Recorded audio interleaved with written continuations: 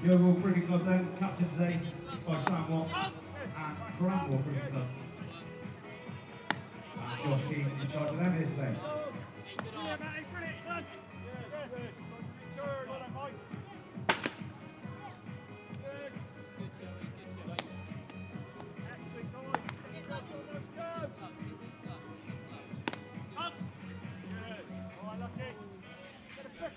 The overall then tossing up.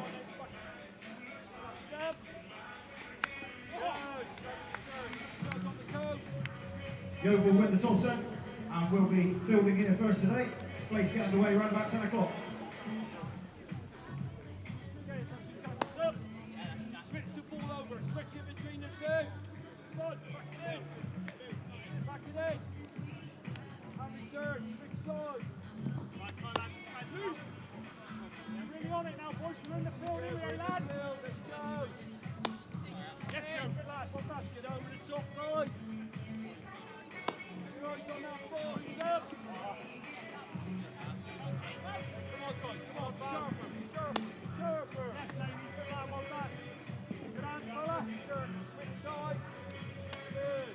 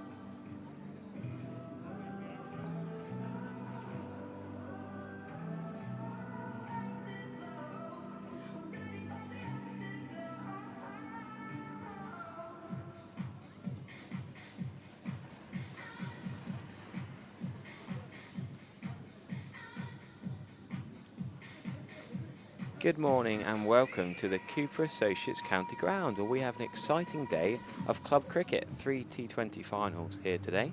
We got the Minor Cup we're going to start off with. Here we got inside, we've got Yeovil Seconds are playing against Cranmore Cricket Club, and I'm delighted to be joined by Yeovil's Rob Fox and Cranmore's John Carroll. Good morning, chaps.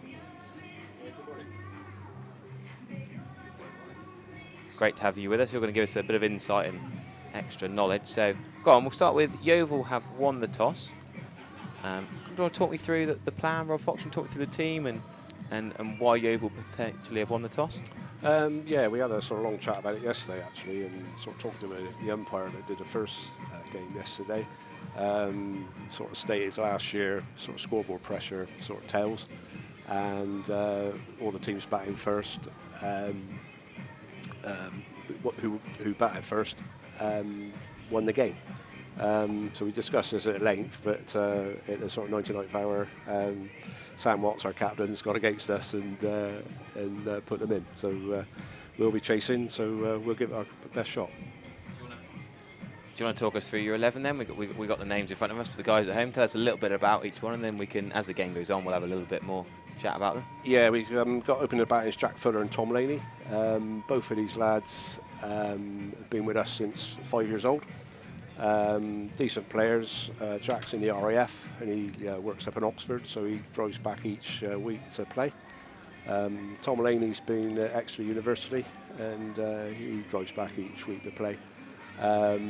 Probably both sort of potential first team, but sort of first team started off really well and have quite a settled side really. So these two have sort of struggled to get back in. So we're pleased that we've got them in the side today. Mike Harvey, he's a recent signing actually. We signed him from Street, sort of early part of the season, and he's a good acquisition. Sam Watts, our captain, batting at 4. He's had a couple of hundreds this year, so he's in good form, but dislocated a finger yesterday, so that was not great timing. But he's up for it today. Will Boucher at 5. Will, he used to be groundsman here, would you believe, did his apprenticeship, so he ought to know the wicket better than anybody. Got Alex Healy at 6, he keeps wicket, does a good job for us. Billy Mullins, young lad, he's got drafted in today as Ben Carter had an injury yesterday, so he was 12th man, but he's been drafted in. Joe Kember opens the bowling for our thirds, he's captain of our thirds. So he's played in all the previous rounds, so he'll be opening the bowling. Got young Matt Shorto, 15-year-old, plays for Somerset in the age group cricket. Lewis Holland, another young lad who will open the bowling probably. And then we've got young Dan Kenyon, sort of 15-year-old, goes to Millfield School, joined us this year, moved to the area from Norfolk to go to Millfield School, made his debut for the first team last week. So yeah, we're good to go and we're looking forward to it. Brilliant. Sounds like quite a young, youthful side. Great to see in the second team, and we'll get to see that in action in just under a couple of minutes. We've got a bit of time now to hear from the opposition. Go on, talk us through the Cranmore team.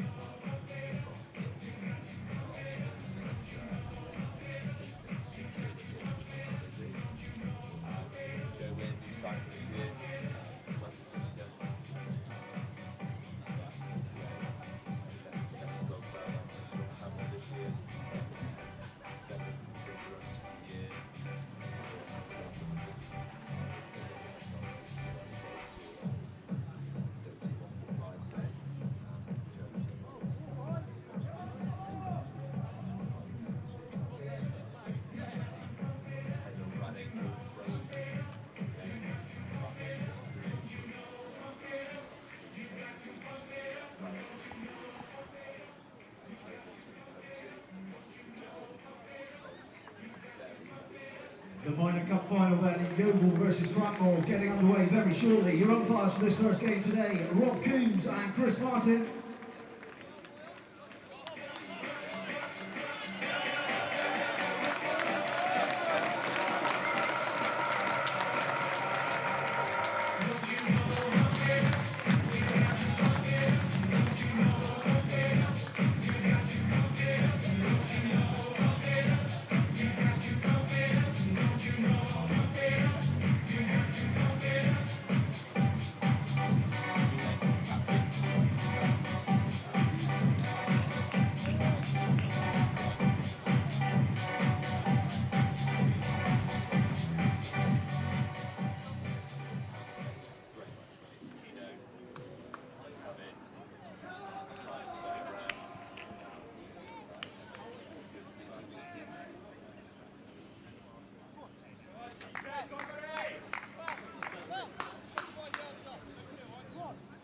Opening the batting for Cranmore, Williams and Weir. So the players are all out on the field. We've got umpire Rob Coombs and Chris Martin. Both teams playing in their whites for this final with pink ball. Remember, it's free entry, so if you do want to come down to the Cooper Associates County Ground at any point today, you can have a look on the website, read the preview and sign up for a ticket, or come on down and sit in the stands, or stay with us on the YouTube stream. And yeah, we're going to have a local expert from each club. Myself, Harry Everett, I'll be here all day. Do tweet me at HarryEverett_14 or on the YouTube comments. Great to see people joining us from all over the world. I've had people from all sorts of different places, so We'll go through a few of them, but yeah, just getting underway. Lovely start. Flighted off spin. Exciting. Appeal, first ball. Good start, happy with that for your team? Yeah, it's just what we expect from Dan, really. He's a young lad, but he's good. He's a good lad. He'll be all right. Nice short run up to start. Bit of a Max Waller tactical start with a bit of spin, perhaps. Tickle behind square for the first runs of the day. Good divers up. We're going to come back for 2. Good hard running.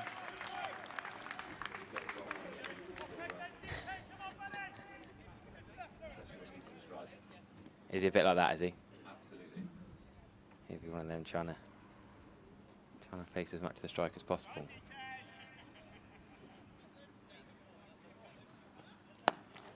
You said these two were important, aggressive players, and what a diving effort. Superb effort from mid-wicket. He got 2 hands to it. Unlucky, couldn't quite hold on. Charging round from cow corner, and God, what an exciting start. An appeal first ball, 2 second ball, drop catch third ball, but a cracking effort. Save 4, charging round, and this game's got to life pretty quickly, isn't it? So polar opposite to Jack here is Joe. He certainly keep on the floor to start with before he gets the ability. He might look to actually score a boundary. So you reckon these two are the 2 key wickets for Cranwell? You ever want to get these 2 early, do they? Absolutely. Got 1,200 runs between them so far this season, and that's just Saturdays. Good areas this so far. How old's Dan Kenyon then? He's 15, I believe. 15, from the school lad. He's impressive so far. I like the way he's at the top of his mark, just spinning it from hand to hand. Armband on his left armband, no right armband. That's Got away with that one. yeah, a little bit leg-sided. Hit the pads and no appeal. I don't think that hit a second set. Good honesty up here in the box. Not too much bias we got. No, not yet. Not yet, no. I'll have to keep you 2 apart if it gets too close later on. That's a bit full outside off stump, but yeah, what a start to the day. Yeah, good start. Just 3 off the first over, and who would you expect to bowl from the other end then? Probably Joe Kember. Yep. Yeah, it would be Joe. Here we go. We're going to have a look at our monitor to our right and see some of the Trade Nation stand fans enjoying it early for the first T20 final today.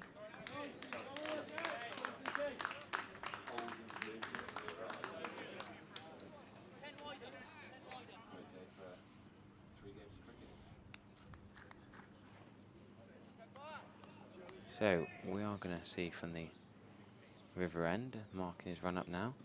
This is where you would have gone, would you, if you were captain of the Yeovil Twos today? Yeah, I think Well, so. Yeah, we've done that with sort of opening with spin on most rounds actually, so it's worked so far. So we're not going to change that today. So a bit of right arm seam.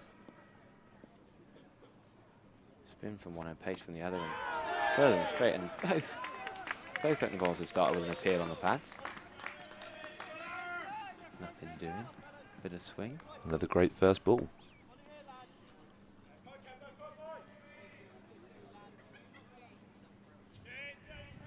So what have we got? We've got deep square leg, deep cover. That a standard Yeovil plan here, do you reckon, Rob? Yeah, pretty much so. 2 men back. Yeah, pretty much so. Leg side delivery. Good stop, diving away. It is a obvious wide, but don't worry to save it from being 5 wide. It's a great hand. That'll wake Alex up anyway. Yeah, I was going to say. Alex Healy, not quite Alicia Healy from Australia. Was it? Well, the Healy, the Northern Ireland footballer, but diving stop, superb to the left. There's another one, attacking this leg stump. Yeah, just drifting down. Jack does tend to walk across, so always gets those leg side ones when people think they can get him bowled leg stump.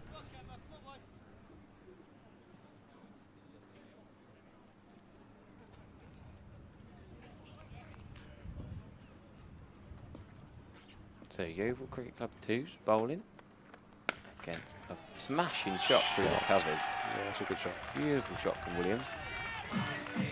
First boundary of the day, and a bit of a ripple of applause from the Trade Nations stand. Bit of dancing coming on.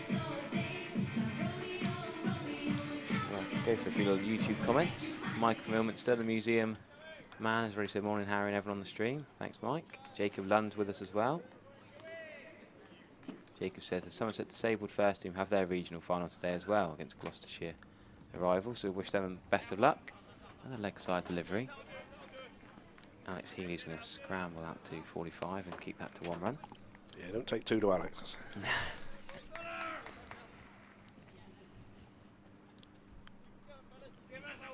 Sam Beard says, come on Yeovil, jet lag in Mexico got me up early for this one. That's commitment. Yeah, morning, Sam.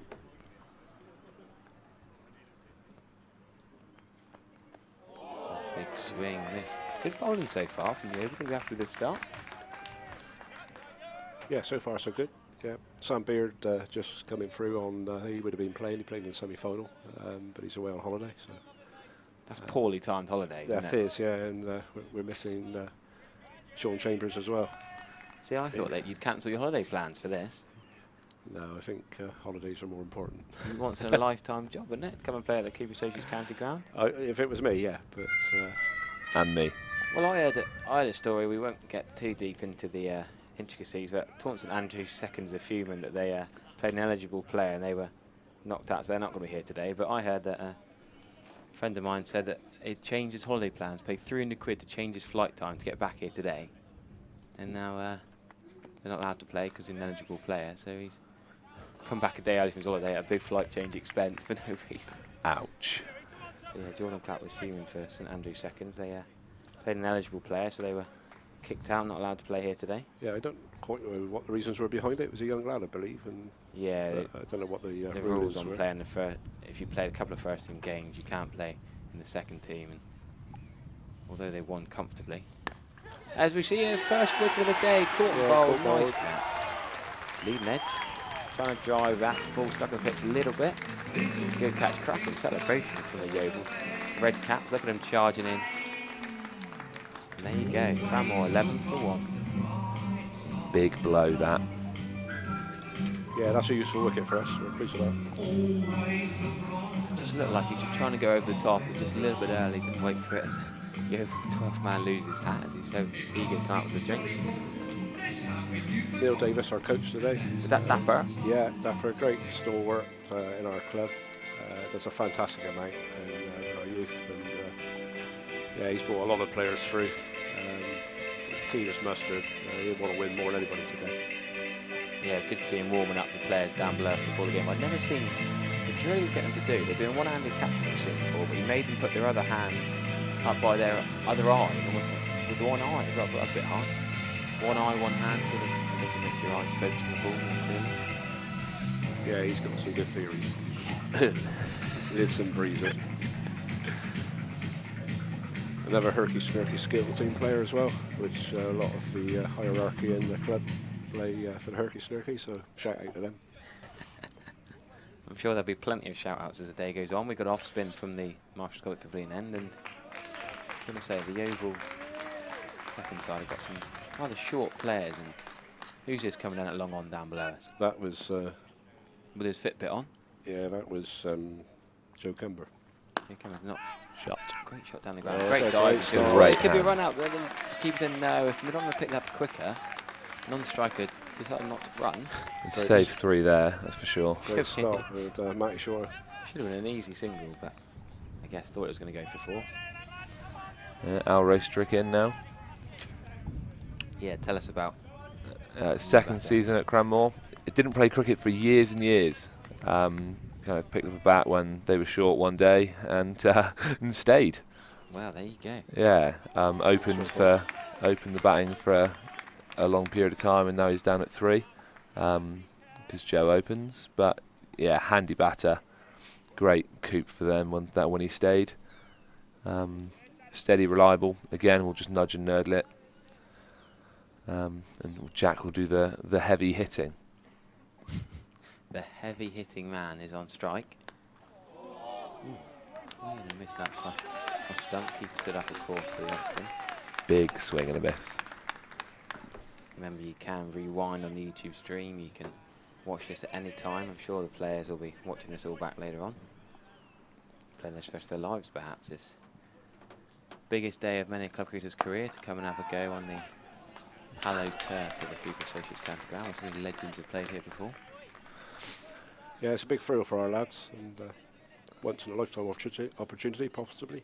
Yeah, I'm certainly rather jealous. I've never got to play on the Cooper Associates County Ground, and look at the, well, I suppose 11 times 6, 66 players getting to enjoy the facilities here today.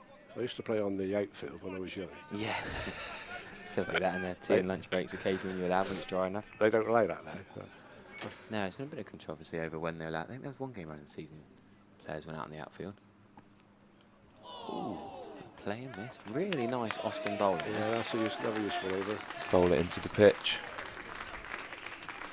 There's quite a lot of grass on the wicket, actually. Oh yeah, did you watch Ali Orr's innings on Friday? That was phenomenal. Were you guys here? No, I wasn't, I'm afraid. I watched it on the stream. Oh, phenomenal. Some incredible hitting. Here we are. Here's the com box. So this is Rob Fox from Yeovil, John Carroll from Cranmore. Hope you're enjoying my Jack Leach t-shirt. I thought I'd wear this for today. Special occasion. Yeah, at the part. One not out. We all were there watching that. Unbelievable one, that. Absolutely. What a game that was. Well, if we have a tenth of that excitement here today, I think you'd be pretty delighted. I'd be absolutely chuffed to pieces. We'll see a new bowler from the Yeah, River End. Lewis Holland, young lad that's been with us since a very young age. Very promising lad. He's going to bowl Rana over. A bit of a taller figure. Good carry through. Good carry through. Yeah, I feel like that possibly could have been one of those shots. If it hadn't been the first ball over the hands, could have been thrown. And Rastrick a little bit defensive there, leaving it. It will be in the path. Sign of things to come, I'd say. He's a bit like that, is he? Yeah, I dare he say loves, Williams would have thrown his hands at that. Oh God, yeah.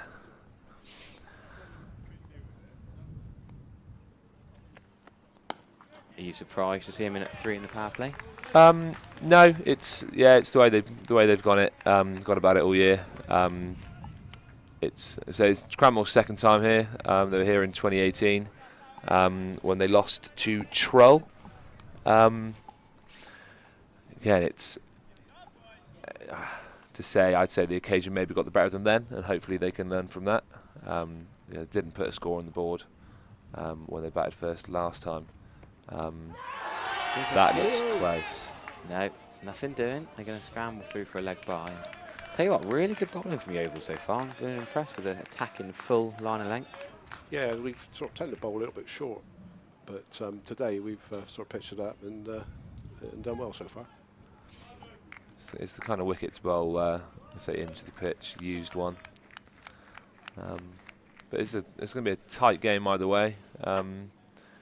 Yeovil third in the league and Cranmore second. Both teams won their last kind of 6-7 games. Yeah, it should be an interesting one. Bit of use of the feet and he's bowled off stump out of the ground. What a celebration! Jump and celebrate right up in the air. And tell you what, Yeovil right on top here. Cranmore's 2 dangerous batters gone already. Great delivery. Off stump out of the ground. It's never a better sight for a fast bowler. To the words from my mouth. Get that on his social media, clipped up forever. We've shown all his mates. See that cartwheeling off stump. Is there a better sight in cricket? Well, well, well, well. Mr. Cranmore, didn't expect that, did you? Your 2 big fish gone early? No, not the ideal start. But it's one of those, still plenty to come.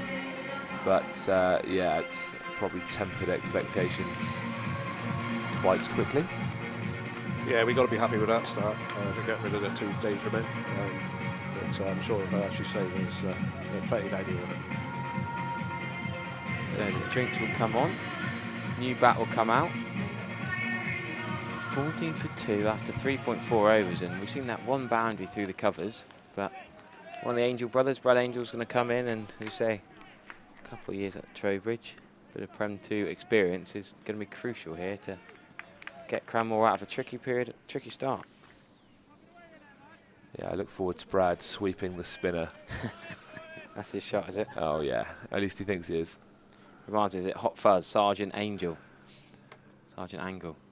That's another good ball. Tell you what, this is phenomenal bowling from Yeovil. Really, really good start. Giving nothing away here. Beautiful carry there as well, taking it chest high.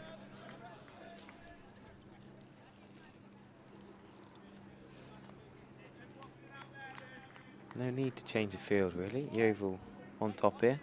Still got the deep cover and the deep square leg sweepers, but they've not had much action so far.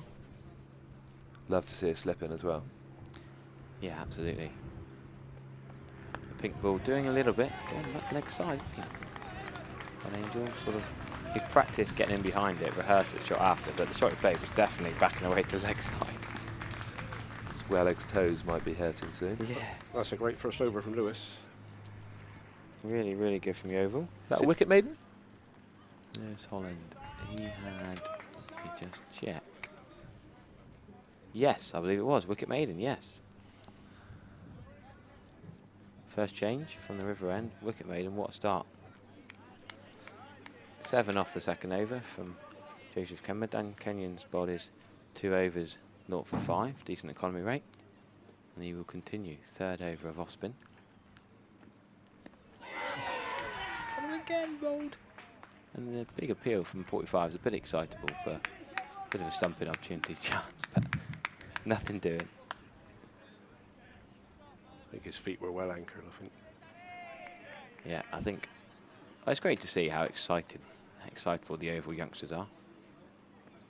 Right up for this one. Potentially could have stopped that. Non-striking batter, unintentional, I think, got in his way, but good dive and effort to try and stop it. Going to get through for 1.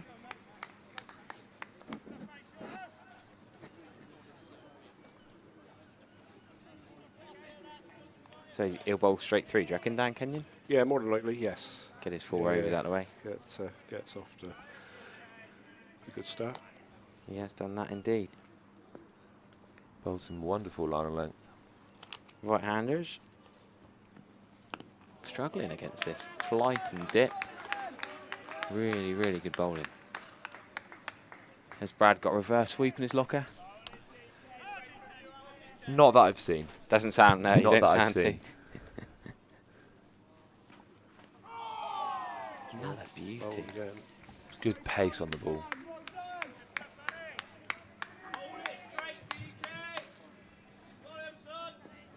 It's that sort of up and above the eye line and then dipping down, isn't it? This one's a little bit shorter. Back foot punch out to the deep cover man is comfortably played.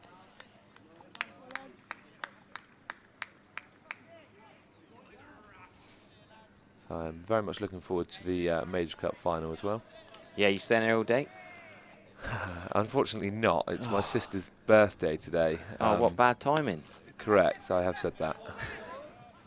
Cheeky attempt at a run out. The bat is diving forward in, but the throw from mid-wicket can't quite hit the stumps. And tell you what, Yeovil electric in the field, nearly getting the run out there.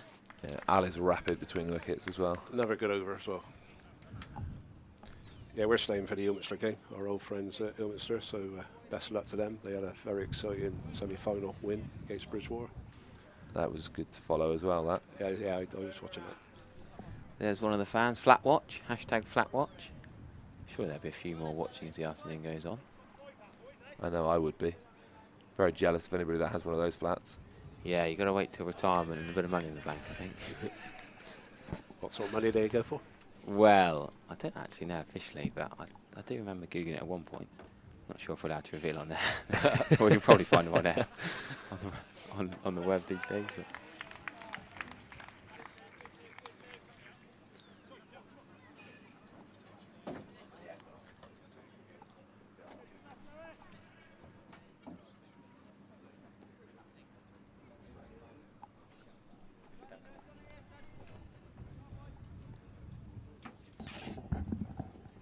So we've got a fine leg, deep square, deep cover.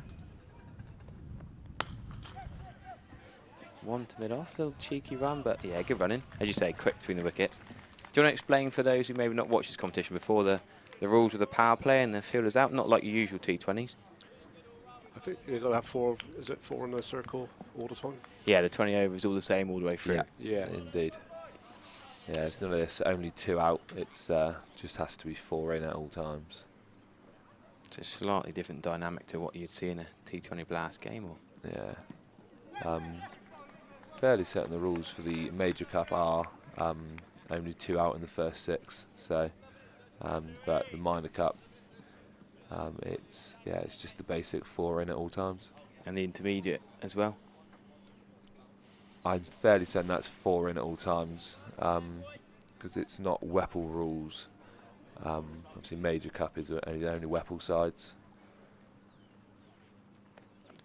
Full and wonderful bowling again. Just can't really get it off the square here. Really good from Yeovil, and Cranmore in a bit of trouble trying to rebuild, but just got to get in and get through a good bit of bowling first. Need something to bowl at. You don't want to be 60 all out. You'd rather get to 3 figures.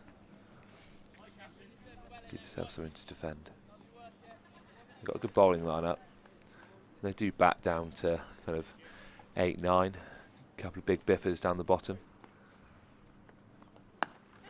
Again, he's going back to square leg, whipping that away through mid-wicket for 2 runs, but I think if he'd gone back and across inside that, it might have got a wide down the leg side, the last 2 or 3 balls. But square leg umpire Rob Coombs is getting familiar with a new batter, whacking away.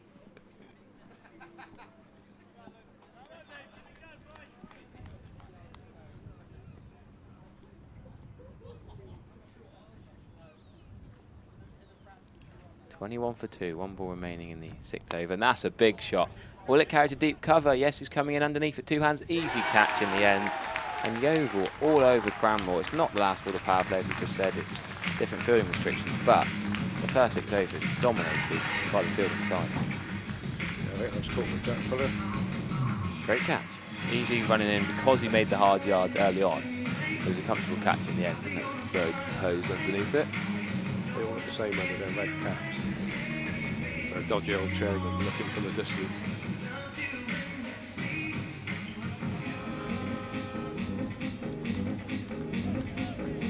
Music system bouncing around the Cooper Stations County Ground, as are Yeovil. Cranmore not yet woken up, really. Still stuck on the bus. Mentally. Yeah, by the look of it, haven't got out of the blocks whatsoever. But 15 overs, 14 overs to try and get some runs on the board. Lost 3 big wickets now. That's looking at 1,500 runs so far this season back in the hutch. Be hard pressed to get a decent total now, but got to back the boys. So long on is going to be back with deep mid wicket and deep cover. 21 for 3, and well, I guess you've got to rebuild a bit, Cranmore, but Captain T20, bringing isn't it? himself in to do that. Yeah, is that a tactical switch depending on the situation, or is that as you expected? So more to be expected. So it'd be him or Taylor Enjoin. Keno's an unorthodox cricketer, is probably the best way to describe him. But so I've seen him hit some very important kind of 30s and 40s at important times. That's why he's captain. Good little variation. That seemed to be with a leg spinner, a bit of wrist action on that ball, but still going to get through for 1 run. Good running. I think Cranmore are going to get most of their runs at this stage by running hard between the wickets. That's one thing that they're quite good at. Young, athletic people, unlike myself.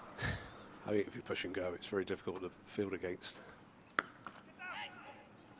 Completely agree. Great fielding off his own bowling. That's really enjoying the enthusiasm and Yeah, Dan's energy. Dan's a good fielder as well. He's Bowled beautifully.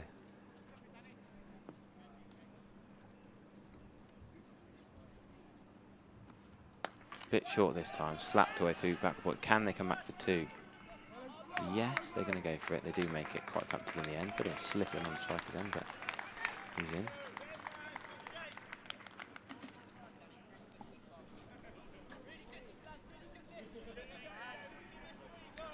Yeah, so Josh Keane, wicket keeper and captain, and MS Dhoni of the side. I suppose it's tricky to do, isn't it? With the same influence. Yeah, Josh Keane's got a 2022 high score of 84 not out. Scored against Street in the Sunday 11, but Sunday 11 cricket compared to Sunday T20 final in the Cup is slightly different. 20 overs here. Yes, they are playing in whites, but it's pink ball T20 cricket. Up to the offside. Did score a massive innings. Josh Keane, 137 he got for Cranmore first against Butley in Division 5 last year. Yeah, first and only ton. We're desperate to see some of that magic here. Even half of that could be game changing. That stands 4 overs dead. Yeah, really well bowled. We should. Great effort. Top effort. Who else have we got on the YouTube comments? Yes, it is me on comms at LTFC. Is the common box as warm as the Gloucestershire flat? We've just had to turn the aircon on here, actually. We 3 of us up here, and what's it, 20 degrees outside? Not roasting today, but nice and cool up here. Loving the sound effects, enjoying the music. Some of the YouTube comments. 127 watching currently, but I'm sure we'll have more join us as the day goes on. Oh, a bit edge. Oh, if that was a clean pickup, could have been a run out, but still save 4.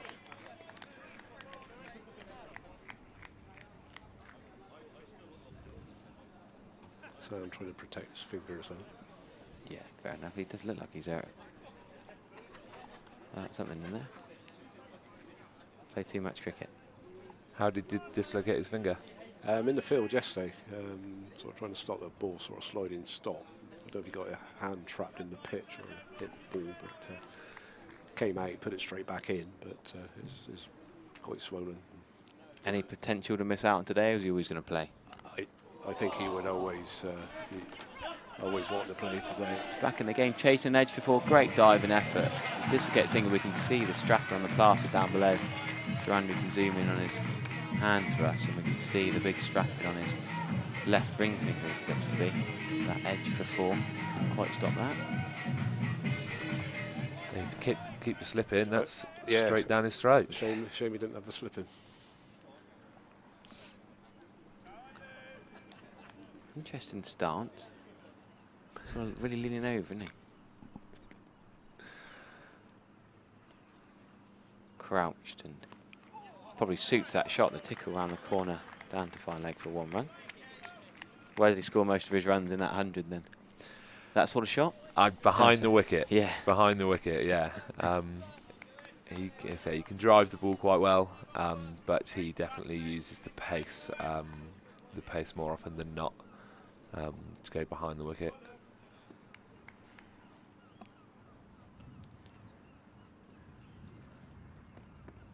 That's a swish outside the offside. No foot movement at all.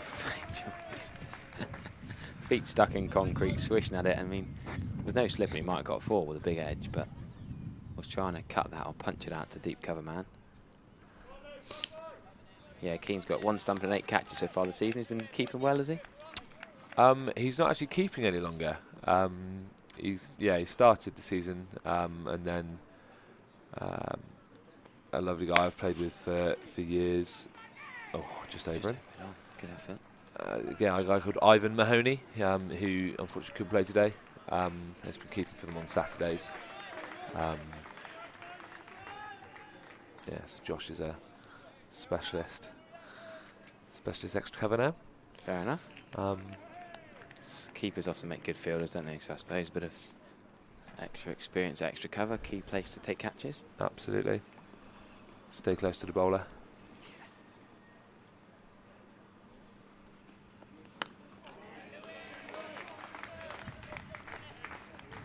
Another decent over for Lewis. Just looking at the top 10 run scorers in the Knockout Cup, and yeah, Joe Weir, that key opening bat for Cranmere, he went early in the innings. He was out for naught, caught and bowled off 6 balls. He's up there, 110 runs in 3 innings. High score 55, average of 36. The only Cram, the eighth top run scorer in the comp this year. And Jack Williams, you said, the other opener, he's 109 runs, high score 45, an average of 27. He's 10th in the run scoring charts, and both of them back in the hutch. So Yeovil, absolutely buzzing with that.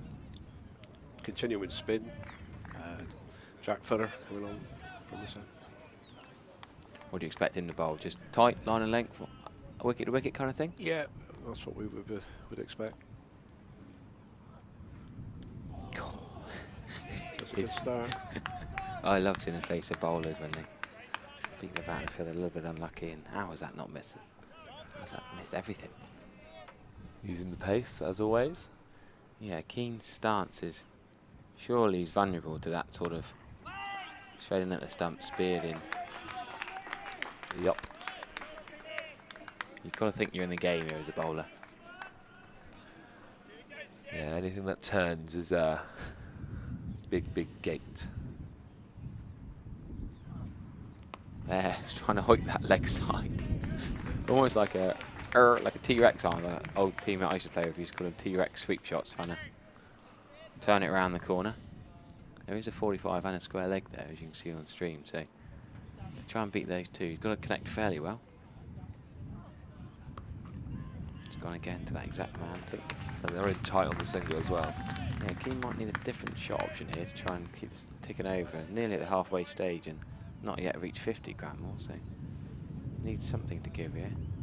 He'll have to whack it in the air, but can he find a gap somewhere? Nope. Big shot for LBW. Oh, and the umpire's done that thing where he puts his hand up and he's pointed it's going down the leg side. Big appeal as well. Yeah. Big appeal. That was 5 fingers put up. He stepped right across, but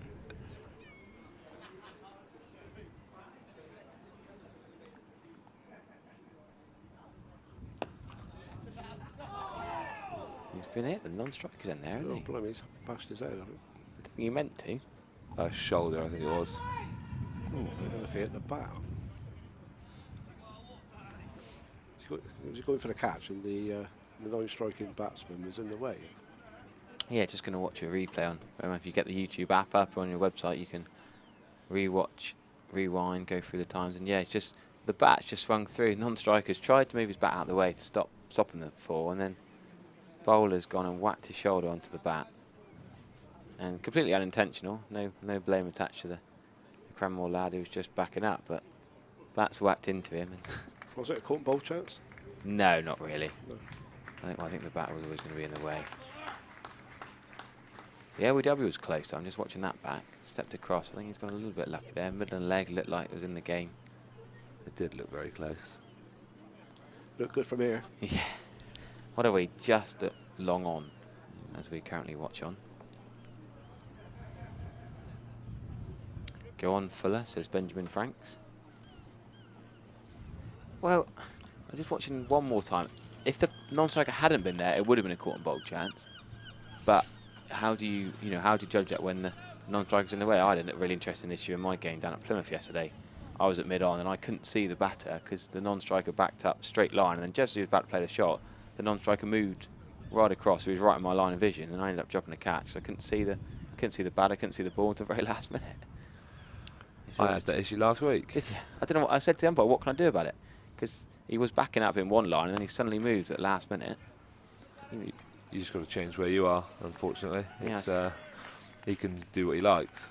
I never thought about that before. I, as a non-striker, could I deliberately back up in one line, and just as he's about to bowl, I could skip right or left, Yeah. just to wind up mid-on, which seems a dirty tactic. I don't think he's doing it deliberately. I'm not saying that, but it was an unfortunate situation that I've actually never experienced before. Normally mid-on, yeah, you just go either side. You go wide or you go straight based on where the non-striker's running line is. But here's going to be a chance to mid-on. We're talking about mid-on catches. No, fallen just short. Nothing to do with the non-striker being in the way of his line of vision that time. Just a bit of pitching wedge chippage into a gap. Yeah, one went over his head and one was a bit short. No, third time lucky, perhaps. Jacob Lund's not happy with the Cranmore batter's not checking on the injury. So they should be checking on whether he was hurt, but I think he's all right. Clunk of the bat to the shoulder unintentionally. Been watching too much Premiership football, I think, Jack. Absolutely.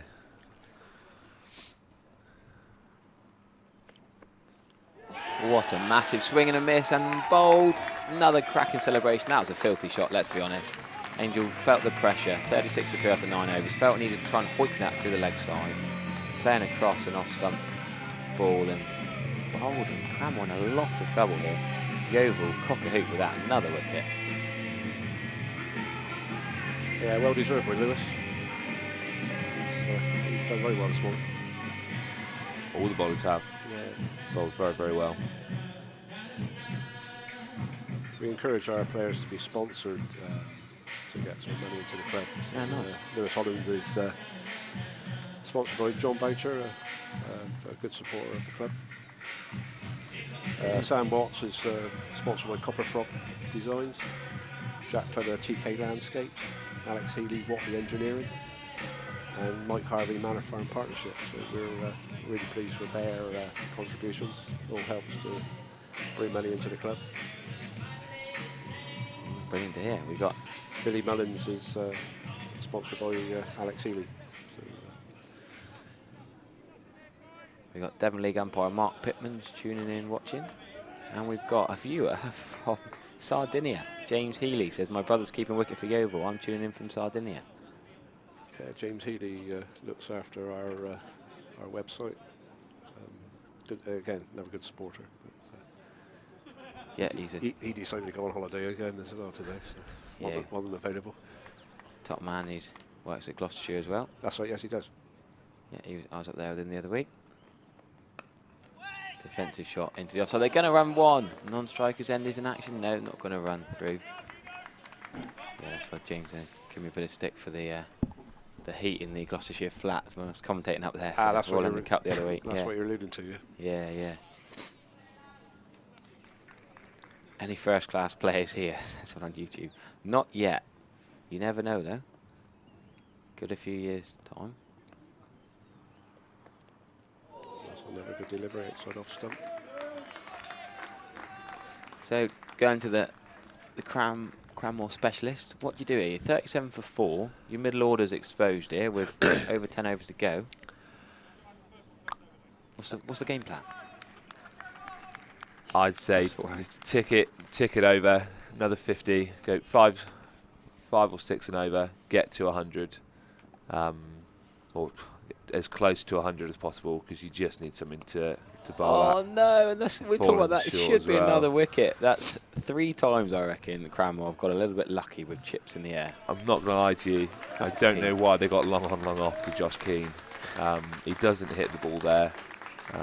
As we've seen now, he's chipped 3. That would have been simple chances to either mid on or mid off. He's got more cherries on his leading edge and on the middle of his bat, I reckon. Yeah, it's the way he grips the bat. It's such a closed face that he can't hit the ball anywhere else. Has he always had it like that weird closed grip? Yeah, I've played with him for 8 years, and I've crabby stance the entire time. Yeah. There's Harry Trump on his laptop and with his camera. Club photographer is here today. Top man is Harry. He's probably missed a game for Blagdon Hill today to be here for the big cup final stake. Continuing spin from the just got for the end, and that's another appeal, another tickle to leg side for no run, and it's almost rinse and repeat, isn't it? Spin from this end. Keane trying to beat the 45 and the square leg on the leg side. You could almost have 3 fielders in that area, one just in front of the square perhaps, but Anything outside off, he's going to try and guide, I think. the guide or the paddle scoopy sweep. Oh, there we go. Big hard sweep this time. I reckon impact might be outside the line of something. They're going to get a leg by. Yeah, I think if anything wide outside off, he's going to utilise the big gap, because they've got a deep point and a short third. Get it wide of that short third. Guaranteed 2. Taylor also likes to play that shot. Brad's younger brother. Can definitely bat. Seen him score a couple of hundreds too. Yeah, bit of pressure on the younger brother here. Just on 1 so far. He's gone for it. That sweep shot looked to be off middle stump, and Yeovil are all over Cranmore here like a rash. Another leg by. I reckon leg by is going to be one of the top scores at the moment. If not top, really. He's done well to get so many leg buys off spin as well.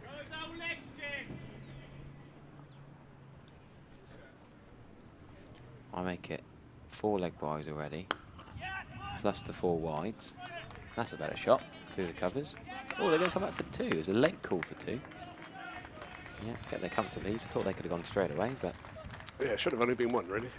Definitely. A little bit of poor fielding. Oh, I've just been told Blagden Hill's game is off today. Luppet couldn't raise a side, so Harry Trump's not missing the game. It's all right. He's here, our club photographer. Look out for some great pictures today. Oh, and that's another shot into leg side attempted by Keane, missed. Runs a third of the way down. They wouldn't even cross if he tried to get it for a single there. Yeah, to compliment Cranmore, in a struggling situation, they have run between the wickets quite well. They haven't run so hard, they've probably only run 20 or 30. That's a shot in front of square from Keane that he's hit nicely down to long on. The cap chucked off. There's apparently young Yeovil lads have watched a lot of professional cricket, haven't they? Whack the cap off and then pick it up and throw. I think it just falls off, does it? Dodgy fit. Nice in their maroon caps. There he is. Some good photos for the boys to look at as well. Yeah, get on the Somerset Foundation Twitter and you can have a look at them. Well worth looking at. Action shots throughout the day. So, yeah, I'm sure the players involved will be all over the YouTube and all over the Somerset Foundation Twitter this evening. That they will. I'm going to say change of bowling from the River End. Yeah, it looks like it's Sam Watts coming on at the top end. Skipper bringing himself on because he thinks I'll get the job done.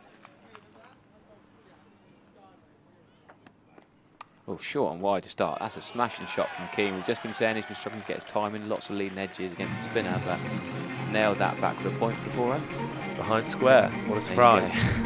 No, fair play. We've criticised some of his technical Cracking shots. shot though, yeah. Nailed that one. That's his shot. It is anything wide. He loves that flat bat. And that one's pinged off the middle. Pretty poor loosening though, let's be honest, from the skipper. Is that his dislocated finger on the left hand just weighing him down and just probably, upsetting him? Probably. Yeah, it was a bit short, wasn't it? He's loading up with the ball in both hands. Running in with it in both hands. Interesting actually. And another shot into leg side. Almost a pull shot. Almost a scoopy, swivelly pull from Keane. Yeah, practice a completely different shot. Yeah. We all do it. We all do it. Did it yesterday. Practice to block, having tried to smack it out the park. That's another short one. That probably could have been a wide ball, I reckon, if he left it, but he smothered it out to deep point for 1 run.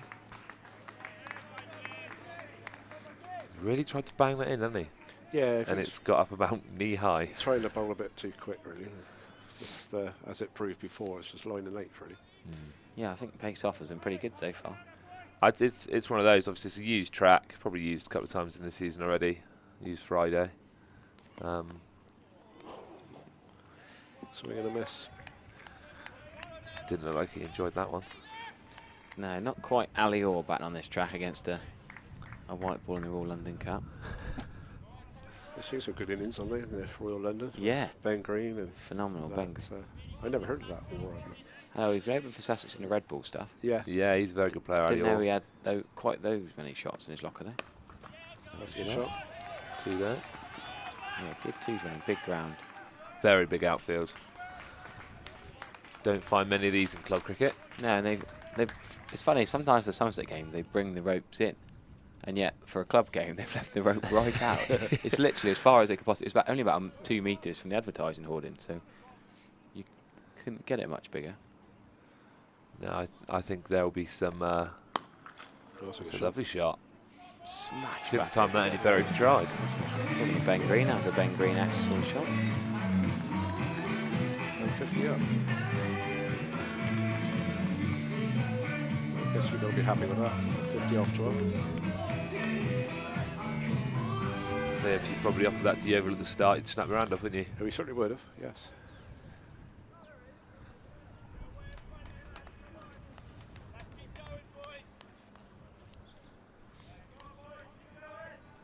So we will see 2 more games after this one. So there's plenty of cricket to watch on your Sunday.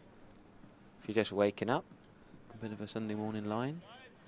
This is the Somerset T20 Cup Finals Day. This is the Minor Cup.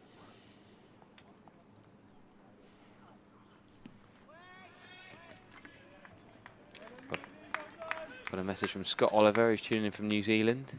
Keen evening time, just before bed in New Zealand. End of Sunday.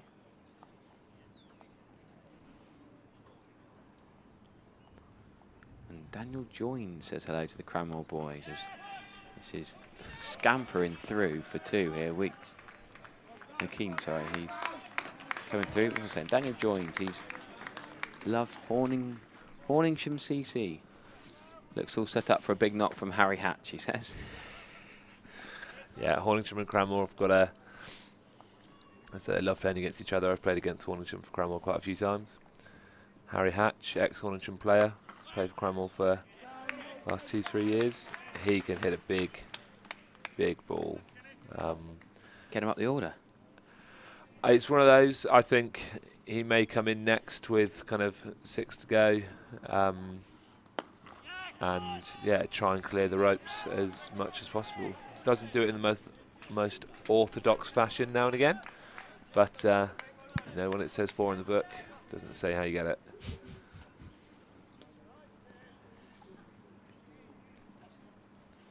Nice to see so many different village sides from across Somerset.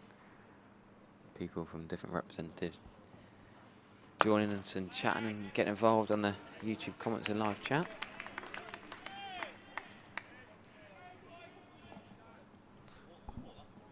Plenty of lovely grounds around Somerset in the southwest. Picturesque villages. That is a full toss. That's a bit of a filthy delivery. He's only going to get 1 for it. And he's disappointed to get only 1 as well. Got away with 1. Yeah, this over's not been quite as good as we saw the impressive young off-spin of Dan Kenyon from the start, but here we go. Let's have a look at this on the slow-mo. Keith looks surprised. What do you reckon, chaps? Outside the line of our stump, surely? Yeah. Yeah, I think it was outside the line. Disappointed to get given Oh, that. can we get this in club cricket every Saturday? Yeah. You got a few you want to kick off about? Yeah, 100%. You want a few reviews? Oh yeah. Yesterday, probably could have had 6 or 7. You'd have sent upstairs across both innings. But it is one of those with umpires. You win some, you lose some, and across the season you might get a few you shouldn't get, and then Vice versa. yeah, absolutely, it always comes back around. Got Joe Kember coming back on from the far end. Yeah, that's an interesting decision, isn't it? Yeah, I don't think Sam was very happy with his... No. Leg side delivery first up, mine. It'll take 2 free ones, won't it? Something we say on a Saturday is nothing better than 5 free runs. 5 wides is almost as good as a 6. 5 free runs and another ball.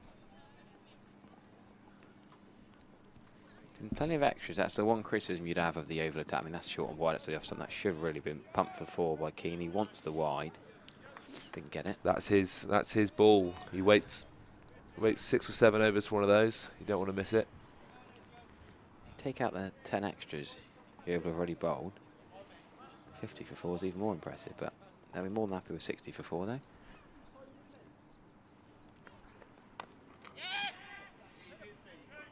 Direct it.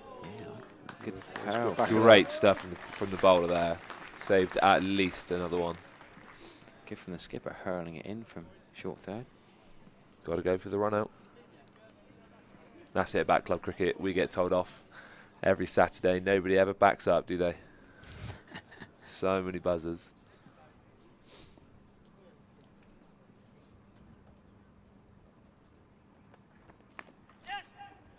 That's out to the square leg fielder for 1 run. Nice dirty hack across the line. They all count. Like his older brother, except for he connects with it this time. People not happy with batters running down the middle of the wicket. Not seen any warnings for that yet. Again, it happens more often than it should, but it's not something you think about. That's the shot. Only going to be 1 though.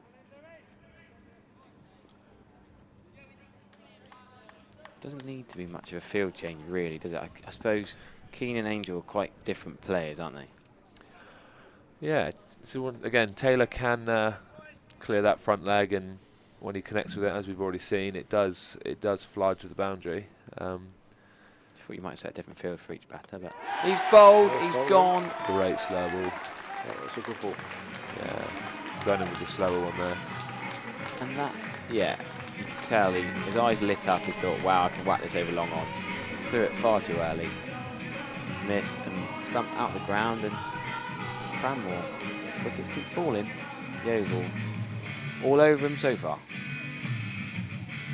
Who are you going to guess is going to come in next then before you see him walk out? If you're skipper, Honestly, who are you bringing out? either Hatch or George Reed. George Reed, lefty. Change it up slightly. Haven't had a lefty yet. And everybody knows bowling right hand, left hand, changing the field every time there's a run. It is a pain, and bowlers getting their lines, you're going to get the odd extra wide. And again, having played with George for years, I know that he can clear the boundaries when he needs to as well. But no, that's not George. I think it is Harry Hatch. Double H, bring his helmet out with him. Great to see everyone wearing a helmet. Not too warm out there today. The sun is shining. We're set for a dry day after what have we had, 2 days of rain in 4 months of the cricket season, probably the driest cricket season in record. Monday, Tuesday absolutely tipped it down, but before that, No, he's gone with Noah. Actually, it's Noah Millard. A little nudge Nerdler as well. okay. Again, he will run. That is, yeah, one thing we must say is Cranmore keep running hard, don't they? Yeah, I think those little nudges into the leg side that Keno's doing, and then trying to run. Taylor will say no, but Noah will say yes. So we might see a couple of close singles, I'd say, if they stick with spin this end. Wicketkeeper's going to have a helmet brought out. Got his sweatband on. Sweating through those pads. In Still the Jack Fuller from, what end do you call this now? This is the Marcus Trescothick Pavilion end, or Okay, yep. or Marcus Edward Trescothick, the METP I call it sometimes, or the MTP. Marcus opened our pavilion back in 2015-ish, 16, 17, 2017 I believe. Oh, brilliant. Yeah, good ambassador for the sport. He was fantastic on the day, had time for everybody. He's a fantastic guy. Yeah. We went to his testimonial dinner at Ashton Gate. And that was a very good night with Joe Root, Butler, Bumble, Michael Vaughan. Oh, wow. Yeah, all very approachable. It was a really good evening. Down the leg side, searching for that Millard. Let's get something on it. Could have had the wide, but I think it was a win, was it? It was indeed. yeah, he's tried so hard to get around and hit that. Still gets the wide, but he's stretched so far. A bit of a change He's now. moving cow corner straighter. Sensible Again, decision? no, not to Keno. No, I was going to say, we've seen so much behind square. Yeah, if he's going anywhere, it's going to be square and behind square, Quite sure. Yeah. and then long on. For a very good fielding display, the oval actual field placement's been a bit odd. That could be the catch. A great catch, diving across at extra cover. Dan Kenyon again. Great catch. 2 hands to That's a it. bit like it. Disappointed because he knows it's not his shot. I think if he tries to play that just late cut, probably going to get more out of it, I'd say. Daniel Joyne said it should have been Harry with 5 to go. Well, he's probably going to be in now, isn't he? Harry Hatch. No, it's Pete White. Oh, they're not happy that Harry Hatch keeps being demoted down. Pete White's coming in. Nope. I've seen Pete White flay Prem 1 bowlers everywhere. He got 60 off not very many at Potton. Wow, Potton doing well, yeah. Good play Yeah. from Potton. Flaying first-class cricketers over backward point for 6, but to be honest, doing that at Potton is quite easy when it's a 35-yard boundary. What game was that then? Was that a normal league game? It was a Wiltshire Wallop game for Trowbridge. We drafted Pete in because I had somebody put out at about 5:30 in the afternoon, and he came to watch. Oh, nice. So we gave him some whites, and he walked out Did he have his kit? He did not. So all borrowed kit, and as he is now, no helmet at all. And you've got Baz Akram coming in, bowling 75, 80 mile an hour. Wow. And he's just, yeah, flaying him over backward point for 6, which was phenomenal to see. But Pete will, I'm going to say, good time, not a long time. I think obviously you've only got 5.5 overs left. He's, I think he'll be there to try and get them to 100 and give themselves a score to defend. Big swing at that, smash now to deep cover. That's one of the cleanest whacks we've seen. I think, yeah, bat speed. I think he's going to win the bat speed of the game so far award, I'd say.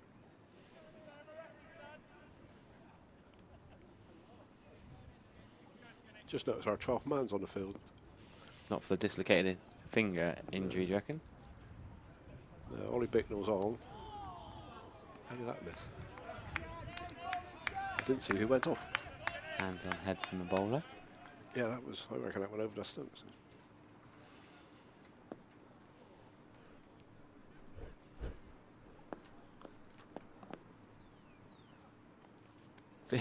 Big swing and stumping chance. Bale smashed up. Umpire says no. Yeah, Dave joins us now. Everybody's trying to hit the ball too hard, aren't they?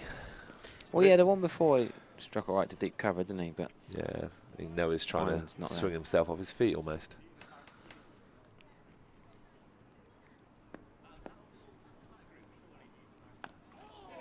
this one's speed into Good change up. wicket to wicket, and I've been impressed with the spin of the oval particularly. They've tied it up, haven't they? Yeah, we got another lad to come on as well. Superb 8 overs from that end there. Matty Shorto, he bowls spin as well. So 3 important spinners. That's been the way to go on a used deck. yeah, so we got to be happy with 67 for 6 off 15. Definitely. So I got a message from Mike from the museum. He says he wants the club members watching to send their club histories in. Over 25 club histories on the Somerset Cricket Museum website, also being recorded for visually impaired visitors. So if any of you guys listening, or even you to yourself, you get a bit of time, could you send any Yeah, I know club histories? That'd be great. Our vice chairman Scott Ewins, he's a big, great stalwart in our club, been there a long, long time. Yeah, I think he's writing something for. Is it Mike Unwin? Is it? Yeah, Mike Owen, top chap, Ilminster chap, who's on the YouTube. He's got a spanner next to his name. He does great work on there too. Yeah. Scott's a stato as well. He can remember games that we Yeah. played in from 100 years ago. Oh, brilliant. So yeah, he'll write an interesting article. Yeah, 94 teams began on the road to Taunton in the Somerset Cricket Foundation Knockout Cup, and just here with the finals now as that smash to long off for 1 run. Good pick up and throw. Good fielding from the oval, really impressive so far. Yeah, loving the throws into the keeper. Good backing up as well, double backing up. Triple backing up even. Square leg, third and deep fine leg have all coming back to that up. Yeah. Well drilled. Yeah, Neil Davis will have his fired up and remind them of their jobs. That's got to be wide, I think. Yeah, definitely should be. Definitely should be. Not bowling quite that far outside the off stump, but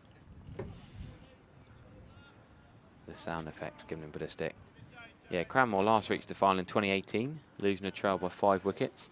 The Oval making their first ever appearance here in the cup final.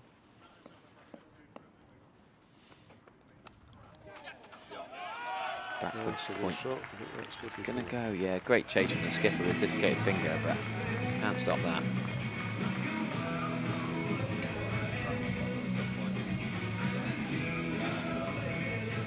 Cranmore, another cup final in a couple of weeks coming up as well. It's a good season for the Cranmore chaps. And we might be able to see our commentator John Carroll in action in that cup final. Can't wait. Who's that against? I have been told, and I can't remember now. But yeah, Saturday the 11th of September. Sorry, Sunday, the 11th September. Sunday. Yeah, Sunday Cup final on a Saturday would be interesting. It would, yeah. Very good. Yeah, so that's 3 years on the trot that Cranmore have got to the final. Won it in 2019, and yeah, lost in the final last year. Is that Mid-Wessex competition? I think it is, yeah. Yeah, yeah. I think it might be a T20 one this year. That's well filled in. Oh, Do have a look at the Somerset Cricket Foundation Twitter as well there. Also linking to live stream, and he's got a cracking little 14-second clip of that slower ball done and bowling the off stump. Beauty that was, we saw not long ago.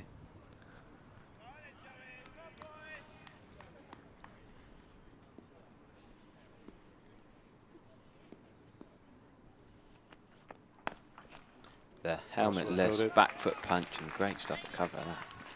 great fielding again. Tom Laney in there. That's good work by Tom. Really hard to judge what a good score will be on a slightly used pitch. It's not, there's no Smeed and Banton whacking the ball out the park. It is, we've got to be realistic in a club finals day. What is a good score and what's a massive oval? Very few boundaries, aren't there? Yeah.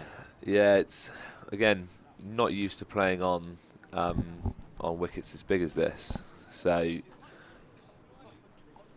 if you've got if you get one batter in, you can chase 100 quite easily. Cranmore haven't been able to do that today. Yeovil have bowled superbly, but I'd say 120. Let's say for these two teams here, 120. I think you'd struggle to chase that. It's a completely different ball game on a wicket, or sorry, on a pitch this size. We look at the semi-final scores. Ashbrittle 111 for 9. Yeovil chasing it down 114 for 2 after 11 overs, but different on different size pitches. Ashbrittle, different size and shape ground, of course, to what we have here. A lot of youth games up at Ashbrittle, sort of the West Somerset area. But then here, big outfield, different pitch time actually. So left arm spin from the Triscovic Pavilion end. Nice fly, some bit of turn. That's Matty Shorto. 15-year-old. I'd love to see a left arm leggy. Yeah. You don't. Well, Jake Lintot's sort of rewritten in local lad, of course. Lintot only recently sold his house in Wellington and moved up to play for Nolan Dorridge with Carlos Brathwaite. And he's sort of rewritten the script for left arm. So it's cheeky run again. They should be run out with direct hit. No. Direct hit with it. Very lucky that it was not a direct hit. Good there. fielding again. But yeah, Shorto potentially could have got right behind the stumps, but I think if he'd taken it, knocked him off, it would have been safe. Good work there. Yeah, look at some of the other scores in big old sweep attempted here. Looks on the quarter-final scores, and there's only one score over 160 out of all the quarter-finals, so it's not going to be a T20 blast 180 plus kind of score. No, I think it's Bedminster, Ilminster, isn't it? And they've got some big hitters. I think that might be the only game where you might see a big kind of, 150, 160 plus score. That's the major cup due to start around 115. Slightly dependent on how long this game goes, but We had an interesting game in our quarter-final. We played Ilton at home. yeah. And their lad had a hat-trick in the first 4 balls of the first over. Wiped out our top half completely. But we did manage to still win the game. Yeah, phenomenal effort. Hugh Moore, Unbelievable to win a game from 0 for 3. 4 overs, 4 for 19, Hugh Moore, including that early 3 wickets. Yeah, Will Boucher, Sam Watts, Michael Harvey and Tom Laney all fall into Hugh Moore. Tom Laney got the runs in the end. So it was... yeah, his 51 was pretty crucial in the end, wasn't it? Yes, it was. Looking a bit untidy at night. There's a few missed fields. Yeah, we were just bigging up how good the fielding was. That's right. We've... I think it's understandable. We got young lads on a Sunday. I suppose there no nights out on a Saturday allowed before today's play. I'm sure they were tucked in bed early. Not for the 15-year-olds. Not for 15-year-olds, anyway. A lot of our supporters haven't been in long, I think, but they still got to the bus for 8 o'clock, so that was good effort. So what was it, a 50-seater job from Yeovil up to Taunton, was it? Yeah, we had 52 on the bus, and we Good probably effort. got there's probably as many again making their own way. Very nice. Some don't want to sort of stay around in the afternoon. So Not quite the team bus with the tellies you see in like the no, I didn't see any tellies. on pro board. level. And what about the Cranmore team bus? No team bus today. So we had one in 2018, but not today. People live all around. Yeah. So yeah, most people made their own way. Bought a squad of kind of 14 people. Cool, that's very wide. Yeah. Losing it a bit, Yeovil. We've seen how well they'd fielded, how well they'd bowled. In the last couple of overs, just Yeah, that's a young Billy Mullins, 16-year-old. So when you get to your 5th and 6th bowlers, that's where, so I say, teams struggle.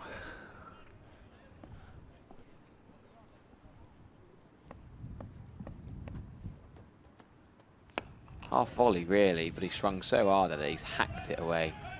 They're going to come out for 2. Great running again. It's good arm, though. Good throw. That was better cricket. Pete is quite quick between the wickets. Noah's a footballer. Likes to think he's quick. Plays up front. So I think these guys will fancy a couple of 2s. Again, massive outfield. You pick a gap. There's lots of 2s. Turn and go. Say at all levels of cricket. If you turn and go, 99 times in 100 you're going to be in. Great shot from Noah. Diving effort to try and stop that. Couldn't quite get there. He's gone for 4. But Getting up toward that 100 mark now. yeah, I'm trying to think this could become a decent score in the end from Cranwell. They've done it the hard way. They've gone round the houses to get there. Like to do it that way. Yeah. They certainly do. Good job, bat fairly low down, Cranwell. Keep Yeah, going. again with two big hitters to come. So with 2.5 overs left. Are they going to get a chance though? Yeah, I think that's why Noah is probably just going to, if he can try and hit every ball for 4. Very few boundaries here so far. So today. 4 boundaries? Yep. 5 now, just with that recent 5 one. with that one there. So the one through covers early on. And most of the rest of them for the leg side. That back foot cut we saw down from Josh Keane as well. Yeah. And the Edge for tree 4. first slip, yeah. So Keane with 2 behind square on the offside. Williams with that cover drive, and then a couple for the leg side.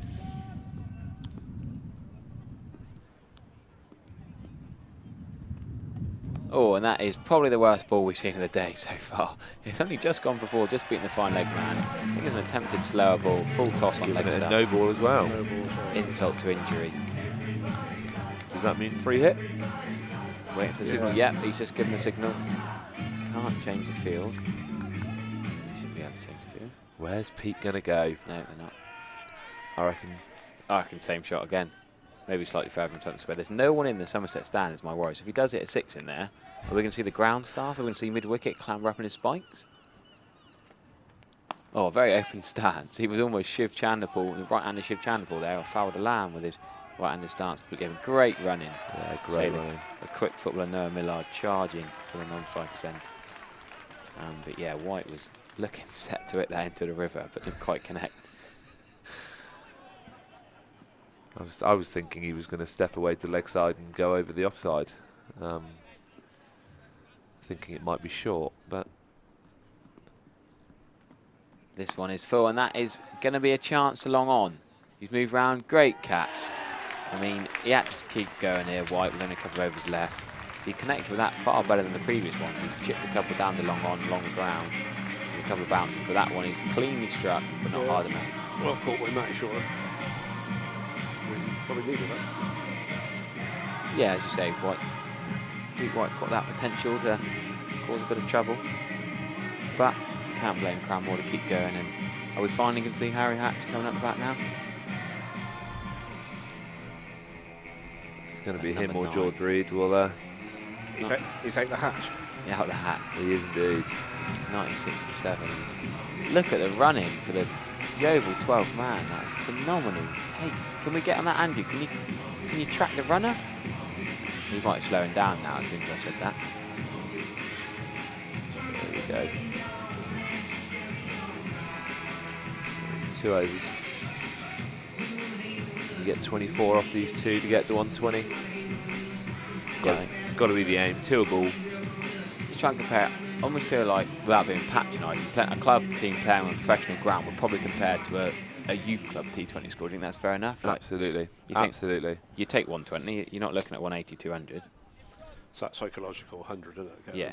Yeah, the three figures, figures. completely different. It's a little bit of momentum. It's a massive thing in cricket. If you, if you can get 20, 24 off the last 2 overs, momentum's then with Cranmore, and it's a completely different game then.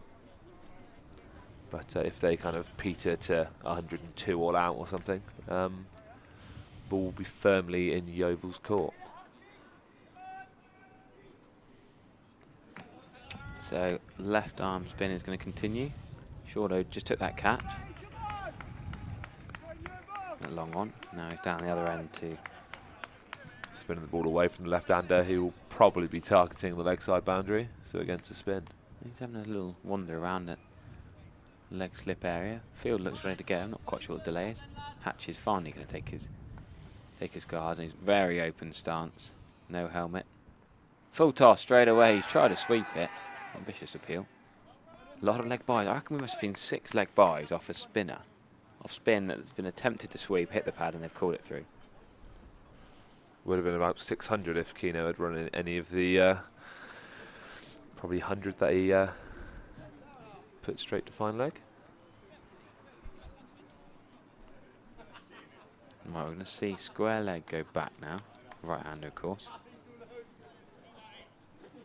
The crowd are loving it. Great picture on the Yeovil Cricket Club Twitter page. There's plenty of fans underneath, down below us now there. Oh, buzzers. That's poor. That is an extra bonus run. I can hear the Yeovil fans down below us. A little bit frustrated with that Wincing. extra run given, yeah.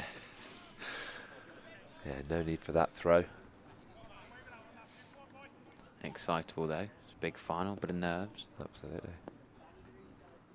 Full, and he's gone again. He's going to get the gap there. Massive gap between the short mid wicket and the deep mid wicket. He's attacked that well. Could it be a run out? No. Deep mid wicket comes in well. Another 2.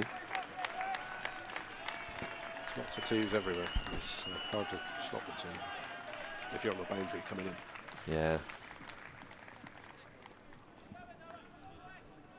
More about stopping boundaries at this stage. You don't mind 2s. That's right. I was always taught to stay on the line, and you come in, you can't go back out, can you? That's a cleaner sweep shot. Straight out to deep Straight square leg to man. it. Oh no, Oh, he's no. misfielded's gone for 4. And harsh, but understandable from the Cranmore lads just behind, going ballistic, celebrating, clapping and cheering. Young Yeovil fellas missed it, square leg.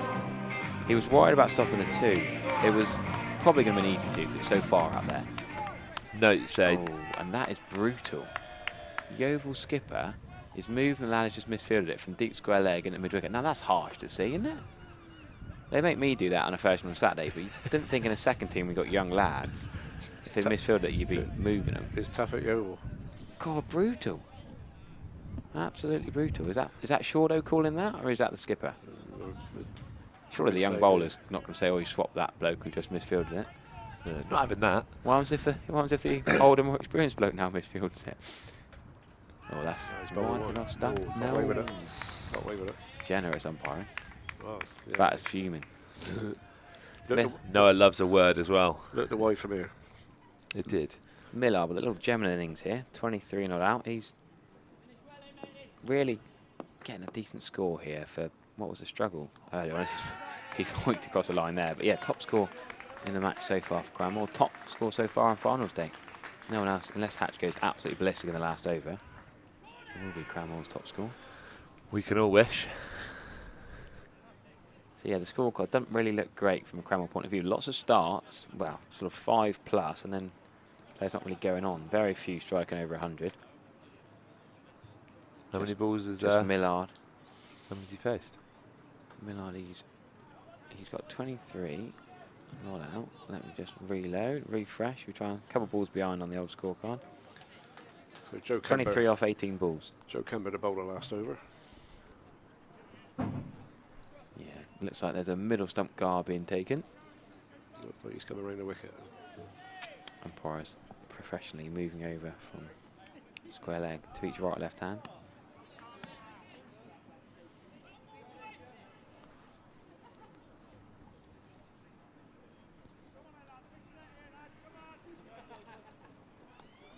Last over the game, can they eke up to 120? 15 runs, we reckon, for that psychological 120. Clear the front leg, smash that free cover. That's one of the best shots we've seen all day. It's only going to be 2 runs. Good diving stop, but creamed a cover drive. And interesting field placement, actually good field placement. Deep cover is more deep extra cover. Right round to the far end of what's going to soon be named the Hildreth stand, a lot of the fans reckon. They've probably played against Hatch before, and you know that it's if it's going to go as straight as possible, as often as possible.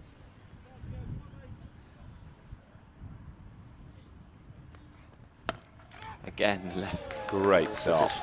Good stop, but that right leg is cleared so far out towards extra cover. The smash down the ground. Good connection again. Yeah, I'm surprised. Hatch looks like he should have batted a little bit higher than number 9. What's the building right over the Colin Atkinson Pavilion?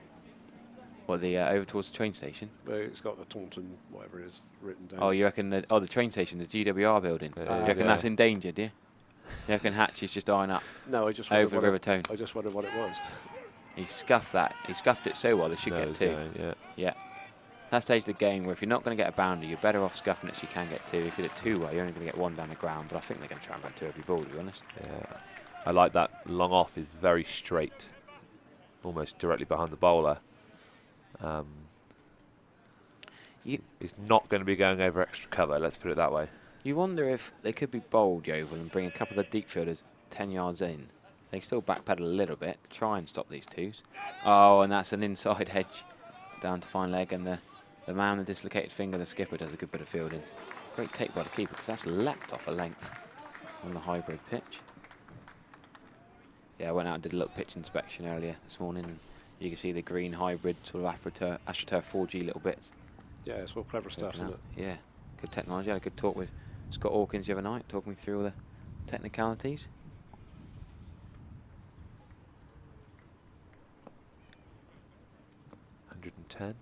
Something to bowl at. Oh, I'm just going to dab it and give Hatch a strike. Despite Millard being the man on 23 not out with 2 balls to go, he didn't fancy a big swing for a boundary. He's just going to keep the strike ticking over. And 1 more ball. Harry Hatch, where's he? He's going to go, well, slightly short of boundary to the Somerset stand, but only marginal. We're fairly central today. Ali Orr peppered the stands on Friday. How many 6s did he hit in the end? I was just trying to find my scorecard, actually. I normally 12 or 13, was I'm it? normally very good at keeping a scorecard on me, but my handwritten one, as we see, a big heave. Core, that's gone miles in the air. Run It's going to be a 3 good there. catch at long on. If he takes that, fair play to him. 6, No, what a shot. He did get hands to it, but his feet and hands were just over the boundary. He's taken it as well, diving over the boundary. That's the biggest shot of the day, like the last ball of the day. And you've got to think Harry Hatch should have come in earlier with that strike and smashed one through the covers, ran hard and absolutely nailed that over long on. I wonder if we'll see many more 6s here today. Big ground for club cricketers. But Well, that's a big hit. Big hit, good shot. Went as high as it went far. Yeah. so 117 for 7. Go on, each of you give us a little sum up on the first 20 overs, then we'll have a little 5 to 10 minute break, and then we'll be back on for the second innings. So go on, let's hear the Yeovil perspective first. Yeah, I think we've got to be happy with that. We'd have set up for that before we came out. We didn't really know what to expect. Well, we did, I guess. We thought they were going to be come all guns blazing. We were happy to get the sort of big guns out. But Cranmore kept at it, and obviously we don't know what a good score is, but we'll have to wait and see. But I think we would have settled for that certainly before the game started, and it's ours to win there. Agreed. And Cranmore, what's the Cranmore perspective for John Carroll? Couldn't agree more, to be honest. Losing your two best batters for kind of 4 runs between them is never ideal. So I think Cranmore, after the first 7 overs, if you'd offered them 117 for 7, they'd have snapped your hand off. But I think they'll probably think they're 20 odd short. But they've got a very good bowling attack. They've got something to bowl at, and you know they'll be disappointed, but I think they'll be backing themselves to defend it. So we're going to have about a 6-7 minute break now before we come back on for the second 20 overs. Stay with us on the live stream. We'll be with you shortly.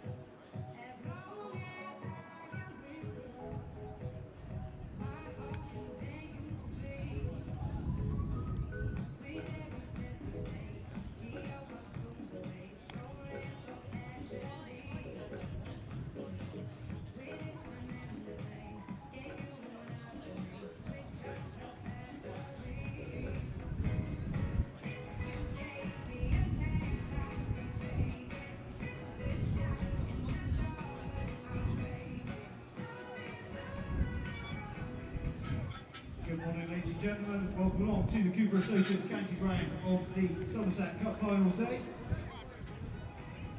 Cranmore then have set the Oval 118 to win. Following on from this fixture then we have the Major Cup Final where Ilminster will be taking on Bedminster. And then finally this afternoon we have the Intermediate Cup Final.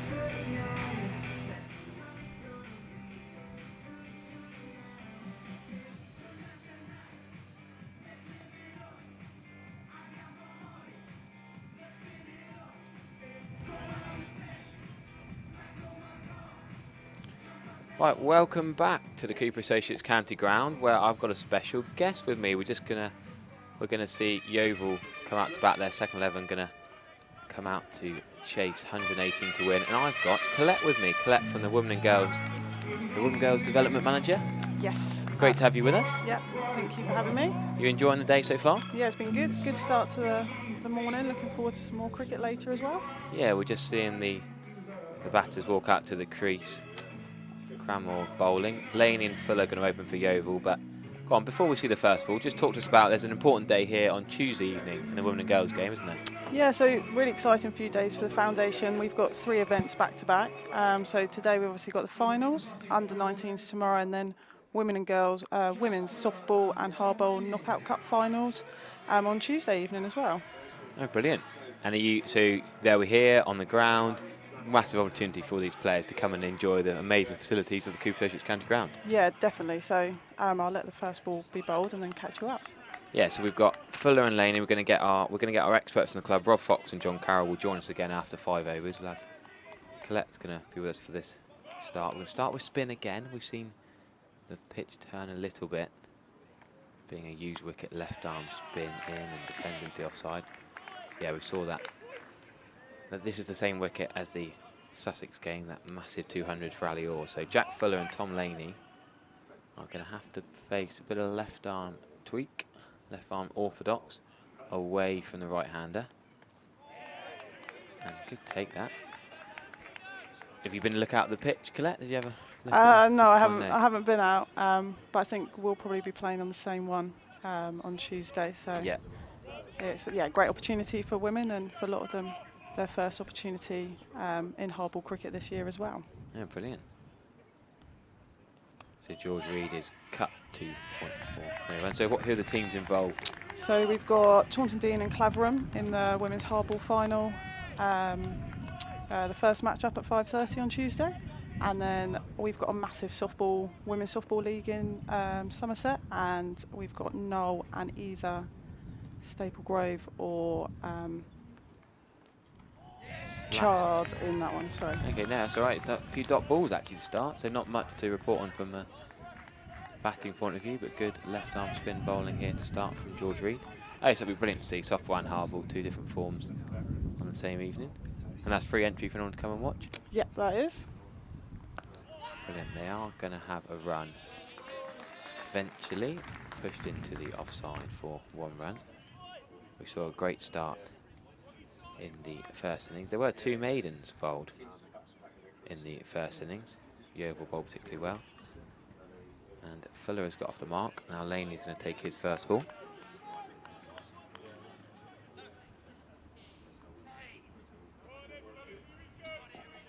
Just surveying the surroundings.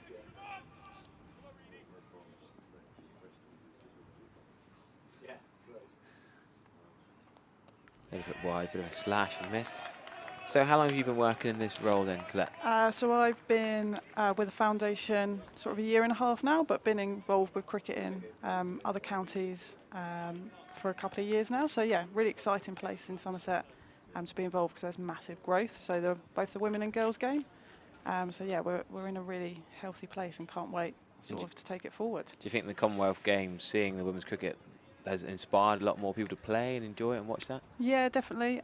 We were fortunate that we had the test match here as well, with lots of kids getting the opportunity to come along. So we made the most of that and filled the grounds with sort of 4,000 children over those couple of days, and still getting really positive interaction from schools after that. Yeah, I really enjoyed it. I was up here for the test match, and I coach and work at Trinity School down in Timber. Oh, nice. Devon. They of my school kids came up to watch that, and they loved it, and it was great. I had parents of girls the next week emailing me saying, "Oh, Harry, can we come and have some coaching with you? These girls are inspired by the England test match. Can we come and play?" So it's great to see that taking off. So it's going to be a bit of right arm seam from the Tiscovic Pavilion end. Bounce, carry. It is a wide ball, but positive signs. That's probably the quickest delivery we've seen so far in the match. Bouncing up. Good take from the keeper. So short extra cover in the game. Spin from one end, pace from the other. Short extra cover, but then third and fine are both back, as well as the one slip.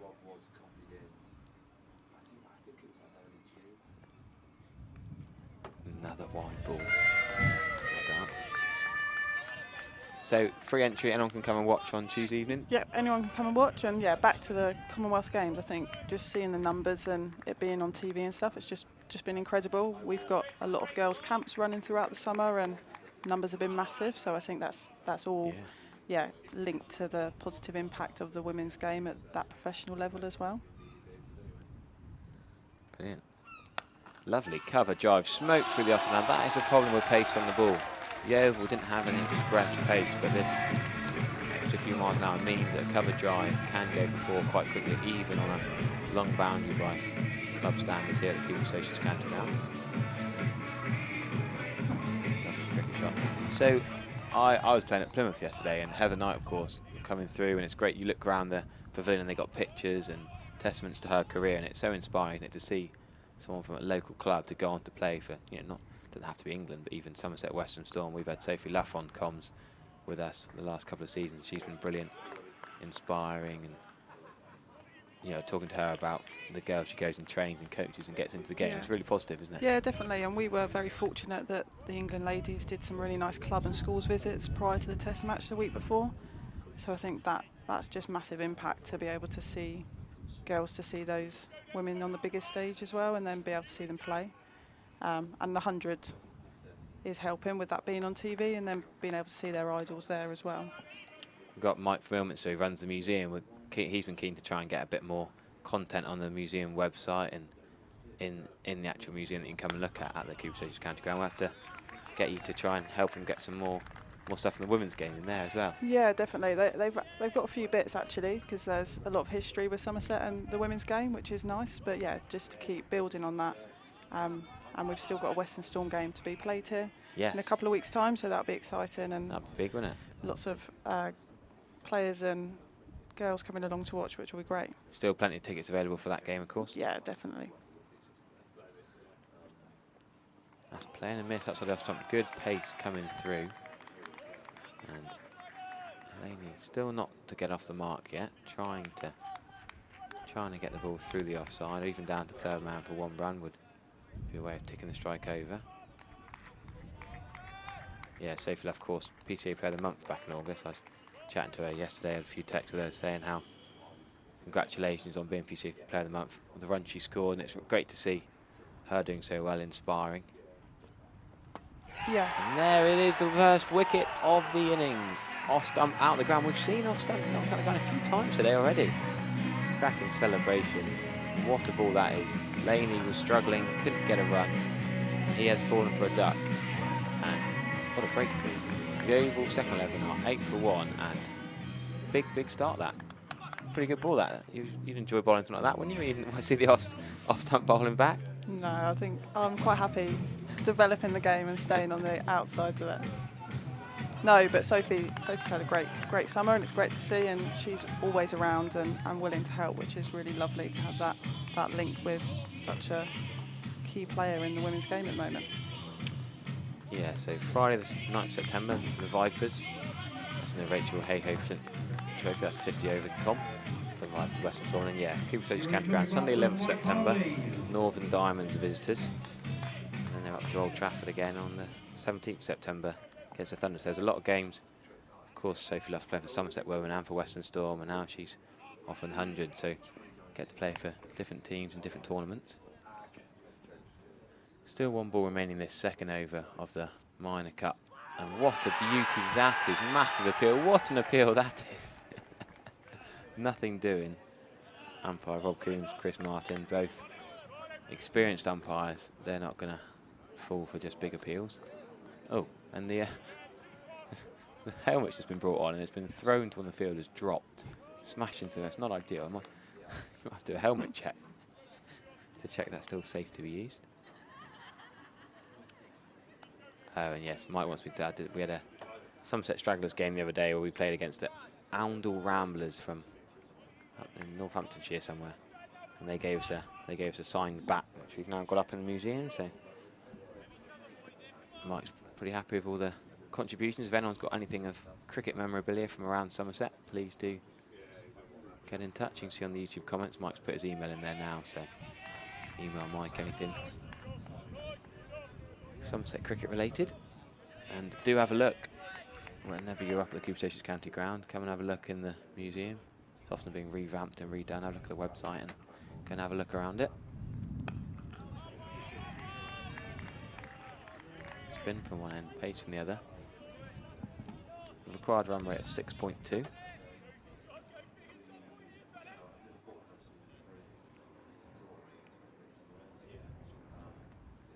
Speared into leg stump, and that's attempted sweep away on the leg side. So back to the Western Storm games in September. Who should we be looking out for? Who's the young guns who this summer have really broken through, and who are we most excited to be watching on Sunday the 11th here against Northern Diamonds? So you've got some of your younger players like Gibson and that have come through and are having a real opportunity at that level. But for me, it's more the next level that are coming through after that. So we'll have youngsters that will do the Guard of Honour and things like that, just to build that love of cricket. So, yeah. And you've got some of those Guard of Honour who will say, look, I want to be her when I'm older. I want to be playing here. And we saw Bell coming and bowl quick. Izzy Wong, the two. Yeah, definitely. And we've had people like Naomi Holland that's come along, and she's done an award presentation only the other evening for Child Girls. So those sort of things really make a difference. And that Her Game 2 initiative's really good, isn't it? Yeah, so we've got that sport breakfast. That's that support as well that's coming through, and it's only going to build the impact on socials, and yeah, it's just really positive, and great to see, and lots of exciting things happening with the development of, obviously Western Storm have now got an academy, and they'll probably have an EPP moving into next winter, so really allowing the boys and girls game to be at the same level, which is great to see.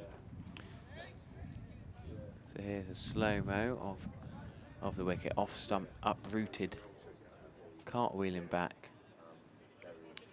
Look at that delivery. Nope, that's not the off stump delivery. Slow-mo, I've been stitched up. Playing and miss outside the off stump slow-mo. Anyway, we've got Colette with us for another couple of overs, so if you've got any quick questions you want us to talk about between balls, then feel free. Anything particularly about women and girls cricket in Somerset, but we'll continue with the pace, which has got the filling end, and the spin from the river end. Speared in full, well played. Not James Fuller from Hampshire, but the Yeovil second 11 opening bat is looking tidy, Jack Fuller, 8 off 11 balls. But George Reed's spin's useful, and the Brad Angle's pace has been penetrative so far. He's gone for 7 just with that cover drive for 4 and a couple of wides. Ruining what's been a good spell so far. Too quick, really. So you're here all day today watching this? Yeah, here all day. So I also look after, support some of the social media content that we'll put up afterwards. So I will be involved with getting some video clips and things like that, chatting to some of the players afterwards. So yeah, just supporting Matt and Nikki, who are the development officers for the Cricket Foundation. Yeah, so it's just a really nice day to all be part of a team and see one of our sort of flagship events in progress. Brilliant. Another player missed outside the off stump. Is he going to walk? Yes, he is. Umpire doesn't need to put his finger up. Plays at the ball outside off stump. He didn't need to. Can't quite hear a schnick from up in the com box, but there was certainly enough for the fielding team Cranmore. And 11 for 2. Could be a low-scoring thriller, this.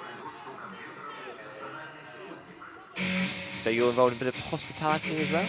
Yep, I will be. We've got sort of 40 to 50 guests, so it'll be nice to chat to some people. So who are they then? Are they from the club? Yeah, the clubs that are here have all been invited to bring some guests. So I think most of the clubs, bar maybe one or two, will have women or girls sections. So it'll be nice to just catch up with those clubs as well as watching the cricket and just see how they're doing. Because for a lot of clubs, I was talking to Rob from the Oval. They've got lots of girls keen as well, and talking about women's sections. So yeah, it's really. Is that then the really 1975 positive. suite down below? Yes. So you got what, all 6 clubs today, I guess? Yeah, they've all been invited to bring guests as well as people that are supporting the event as well. Bit of food, bit of drink while you're watching the cricket. Yeah, and you'll be popping down for some lunch, I think, in between bits. Yes, I hope so. I'm looking forward to it. What have we got on the menu today? I don't think it's that exciting. Oh, it's always exciting. I'll get enough to stick on comms to the food chat. Cricket option, inside edge. First ball from Watts down to fine leg. Make me chuckle there. Mostly red hats. We've got one white floppy hat. We've got a pinkish hat. Have you noticed the moustaches that are going on out there for Cranmore as well? Yes, that was it. I had a YouTube comment saying what my thoughts on the Cranmore moustaches, and I'm not sure I should really comment on fashion. I've seen some great moustaches over the years, but nothing for me competes with Ben Green. Ben Green wins the moustaches in West Country cricket. Appeal for leg side. Surely it's going down the leg side. Yes, it is. Nothing doing. So yeah, what time's lunch then? I think probably about 1ish it's coming out. In between the two games, I guess. So between the first and the second, I suppose, and we've got the third coming in later on. Yeah.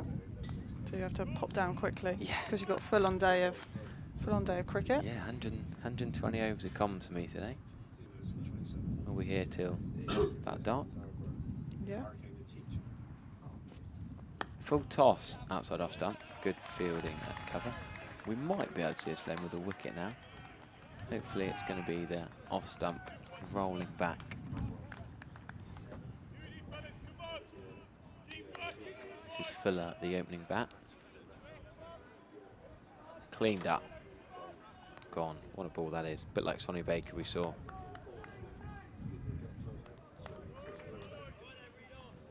Cleaning up the other week. So not Fuller. Fuller and Laney, the two right-handers who opened up. Fuller was caught, Laney was bowled. Both to the pace of Brad Angle.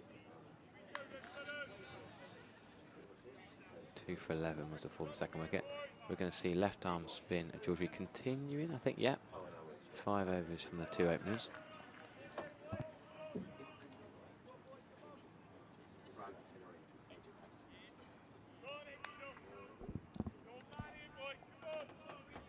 So Watts has got his open stance.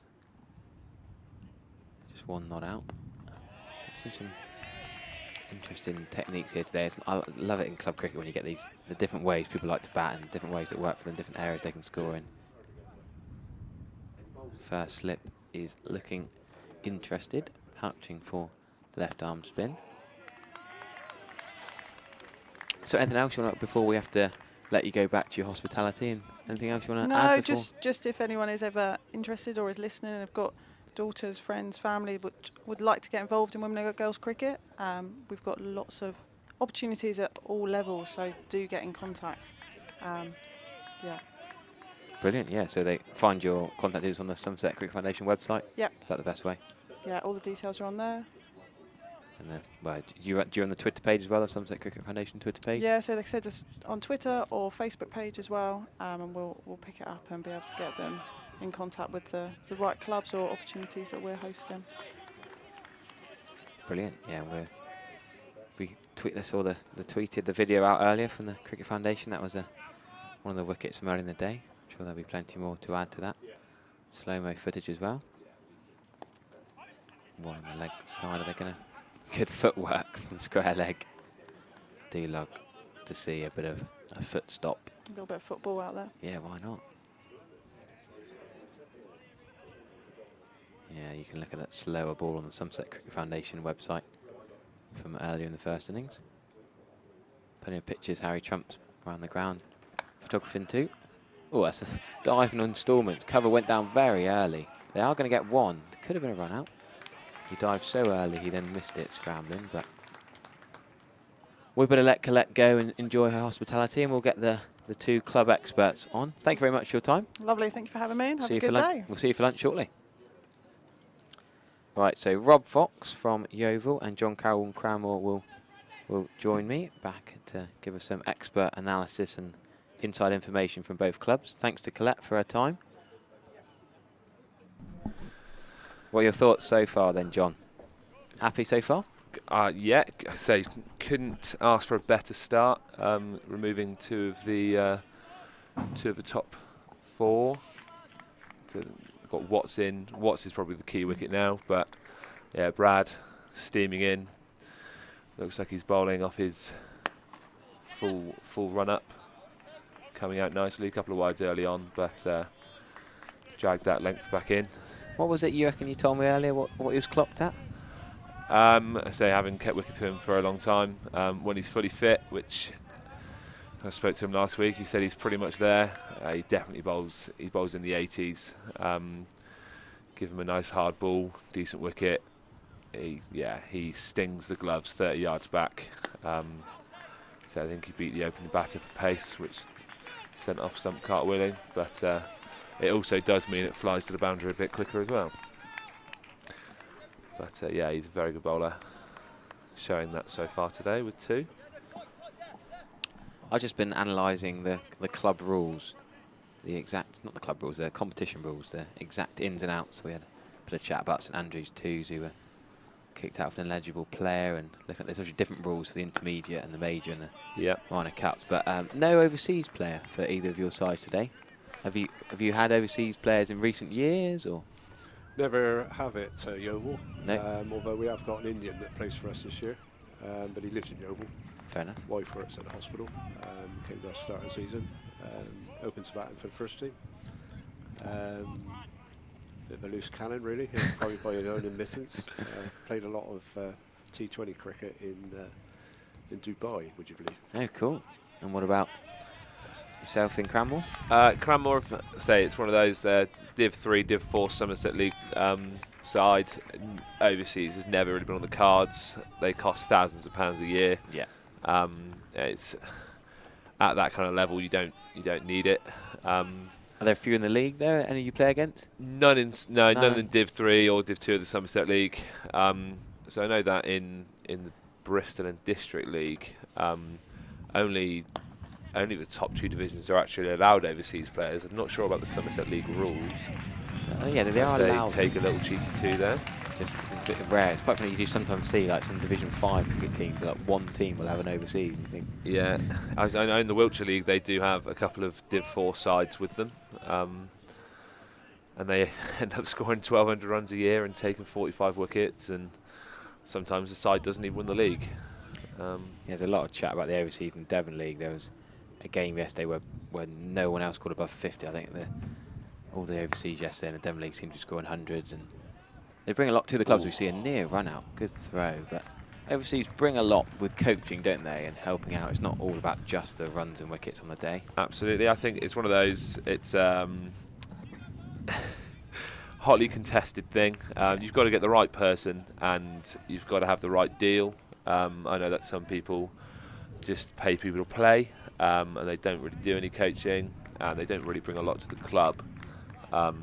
Whereas you get other people that bring them in to run the youth setup, and when you're paying £200 a week for somebody, you want them to be contributing elsewhere, because it's one of those. We play club cricket. Your overseas can get a couple of howlers. You can nick off early doors, and you're paying £200 a week for him to score no runs and potentially take no wickets. So they need to be pulling their weight elsewhere. I think it's a big gamble that you can 100%. pay a lot of money and you might get a good one, you might not get a good one, that sort of thing. But we've never done it at Yeovil. We can't afford to. And I think it's difficult if you're paying one player and other people are paying match fees. It doesn't. It looks a bit dodgy if you're paying. It doesn't sit right with me. So I think paying an overseas, if you're paying somebody who's English, you're paying one player to kind of rock up, because I know a lot of clubs do, especially in Prem cricket.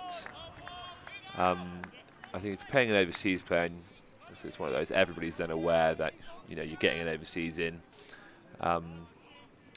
It's slightly different, but I think if you're paying somebody who's English to travel an hour and a half and you're paying them 200 quid and then they're getting nothing, it's a very hotly contested argument as well there. But I know plenty of clubs that think no, we're not going to do it. It's kind of £6,000, £7,000, £8,000, and it's you can spend that money on so many other things.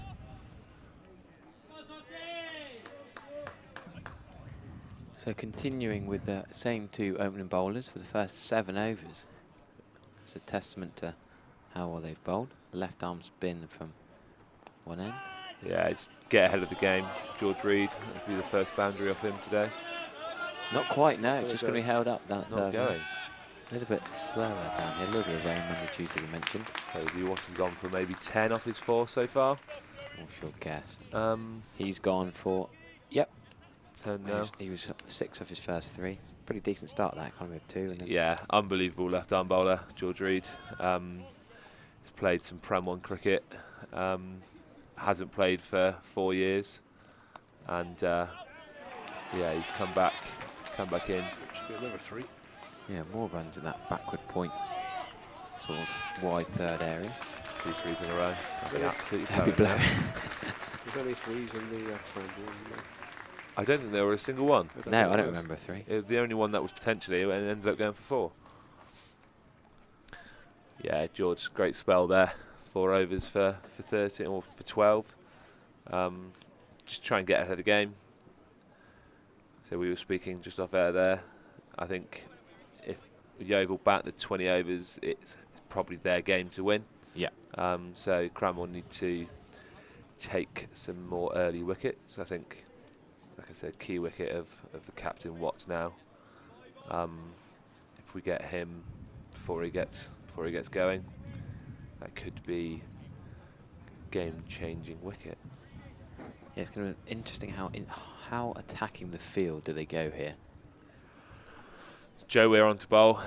He very rarely goes for too many runs. Bowls quite a tight line. Doesn't really drop any short. And I think he will just be save the boundary.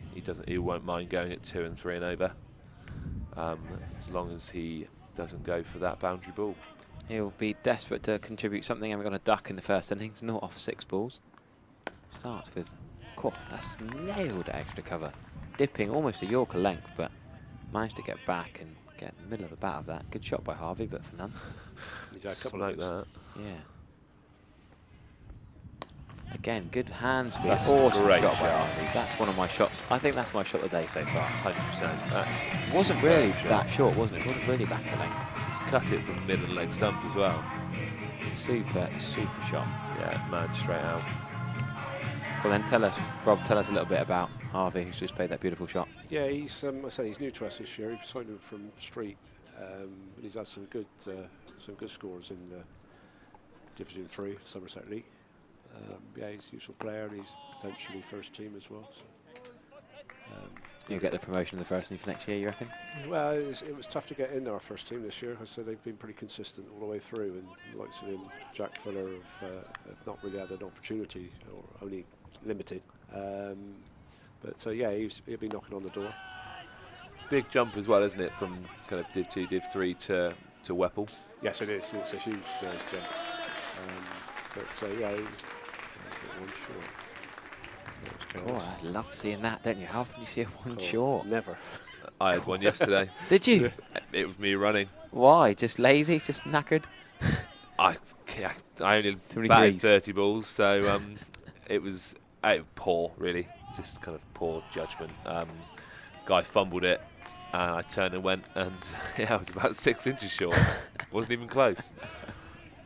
Is that both independent umpires? Yes, yeah.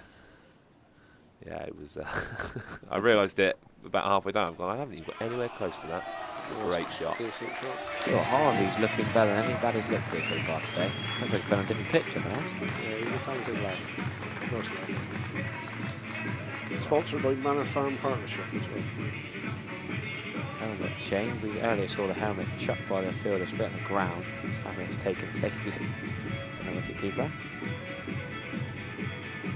So, better over for us, that one was. Yeah, gets us good up last to 2 third overs for you centre guys. 7 and then 10. two. 80 to tie. Yes. I'd love to see it. 618. Right, what are the rules on a tie? God, I haven't even looked into that yet. Let me get my rules. I've got my rules document up again. Let me have another look. I don't wear a tie on a Sunday. Very clever. Very nice. I'll have to check. The winning Super side over. will be, first of all, the team that has lost the least number of wickets. If that's still equal, it goes to the most runs from the bat, excluding extras. And then it will go the team that scored the greater total of runs after 10 overs. So no super over, I'm afraid. We couldn't have, well, we couldn't have 123 overs today, could we? No, that's not super right. overs on top. We'd be playing until 9:30, wouldn't we? I don't think we're allowed to use the floodlights either by the council rules, so hence the early start this morning. That Catch could be a that. catch to mid-off. Yes, Great good low catch. He's fuming as Watts waxes Pablo's bat. He hit that quite well, but Taylor Angel caught Brad Angel. yeah, 2 yards inside, that's 4 runs, but Timed it very nicely. Carried all the way to the 30-yard range. so a doubly angelic wicket that.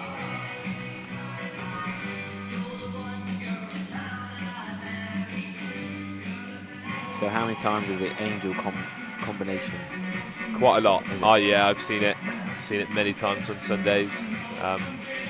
Normally it's Brad. For some reason on a Sunday in the Sunday League they both bowl leg spin, even though they're both seamers.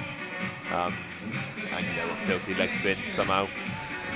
The rubbish stuff gets wickets. So yeah, a lot of skied shots. So yeah, the Angel brothers do combine quite a lot.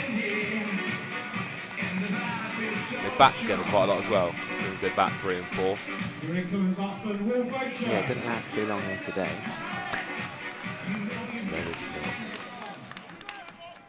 8 and 9.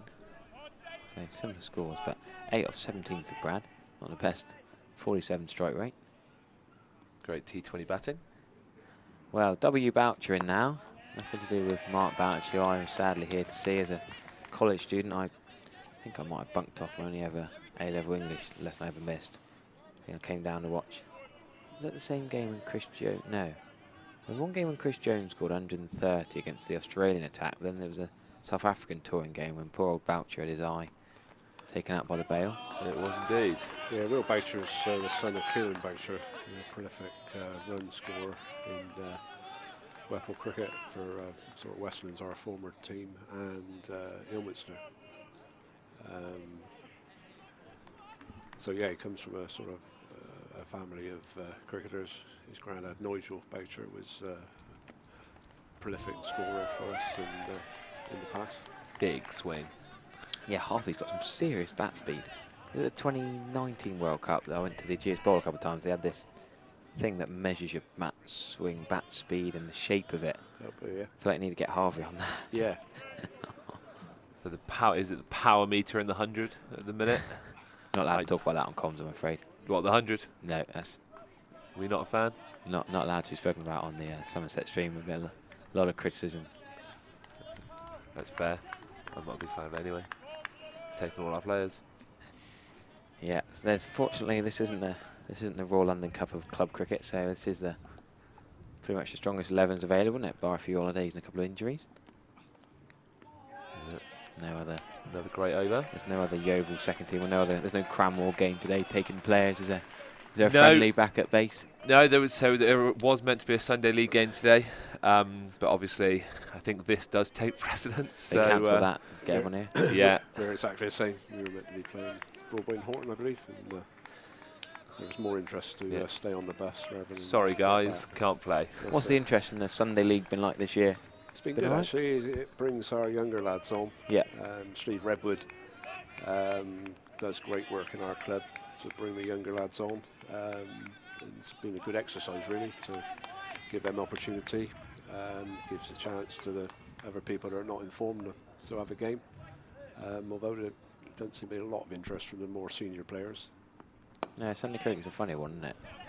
Used to be pretty strong when I was a kid growing up, and I feel like it's dwindling a little bit. Oh, waning. massively so. Yeah. I'd say up north in the Midlands, it's still a huge thing. Yeah, I played in Milton Keynes for a while, Dunster I played for, and the Sunday League was ridiculous. We had 3 Sunday League sides. Yeah. Everyone in the first and the Saturday would play on the Sunday as well. Yeah. Only a couple of years ago I was there. I know there's a lot more interest in Sunday League stuff, as in they literally have the exact same first team out on a Saturday and a Sunday, and then you come down to here, and I say it's not a bad thing or anything, but clubs like Bath. Did we have a run out? Should be a run out.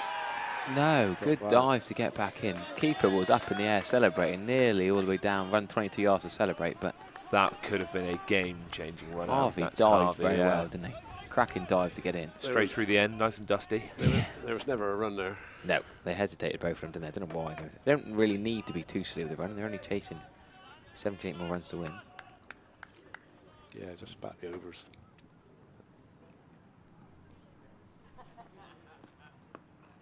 So only it's one big over. God, if they'd thrown out the other end, they'd have been gone. Oh, That's 2 wow. balls in a row. They should have been run outs. Boucher's struggling a bit. Harvey got to the danger end.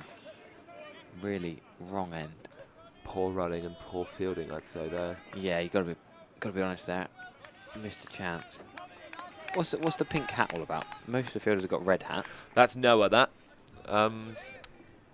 again joined Cranmore kind of a couple of games into the season, and there were basically no Cranmore hats left.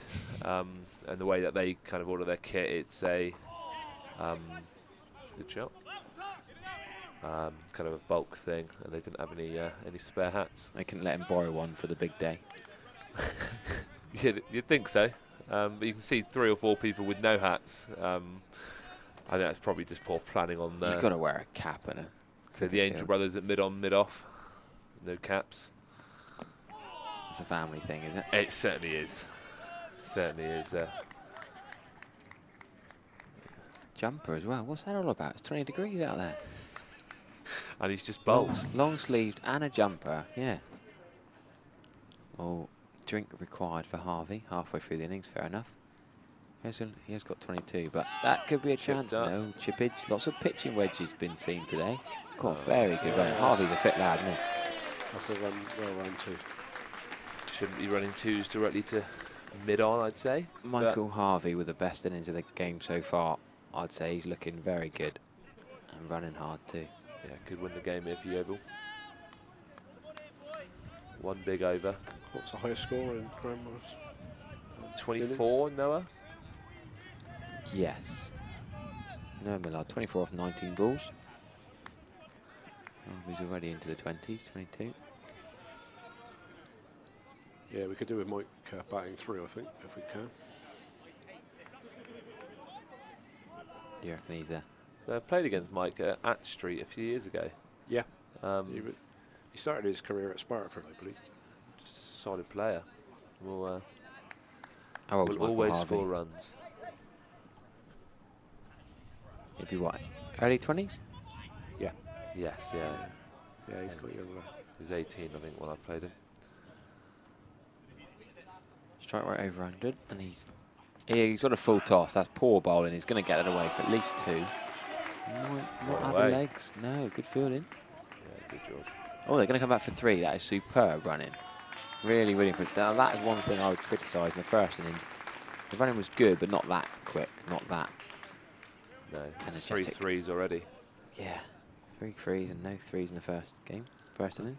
Well, I don't think Cranmore will be that bothered by the 3 there. 5 balls at at Boucher, who's striking it a lot less. Yeah, fair comment. And Harvey will be absolutely knackered. Well, no about you really.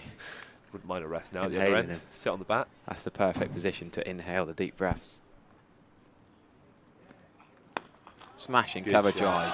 That's another cracking shot. I just said he hasn't got a great strike rate compared, but that's a glorious stroke. There's a couple.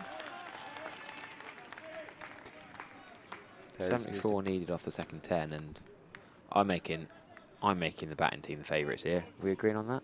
Yeah. We're not Only saying a two. word. 3 down. Yeah. Catch that. Ah, there we go, another wicket. Caught extra cover, and that's not. We just said Yeovil. Kiss of Bat death. well. Kiss of death. Sorry, commentator's curse. Commentator's curse. You won't say nothing, he says. How you say it, Boxer? Keep talking. Keep talking. It's not had that bad a day, Bouncer, but he's just playing a lovely cover drive, and he's Establishment. Is it a full shots? just got the route down the big stream. Can't walk off slow enough. Stay on the hallowed turf as long as possible. Why not? I reckon that's why 12th man came on. Just got to say he's played with the county ground.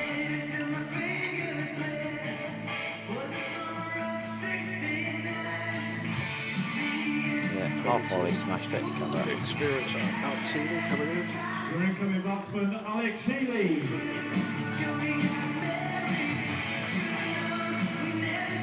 So talk to us about Healy then. What are we going to expect here? Wicketkeeper? He's got 2 promising young lads. He's got twins. 8, 9 years old. They're cricket mad. They're going to be good lads when they're older. Now Alex is a good stalwart, really. Does a good job, really, behind the stumps. Electrician by trade, does a bit of work around the ground. So good, all-round good lad, really. Popular member of our club. Got to have a spark in the club, haven't you? Exactly, yes, right. Fundamental, like when Yeah, if you're building a club cricket side, we got quite a few. Yeah. certain characters you just need, don't you? Watsy's an electrician as well. So. Yeah, get on. I like that, the French cricket shot, first ball. Bat held down, just dabbing it into. That is a classic club cricket shot, isn't it? Yeah. Plays his midweek cricket at Surinabus in Dorset. Quite a bit of travel then. I think that's a bit of a sort of historical family. Well, electricians start work early enough, finish early enough, then get there. That's right. Finish by 4 and get there for 5:30, is it? That's right. Not too many wides bowled so far. No, I think they're struggling to know where to bowl to Harvey here. It's not like he's on 25, but plays some glorious strokes. And unfortunately, he should be out. Bit of poor fielding on the run out. Yes, quite right. Couple chances. Oh, and he is out. Curse of death again. Harvey, just about to say he should be man of the match. Playing beautifully. Highest score of the day so far, and he's been bowled. Only just 1 run more than Noah Miller scored, but that is crucial. Yeovil with a little bit of trouble here. Yes, we'll hang in there. It's a bit of a He's got to do what Cranmore did. bit of a mountain to climb. What were they after 15 overs? 67 for 6? Yeah, I think they hit 50 off the last 5, didn't they? Big next 2-3 overs here. Cranmore have some very good bowlers still left to bowl. Yeah, the first innings after 10, they were 38 for 4. Really struggling. Then after 15, it was 67 for 6. Harry Hatch at the end. A few little fireworks. Miller on course Your too. incoming batsman, Billy Last Billy. over going for 12, did out that big 6 as the final ball. But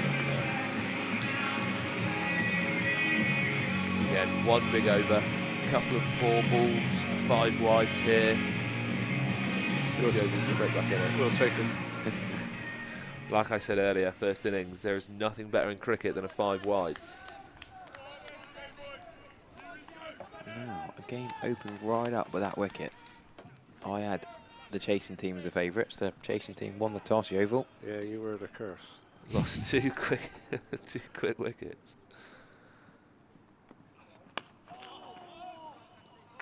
Good field in there, left-handed throw. Yeah. Hatch has got a bowl yet as well. He's not just a big number 9 who hits it for 6.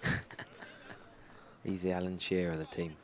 Absolutely. I think Billy played youth football for Taunton last year. Did he? Yeah, Good standard, that. yeah, he's a good lad. Promoted up to the National League South, Taunton Town. We had a little, The Peacocks. yeah, Coventry team social day the other week. Went up to pre-season game against Yeovil, of course, your boys. Yeah, they beat Dartford 2-1 yesterday. Ross Stern scoring again. Still work at the club. We'll do 2 weeks, didn't they? Yeah, when was I last at Yeovil? I only watched Yeovil a few times this season. Yeah, 2-2 with Oxtingham. A few new players this year. What league are they in? National?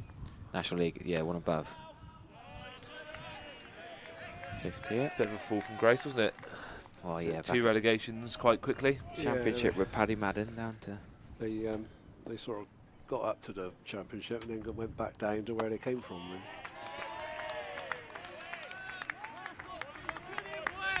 Yeah, do enjoy. I watched all 4 derbies of Weymouth last year. Cool, they were feisty.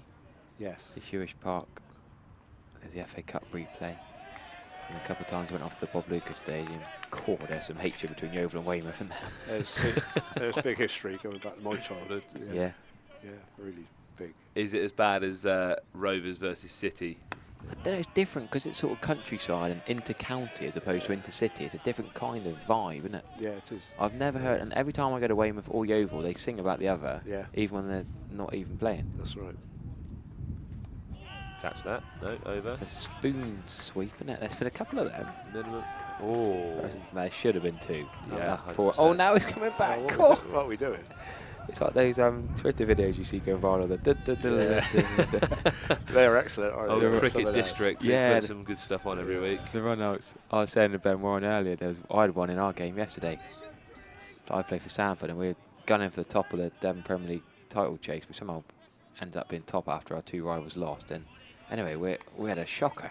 Our number 8 chipped it straight to mid-on, drop catch, then he's halfway down, should have been an easy runner, he threw it, bounced over the stumps, the bowler missed it. Oh, it was carnage. We've got to clip that up on the old Plymouth YouTube live stream because Cricket District will love that. Do you know what? Cricket live stream, it's completely changed. Isn't it? Oh, it's amazing. We've got it at the club I play for on a Saturday, and it changes everything. It's great to be able to watch yourself, but when you do watch videos of things around the country, it does leave it open for some hilarity. There was that one. Obviously, the old guy is the classic. The old guy drops the absolute sitter, and then the next ball takes a one-handed screamer down to his left. Yeah, we've all seen that with them. Another French crickety flick down to fine leg. Yeah, I think Taylor bowls a very straight line, always has. So I think he'll just dab it down to fine leg every ball.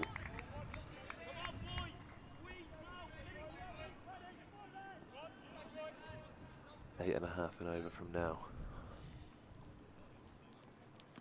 Yeah, I think I'm back in the bowling team now. There's another catch. Caught at point. Definitely back in the bowling team. As I mentioned that phrase, the ball's in the air, straight to the catch. At point. 117. Looking at a decent score now. We both got a bit of celebration in the back.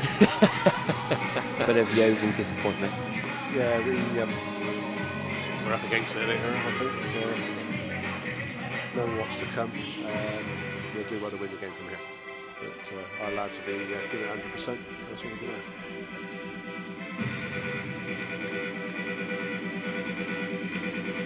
Got to waking people up in the retirement flats. What have we done? Flat watch, how many have we got? Yeah, come on, Andy. What have we got to do? I reckon 2. 2 on the right. 100% increase. Yeah, 2 in the same flat. Sure, Andy will pan over the flat watch for us. Is there 3? Might be 3. Do they wave back? Very occasionally, when we had that wyvern, when Charlie Taylor was swapping the wyvern flag around. There we are.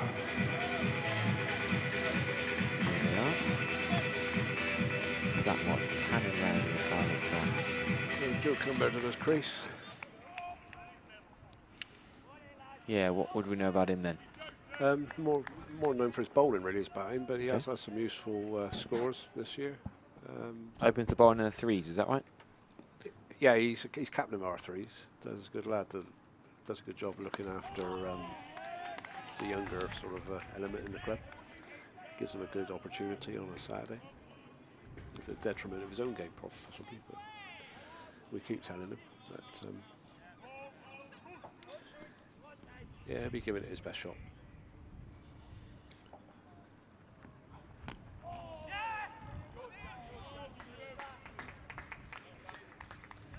So I don't think we're going to see a tie now. We're going to rip that out of the... Oh, could still happen. Never write it off. Is that 54 for 6 or 64? 54. 54. We were just talking about the fielding restrictions earlier. Just checking the rules again. Minimum of 4 fielders plus bowling wicketkeeper must be within the circle. Another wicket. Stump out the ground as well. Has there been a bowl where the stump hasn't left the ground today? Yes. One? Harvey. Yeah, yeah, they stayed in. 1 out of about 6 or 7, I reckon. They made a mess of Harvey, so They did. They stayed upright, but they were left, right, and centre, weren't they? Tell you what, good sight for bowlers today. And the Angels are ripping. It's an ego thing for sure. Love to see us stump out the ground. Don't see it often. Yeah, Yeovil in tatters here, really. 54 for 7. It's been a bowler's day so far at Cooper Associates County Ground. The whole top 5. Cranmore have bowled very well and pressure on the field. Kept the field right up as well. Incoming for Yeovil, Matt Shorter. How often do you see a scorecard where all the wickets taken by 2 runs? How many has Taylor got? Taylor got 4 or 5? 3, 2, scorecards just used up beyond an update. Has there been a... Brad took the first 2, the 2 openings, then Taylor took the next 3. He's taking a couple more now. Brad's figures were 2 for 13 Brad only off took 3. 2, so Taylor must have 5. Taylor's now, I think because he's 2 in this over, it takes it. Wasn't a massive celebration for his 5, but they've celebrated pretty hard on every wicket. I think before this over he's on 3, so he's now on a 5. 3 for 9 becomes... Don't mind a 5 for at the counter ground. No. That is something to tell your grandkids about. He's still got a few balls left as well. Yeah. Well, that's a lovely shape-up first shot by Shorto. Nice technique for the left-hander. Yeah, he's going to be a good lad. Good player. So often you see left-hand bowlers become right-hand bats and swap it around, but it's nice to see someone stick with left-hand for both. Yeah, so Harry Hatch does left hand for both. He's a George Reed as well, left arm off spinner, left arm batter. I played with Matty's uncle back in the sort of 80s for the club, so it's good to see the family continuing on with our club. Went to school with his dad. I love the bowl left-handed, throw right-handed brigade. Yeah. Samit Patel. Jack Leach, absolutely. It's hard, isn't it? I don't get it. I really don't get it. I read an article, it was about Corey Anderson, I think before he joined Somerset, a few years ago. He's in the States now, I think. Something about the scientific study into being better. Was it Corey? No, it wasn't Corey Anderson. Anyway, I can't remember what it was. Anyway, about how if you bat left-handed and bowl right-handed, it helps some percentage of the brain. I don't really understand it. That's right. See, I bowl left-handed and bat right-handed. Yeah, I must be really makes you clever. slightly better, yeah. I don't know what it is.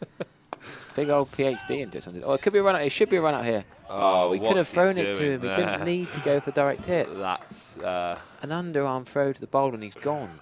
It looks like he's blaming the pitch. I mean, it did not take the a horrific throw. It did take a dodgy bounce, but when you've bounced it 3 yards away from the stumps, either go for the stumps or underarm it. I'll have to tell him in a minute how poor that was. You don't do a bounce throw from 8 yards away, do you? No, not when the guy's not in the frame. There's been too much TV watched there, isn't I thought he there? was halfway down then, really. The only time you bounce throw it in is if you're going toward the keeper's end. Yeah, that's poor. That. Yeah, he's gone for the heroic direct hit instead of the easy option. That is for sure. Bowler not best pleased. Not that he'd have got the run up to his figures, but yeah, 5 for 10 Taylor Angel after 3. Still got 1 to go. Could end up with ridiculously good final 5 figures. for 10, Taylor Angel, well bowled. And he probably would have thought after he got hit for 6 or 7 in his first, when Harvey was flaying him through the covers, probably thinking it might not be his day. It's a funny old game. I reckon that Yeovil coach Neil Davis Dapper and he used to work a bit on there, running between the wickets. Very impressive, Yeovil, but they've had a couple cheeky lack of calls. Just like even then, like an earlier call, they'd be safe. It's close. Oh, so many close run-outs. They're just not calling early enough or loud or clearly enough. yeah, non-striker was home and dry there. It was the strikers on his heels.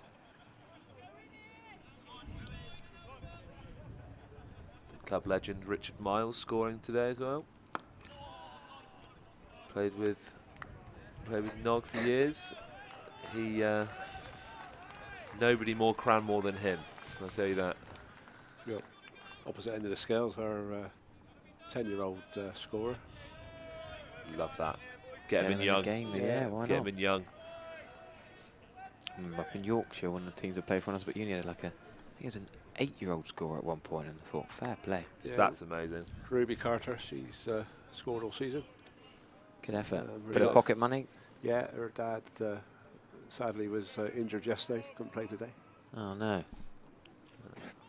Is he helping out? Yeah, he's here supporting the lads. He stood up in the dugout, or by the dugout there. Yeah.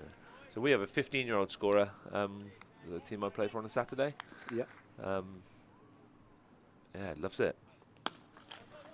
Part of the boys. Get him in young. Plays a lot of Sunday cricket. Yeah, they don't seem to be very interested in our club in scoring.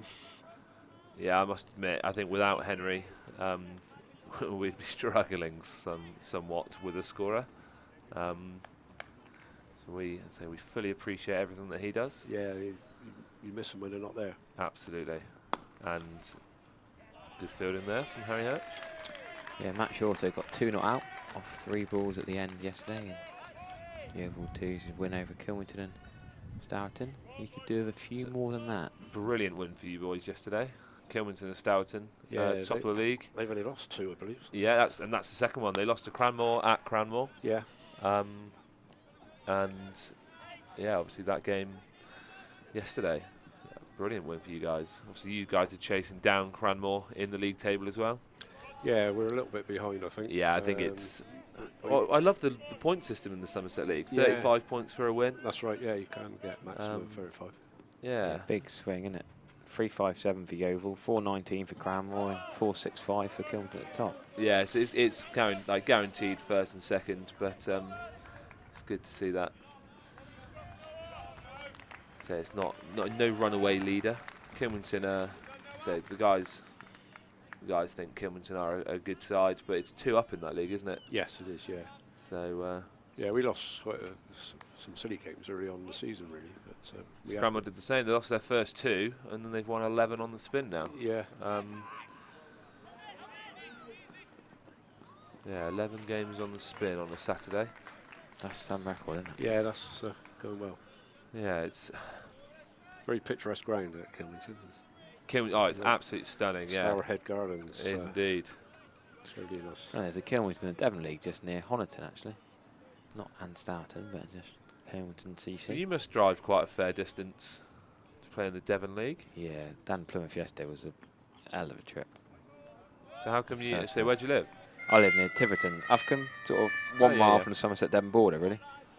So I grew up down for Peveril. So if you go 1 mile east towards Oldcombe Rogus, you're in Somerset. And then west is all Devon. So. Yeah, Plymouth away is a bit of a trek. Yeah, that is long. Well, North Devon up Link Road is about an hour, but Plymouth away is an hour and 15. Yeah. Far side, basically Cornwall. Well bowled. Devonport. Well bowled. Yeah, fortunately I've never played before, and they're going down, so they've been relegated to the A division, so won't have to play them next year. What I love about, say, the pyramid of cricket in this league, obviously you've got Whipple, and then you've got Somerset, Gloucester, Yeah, so Wiltshire. complicated though. Every couple of years they change it, don't they? Oh yeah, Shrubbery restructure after restructure. I think this, where it is at the minute, is where it will stay for the next few. Fingers crossed, because I think it is quite well done.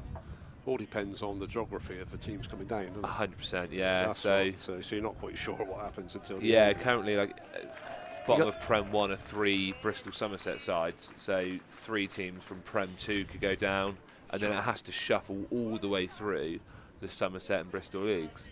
But the Somerset Devon border is so odd as well, because you like Comstock were playing in the Devon League for years, then they went to the West Somerset League for a couple of years, then they were back in the Devon League.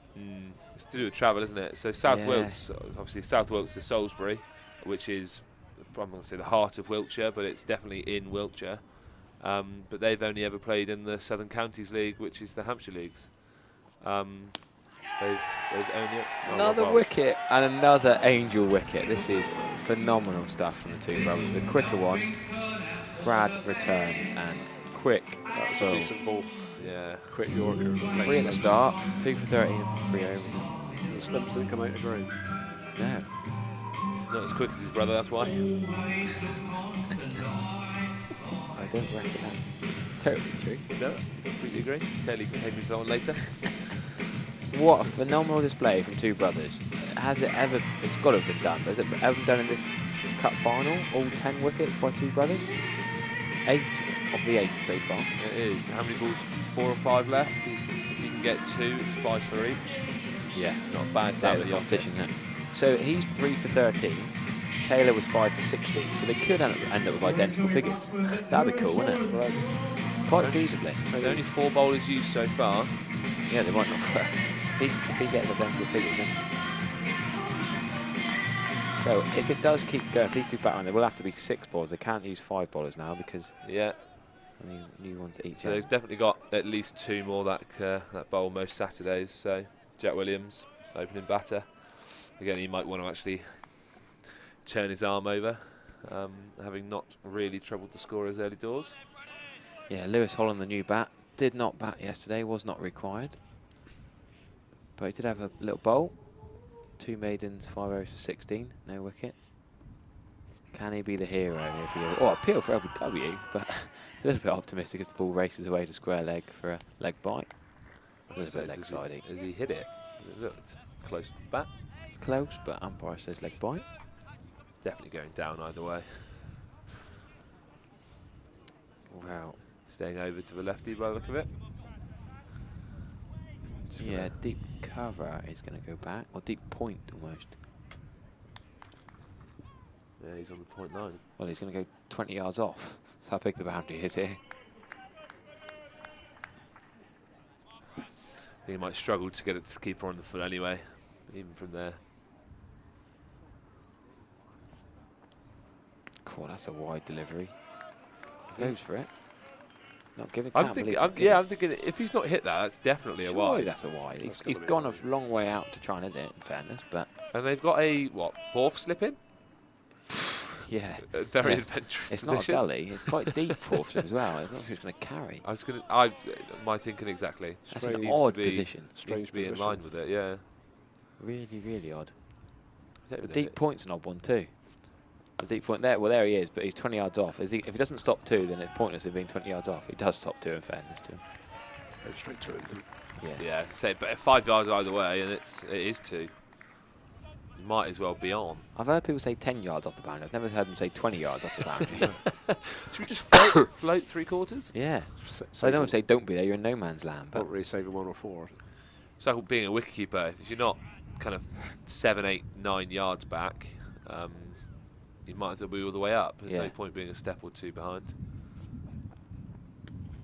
oh, Wide keeper's ball. fumbled that one. But Keeper's had a great game beyond the stump so far. rare blip in an otherwise, decent performance. I was saying off air, seen him keep quite a few times. He doesn't keep for them on a Saturday, but he's having a good game so far. Captained it quite well by the look of it. 2 more balls to get a 5 for and equal his brother. No, he doesn't do it. He doesn't do it. The lesser brother, the record's not going to, unless he could get stumping off a wide or something ridiculous. Yeah, with Kino 30 yards back. That would be impressive, wouldn't it? That would be impressive. That's the only way I can see this being a 5 for. The better brother's got 5 for anyway. That is going to be a lot of. Do they live together, the 2 Angels? No, Brad's. They don't live too far apart. Brad's just, I say, bought a house with his girlfriend a couple of years ago. Angel dinner table tonight could be some celebration. It would, yes. That So does not look out. But no, so Steve, their dad, plays for Cranmore Twos. That's why the boys play here. Absolutely love it. There will be some lovely conversation around the dinner table. Ego boosting. Some angel cake, wasn't it? Oh, Absolutely. very good. Is that the same as Battenberg? No, angel cake is 3 different slices. The Battenberg's the quarters, isn't it? That's right. I Quarters, know my you cakes. You know what I think, yeah. I haven't had them for a cricket tea for a while. Oh, cricket teas. Cricket teas, go on, let's It's bring it just up. not cricket anymore. You're not having cricket teas? No. No, Your club not doing cricket? Neither of your clubs? No. Oh, Wep- no. So kind of the Weppel pyramid as such, all filters all the way down. It was a not mandatory thing anymore. Oh, no. But surely if it's optional, everyone wants it, don't they? But not many people do. And Really? it's a conversation at my club. That's a travesty. So one of my club legends, Everybody Martin Cox, doesn't like cricket teas, doesn't think that they're required. And I'm even though he's, say, late 40s, the guy's played cricket for years. I think it's part and parcel of why I play cricket. Yeah. I miss teas. So what, hardly any of the teams in your leagues are doing it at all? Oh no, not at all, not at all. It's bring your own in kind of Weppel at the minute, and there are a couple of the feeder leagues. So in the Wiltshire League, there are 6 or 7 clubs that have said, yeah, we are doing teas, and we would like reciprocation if you would like it. Marshfield Cricket Club, I've played against them for years when I was at my old club. They do an unbelievable tea. If you check out their social media, you'll see it all the time. What are they called? Marshfield? Marshfield, yeah. I'll have to have a look. Cricket Nosh will be all over that. And it's and they are phenomenal teas. No ball. Free hit. They need a few more free hits He to was get close here. 47 required. He was out the circle, I believe. 12 and over The bloke needed. at mid-off was out the circle. There's us distracted with They still tea had chat. 4 in. They still 1, had 4 2, in. A 3, 4. backward point, extra cover, square leg, and mid on. But it is what it is. We need all that we can get. Filthy heave across. Yeah, Marshfield Cricket, unbelievable. The ladies that do it, they've done it for years, and they don't get enough appreciation. You're only as good as your people that can do it as well. Too many Absolutely. cricket In pitches, our isn't it? club, everybody wants it, but nobody really wants to do it. And it all goes into the same hands, really, that are already stretched on match days anyway. And that's, to be fair, that's one of the kind of reasonings between, say, our club not being. It was down to the same couple of ladies every week in, week out. And when you've done it for 10 years, you don't want to do it too much. Whoever runs the Marshfield CC Twitter page, there's some cracking stuff on there. Yeah. Beautiful picture of the sights from the sunset. A controversial tweet with the Helm's Deep battle from Lord of the Rings. Yeah, Ben. It's normally a guy called Ben White. He's a lovely guy. He's had a little bit of a dig at the opposition team. I won't read that one out. It's a good shot from Matty Shore for the covers.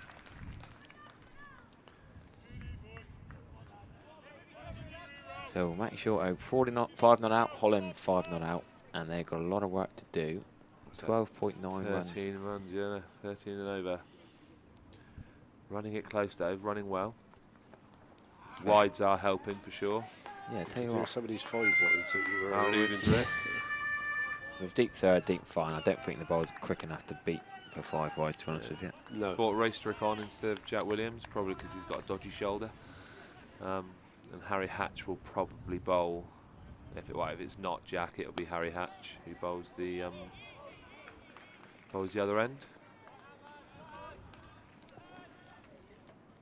There's Harry Hatch charging across for the right-left hand combo. One of them's got to do it. One of the cover fielders has got to be that man who has to run across to So nothing worse than right hand, left hand combo. Frustrating that. Single, single, single, single. Fielders doing more running than they are. Another full toss down the leg side. It is a wide. We've heard that noise play through the PA system quite a few times now. There have been quite a few wides, especially in the last 2-3 overs. but I like the blanket rule of leg side wides. I think it's Makes it clear, doesn't it? absolutely It yeah. does. So it is No good. It is a ambiguity good at all. rule. You can't really argue it. Catch Oh, it that. might have a catch. No, not carried him into wicket. Yeah, I'd won the other. I bowled leg spin very slowly, and it missed leg stump by about, I don't know, half a millimetre. Yeah. And the umpire very polite said, "I'm really sorry, Harry, but I'm going to have to umpire that. I'm going to have to wide that." And I said, "Are you sure, Phil? Are you sure?" And he said, "Yeah, I got two as a rule." I said, "Yeah, okay, fair enough." It's harsh on that sort of was. delivery, but Oh, it's Williams. so they ping it down there. Williams with his right arm off spin. Not that he's ever turned the ball. Yeah, that's not as quick as that slow-mo we just saw. He got his hair tied up. Yeah, Not little a man bun. Not a wicket for on a spin yet. All pace. If we can call Taylor Angel pace, I completely agree. Yeah, I reckon. Just about. So a bit of a tall ass for us now. I believe. 39 from 3. One big over, straight back in it.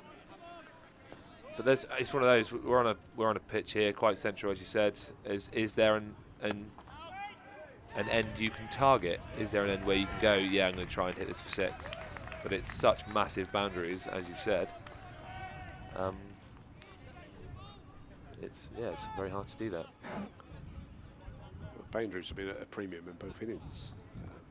I was going to say, how many did Cromwell Yeah, hit? What, six 5? Or it was 6 in the end with Hatch's 6. 6 boundaries in the entire innings. Only 3 in this entire innings, and 2 of them went to Harvey, 1 to Fuller. No No 2 sixes. here, yeah, definitely a 2. Good effort.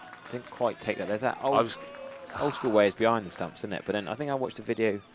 I think Keith had it before he retired about taking it in front and then going. Yeah, with it. it's a fraction of a second, but it does make a lot of difference. Say again, talking fractions of seconds I in was the always pro taught- game. I was always taught to sort of let the fielder see the stumps and direct hit you might get now and again. Yeah, take it behind and then go back. Oh, that's a caught and bowled. Easy as you'd like. Shorter's going to go for 7 and Filthy. start the bus. And he knows it. He's not even celebrating. He knows it. They're not going to start the bus too early without you. You're not going to have to run down and try and get on the bus. No, we're going to stay and watch the Ulster game. Oh, that's nice. And we've got some meet and greet with the Somerset Foundation hierarchy afterwards, I Yeah, believe. top stuff. No, so So that just down below, I believe. not giving up on this last wicket partnership yet, but We've got to enjoy the day, win, lose or draw, really. And, I think we've been beaten right about side, really. But, good experience all round, really. yeah. So another. Played a decent spirit. That's what he wanted. Your incoming batsman, Dan Kenyon. So Dan Kenyon, young Liverpool school and 15-year-old ball. That beautiful off spin earlier. Took a catch as well. Beautiful 4-over spell, wasn't it? Yeah. Yeah, not known really for his batting, but I'm sure he'll work on that. Being at Milfield, he'll have to have bats at some point when I'm sure he'll improve quickly. Well, that's an unnecessary wide first ball. Yeah, tried to fire that one in. Cromwell don't really need anything magical here. just 37 more. oh, what a lovely edge. That's a slip drive. There's no slip. Gone for 2. Yeah, a couple more of those. Now it's just close the game out, isn't it? Already up at nearly 15. Every dot ball crucial. You can tell it's when a youngster comes in, they don't reckon it's going to whack it off the square. They've brought square leg and mid wicket this time, 10 yards outside the circle. Given them 1, but I'm just amazed they've literally only have 3 on the offside this entire innings. I suppose off spin, isn't it? Turning into the playing with the spin. Oh, he's gone big. Why is he not running? Big chase from Noah. Why didn't he run? I think he thought he was going to go for 4, if anything. They only run 1. They could have run potentially 3, and he's fuming now. And also, he put his bat down out the crease. And if he could run back, it would be 1 short anyway. God, already have one short today. They are a rarity. 32 off 2. Will take something special now. First trick, come back onto bowl. I am genuinely surprised Harry Hatch hasn't bowled today. Coming Wow. at 9, specialist 6-hitter. Has he upset the skipper? Been put down the Yeah, order? hit too many sixes. Well, yeah. Yeah, if I'm not batting, I'm not bowling.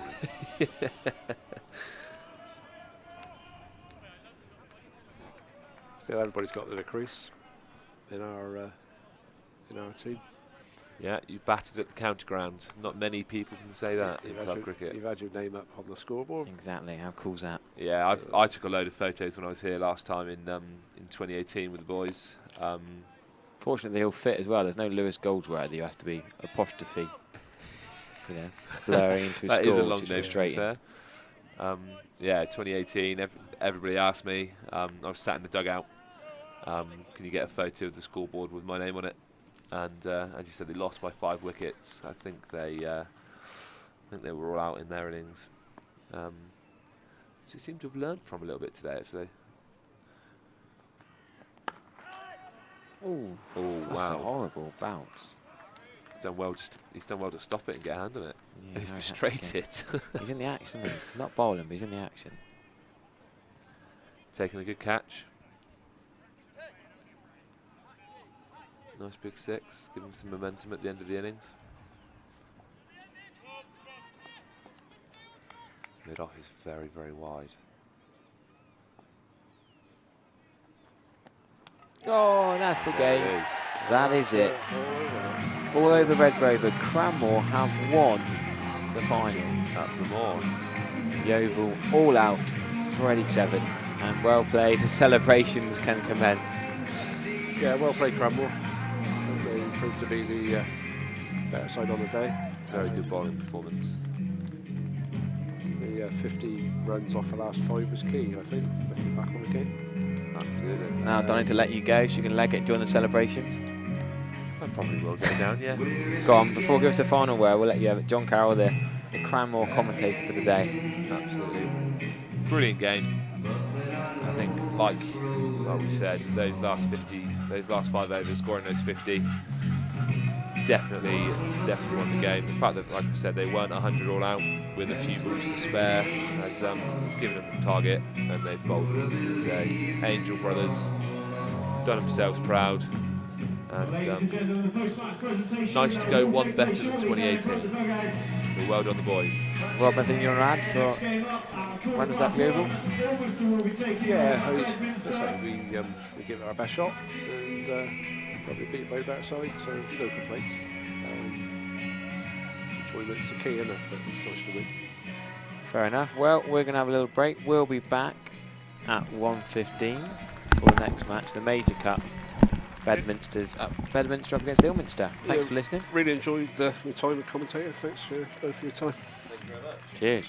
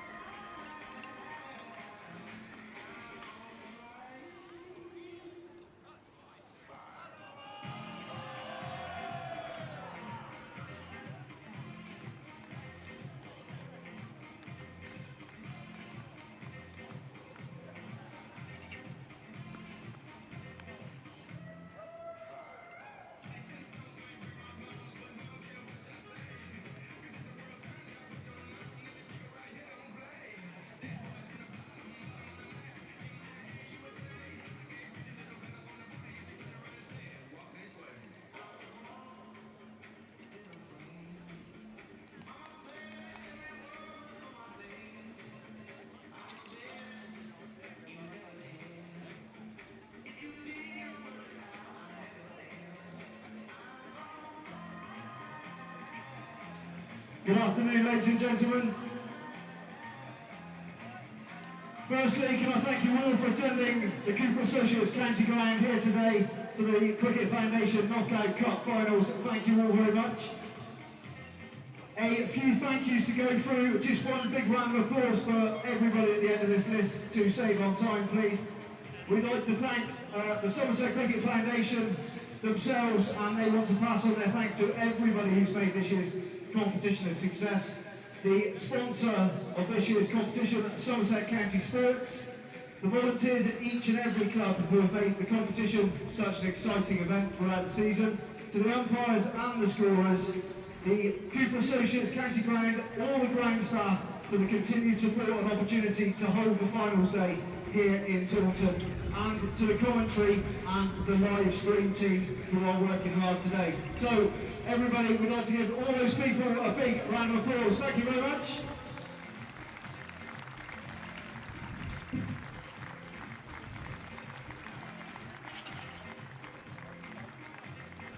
Okay, before we move on then, I'd like to just introduce the other people with the presentation team. We've got Matt Council from the Somerset Cricket Foundation, and we're also joined by Somerset captain Tom Abel today.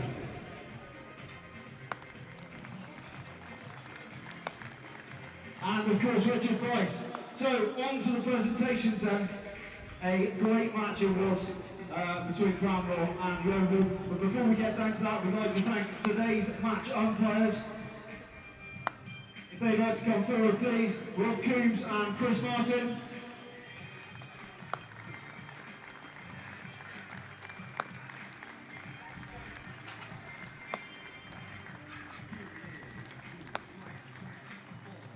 And if both the scorers can also come forward to collect their medals.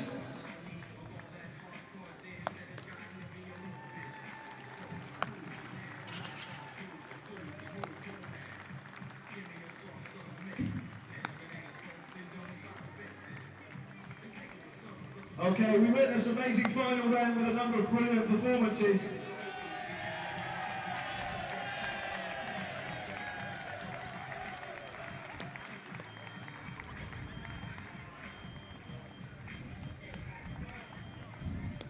And to just say a quick word about the number of decent, amazing performances and award, the Man of the Match award, I'm going to hand over to Matt.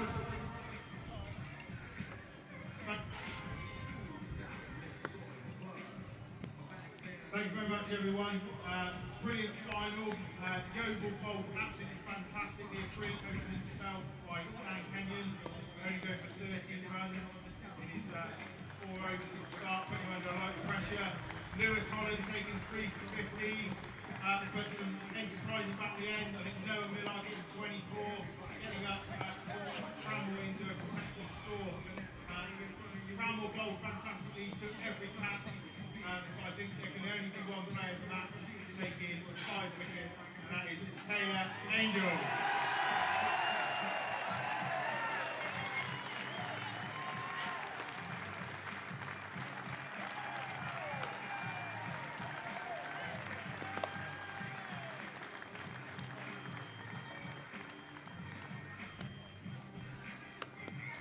Okay, can we have the runners-up then, please, who led up by their captain to collect their runners-up medals?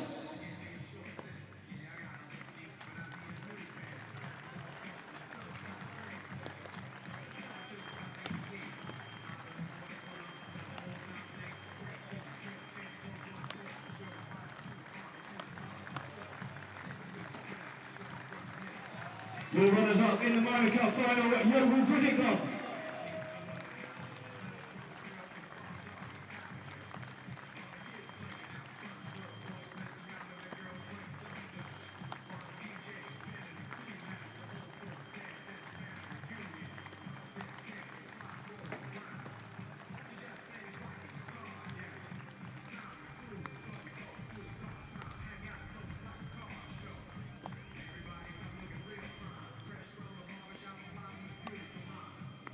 And to receive the runners-up trophy, their captain, Sam Watts.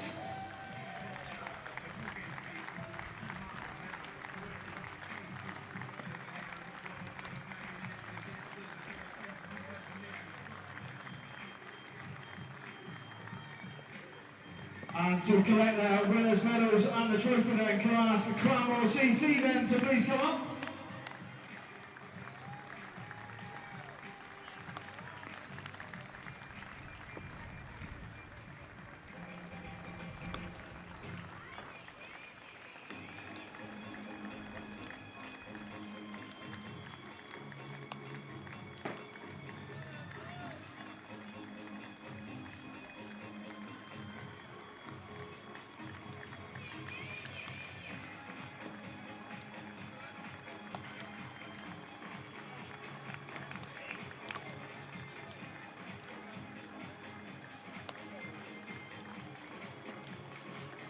And finally then, the winners' trophy to Cranmore's captain, Josh Keane.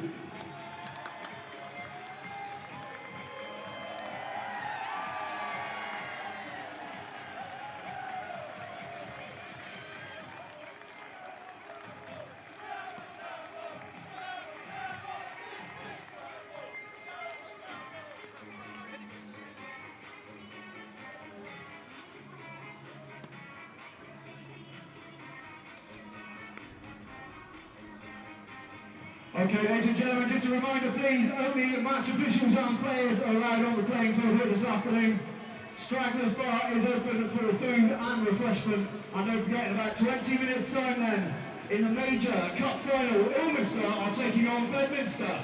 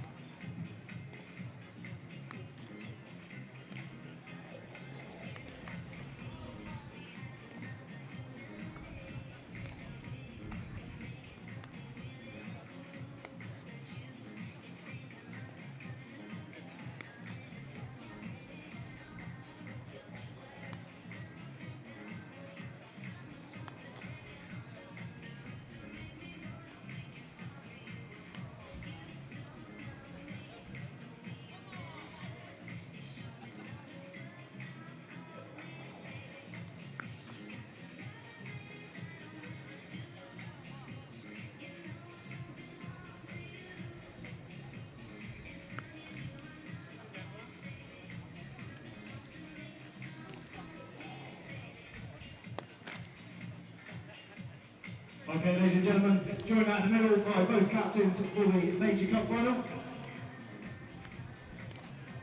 Bedminster Court. Ilmers win the toss then, and are going to have a bat.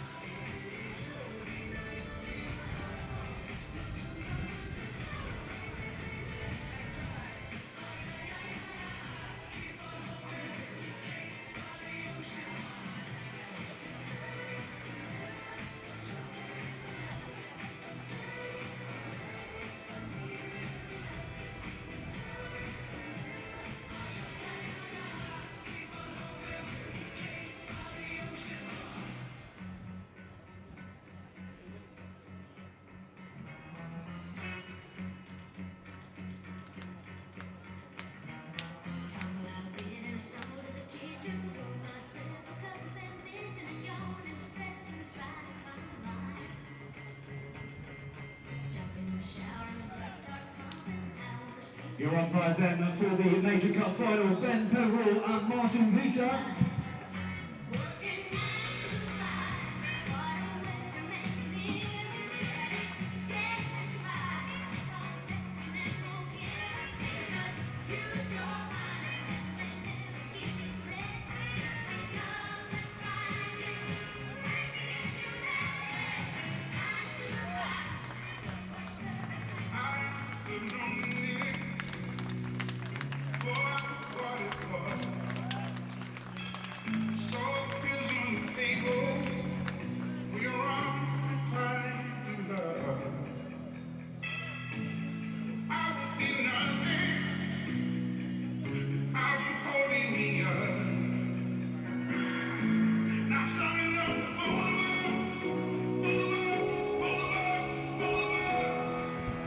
Good afternoon and welcome to the Major Cup final from the Cooper Associates County Ground.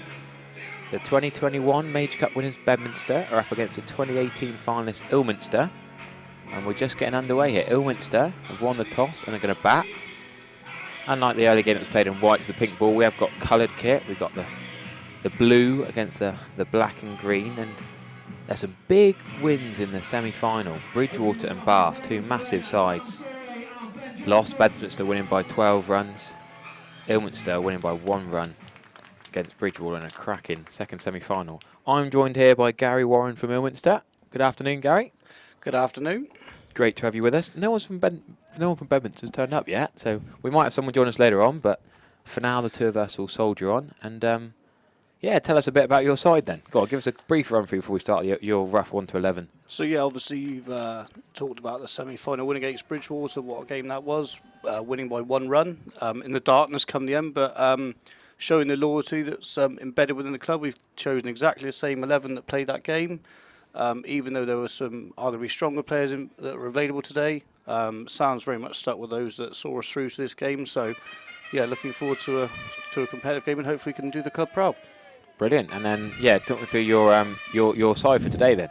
So we got out there currently now is Samsbury facing up. He's a captain. And at the other end, Ben Johnston, arguably one of our best batsmen in the club, joined us a couple of years ago. So yeah, we're just waiting for the first ball now. Yeah, so it's going to be a bit of ride-on pace into left-handers. Yeah, straight into leg side for 1 run spur away, straight underway. Yeah, Sam's been in good form in the competition. I've looked back through the stats. He's hit over 30 in each of the games coming through. Leads from the front up top. Currently arguably suffering a bit of an injury, which may help him be in a bit more of an attacking mindset today, so you might not see any quick singles out there from Sam today. But yeah, we saw a lot of threes in the second innings of the first game, didn't we? Loads of threes. Harvey particularly running really well for Yeovil second, so we're not going to see that then. Not with Sam out there, certainly no. Maybe later on. What's his injury then? He's done a bit of a thigh injury, I believe. Okay.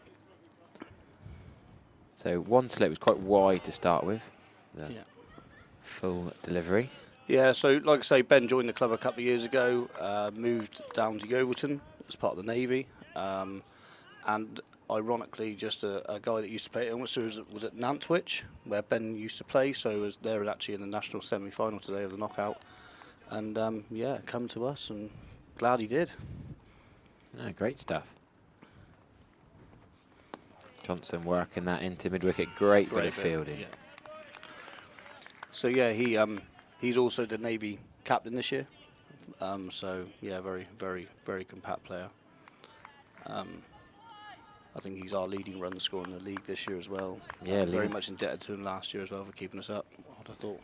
Leading run scorer in the knockout Major Cup. Ben Johnson 4 innings, 259 runs, high score of 117, obviously massively boosts that. Yeah.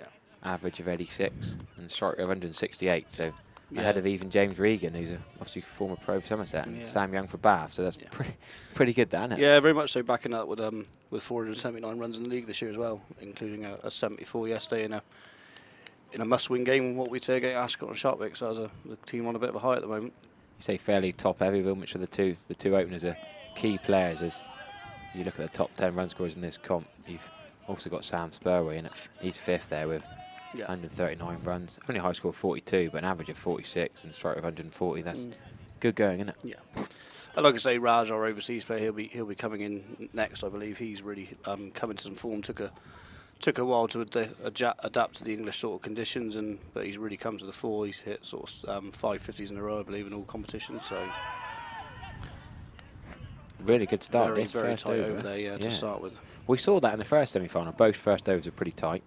We saw a bit of spin in the first two. Of course, this is the used wicket. We mentioned it before. The Sussex getting that ridiculous Ali Orr double 100 here on Friday. Played on the same wicket for the 3 T20s today. So it was, what, 90-odd overs on Friday and then potentially 120 today. And there's a beautiful Quantox. Not quite as sunny as it was an hour ago, but still dry here. No, like I say, earlier in the week we were looking at the weather, thinking wouldn't we be on, but no, it's held dry, thankfully. So yeah, shouldn't be any rain interruptions. They work of it. Yeah, really nice view up here, don't you? Yeah. Oh, we are very fortunate. Yeah.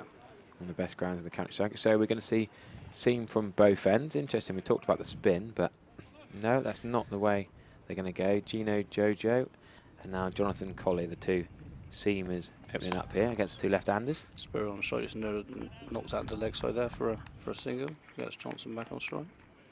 Yeah, not many teams that open with two left hands. We looked at Renshaw and Davies doing the Royal London Cup lately for Somerset, but then James Rue, of course, has open left-hander. Yeah, it's a very odd thing in our club. I mean, I co-captain the twos with Craig Rice. I've got to mention it, even though there's a ball about to be bowled. He wants me to say that he's the top run scorer in league history, so I thought I'd get that out nice and early. But no, actually, one week we had the top 6 for all left-handed. God, yeah, that's like Yorkshire back a few years ago.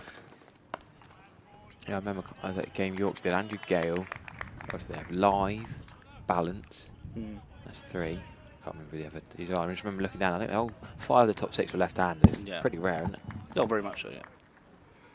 But no, it's just I don't know, there's something in the water down there. But, no, but I think we've got a young lad coming in later on. You'll see him bowl up a real big talent for us coming through. He's left-handed JT. He's also left-handed. So most cricket clubs I've ever played at have had a few JTs. It's quite a common cricketing initial, isn't it? Oddly, I still don't know his first name. Oh. It's just always been JT. Fair enough. So. Yeah, looking at Sam Spurway's stats for the year. He's got high score of 75 this year. That's right. And 100 last year. But decent player at the top of the order. Yeah, I didn't realise I went to college with his brother. Yeah, you said that earlier. Yeah, my geography class. Small world, yeah. Long time I was speaking to him, but yeah. So you may, I mean, Sam played here a number of years ago actually as a keeper, lower order batsman. I think he played about 13 first-class games for Somerset, and eventually lost his place to Carl Gazzard, I believe.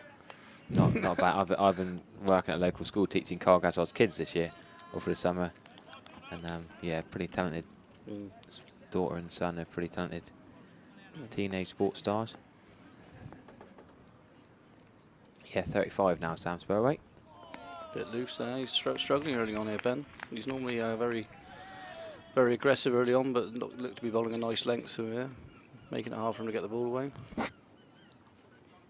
Yeah, Sam released in 2007, played a bit of T20 cricket in 2005 mostly, a couple of years in the twos, and then debut first-class game in August 2006. So yeah, I think he has had 83 or something away at Northampton or something. Yeah, that's his top score. Yeah, top score. Yeah, about an average of 30. It's not bad, is it? No, he's done all right. So very, very tight earlier on here. Just 2 off the first two overs. Obviously early doors, but you'd say advantage Bedminster at the moment. Yeah, and then of course looking back, Carl Gazzard, then Craig Keysrow coming in. You think Craig Keysrow's opening batting in the Caribbean for England in the World Cup? Like, fair play to Spurway to get any appearances with the calibre of keeper Somerset have had over the years. Yeah, and I think if you look at the side back then, I know they finished bottom of Division 2, I think, that year, but they had a fairly good side back then. So actually, just to even get an opportunity at that time, I mean, anyone really, I think, from a public school to get the opportunity is done very well to do that, because they're not playing cricket every day, like a lot of the private school lads. So no, done very well. So they're going to stick with the same teamers from both ends here. Yeah. Bowl very well. Now that could be first boundary of the day. First boundary of the day. Cut over the top of backwood point there. Down to the third round. Just a bit of width to give it. Yeah. Balls it hard enough. I think, as you say, that was a bit of a gimme. I think a bit of a freebie. I think Sam would have been disappointed if he didn't put that one away. I'm just slightly surprised they didn't start with third man back when there's not been not been more than a single scored in the first 2 overs. They have now moved a third man back there. There you go. The result of that shot, but You'd have thought that's, when they're Normally- struggling. yeah, normally very strong through there, Sam. Inside edge there, to mid on. So you say you've been doing this just a couple of years? You were a teacher last year. Well, yeah, I dabbled in a few different careers. Yeah, I did a bit of PE teaching, a bit of cricket coaching. Yeah. Did a sports journalism degree, so Yeah. I was always lots of eating on cricket comms, and we just had a good lunch. Thanks very much to the caterers down below, we should say. Yeah. Yeah, it's quite cool. I get to teach and coach a lot of kids I then play with and against, and then Yeah. see them up here. The other day we had schools day and the women's test match. Brilliant. Loads of kids come up here. Yeah. And they see me Yeah, up here. it's good to see. I mean, like All Stars been a big positive. I Yeah. mean, we've got I think over 250 youth members now at the club. I think we've changed our ethos a couple of years ago, just trying to bring the youth through now, giving them opportunities and platform to perform. Just evasive action. Yeah. Strike his end. No, but Yeah. no, like I say, we know it's going to be a tough game today. Like I say, they're I think I didn't really look explicitly, but I think they're sort of in the top 3 of the league above. I think if you look, but yeah, you tend to find it's just a bit more of a different level, isn't it? The step up to Prem 1 because it amalgamates the Bristol, Somerset, and the Wiltshire area. But that's another 4 for Sam there. Just cut through the covers there. It's the second boundary over, so a bit of pressure relieved. Yeah. After the tight start. I think on a deck like today, you've got to be looking around the 200 mark. I think that's where I put this ground at. But we've got it in us. Like I say, that game against Bridgewater hitting just all emotions throughout that game. Really, we looked very much in control at one stage, and then young Eklund and another player batted really well and nearly took it away from us. Yeah, Dorset experience, Alex Eklund. Yeah. I mean, serious calibre player in that Bridgewater and the Bath side. It was actually his younger brother. Oh, was it? That was the one that took it away from us nearly. I think there was a video floating around of him actually catching Sam Spurway with the gloves on, diving to his left. I think that's circulated around the. Yeah, Joe Eklund. Yeah. Circulated around the WhatsApp group a fair bit, but yeah, all emotions there. Like I say, we're in control, and then they sort of got on top and only needed 8 from the last over, including hitting a 6. Are you watching the? Yeah, I've got the watching video catch up. now. Have a look Sam at that. Spurway caught Joe Eklund, bowled Chris Singleton. Yeah, it's a great bit of tackers that. If you go on the Play Cricket Scorecard MV Play little video, what a left-handed diving grab. Nice little. Unbelievable. But I'll tell you now that the videos don't do it justice how dark it was come the end of the game. We always a bit of an inside edge. I think that might go away. I don't think you'll see a 3 here from Sam. It would be good fielding. yeah, very good fielding. Very good, tiny bit of fielding out there. So You tell the difference between the minor cup earlier and the major cup now, just the pace of the bowler. There was very few boundaries because the spin was, it's on a used pitch, it's turning, it's hard to play, and the pace just wasn't quick enough to get to the boundary. Yeah. Now a bit of extra pace and the pink ball's racing along. But I just think it's just generally you just don't find the loose balls. I know I'm contradicting myself because we had a couple in the over before, but generally speaking, it's very much up and down, little to work with. You got to earn your runs, haven't you? Very much. Yeah, so Spurway scored 36 off 22 and Johnson 63 off 37 in the semi-final. That ridiculous one run. I still don't think Bridgewater found the ball that hit on one of the 6s. I think I don't know. I'm not asking you to bring out that particular shot, but I think it's pretty much in with a fair end. 5 6s, Ben Johnson. Yeah. I think it was very barren on that day, so anything through the infield rolled away. So 180 on that day. That could run away. I don't know. Good bit of fielding out there potentially. No, that's rolled away. So that's forwarded Johnson down again to that sort of vacant area that we keep mentioning about.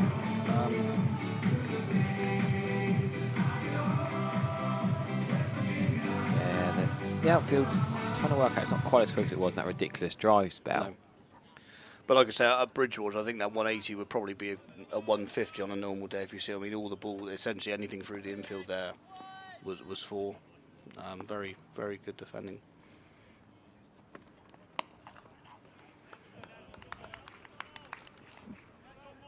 I'm quite excited to see James Pyman come in. Yeah. I played loads of different midweek cricket, and I was playing for Devon Dumplings against Free Foresters the other week, and they asked me to play in a Devon Invitational 11, and James Pyman was captain, and he had an absolute shocker, bless him. Did he? Dropped an absolute dolly at mid-on off his dad. Oh, bless him. Then dropped another catch later in the game, and he got a duck. So I have to give him a bit of stick when he comes out. That's a bit bit loose, might get 2 down there, I don't know. No, stick to this thing. It'll be nice and safe early on. No need for any risks. Go get over a bit of butter, no. But no, again, like James, we had a few players that getting on a bit, went to a local team called Chardstock. You may know them. Yeah, yourself in Devon Devon played there a few times, yeah. So he came across a couple of years ago. Very, very good raw talent. Unfortunately, missed a lot of games. He's a bit more intelligent than most, so he went to Oxford this year. So didn't he open the bowl in the Blues fixture? Yes, he did in the varsity game, yeah. Yeah. Well whipped away there. Whippage, yeah. Very good bottom hand, Sam. Like, very strong through that sort of leg side area and through the, like say, that backward point region. Probably darn my sword here. I don't think you'll see many runs straight down the ground from Sam today.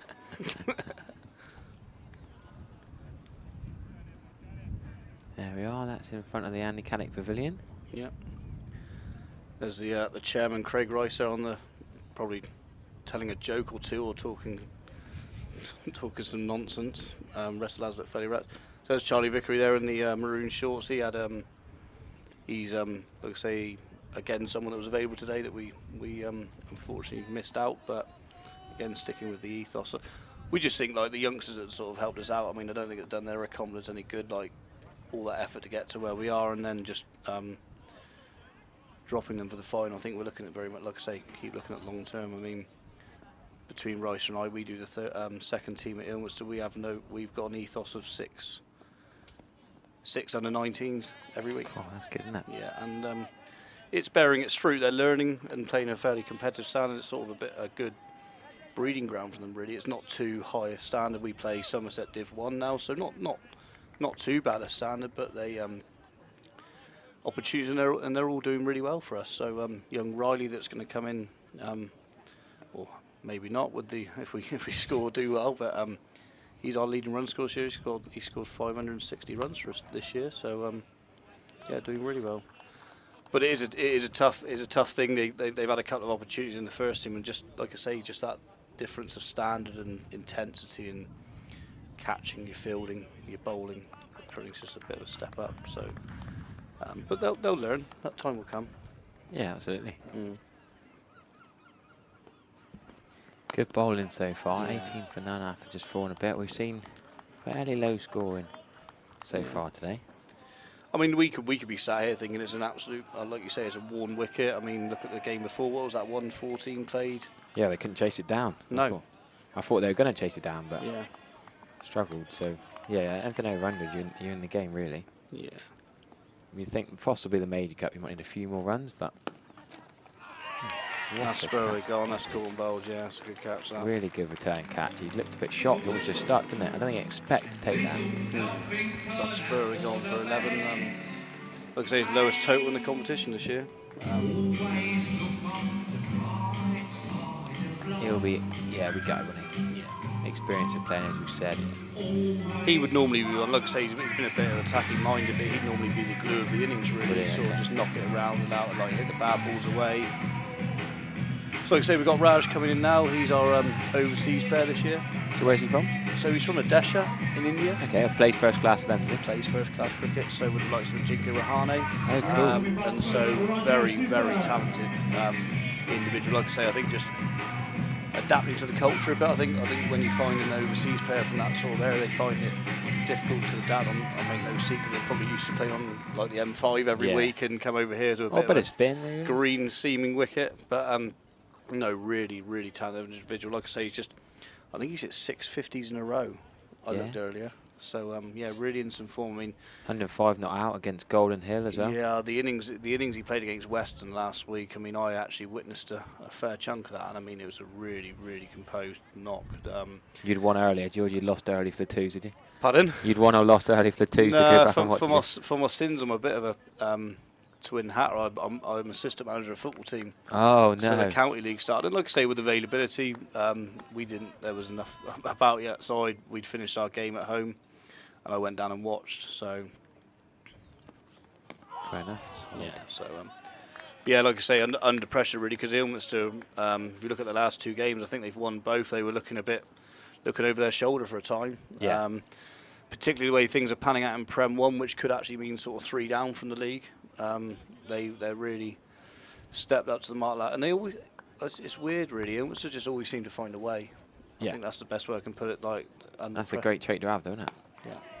What a shot that is. Can it over mid? No, it's, he's dropped dropped it. actually. I thought he was going to clear mid off. Yeah, no. He's done well to get 2 hands to it. Probably should have taken it in the end, but That I shot thought he was going to sail over mid off. That shot, to me, knowing how Raj plays that shot, I think it maybe just be sticking in the wicket a bit. I think maybe just a bit. Well, we've seen Njenki Rahane go inside out over extra cover mid off enough times, haven't we? Maybe he's learned that shot from him. What a. But no, we make no secret about it. We were looking at sort of the standard Australian, sort of South African, New Zealand overseas player. Yeah. But I think a lot of the higher grade players have to go back early because their season's starting earlier this year. And so we were sort of looking around and think there wasn't many options coming through. And because Odesha actually didn't reach the last round of the Ranji Trophy, he became available through the agent and signed up. He didn't get it till he missed the first 2 games for us. Yeah, that was a bit of a shame, but like I say, really nice lad. Just good to be around. Yeah, interesting. We were talking about I was talking earlier with the boys in the earlier cup final. We were talking about the overseas in the Devon Premier League this year, and there's Jay Bister who's playing for Cornwall. He's in unreal form, like just scores hundreds most weeks. And he went back for 3 games in the Ranji Trophy. He captained his first-class Ranji Trophy team, and then comes to a little village in Cornwall on Dartmoor, and he's scoring runs for fun. He went all the way back to Ireland. To India, sorry, and he got 2 ducks, and they had the record ever first-class loss or record ever Ranji Trophy loss. He went Welcome back to reality. Yeah, no. And then came all the way back to Cornwall and started scoring runs for fun in the Devon League again. So it's nice to see people from different countries. I think there's 7 South African overseas in the Devon League. So is there really? Wow. 3 or 4 of them have had to go back early. They've gone back today actually. A pro can make a really big difference at any standard, particularly at Ilminster. Like I say, we've.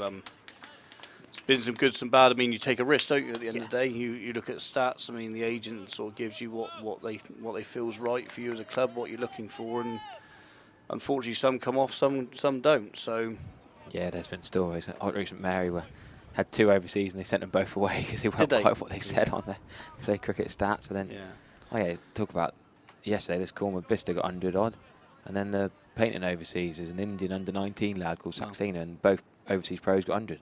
Wow. I mean, it's good to watch when they're both flying, right?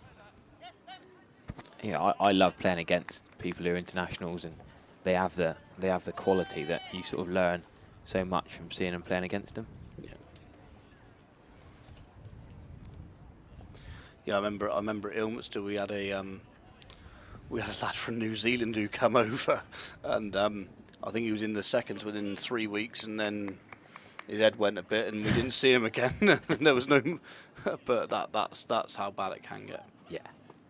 But I think as well as a club, you got to expect that sometimes it's not as better for it. I mean, we got quite lucky with a lad that come across was Louis Kraukamp. Now at St Andrews, unfortunately, he's now playing golf. I think he doesn't play. Good golfer. Yeah, no. So a lot of them are, aren't they?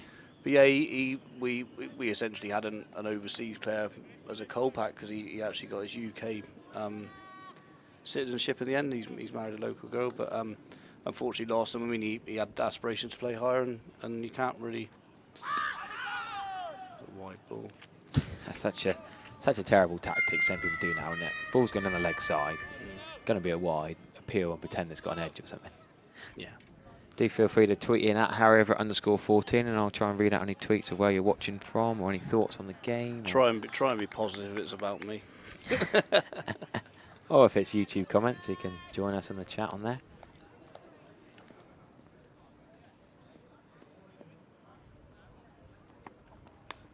Very streaky again.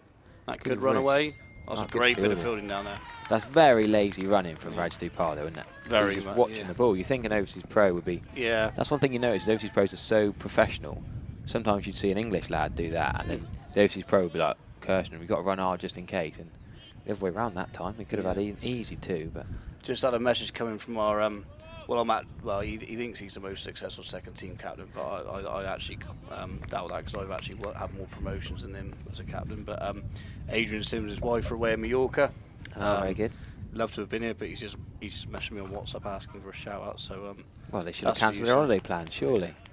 Well, it's not priorities, is it? Need a picture of their setup, please. Can we see what they're watching on in their balcony with a pool below? Is it? Yeah.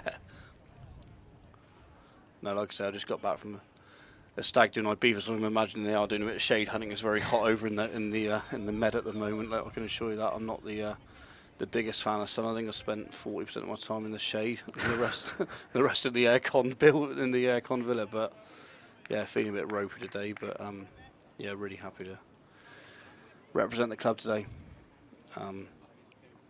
Not very often you get asked to come and do this. No, exactly. I'll try not to take your job away from you. I know Ben's listening next door, worried. Sign you up. So we're going to see a change of bowling for the river, and Raj Dupard did get out for just 4. Chris Singleton and Chris Skidmore combining in the Bridgewater semi-final. Yeah, that was a very, very good catch from Chris down at long off. Another one I've just seen on the old video. It's great that you can just go on play cricket and see the MV play videos at Bath. Yeah, so it's gone for the second power play here. I think it's a thing I think it's just the evolution of the game, isn't it? Making it more accessible to everyone. I mean, we'd love to do it down at Ilminster, but I think we haven't got. We could put probably a camera on the sight screen, but they blow over half the time. It would just. Yeah. It's just having the facilities to do it. I mean, the thing I love about Ilminster is it's a community ground. It's not individually. Do you know what I mean? It's not it's not encompassed. And it's a really good atmosphere. On a Saturday down there, it's not. We don't even have to attempt to put things out on social media to get people down there. It's almost like dry, sunny day. Where am I going? Park, sunshine, watching cricket. And it's got a bit of a reputation. I make no secret of it being about a bit of a 12th man, so to speak. Bit of a hostile environment. But some love it, some don't. Some take it the wrong way. Others really enjoy it. What's nicknamed the Bears for Ilminster then? What's that all about? I'm embarrassed myself. That's one thing I didn't research. I mean, I only joined the club about 6 years ago. Okay. I was previously over the road at Chard. Joined the club. Well, predominantly, like I say, I just to help develop the second league. I don't know whether you recall what had happened down in Somerset leagues. They amalgamated all of the third. Yeah, because that was tough for a few years when your sort of second team followed the first team. You're going away to sort of Chippenham, Cheltenham, Gloucester, all those areas, and it's been good because it's sort of the travelling's dramatically reduced, and they're just trying to make it. I mean, like, they're doing a really good job at the Cricket League trying to make it as player friendly as possible. Because I mean, be honest, you look at the youth now. I mean, everything's really accessible to them, isn't it? Like, it's time, isn't it? It's a long day, and so anything to try and make it as enjoyable as possible for them. But reminds me a bit of Case Ahmed, the look of this bowler. Yeah, got the headband on the go there. Hasn't he?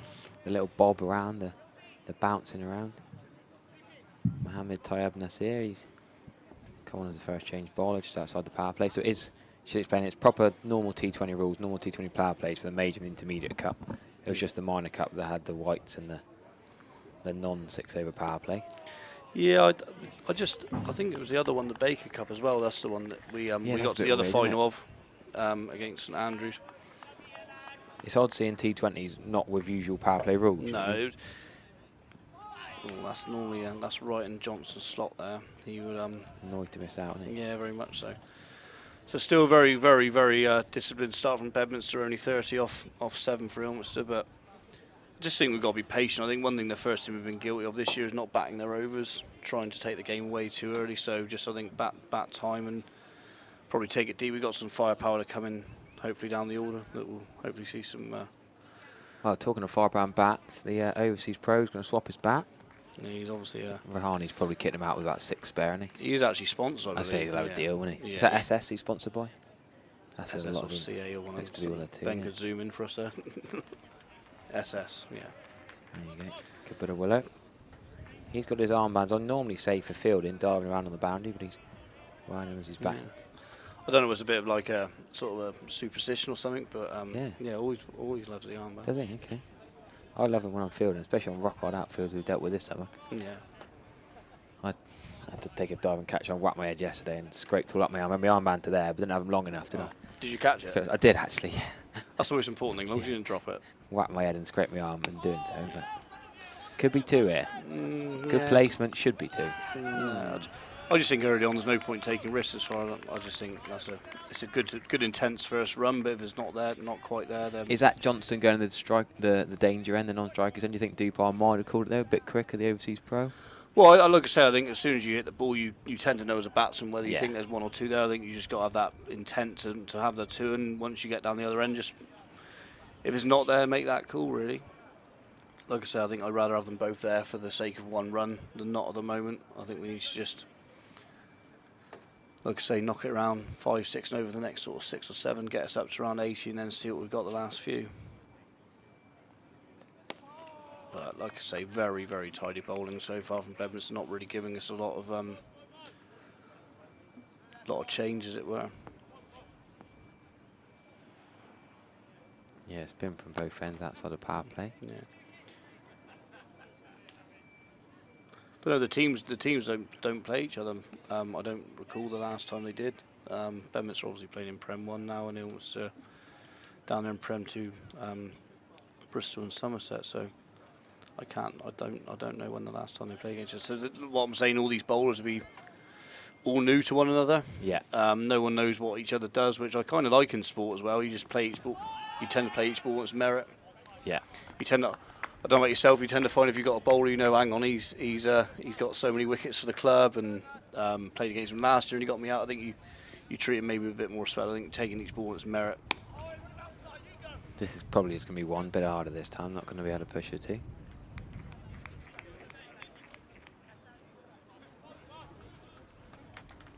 History of Ilminster CC is on the museum website. Is that right? Thanks to that. Well, we are, so I don't know whether Ben can pan around to me a minute. Get commentary camera on, we could do. Probably at the end of the over once we got rid of the just spin. Just one more just ball. Say I just want to, so there's a dot there. So I don't know whether you can see this, everyone, but this is our Ilminster stat book that I'm still doing some reading from today. So this is done by our statistician who's actually next door to us. He's normally the first team scorer, Terry Sainsbury.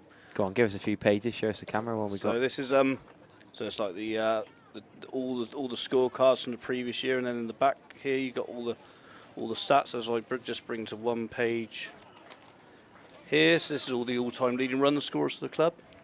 Oh, very nice. Look at that. Highlighted a few of them as well. Yeah, so all the players that are playing today, so it's all there. Proper research. Look I at don't that. think there was enough ink left to put mine on there. But no, like I say, you got Craig at the top there. Sam's sitting in 30. Actually held his 10,000th first Cool, first 11 run. I mean, like I say, arguably Somerset's downfall was our benefit because he's been at the club for a number of years now. Really, and first team captain as well. Really leads the side well. Really experienced player. But yeah, really good tool to have on me. Yeah, that makes your job easy, doesn't it? Yeah. So like I say, we've got runs, like I say, wickets, all of last year's stats. It's really good. Yeah, I like that. Big So fan of that. I think we're I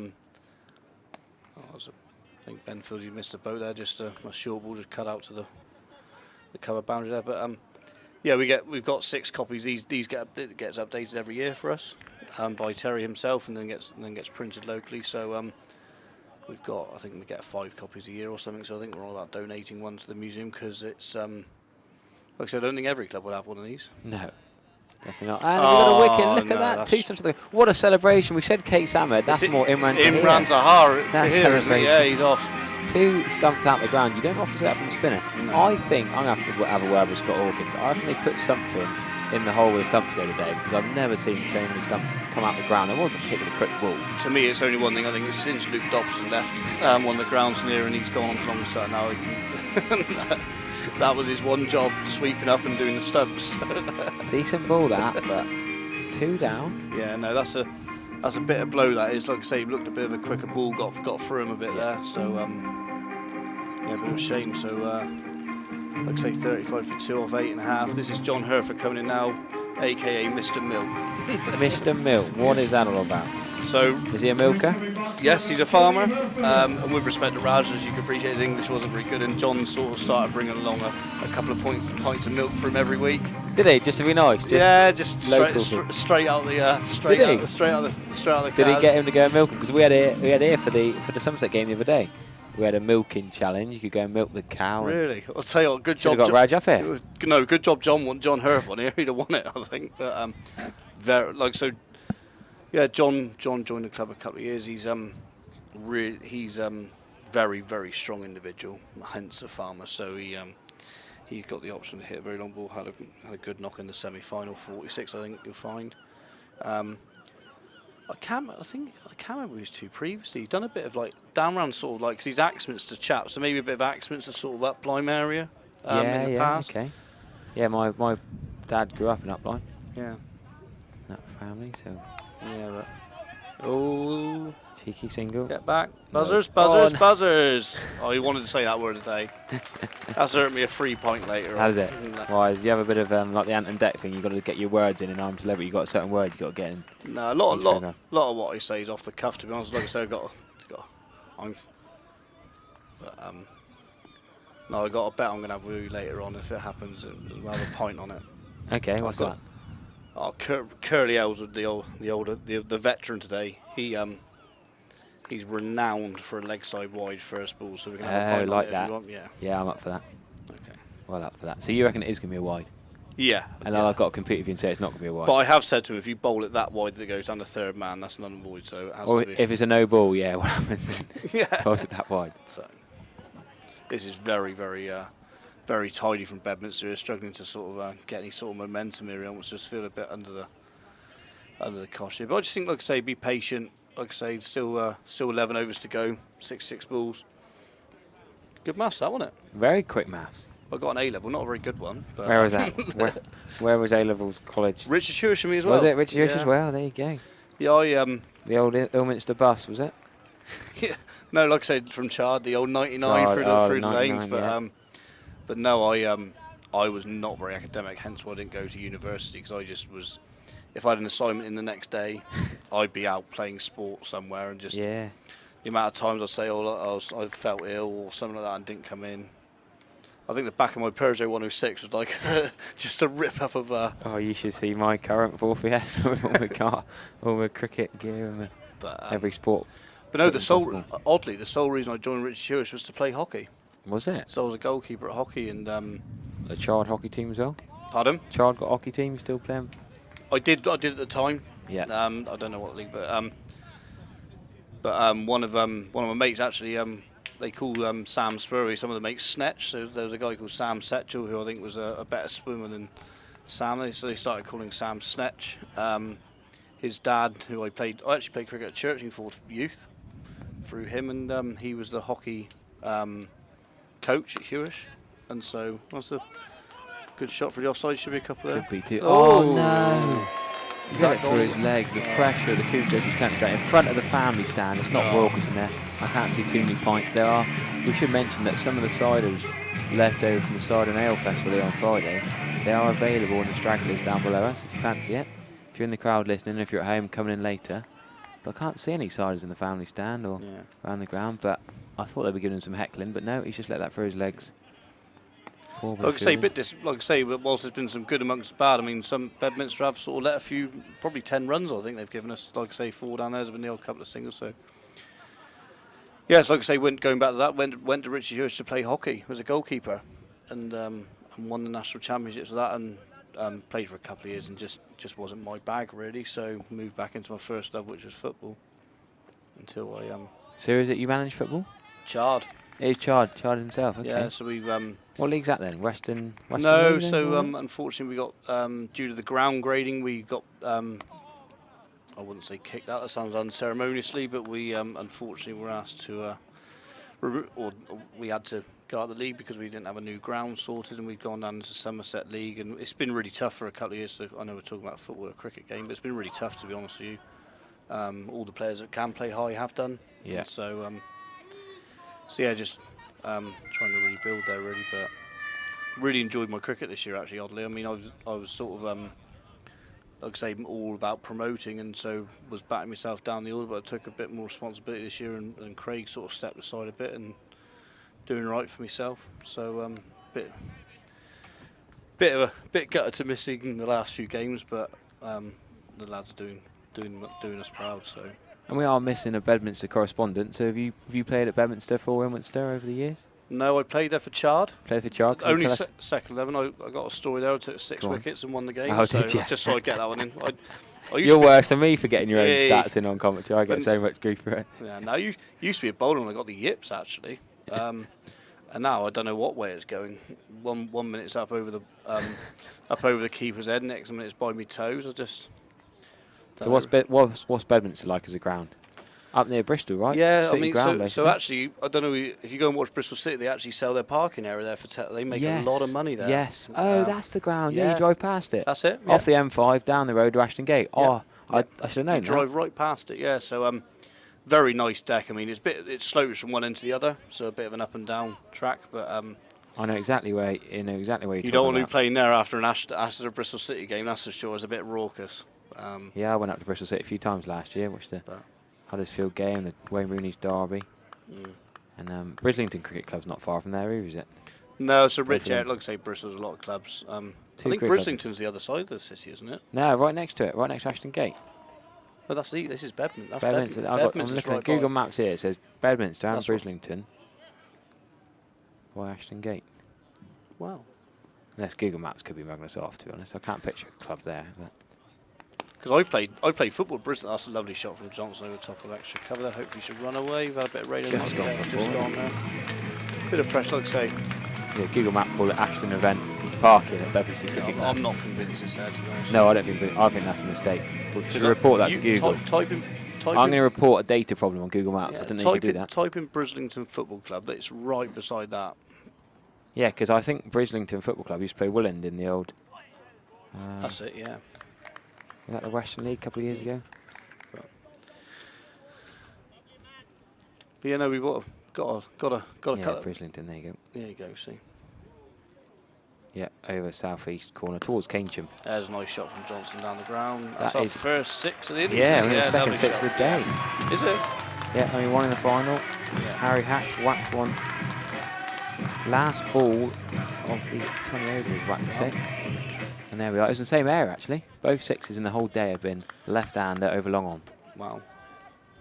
Watch that. Like I say, very, very, very strong through the V, Ben. A good connection, wasn't it? Yeah. Timing. I still arguably think he'd be a bit disappointed. He's normally, like I say, I can't say disappointed with six, but it's a bit clothy. You're a harsh critic. I know. We had a bet on at the start of the season actually about sort of Saturday runs. He's absolutely killed me, I think. Well, he already has, and I obviously got 3 games left. So straight down the guard. That's good movement from the umpire to get out of the way of that. That's a lovely strike. Yeah, Hump's done very well. Caught and bowled. It's like a bit Strictly Come Dancing from him there, wasn't it? It's a bit of a lovely sidestep. Now, like I say, it's nice being up in there. I'm a bit gutted not being in the crowd there with the rest of the faithful. We bought. There was a 52-seater filled up today, and a number of people have driven as well. So I think a few mates might be nursing a hangover. One of our mates surprised 30th last night at the Shrubbery. So I don't know how many. Yeah, the Flying Turkey Skittle team, as we're called. They're a good bunch of lads. So that's your coach behind the Train Nation stand, is it? I parked just behind there, so your coach is protecting my car from being hit by a 6, but I think that would be the biggest 6 I've ever seen. That would be bigger than Corey Anderson a few years ago. Or Chris Gale didn't really hit Cal, did he? Chris Gale would just go in the river. No, I don't think you'll see many over there today. So Riley Rousseau used to hit a few that way, actually. Yeah. A couple of months ago. He hit that blue car behind the scoreboards in trouble. But the Imran Tahir celebration, the change of ends for the spinner here. Imran's come. We shouldn't call him that. We shouldn't call it Imran Tahir celebration. He did a proper lap, didn't he? Yeah, lap of the square. I enjoyed that. Oh, big sweep attempt first ball. Yeah, so Max Trifonos has just bowled the one over. Oh, we got live there, yeah.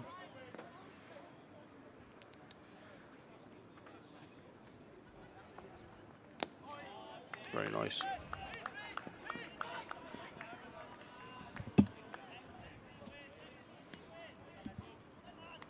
Yeah, Ben Johnson averaging 86.33. Yeah. Big wicket here. Yeah, like I say, I mean, he had 117 not out in the semi-final against Shatwick and Poland down at the rep. Really unbelievable innings, really. Was that the quarter-final? Yeah, and then like I say, back that up with the 63 at Bridgewater in the semi. Yeah. Another misfield. So. Yeah, there's a couple maybe getting a bit complacent, thinking they're on top here. That scorecard I always think looks like we're on 560 for 2 at Yeah, the moment. it's, I like it. It's a bit annoying because there's Ilminster CC ones. Because it was Yeovil seconds in the first game. Yeah. I guess, I mean, in the major cup final, it's pretty obvious both teams are the first team, but I guess they've got to put the ones up there for consistency. And then it does say Ilminster CC 160. Yeah. Nice shot. We can know what's going on. Yeah, Bedminster currently third in Prem 1 of the WEFL, with Potter and Bath just ahead of him, just ahead of Bridgewater. Yeah, Bedminster. No real big names. You look at Bridgewater, but Alfie Ogborn, Smead, Bartlett, all these massive names. Bath had Porteous, Young, Hankins, all these massive names. You look down at Bedminster 11, it's not really big pros, you know. No, but like I say, they may have men, like I say, without in the absence of a commentator. And that could be, if they run that one hard, that could be 2. Yeah, that should be 2. That should.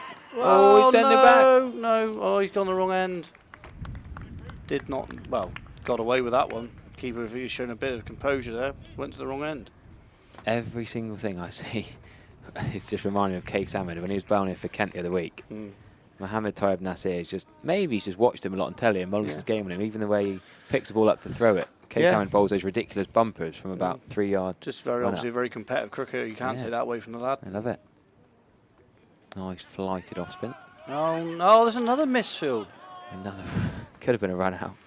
I'll tell you what, if it weren't for their fielding, I reckon we could be about 45 for 2 at the moment.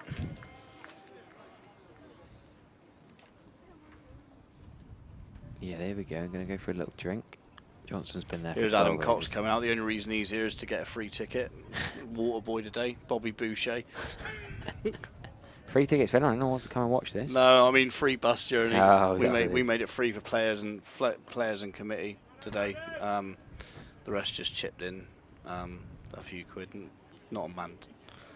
But yeah, he's got his free bus journey for that bit of water. I'm sure he's always over the moon. But another Navy lad actually, probably do. I know what he's doing now. He's doing everything to Ben to get in the Navy squad, I expect.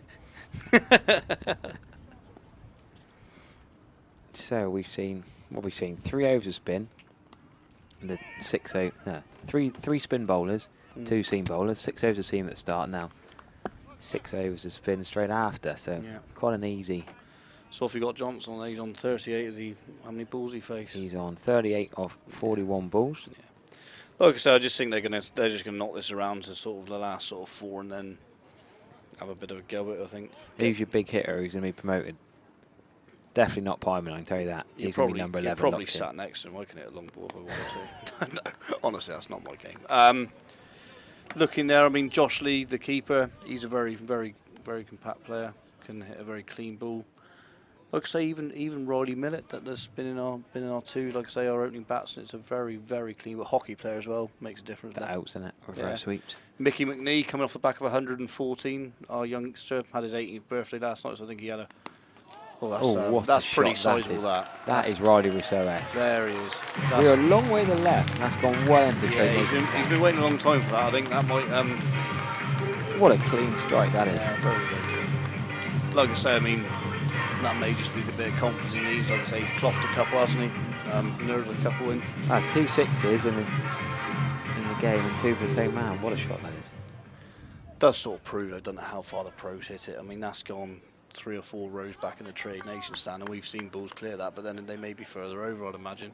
Yeah, I think Riley Rousseau will be quite happy with that shot, to be fair. And poor Matty McCann is probably still having nightmares about that. Yeah. 6s. Bless him. And he got done for bat tape, didn't he? Who did? Poor that Matty McCann, poor lad for Derbyshire. Right. Yeah, after Riley Rousseau took him to the cleaners. Right. Yeah, the Derbyshire leg's been a talented bloke. Where's that bit's been hitting off? That's been hitting the leg side. Another 4 for Johnson there. So starting to pick up a bit now, Ben. I don't know whether he's had a word with John and just said, look, I'm just going to try and sort of up the rate here a bit. And like I say, it's a shame no one from Bedminster. We don't know what sort of lineup they got today, who they brought down with them, whether this is a full strength side or them missing a couple. Yeah, you think we'd be a lot closer to the county ground in Bristol than Taunton, but they've come down the M5 to. They probably knew the dream team were in there anyway, so didn't want to add any fuel to it.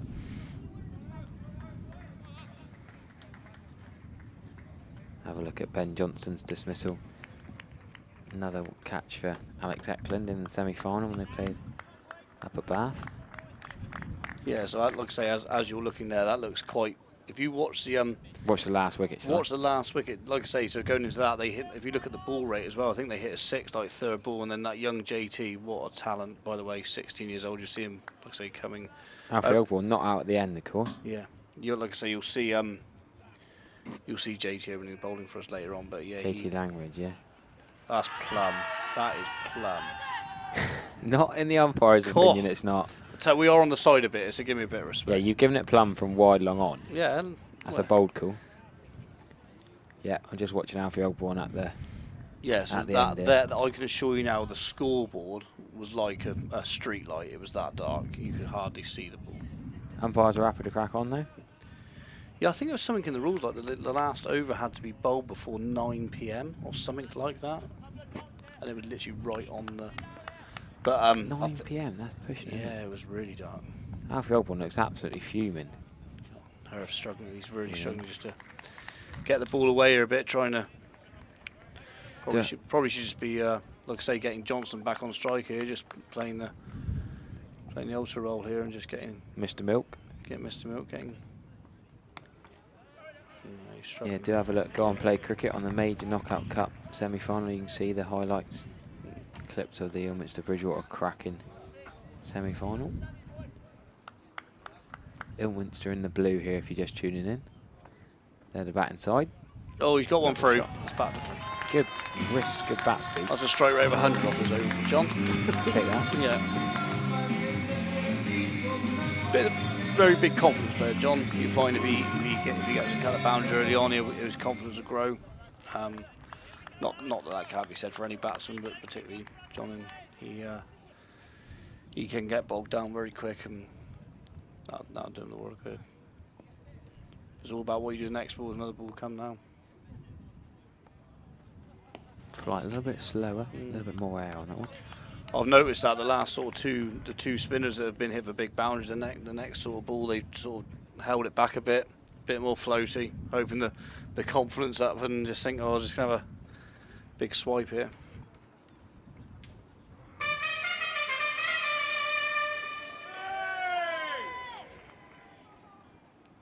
So what are we going to see now? We're going to see a change of bowling? Yeah.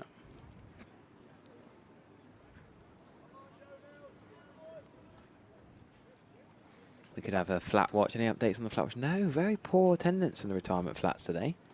Very, very poor. I reckon there's only 3 of them. Where are they all? They all gone to sleep? Don't know. No one's out there with their speedos on anyway today, so I'm in the shade over there. Yeah, that was this morning's job. We're going to see right on pace. You think about like the big games they have in the T20s and all that. I mean, does Somerset have a couple of them to let out to players, or they all? No, retirement flats only up there. Maybe in 60 years' time, you might see Tom Lammerby and Ben Green in next door flats. Yeah. But no, I mean, what a place to watch a game. I mean, you've becoming more popular now, as you look at Bristol. Yeah. Well, actually, interesting you say at Bristol they do own one. Gloucestershire do own one of the flats. That's where I commentated from up there. Okay. The other week, so they own one of the flats. And what about the Hilton? The Hilton at Southampton. Southampton, go and play golf as well, don't they? Yeah. That's built into the ground. That's why it was ideal for the COVID bubble in the West Indies, really. That's a fortuitous edge that might run away. No, looks like they're going to chase that down. Good fielding. Yeah. Just a bit slow the outfield, that bit of overnight rain. I don't know whether you had much here. We certainly had a fair drizzle this morning in which where else just held out. That's Johnson's 50 now. What a great knock for the lad. Carry on. Yeah, really important. The first 50 of the day. Top scorer in the first semi-final was only 25. So was it really? Yeah. Doubled that. Battled really, really hard there, Ben. Like I say, he's a very, very aggressive batsman who wants to be. He's just obviously realised the situation. Again, he's tried to hit that one to the railway track, I think.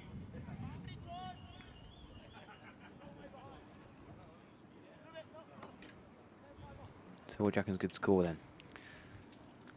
What are you aiming for? What are you happy with? I'd love us to get over to 150, but that's really, really optimistic. But don't know, just like I say, I mean, with the games of time before, anything sort of 130, 140 mark is still 6 and over, isn't it? Yeah. And cricket's a funny game. If we just, I mean, all it takes is one ball on it. We get a bit of luck. You never know what may happen. Any score's a score, no matter what, isn't it? I think. Yeah, scores on the board, pressure in a final. Yeah, and then you set your field to account for that. If you're gonna, well, I think. I remember Bedminster won the Major Cup last year, so Did they? they confident, weren't they? Yeah. Title, defending their title. Yeah. Yeah, like I say, third in Prem 1 as well, which is a very, very competitive league. Yeah. You look at, must be a really strong area around there. You got all the other. It's just amazing. You look. I just can't believe it. Looking at Bridgewater and Bath and the names. You look at Bedminster. There's no big names. You've seen a wicket. That's clean goal. Another wicket. That's a bit of a filthy shot by Mr. Milk. Yeah, I don't know whether it got up. I don't know whether it just skittled through. I think he tried to whip that through leg side. He should have played straight, really. But with 5 overs to go, it's only 3 down. It's not the end of the world, really. Let the middle order hitters come in now and have a go. So we've got come out now. This probably will keep it Josh Lee. Yeah, looks like.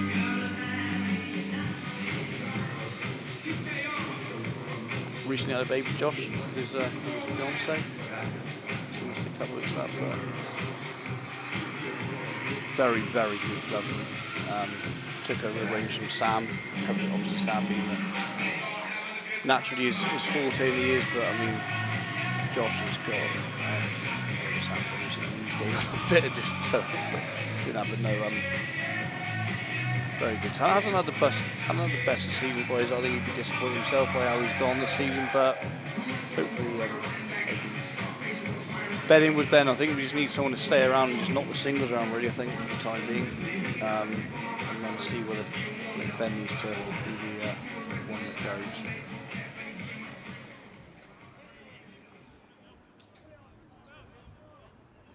Sun shining at the Cooper Associates County Ground. Do you give us your messages where you're watching from? We've got a little story from Darren Taylor here. Yeah, umpired the quarter-final between Ilminster and Shatwick, and Ben Johnson hit a superb century, one of the best I've seen close up yet. Yeah, 117. Thanks for that, Darren. Yeah, right. Yeah, the best view in the house. Yeah. Superb century.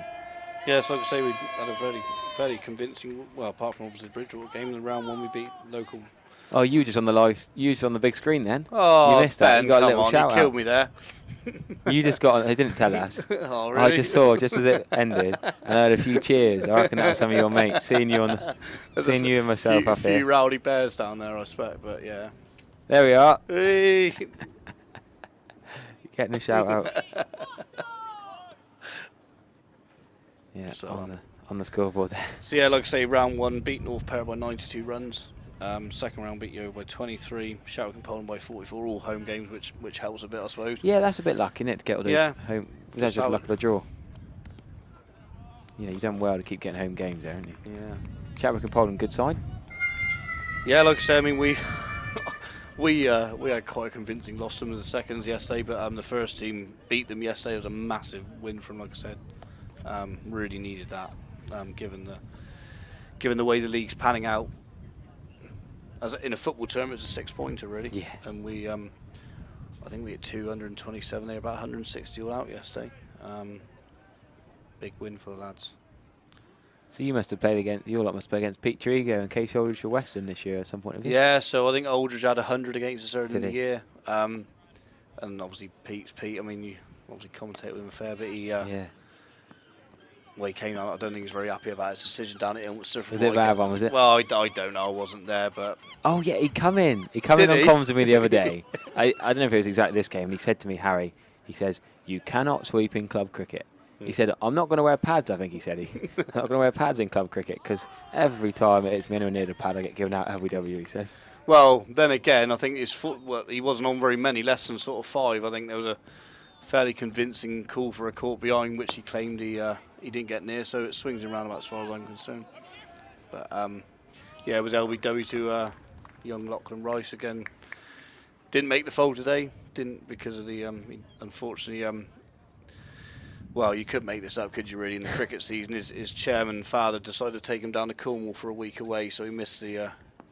No, actually, no, sorry, didn't he? They were Locks was playing for Somerset up at Cardiff actually that day, but he did lose his place for a couple of weeks because he went. I mean, who goes on holiday in the cricket season really? I mean, especially a chairman. I mean, Should really be leading by example, as far as I'm concerned. Yeah, fair comment. There's a few wind-ups coming in, as you can guess. So.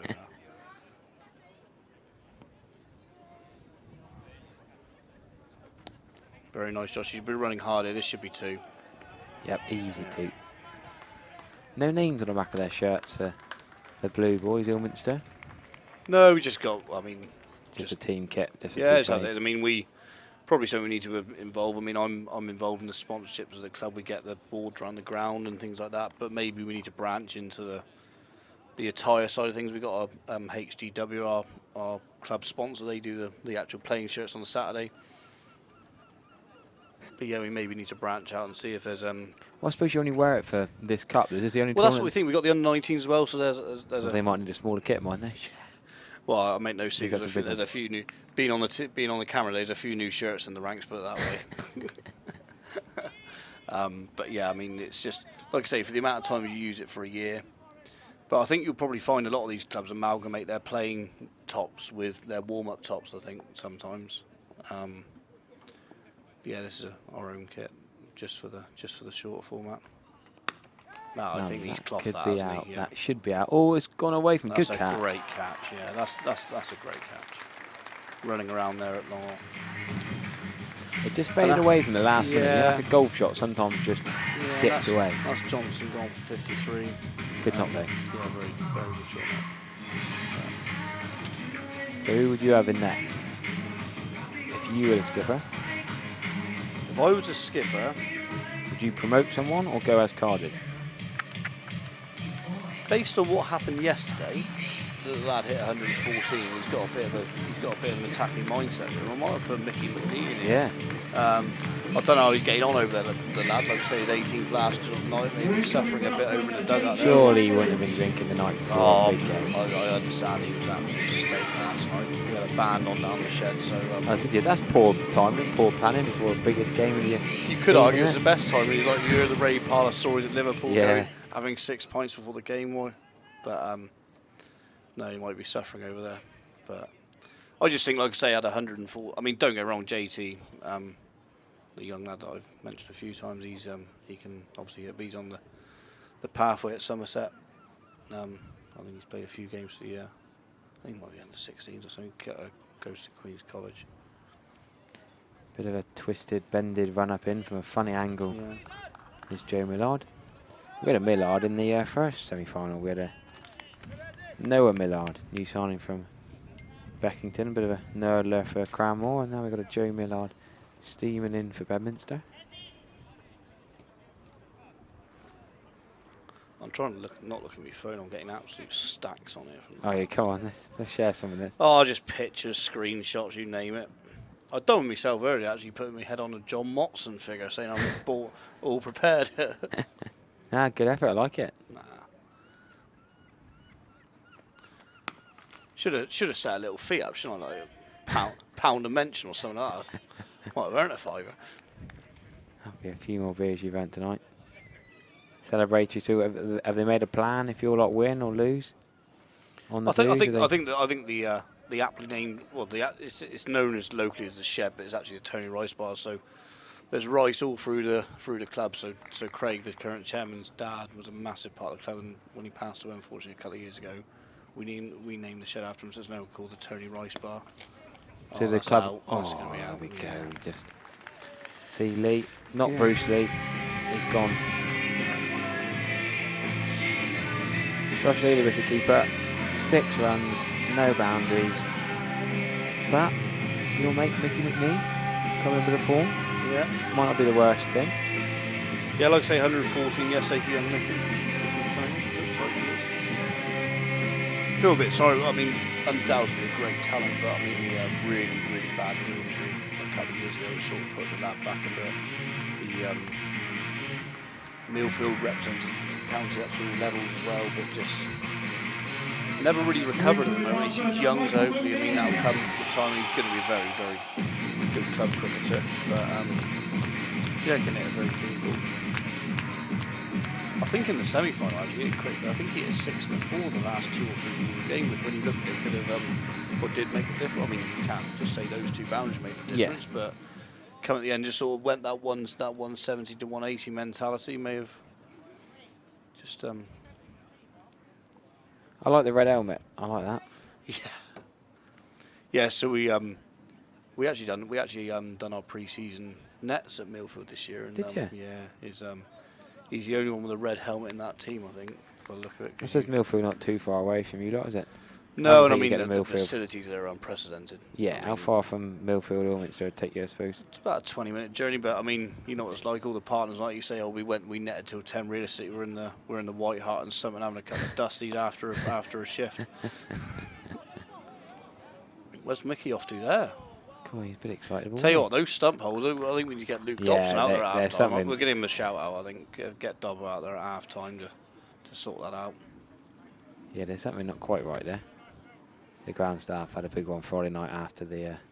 Yeah, you were saying about that. You had a bit of a sore head yesterday. Yeah. Well, it's been a tricky Royal London Cup campaign and the Cider Ale Festival, and why not? Yeah, it's a bit of a shame, really. I mean, like, you look at what's going on with the 100. Yeah. And all that. I mean, I'm not the biggest fan personally of the 100. no, I haven't watched any of it. Enjoyed watching the Royal London Cup though. Good hands, eh? Very, very sharp. And don't get me wrong, I mean, the results we had against in the test matches before, do you know what I mean, really good. But again, the way that sort of the shorter formats of the game seem to be coming to longer formats is just difficult to see how the club cricket and the longer formats are going to pan out in the next sort of decade or so. Yeah. So much to talk about in the cricket organisation currently. But what have we got here? 3 overs left. Still not quite at the 100. No, I think we need to realistically adjust to sort of like the 120 mark now. I think like even a run of balls 110. I think it needs to cut the boundaries and over here now. And like I say, see what happens. I mean, get a good start. You never know.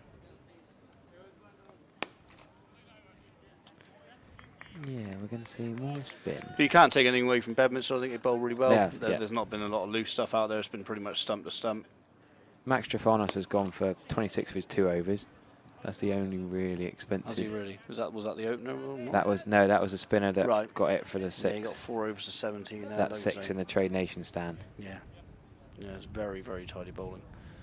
So this is their overseas player, isn't it? And the captain, I think he's the one that's scored a lot of runs from open. I think he opens up from most weeks.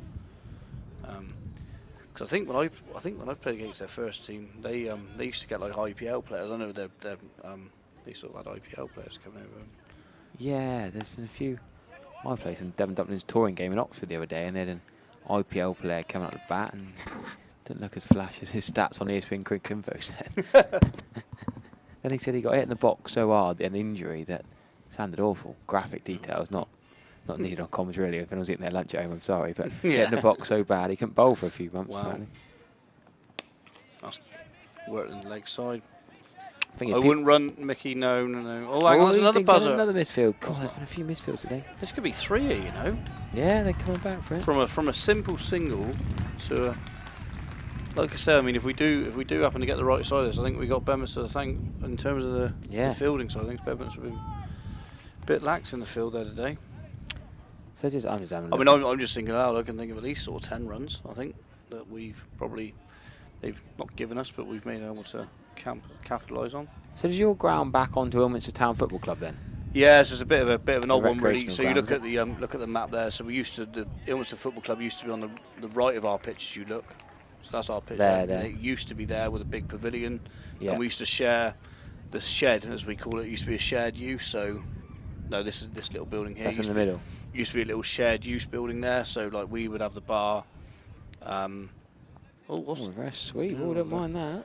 Off spinner, not a bad option. No, I prefer a bat on ball if I'm being honest with you. But then you know these young lads, they probably hit that as well as they do a sweep. But no, we used to share the ground, and the ground, it all got a bit tired there, and then they got permission for a brand new pavilion and pitch over the other side of other side of the hedge, or actually the canal. So the canal, there used to be a canal that run between Chard and Ilminster, so hence why it's called Canal Way. Canal Way, Yeah. okay. Where's that canal gone then? Oh, it's all derelict. It's all redundant now. Yeah, right. But yeah, so they moved over there,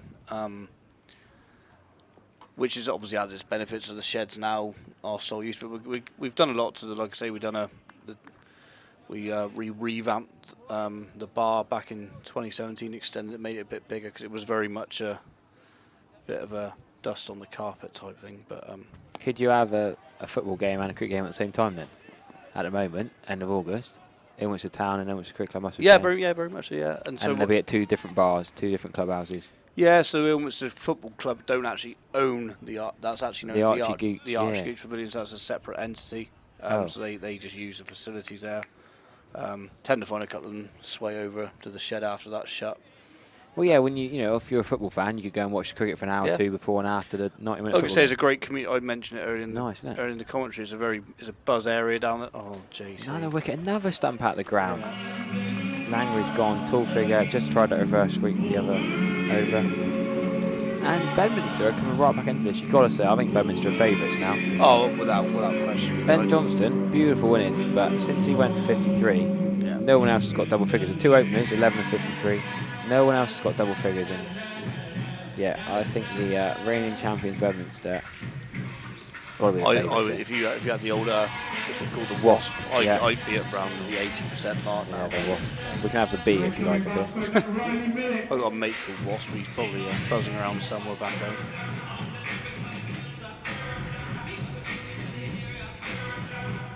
So this is Riley Millett, our leading run scorer on the 2s this year.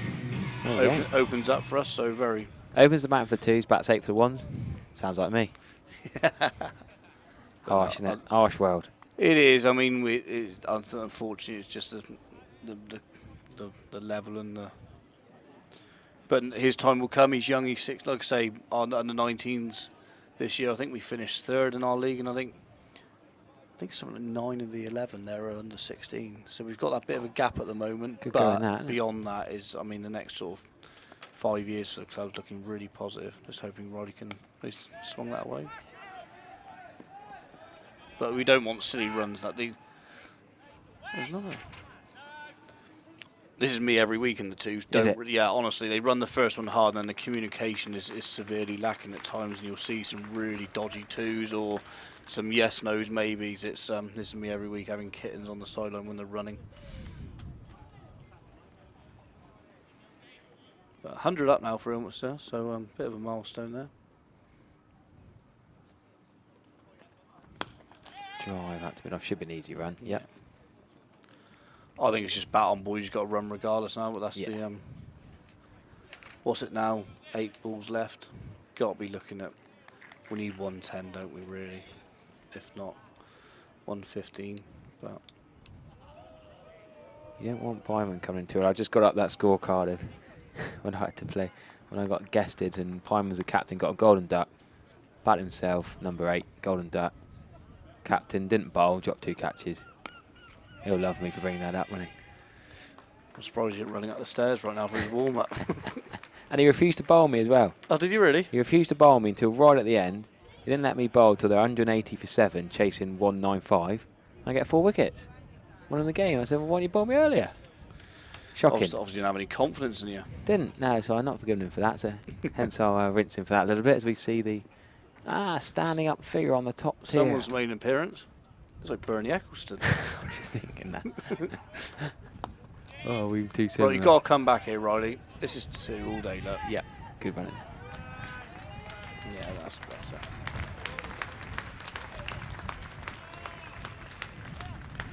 Yeah, I'm looking 8 off the last over. I know that's probably a bit underestimating, but that's what I think, 110, something like that now. There's another one there with his binoculars out. Yeah, I got mine here if you need them. Spot a bit of scenery in the stand. We've got fairly packed family stand, fairly packed Trade Nation. Can you see the Blue Vilms from there? I can't really pan around at the moment. Don't know where the faithful are. No, they might be down below, so the Marcus Gothic Pavilion bottom tier. To be fair, a lot of the Cranmore Yeovil were in the main stand here for the game, so I don't know where the Blue of Ilminster are. Do they call you Hot Dog? Is that you? How do you know this? Chris Scott. How are you Yeah, feeling well, with them? yeah, no, there's a. I was doing my research on your nicknames. Have you? It's on Google, is it? Yeah. One over to go is we're a very, very Ilminster stream. I'm meant to be neutral, but we got no Bedminster turn. So if anyone's listening for Bedminster and wants to come and join us, come on, run hard, Riley. No, don't. You probably don't want He'll that. come but back. No. If anyone from Bedminster reckons Here you go, they're a little- dab hand at commentary, come and make this a three-way commentary stream with a bit of. Could have a noise from both half-time sides. substitute, then we take a vote at the end. Who's done better? I might go down and have a couple of jars. That's for the that's the intermediate finals for that, isn't it, for you? You stay here till the end of the day or no? I don't really know what the plan. I think the bus back's at 6 o'clock, so Oh, there you go. yeah, we'll be. Mind you, then might be halfway through the final. Full toss, off stamp, but tinked away for one. Bit disappointed there, Mickey. I think getting a full toss like that in the last over, you'd like to think you can probably get it through the infield there, but I just also think like the bowlers know where they're bowling, the fielders know where it's just that different level, isn't it? You can trust a field bowl to an area.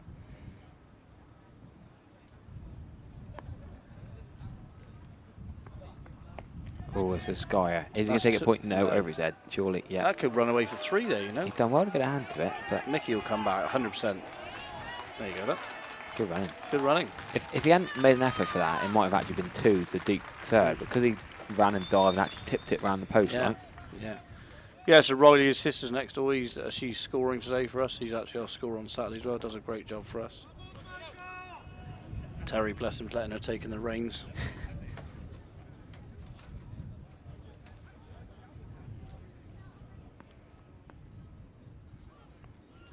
So Riley hoping to give his sister a bit to score about. He won't care about that, Mickey. You don't feel anything like that. Hit square on the shoulder or something. Is that 110 now, is it? Yep. Do you know what, 120 I thought was in the game in the first final. So just a couple of buttons, just quietly you never know. bound off one of these last 2 balls. Might just give us a bit of a lift going into the close. Well, yes, we'll take that. That could be running away. Might not go for 4, you know. Mickey, he'll come back. I reckon he'll come up for 3, Mickey. He should do. Riley didn't fancy it. Nah, Riley wants the last ball. Who would you have on the last ball? What? Inform Mickey or left-handed Riley. What? Personally, Riley. Yeah. Yeah. Okay. You're happy with that decision then to turn down the third? Well, I think there's 2 ways looking at it. There's a free hit now. Something's happened there. I didn't notice that. Yeah, there's obviously a no ball or something in amongst that, so this could be a big. Carnage, we're too busy working out. He'll try to hit the same shot regardless. Come down over here. No. Just run this last ball, you donut. Not a free hit, no ball. They're going to have another ball, though, aren't they? My apologies. Shows my lack of cricket knowledge there. I still think there was a run there, personally. I think Mickey, if he was backing up a bit more about him, would have been able to get through there. But still right on strike.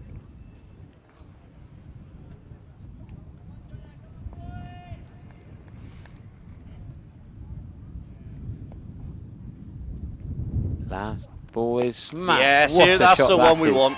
That is a glorious cricket shot. Yeah, there we go. We saw it in the first That's what semi-final. we're Last after. ball was swung Yeah. for 6, straight down the ground That's from the left-hander. That's a good finish there. I'm quietly happy with that. What is it? Makes me think why didn't they do it earlier in the game, but they have finished. Ilminster CC got themselves up. There's a few down here. There's a few of us down here. Look, there's a few bears down here. Look. That's your Well fans supported. down there. Look, there's all the pine. You said they didn't know they're called the Bears. That's the Pymans down there, is it? I think that's Jimmy's brother there. Is that Jimmy's brother just stood up There there? might well be. But Well, we'll give you 8 minutes to spend in between before we come back on air to go and look at mates on the crowd. We'll have a quick breather up here, and then we'll be back to see Bedminster attempt to chase down 119 to win the Major Cup final.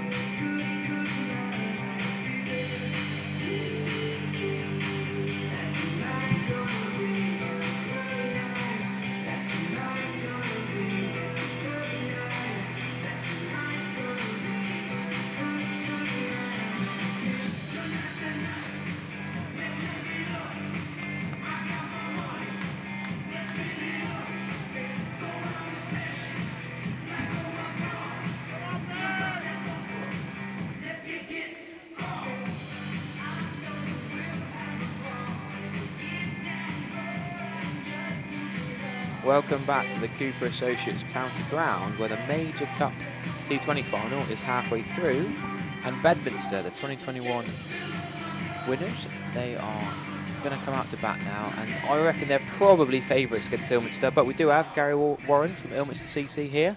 Yeah. You're on the same page as me, I think. Your boys are in a bit of trouble? Nah, I'm still a blue at the moment. We'll see how the first few overs go. I mean, still optimistic. Backs are against the wall here, but this is when he wants to really show their mettle. I think sometimes it's been a case. So, like I say, young JT's got the undoubted ability to get us off to a good start. I mean, He'll open one end, will he? Pyman the other end, the two. Yeah, possibly. Two Pyman, he might go. Sam quite likes going spin early doors, but okay, we'll see. So, I suppose Pyman will swing it on a length, will he? JT a bit quicker. Yeah, JT. I mean, like I say, 16-year-old lad bowling about 80 clicks at the moment. I mean, really. I mean, let's see how he goes. It's a left arm over the wicket, out of his crease straight look at away. that, yeah. Got fair Talk play. about showing some intent there. Quick bowler, but bang, straight out the crease, and Bedminster ain't mucking about here. Yeah, JT only. I mean, like I say, I'm captain of twos. I mean, he only played one game for us this year just because it was half term. I mean, I was fielding first slip to him down at Taunton Vale, and let's be honest, I was sat there thinking, well, by God, I'll give it a go, but I hope nothing comes my way. I mean, you got the keeper stood sort of, well, as you see, Josh Lee and Sam Spurry stood that first step back there, but Sam's got a far better answer than I have. I mean, he doesn't drop much in there, to be honest. Hopefully don't darn my sword here. Max Trefanos, the left hand bat the other end, but the Bedminster opener Sai Prasad Sudarshan Kamuni scored 121 off 67 balls against Bridgewater. Wow. And Bridgewater, one of the best sides around in the West. Yeah, West England. I haven't got my login to play cricket, but I bet he scored some serious runs. Oh, yeah. I'm just looking now. 121 off 67 balls against Bridgewater, and you look at the Bridgewater side playing that day, like, it's not like it's their second team. It's some good players. And he's taking them to the cleaners. Oh, there we go. Sorry for the bias, but what a start that is from JT. Great shape. Done this again. If you look at the Bridgewater game, I think he's done this fairly all doors, ripped through the top order. He got 4 for 35. He got hit for a few fours off Charlton, I think, but he ended up getting the lad out. Yeah, Charlie Charlton, 29 off 15. Yeah, but he ripped through the top order. Look, top three. Got Skidmore for a duck there. I mean, it's a great start for the Bears. Yeah, I'm just going to watch the ball he got Charlie Charlton out with, and it's a delete 27. It'll be a bounce to top edge, but left arm in swing there to get rid of Trefanos. Boom, Charlton. Commentating on Charlton there tomorrow night. If you're here, I'll be commentating on Charlton, the under-19 game. You'll be tuning in, won't you? Certainly not. Under-19s on a Monday night. If you're not here, live and free. You might have a slow-mo of that wicket. Yeah, do join us as well. Like I said, just positive start, look. 1 for 1. Yeah. So like I say, JT 4 wickets in the semi-final, 3 wickets in the quarter-finals, 3 wickets in the second round, and wasn't available in the first round, I believe. So, like I say, I think there's no doubt the only way this lad's going is up. Really, young lad, brilliant talent. So the experienced Max Trefanos is gone.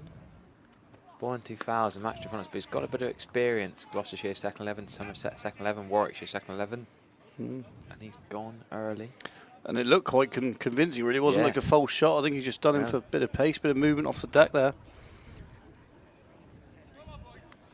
Yeah, he's probably one of the bigger names in the Bedminster side. But I mean, the two openers, top heavy, aren't they? Yeah, like I say, progression. Like I say, can't keep sort of banging cliches out there, but I mean, he's really grown into his body. He was quite. We call him there was a giraffe, unfortunately, but he's very tall, really. That's going to be a wide, I think. Yeah. Oh, what are you doing there, Josh? I thought he was going to flick it onto the keeper's helmet. There's a standard little tone from our actual home DJ, who's actually made it into the fold today, helping out on the day. You're the Ilminster boy on the DJ decks. Yeah, Mr. Sainsbury down there, Matt Sainsbury. How's he managed to do that then? I don't know. He's done it all day, is he? Yeah, doing the gig all day. Yeah. There you go. No, Mr. Tyler on PA. Normally at the Somerset games. That's a wow. Shot. Yeah. That's pretty tidy. Proper. Yeah. So what do you know about Kamuni then? Have you seen him or where he's from? Or Who's that, sorry? Therefore the overseas who's back for Bedford. No, do you know what I mean? You're just a bit of everyone turns into cricket badger on a Sunday, don't they? Yeah. Look at they're bloody laid in their pit, looking around, seeing what's happened the day before, and most weeks you just see a score from the lad. I mean, He's played last man stands. I was looking up his last man stands stats. right. Pretty good in that, but Oh, go on. Oh. Probably going to see me a bit more animated this innings, to be honest with you. Just the will to win. 7 off the first over then. Wicket. Big wicket up top with just fast going. Looks like he's going to go Sam Grittifar and really get another left armour with the ball bats right-handed. But here we go. Look at this wow, delivery. that is... A little bit of swing. Look at the stump go. Played a bit around it, but still, I mean, yeah. For a second 11 county pro, having played for 3 different county second 11s, you'd have thought, wow, T20, you've got to be a bit more. I reckon that slow-mo might be on his ball for a couple of years to come. Here we go. Let's have another look. Well worth watching this. Lovely bit of movement.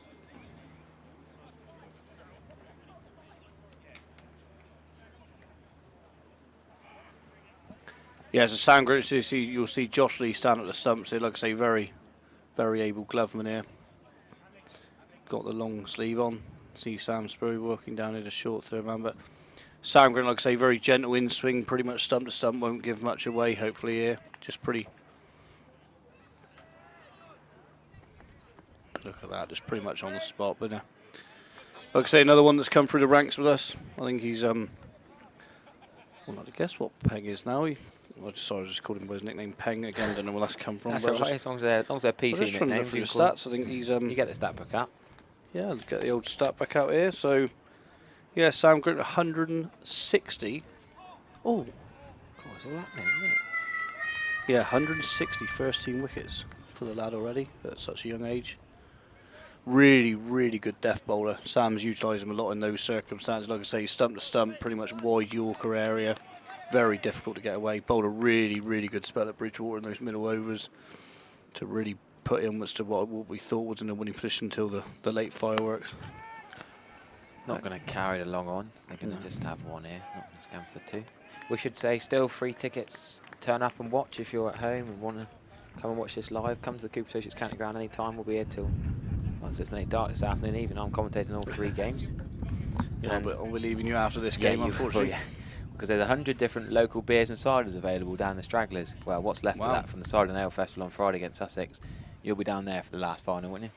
Yeah, like I say, I know where to find you. 6 o'clock bus home. I think there'll be a few win or lose. That's the mentality. Roadies, yeah. I got tomorrow off work as well. Oh, just for this? Partly, but like I say, the other trip made me have a. Oh, that's a bit cloffy, but Nah, that's a good shot. How can you call that cloffy? You just hit a 6 over extra cover and you're calling it cloffy. I apologise for the biased commentary. We haven't got a Bedminster representative. One more last call. If anyone from Bedminster is listening, get yourself up to the commentary box and make this a little bit more neutral. Otherwise, myself, Harry Abbott, will try and be counteracting the Ilminster bias of Gary Warren. Bedminster scorer, give me a bit of an evil next door. That's a beautiful shot over extra cover. I've got to try and give some sort of credit here. I always thought he was looking to go a bit straighter, in my opinion. If it goes for 6, what's a lovely shot that is. Straight down the ground, should be 4. Yep, long on's going to dive. Unlucky, he's touching the boundary. He's touched the boundary, yeah. Hurt himself in the process then. Very, very. We sort of knew this may happen even when we were talking this morning and before we left. We just.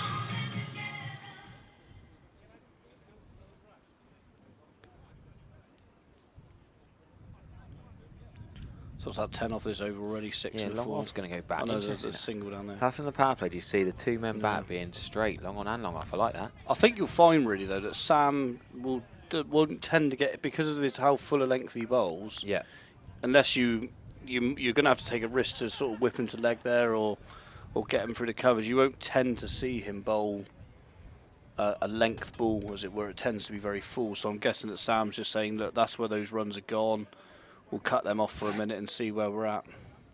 So where's your skipper? Where's Sam Spurwell? Sam's down here. Like I say, carry a bit of a knock, yeah. So he'll field at third for most of the game, you reckon? Third or slip or something like that. Another beautiful cover drive. I tell Yeah. you what, Camooney's playing some Yeah, beautiful he is shots playing here. some nice shots. Should only be 2 though. Well filled out there by McNee. Here we are, us in the commentary box. Gonna go for a wave, are we?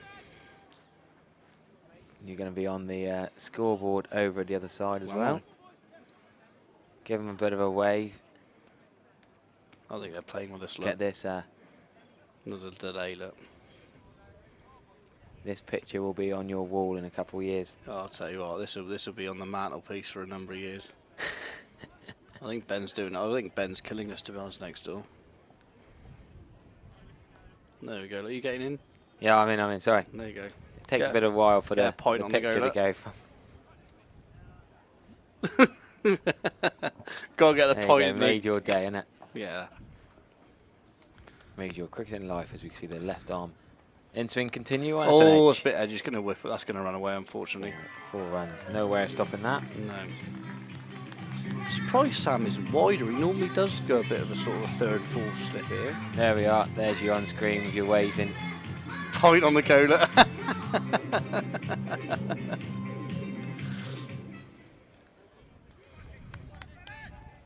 Just been given some stacks from a first team cricket that didn't make the fold today, probably because he could probably stay out of form.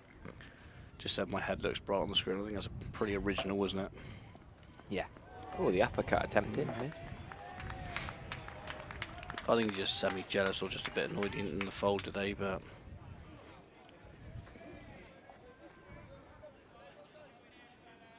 So go on, talk to us about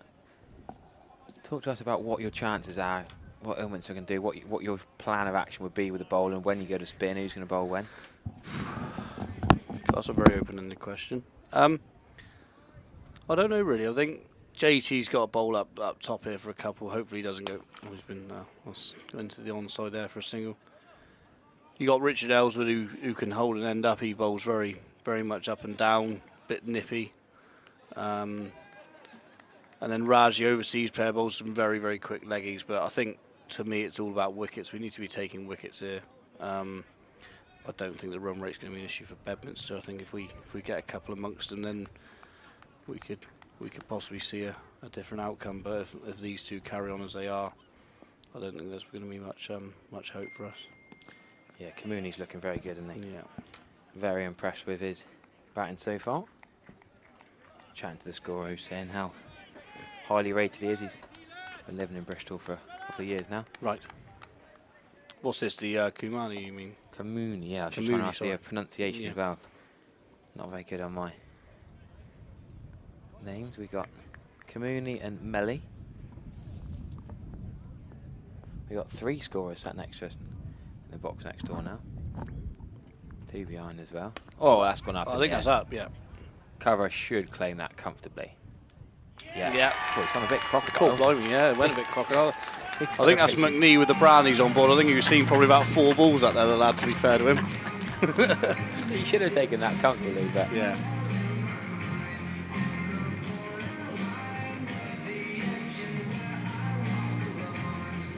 That's what I'm saying. That was what I was saying. It's all about wickets. I think you never know. All about Like, wickets. yeah, 27 for 2 now. Set a realistic, like 50 for 4. Something you just never know in cricket. It's a funny game. I mean, runs on the board. What are we looking at now? What's that? 90 to 3 to win. yeah, 27 for 2, but Camooney, I think, is the key man. Yeah, very much. I see him as very much the golden scout. I mean, what you do tend to find as well with those sort of higher level sides, they do tend to bat real deep, don't they? I don't think I'm going to say anything untoward here. And probably Sam would agree is that one thing that very much Ilminster have is a very long tail. So on Saturdays you'll see, if you look at the score, if you want a bit of a laugh, look at the scorecard yesterday. There was a sort of a bit of an England middle order collapse. Was I think. Yeah, if you have a look at the card from yesterday, it was. I think there was a few ducks around, but the amount of times, like say Rice and I, we call ourselves the. Well, like I say, because we're the 2 eldest in the team, we sort of have all the youngsters. We just sort of look at the scorecards because it's all live scores up in the high level, and the amount of times you see Ilminster 130 for a reasonable score, 3 or 4 down, then it's like 160, 180 all out. But you look in that middle order. Cool, beyond yeah. that, 1-1-1, yeah, batting in binary, isn't it? yeah. Calamari getting a couple on Joe Yeah. Mason. Chadwick and Polden coming back all right as we see Community getting a cheeky single. Yeah. Yeah, a couple of different names in there from. Yeah, but like I say, I mean, you look at that little collapse there in the middle, like John Worry, unfortunately hasn't, very good cricketer, hasn't been available for any of the previous rounds for one reason or another, but very talented individual. Charlie Vickery not available today? He's there, he's the one that gave me, told me about my head looking bright on the camera.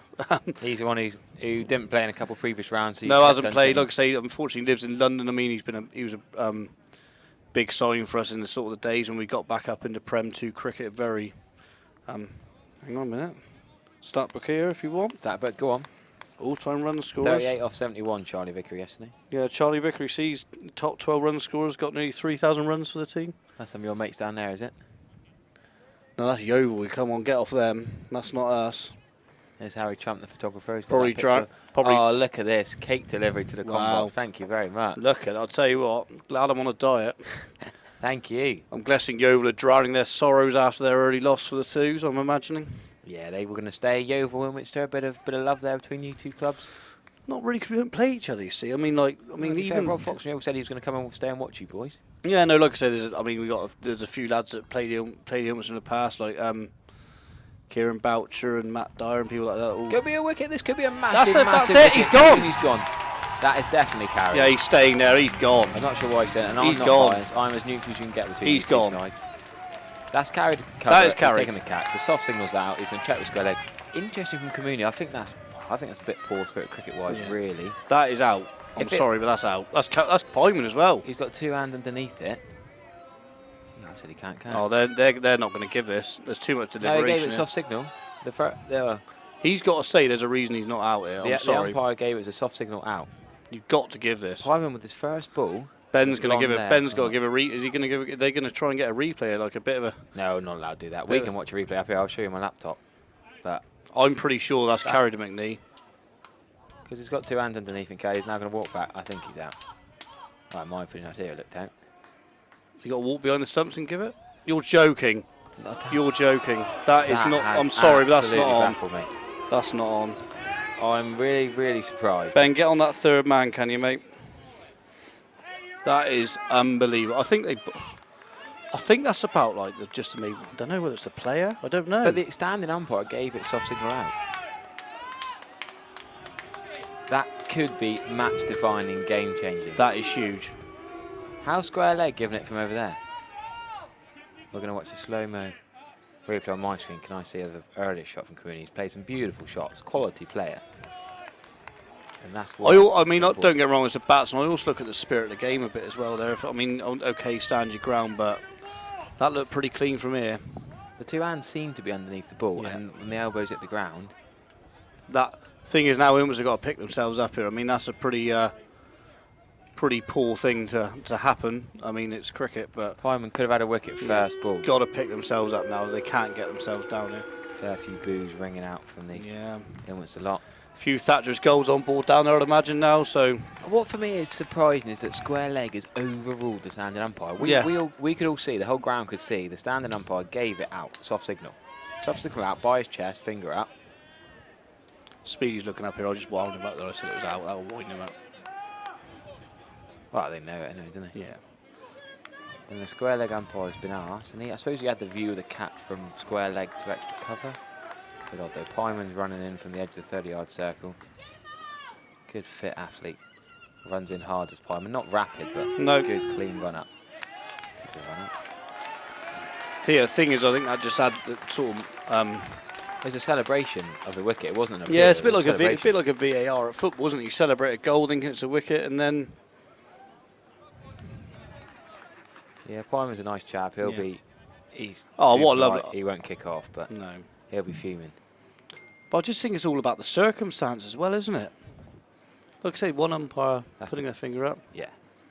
That is the biggest wicket of the team for Devonshire as well. That Devonshire as well. Oh! It's going to get feisty. You Yeah. can't blame the Ilminster a lot. The umpire just caught one there in the nether regions. One look of it from a They're rash going to throw everything at Community now, and in some ways you can't blame them. I know a fair few captains I played with, they would have been a lot more angry than Spur away. Yeah. The elements.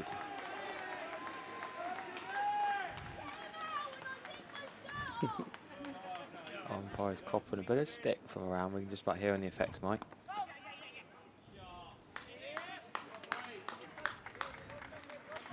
I'm just trying to watch this replay. I think we brought it back a bit now. We're just trying to get them. Let's have a look. Like, what are we looking at here? I'll have to see. I'll have to ask Andrew and Henry if they can give us a little we're trying slow-mo thing. Clip that out. Just for those back home, we're trying to get a sort of a slow-mo replay of that.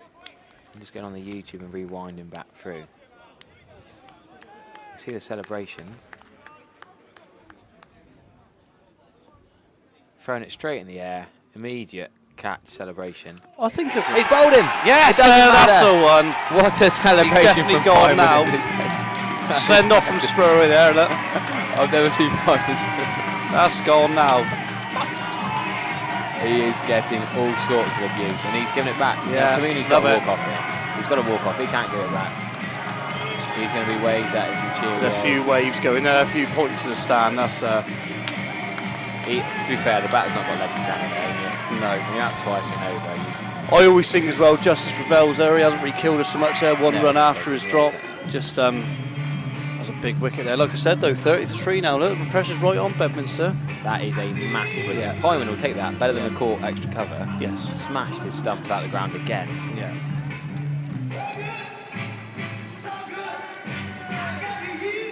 Your incoming batsman, Shay Sainsbury. Well. Sainsbury into the wicket now.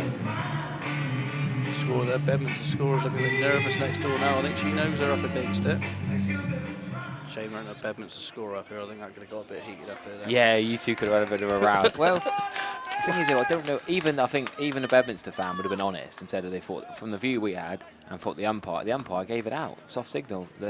Just to give some indication, we are about 50 metres away from the play here, or maybe a bit more. But like I say, sometimes you can tell with those catches. Yeah. I feel like you could see the two hands get underneath. Yeah.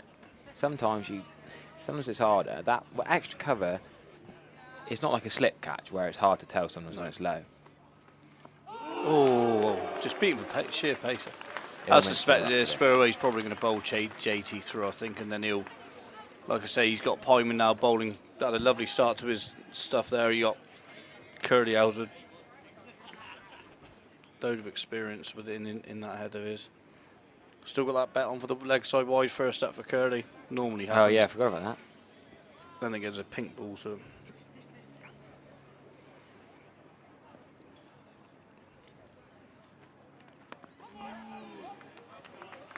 Just knocked down there, the third man for a single.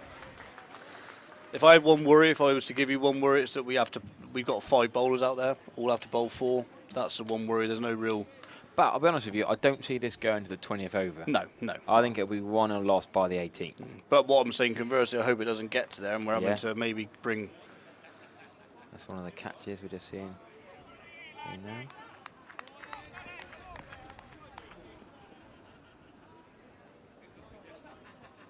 Quick left arm over. And that's another potential wicket. No, it's going to carry over the 45 man. It's going to go all the way for 4. Yeah, that was it. One in control, that was he? Yeah. No, just got up on him a bit.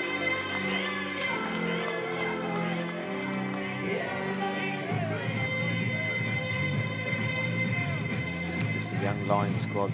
Just looking at now, England Lions under 19 young Lions squad. They got a couple of tests coming up against Sri Lanka under 19. Yeah. Starting today, they're playing at Chelmsford. He's a dot here all the way. Oh, it's edgy. Yeah, there's a few other games of cricket going on around the country today. Middlesex Gloucestershire in the Royal London Cup. Middlesex 256 for 9. That man Eskenazi out for 3. First time he's failed in a long time. Yeah, very much so. Serious form he's been in. Essex scraped their way 257 for 8. Shane Snater, Jason Roy's cousin, he got 64 down the order. In better form than his cousin, then. Yeah. England under 19s. Bell got 107. Whitfield 86.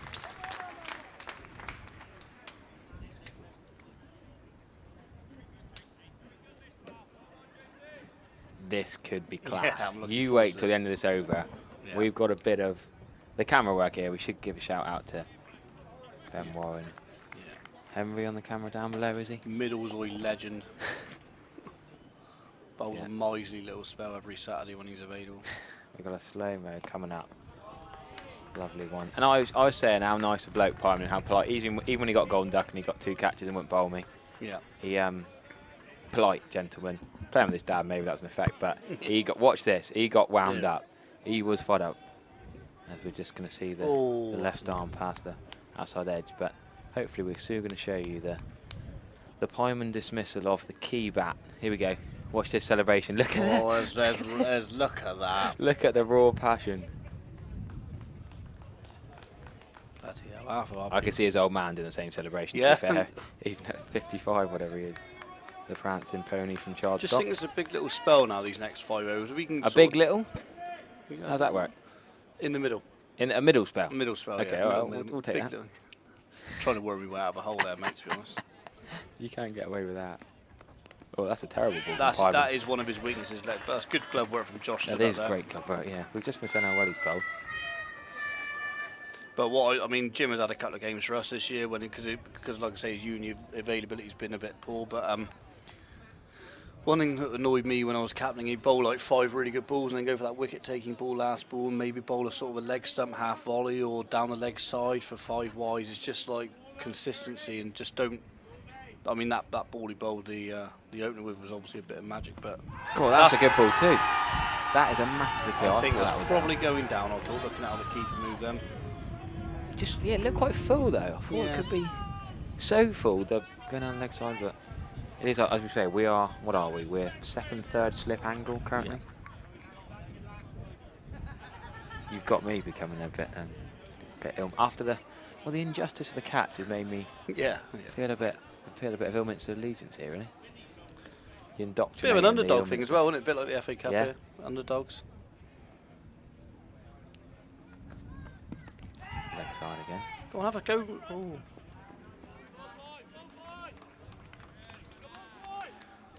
Still with the fielding restrictions at the moment, only 2 out, so that get through this over and we can start to probably bring like I say Curly on, Rajman, you can put a few bit more protectors out there as well.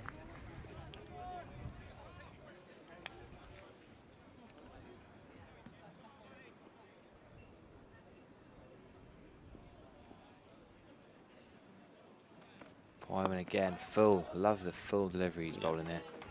Good this singles. Not mixing much up, is it? Just full swinging Yorker length. Yeah. That's where Sam's very good. He'll say to his bowlers what he wants them to do and don't deviate from that. He knows what he wants out of his players.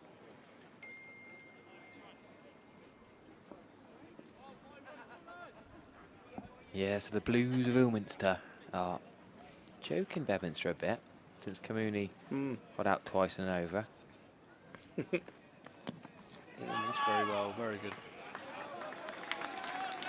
So I'm getting a bit surprised here with the line he's bowling that Sam may not. I mean, obviously we had Sam, who was it, Grinter, that got hit straight a couple of times by Command at the start. I'm surprised he hasn't brought his long off up here and put maybe a leg side sweeper out there, just because he's bowling a very tight leg stump line there. Because anything through the infield over there is going to run through, but not to say you should set a fill for that ball. I mean, no runs have gone through at the moment, so. Well, you know he's bowling full when there's long on and long off back. There's no deep square leg, no deep point. I like this from Ilminster. Full blue, another peel on the pads. He's unlucky there. He had a couple of big shouts. Yeah. Good over though. Good over. Another good set for Ilminster there. I can't remember much T20 cricket where in the last over the power play, you 2 men back, a long on, long off. No fine leg, no third, no deep cover, no deep square. But they've got a plan here, and Pyman's bowling to the plan. Sam's giving us a wave down there, look. He's looking for us for a bit of VAR up here.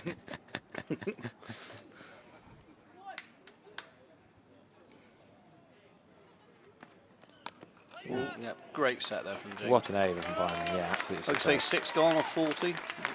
Oh, sorry, 41 off 6, so 14 to go. 79 required. What are we looking at there? Just over 5 and over, 5.5 and Yeah, over. 5.6 and over does not look scary, but 3 down. Ilminster buzzing around in the field.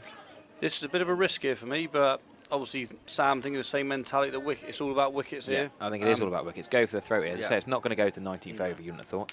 Well, like I say, we saved arguably a big decision at Bridgewater, but saved JT for the end. Bowled that innings defining last over at Bridgewater there. I'm still surprised the umpires didn't say it's got to be spin. It was that dark. What are they chatting about now, the umpires? I think they're just talking to like. Who's going to bowl? Yeah, I think that's the key, is who's going to bowl where. They're going to save Pyman now for a couple, maybe bring Curry, because there's Pyman's bowled 2. Yeah. Langridge 3. Grintle 1. Yeah.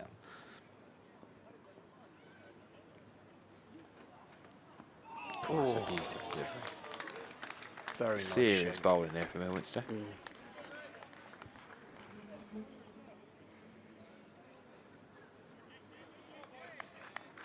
Not much experience chucking that pink ball around this innings. I'm a bit disappointed in that. Get a brand new pink ball to start the innings. Normally you just got to chuck it around half volley. You know what it's like rolling. Yeah. Try and get a bit of start. I mean, these pink balls are really hard early. That's what we found. So we won't lose a pink ball here today, really, will we? No. I think most club grounds you'd lose one with 6s, but no one's going to let them river, are they? No, I think they'll run 2 there. Yeah, good running. Oh, Chetty nearly got cleaned out there by Brewer coming back for the second. So these two play for Bedminster yesterday? Yeah, I was going to have a look at their scorecard from yesterday, actually. Just trying to Bear understand with me. what's there. Bear with.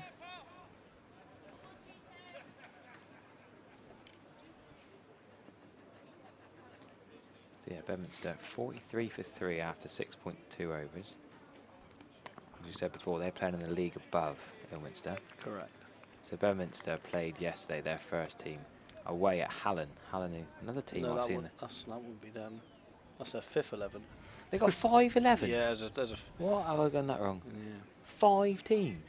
So they got to have 3 grounds in, haven't they? There you go. 260 all out, just the 4th one down there. Look, They got to have against 3. Clevedon. Yeah, how's that work? 3 grounds? We can't play on 2 with 5 teams. Can Well, we? unless you have one that doesn't play as many games, or you There must be share a a school. I ground. think there's a school up near there or something. They maybe share their Oh, I facilities. haven't had many teams with 5. I've had a few with 4. Oh no, that's a poor ball. That's just a poor ball. Well put away. Yeah. Double edge. So Clevedon first 11. That's Jake Lintott's old club, Clevedon. Got a few decent. You know, they're bottom of Prem 1 this year, to be fair. We've lost a few key men. So Dom Goodman. Dom Goodman played for Bedminster yesterday. That's interesting. Right. Dom Goodman on Gloucestershire's books, Exeter University student. Gloucester's books make sense of Simon the Bristol club, I suppose. He opened the batting, got 54 Wow. 65 balls. He's a quick bowler. So this is Tall obviously- man, James Hildreth a lot of trouble last year. Is that right? He got no wickets, Goodman. He's going to be. He opened the ball and opened the bat, and you get your pro in. Oh, That's go gonna on. probably clear the field, isn't it? So yeah, Dom Goodman opened the batting. Kamuni back down the order. We got 72. 3, 4, 5, This 6, 7. is Brewer. Looks there's obviously a keeper captain there. Look, coming. Hopefully. Kamuni batted 7. Got 72 or 42 balls though. So it's clearly a good And striker. Shay Sainsbury is there as well. They both played yesterday. Shay Sainsbury 12 off 8. Yeah. So 1-4, 1-6. they're naturally looking at their captain here. There's sort of a bit of experience now just to hold it together. Brewer batted 4 yesterday. And batted 4 again today. Yeah, like I say, looks very compact, doesn't he? Yeah. Shay Sainsbury, 5. 5 yesterday. I did see a name 5 there. There's a today. blast from the past there. Gareth Elphick. He's been in a few years. I think like Steve Snell plays for Does he? He's not coaching involved. Yeah. Yeah, it's one of the bigger clubs around Bristol area, I suppose. Yeah.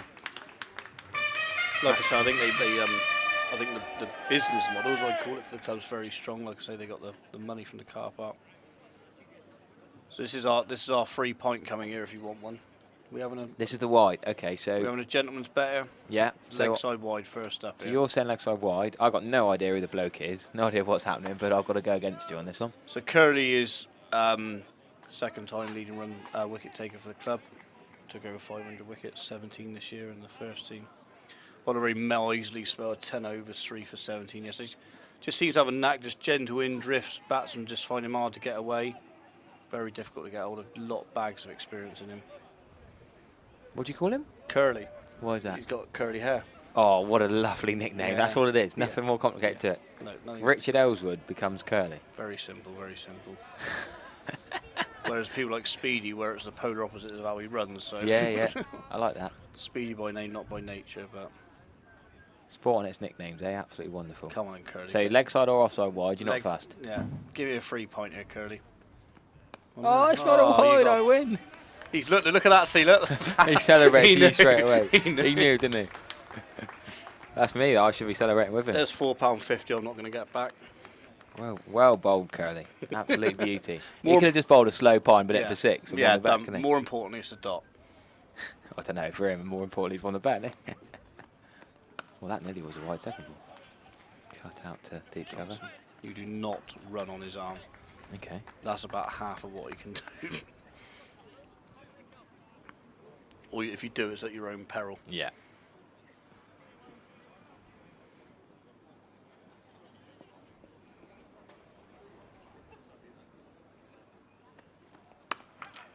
God, I think he's taken my my advice a bit too far, Carol. I don't think he's got one even near the stumps at the moment. Usually fairly, like I say, hence with the leg side wise, because he drifts it in very, very much stump to stump normally. There's been a lot of stump to stump bowling today I've been impressed with, even in the first final. Whether it's spin or pace, stump to stump, use wicket, make the batters do something, make them earn their Jim, runs. that is poor. Oh, That's is poor. unnecessary, yeah. Really unnecessary. That is poor.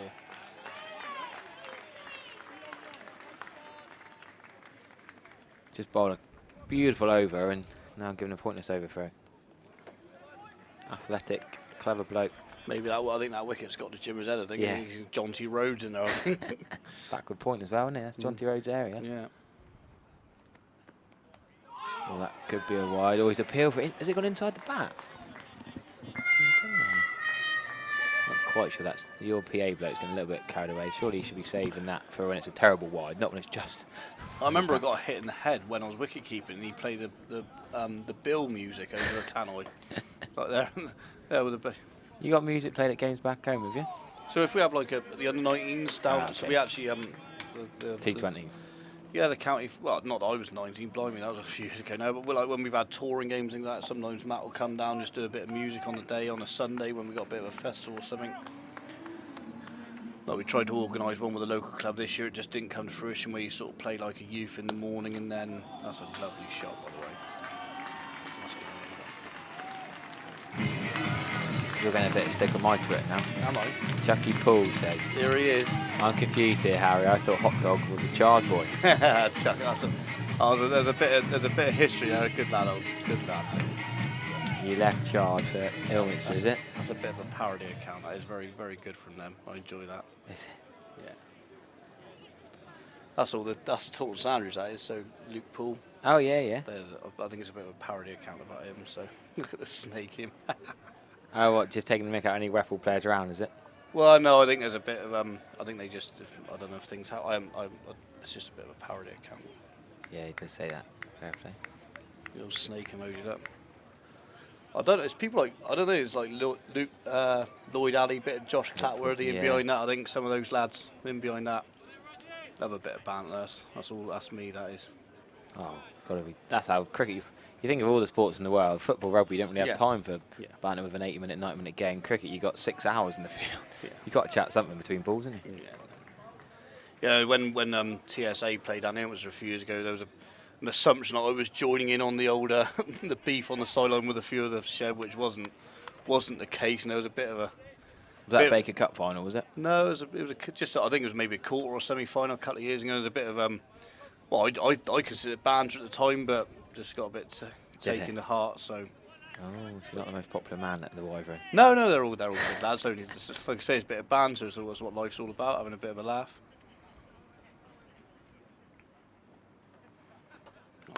Oh, Raj, that's a drag down there. Is that going to be cut off down there? Yeah, he pulled that in. Good dive and stop, just the one run. Yeah.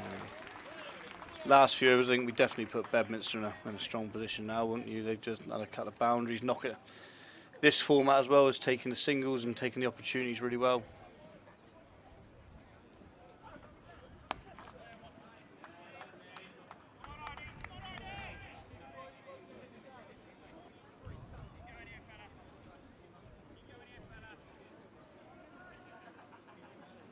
62 for 3. 8.2 overs gone. Still only 58 to win, so you'd probably say Bedminster are still in the driving seat here, but a few tidy overs. Come on, Lloyd. Oh, Lloyd Lloyd's Alley's got it. it. Lloyd Oh, Alley's no. had a little nibble here. He's not happy with that. Oh, brilliant. Great One of clear. the other two I mentioned haven't piped out, though, has he? No, I'll give it 5 minutes. They'll be rewinding later. Great to see all the Somerset cricket lads getting involved. They're obviously watching. Plenty on the YouTube live stream. You know, I think Lloyd was up here a couple of weeks ago, wasn't he, with the TSA Bridgewater game, I think. Yeah. He's always here watching Somerset anyway.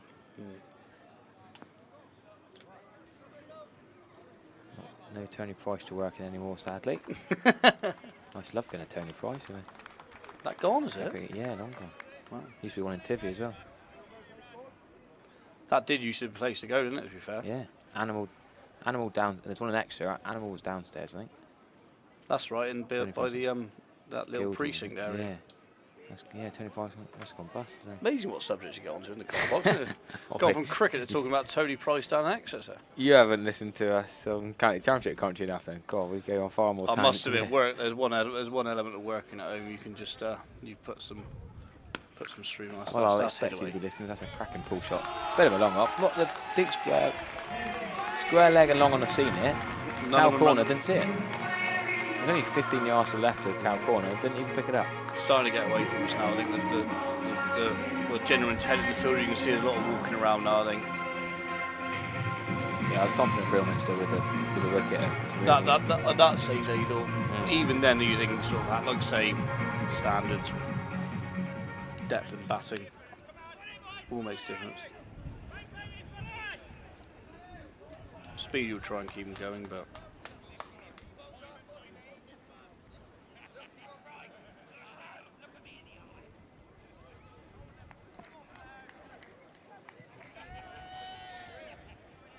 So we're going to see third, go back, long on, deep cover, deep square leg, deep fine leg. Full quota of boundary riders as you'd expect.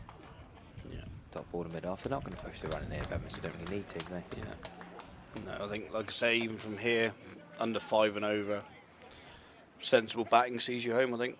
Yeah. Lucky if I don't think it's going to go the distance, as you said. Well, that's a big shot. That's one of the shots of the day. Absolutely smashed it over long off the 6. Mid off up in the ring.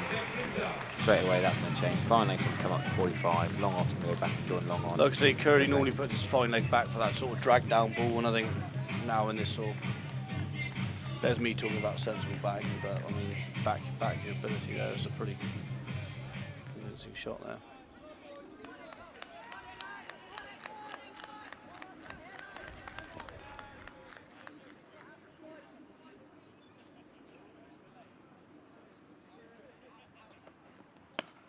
Where's that gone?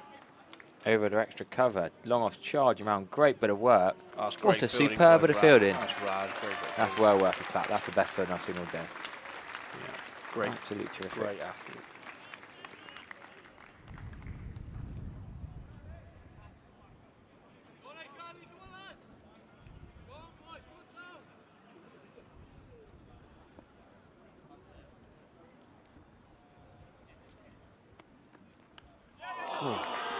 Edge through the keeper. Hard chance, let's be honest, but it is a chance. Oh, they're going to come back for 2. I think anyone would on Sam's arm from deep. It's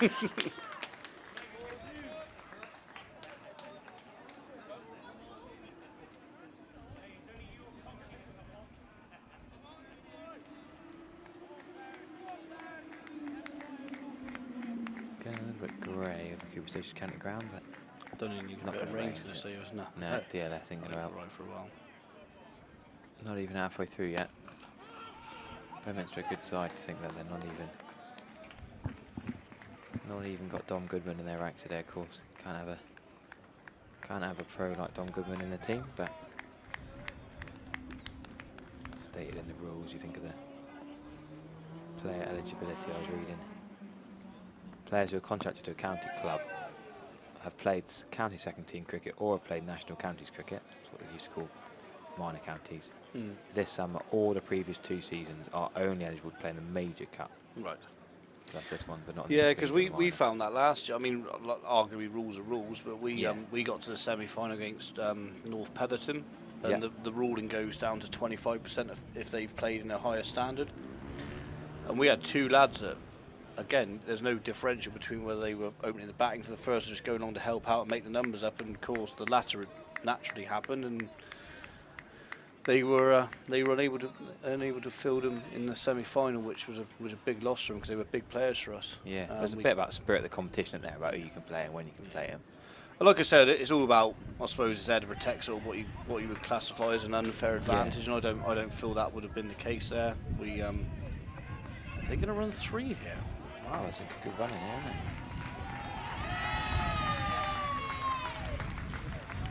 That's very 3 runs to just outside the 30-yard circle.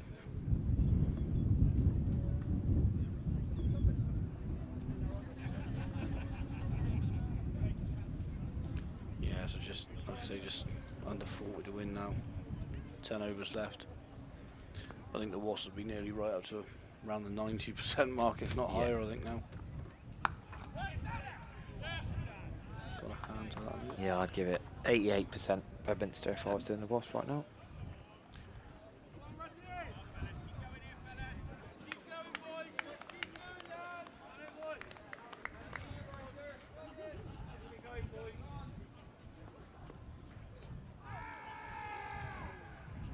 Curly celebrated for nothing. Like I said, obviously Ilmans have been on a good run of games over the last I think won the last 5 in all competitions. I just think they got another big game at home to Winterbourne on Saturday. I think the league's obviously a precedent, takes precedent. Need to make sure they retain their status in Prem 2. Yeah, I guess it's the balance between how important your Saturday games and how important your Sunday games. Some of the older people knackered from Saturdays. Like I say, it's nothing taken anything away from Bedminster, but like I say, repeating, we've gone with the same side of the semi-final. We could have put a few, but I don't think that would have done the youngsters any good moving forward. If you look at how they would have taken it personally. It's been brilliant to have Tom Abel with us here today, helping present and give out the medals. Brilliant, yeah. Mr. Boyce down That's there. 4 over the top of the covers there, yeah. Yeah, it's looking like Bedminster walking the victory here. The bit of Piggle Boggle back and the Bedminster scorer's face to our left. She's a bit pried up. Yeah, she's definitely pried up a bit next door now.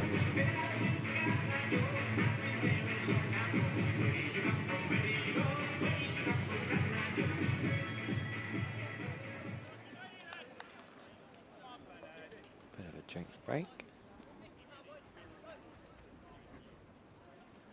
Adam Cox there, look, earned his 2nd drink of the day. Cracking job he's doing. Yeah, faultless. Don't think you'll find us tap water in there either. What's going on here in the stands? That's some players going down for their final. Bit of obviously blue polos. thinking the ends in 9. Well, I suppose the previous one they legged it straight on, and then the warm up. It's like finals day at Edgbaston. Is it who's in the next final? The next one is the Intermediate Cup between Cleve and Long Sutton. That's going to be a 4:15 start. Yeah, I understand Long Sutton got there from doing a bit of homework, from what I gather. Yeah. I got a college of one of the TSA chaps. Let's just say he wasn't very happy when it all came out, but yeah, one of them did a bit of research and played cricket and dobbed him in, and TSA played a player not eligible. Admin error. But yeah, Cleve beat Chew Magna, Cheddar, last year's finalist, Winscombe and Timsbury, all en route to the final. So that'd be decent. And Long Sutton beat Ilton, Wales and Shatwick and Poland before the controversial, well, they got battered by St Andrews. Yeah, that's what it wasn't like it was a 1-run victory or 1-wicket victory. But like I say, I suppose on the other side, rules are rules, if you know what they are. It's very good fielding. We did have one extra tumble, didn't he? Yeah. That long off. Mr. Teddy Bear roll there for Raj.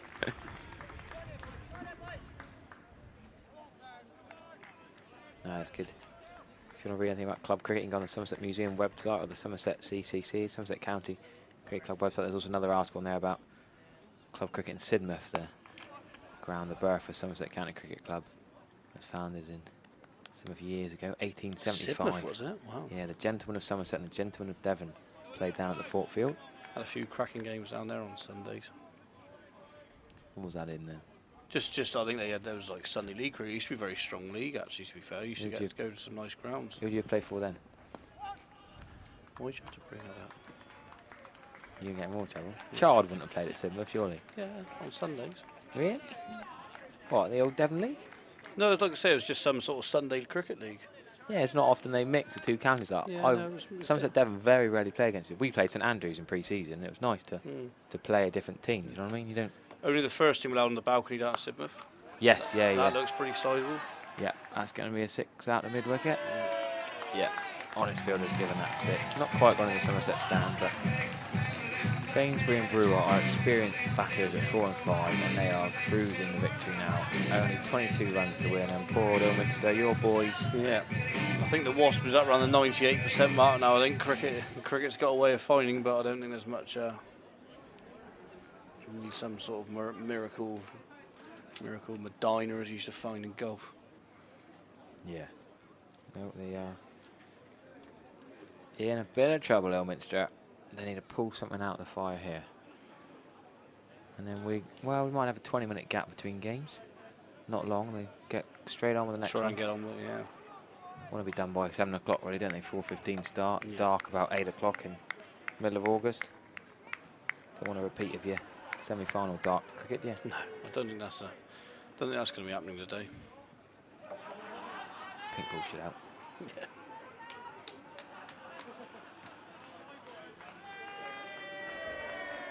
Hello, what's something's happening downstairs? I can't see what's going on. Don't know. No, just bit of afternoon liquid enjoyment down there. Nope, we've got an umpire up in the press box. A couple along from us. Maybe ready to umpire the final. Yeah. Maybe the third umpire's coming up here to check that catch that made a little difference in the end. No, when you look back now, he made a big song and dance about it, but in reality, he hasn't. Take nothing away from Bedminster. The blokes, they batted really well. God, what a lovely shot that is. Yeah, lovely pick up. Smoke. Nope. 100 up. Still 12. Run rate's creeping down to 2 now, I think.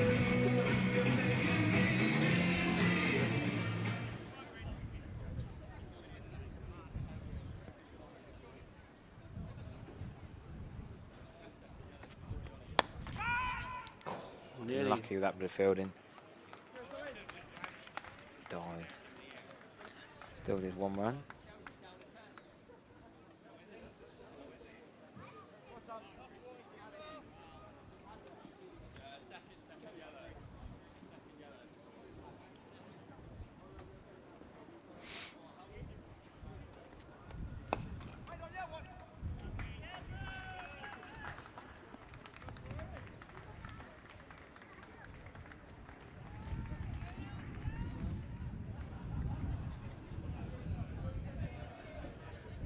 So it's all gone a bit flat. You've gone a bit quiet.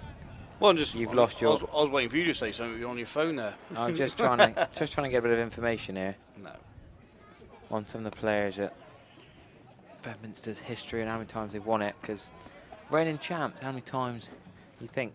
How many times will a team? I remember Ilminster got to the final here in, was it 2017, 2018, lost to Bath on the last ball. I think a ball hit the disc or something random like that. Oh, in a power play. The power play disc. No, literally it's the last ball, and you know the 30-yard circle disc, the ball hit that and bounced up over the player, and they got through for necessary runs. That's a pretty cool ball. But Ilminster have won the competition, I believe, back in the past. You look at the top 10 bowlers in the cup this year, and do you know Jojo and Max Trefonos for Bedminster? Mm. They're an 8th and 9th with 4 wickets. They're not got a stand-out bowler who's cleaned up for them. Ilminster, look at JT at the top there, got another 2 today. Well, yeah, well, you look at the runs. Sam Grinter as well. Ilminster have got far more people in the top 10 runs and wickets. They got Spurway, Hereford, Langridge, Grinter. Josh Lee at the bottom there, look. Yeah, and then you look at Bedminster, and they've only got 2 lads with 4 wickets, and that's it. Oh, look at Ben Johnson at the top as well. Yeah. Yeah. Says Ilminster have got the individuals have done better, but maybe Bedminster just got Yeah, the team. I think that's what you Take it find on. as well. Just strength, looks like strength and depth. Yeah. Yeah, just 12 to win now.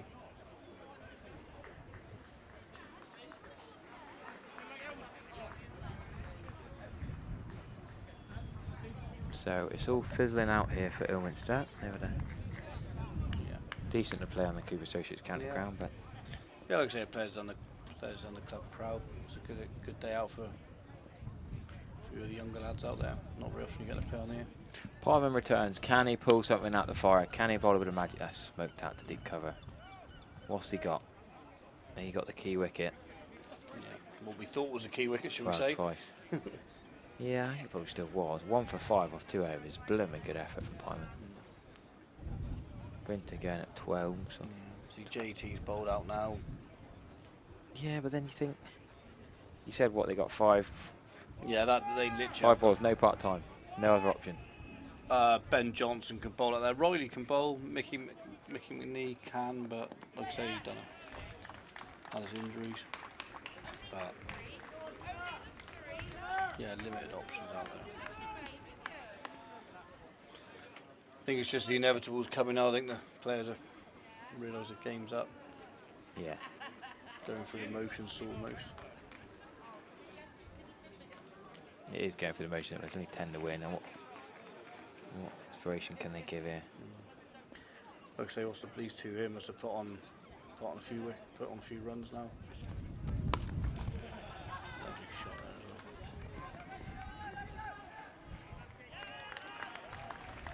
Yeah, these two. I'm just looking up there. These two are put on 80 now for the 4th wicket. Yeah, they've come in a situation where the game was in the balance, and they've Well, just, like I say, there's a bit of heat out there as well after the circumstance of the. they've calmed it down. Experienced players who just know what they're doing, and they. Yeah.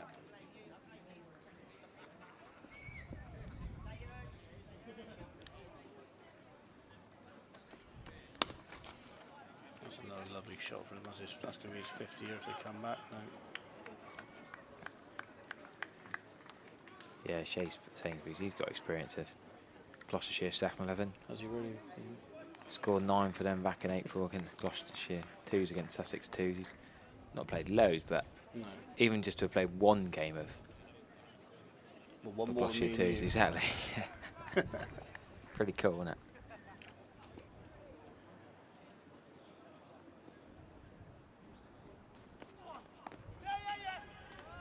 Great for him, Jason.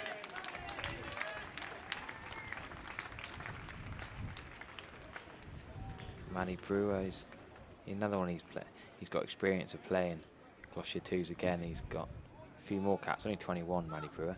You say experience, not experience in age-wise, but at 21 he's already played plenty of times. 2019, 2021, 2022, Gloucestershire 2s. He's scored a couple of 30s against Sussex and against the MCC young cricketers. He's kept wicket and taken some catches. So he's been there playing with the top men. So yeah, easy for them to come in and cruise this chase. 6 to win now, and yeah, 6 to 1, 6 overs. Like I said, I mean, future's looking bright for the club. there's a contact up on the view up above us. Yeah, it's lovely. I used to work on the 6th floor of County Hall. You got a really good view of the contacts of Blackdown on the other side. Yeah.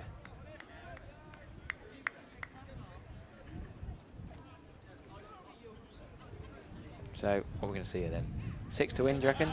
They're going to go with one shot. Is it going to be a big blow to finish? I'd be No, surprised. can't. That's a lovely bit of footing. Good intent, even though the game was done there from Mickey. Yeah. Battle till the end. Like I said, I think Sainsbury's going to be taking on the gold star for today. I mean, there's a few good bowling performers out there as well from Bedminster, but the way he's coming in, held this together for them. Not the captain. Yeah, I know what you mean. It'll be a nice, joyful journey back up the M5 for them.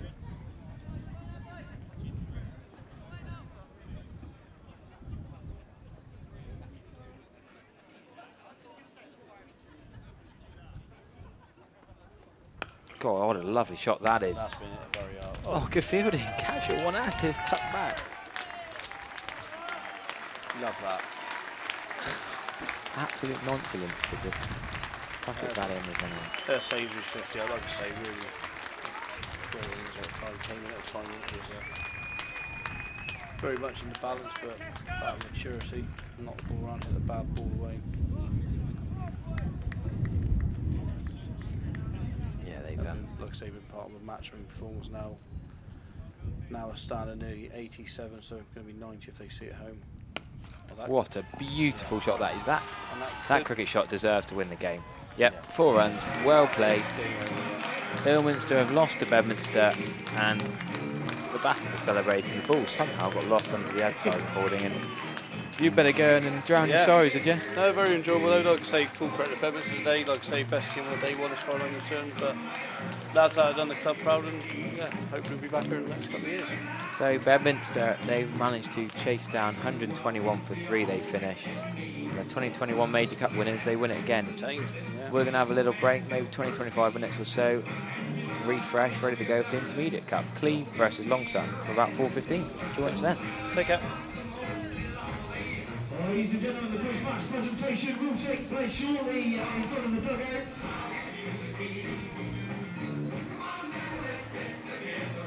The next game up this afternoon, Cleve versus Longsutton in the Intermediate Cup final.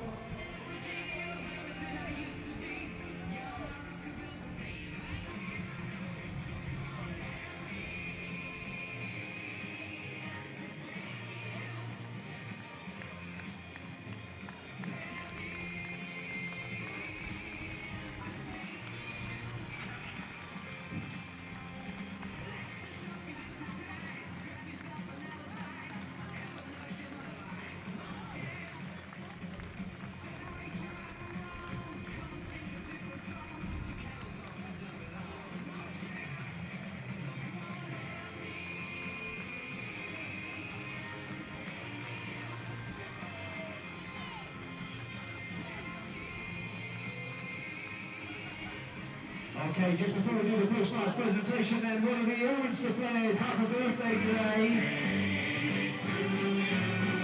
Mr. Mikey McNee, happy birthday!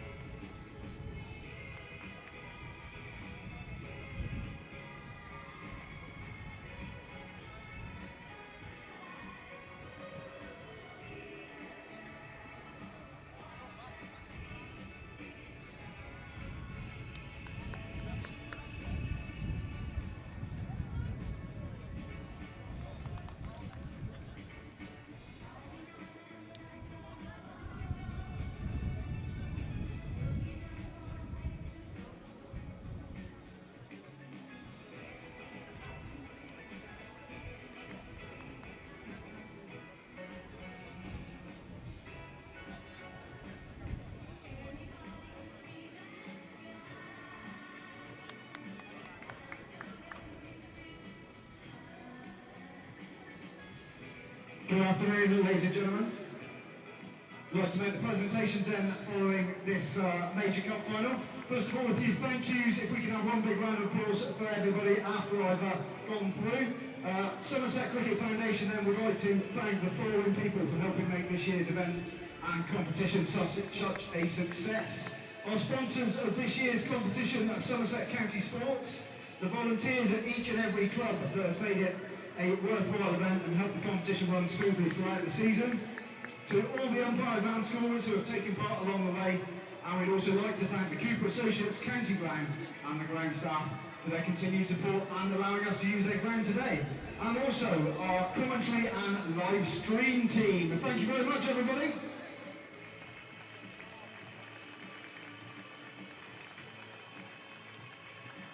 Okay, before I move on to the presentations themselves, I'd just like to introduce the presentation party. We've got Richard Bryce, we've got Roger, and of course we've got the Somerset captain, Tom Abel as well. And that's it for this one. Okay then, right, on to the presentations then. First of all, we'd like to invite today's match official umpires to collect their medals. So Ben Peverell and Martin Vita, thank you very much.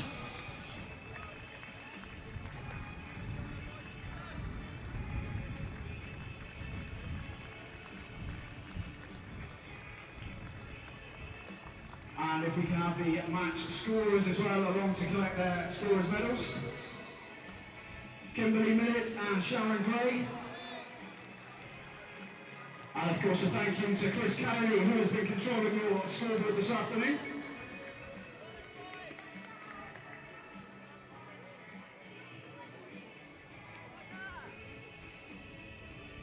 Okay then, moving on to the man of the match. It was a cracking match, and here is Roger to present the award. Hi everybody, thanks for an interesting match. There were several good scores. Johnson for Ilminster and Sainsbury for Bedminster, and also Sainsbury for the catch this competition. But the man of the match is Joe Millard, who taking fourth as well.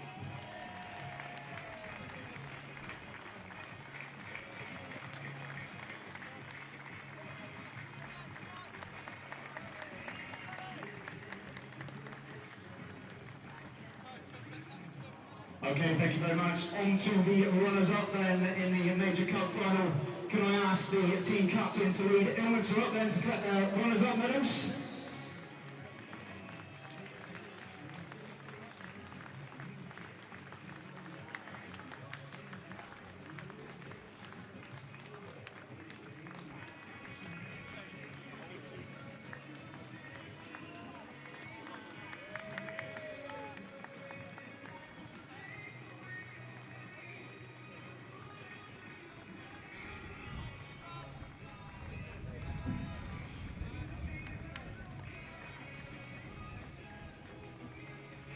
Okay, Ilminster's captain Sam Spurlow will now receive the runner-up trophy.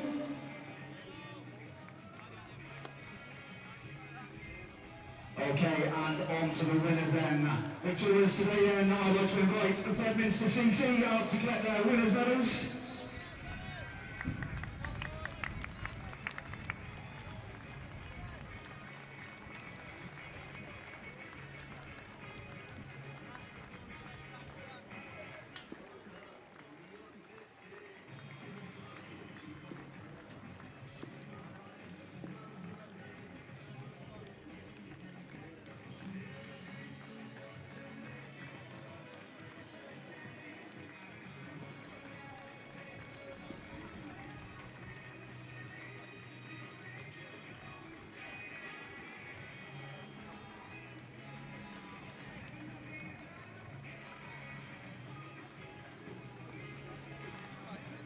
And now then, the captain to receive the winners' trophy, the winners of the Major Cup final, Bedminster!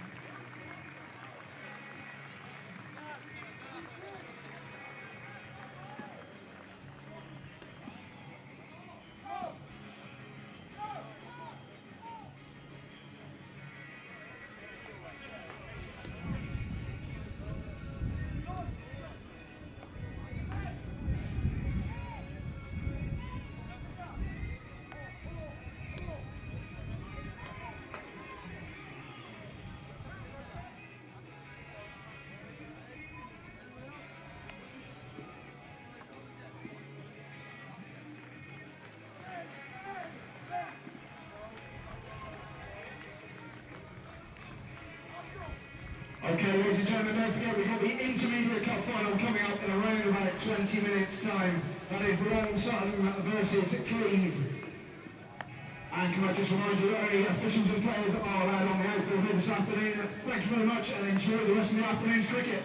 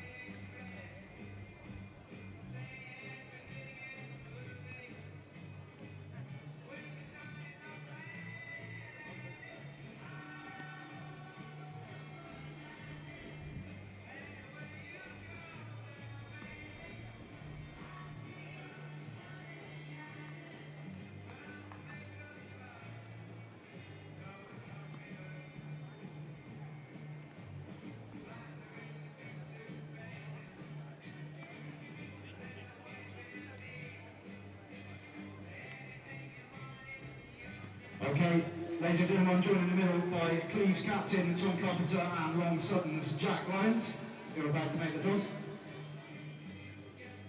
Cleves with good toes. And lost the toss. Long Sutton win the toss and have elected to bowl.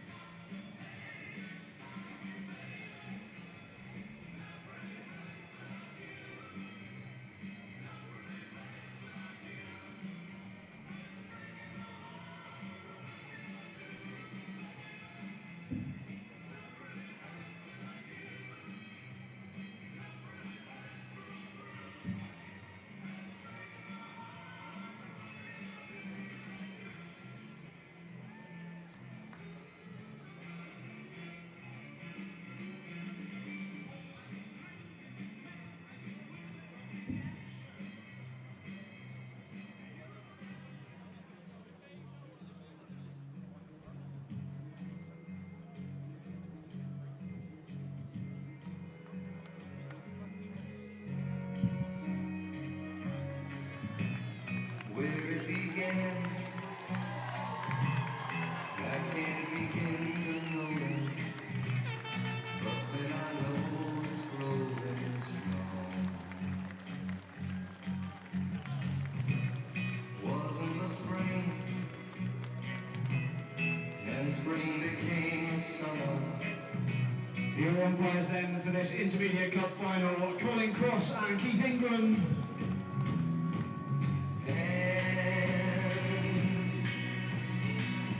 Touching hands, reaching out, touching me, touching you. Sweet God, good times never seem so good. Hello and welcome back to the Cooper Associates County Ground, where we're here for the Intermediate Cup final. Final fixture of the day sees Cleve take on Long Sutton. Cleve beat Chew Magna, Cheddar and last year's finalist Winscombe and Timsbury en route to the final. And Long Sutton beat Ilton, Wales, Shatwick and Poldon before a slightly controversial bye past St Andrews second. We've got one representative of each club to start with, so I've got George Parsons. Hello, sir. From Cleve. And Jay Miller is going to do the first 10 overs. Long Sutton, very keen, we love this. They brought 4 commentators up, so we're going to do 10 overs each. Fair math. So Jay Miller is our first one. So welcome Jay and George, who's going to give us a bit of a lowdown. So Long Sutton won the toss and a field in. So go on, we'll start with Cleve. George, can you tell us what your thoughts? Happy with the toss decision? Personally, for me, I would have preferred if they had a bat first, but we've got quite a strong side today. Hopefully, we can go out there, establish a nice strong foundation, and defend it. Have a wave, we're on comms cam, so we can see, we might be on a big screen at some point. So, who's your opening bowler then? What's the plan here? Ed Sparrow, outside off stump, metronomic. Little nick off, first slip.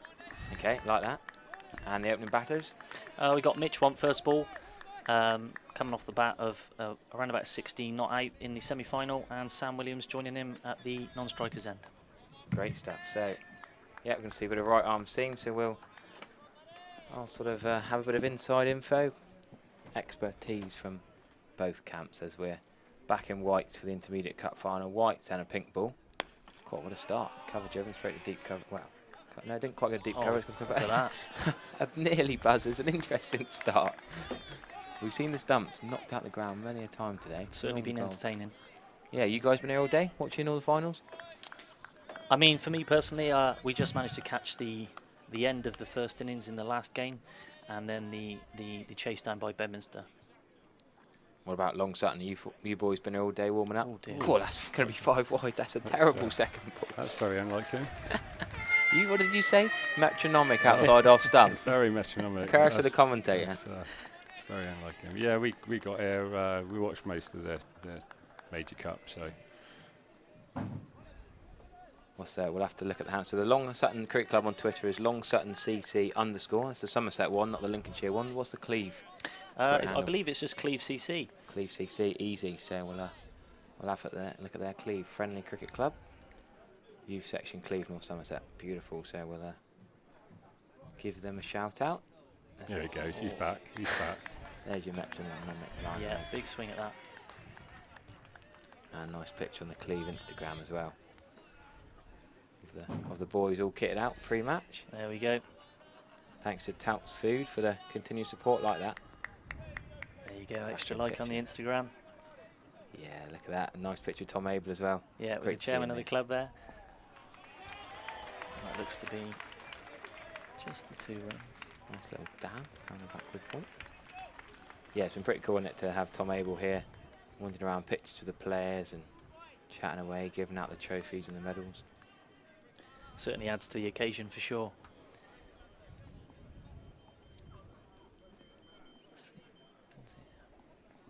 So where's this metronomic line and length going to go next then? Right there. Good Look ball. at that. There you go. What's the story with the glasses then? Is he Jack Leach inspired? Just big red. I like that. There's me with binoculars on screen with my The Jack Leach T-shirt, especially for the occasion. I did notice that. Thought very neutral me with 6 sides here today, and it's nice to have. I love that everyone else has gone with their club shirts like that. 50th anniversary, Long Sutton. Absolutely. Very nice. Timed that well, haven't you, to get the final in the 50th anniversary year? Yeah, tops the year off. It's been a good year. Had a cricket week. It's been a really good season for us.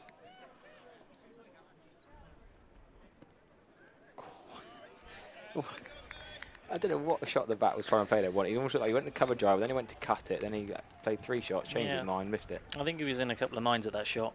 It was a good length ball, wasn't it? And I think it was not quite the right shot for a cut, but apart from that one ball, it was a really good over. There you go, the retirement flats, hashtag flat watch. 5 of them up there. Enjoying Sunday. I know where I evening want to cricket. retire, that's for sure. Oh yeah, we'll be competing. Have you put a deposit down yet? I'm just about to. Got a few million in the bank. Yeah, that's the issue. So just looking, Long Sutton played Temple Cloud yesterday, is that right? Yeah, it's a close game. Yeah, it does look it. 273 for 5, played 263 for 8. Cool. Yeah, they're right near the top of the league, so to take them that close was a really good effort. We had quite a weak squad. 3 or 4 of the players that are playing today went there. So what was that a club wedding or something yesterday? Yeah, was it? wedding. It's about the 4th or 5th wedding this year. So yeah.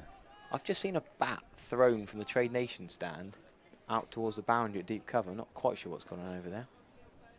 Don't normally see flying bats, but who's this left arm over coming in from the river end then? Archie Hayward. Good bowler. Looking at there's an Ollie Hayward who played yesterday. Yeah, that's his brother. Yeah, that's his brother. Nice. So both very good cricketers. He had the day off yesterday. He was at the wedding, was he? No, unfortunately, he's very good at football. Oh. So he's he likes to play football. Who's he play for? I'd like to say Clevedon, but I might be wrong. That's right. Certainly last season he played for them, but I'm not sure who he plays for this Sure, year. someone on the YouTube comments will correct you if you're all wrong. Yeah, do tweet me Harry Everett _14 if you've got any shout outs for Long Sutton or Cleve on the YouTube comments. We got plenty of interaction across the day with people watching from various parts of the world, really. Football is appeal, that, wasn't it? Yeah, very far down the wicket. Leg ball. Charged him as well. Frivolous, yeah.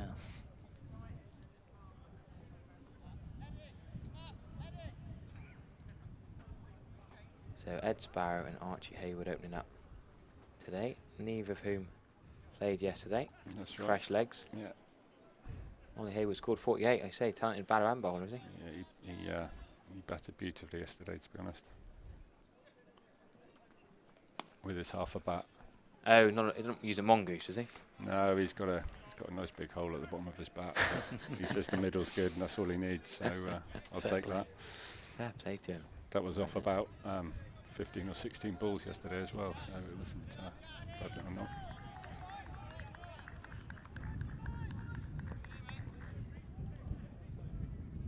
Cleves Mitch once sits atop the batting averages. Looking at the Yeah, look at that. That's PBM field. It looks to be a boundary as well for Sam. Williams joined the party now. Yeah, scored 140 not out yesterday in the league. Cool, that's going something now. Hopefully he can continue that form today. Keep quiet on his form. Don't want a commentator's curse coming out to play. Oh, we've had a few of them today. Don't you worry about that. I'll try and keep me my mouth closed at the peak times. So did you play with this lot yesterday? No, so I'm the second 11 captain, and everyone today is all part of the first 11 squad. So did you ever get to play in the first 11?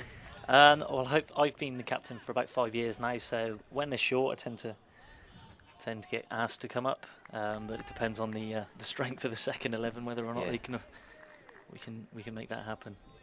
So yeah, that's pretty cool, isn't it, to see Mitch Want and Sam Williams, the exact same opening partnership in a 20 over final on the Sunday, having opened in the 40 over game yesterday. Yeah, I think Mitch had a high score yesterday as well, around about 80 mark again. 80 off 88 balls, yeah. Sam Williams 140 off 117 balls. So yeah, they sit top of the league at the minute, Cleve.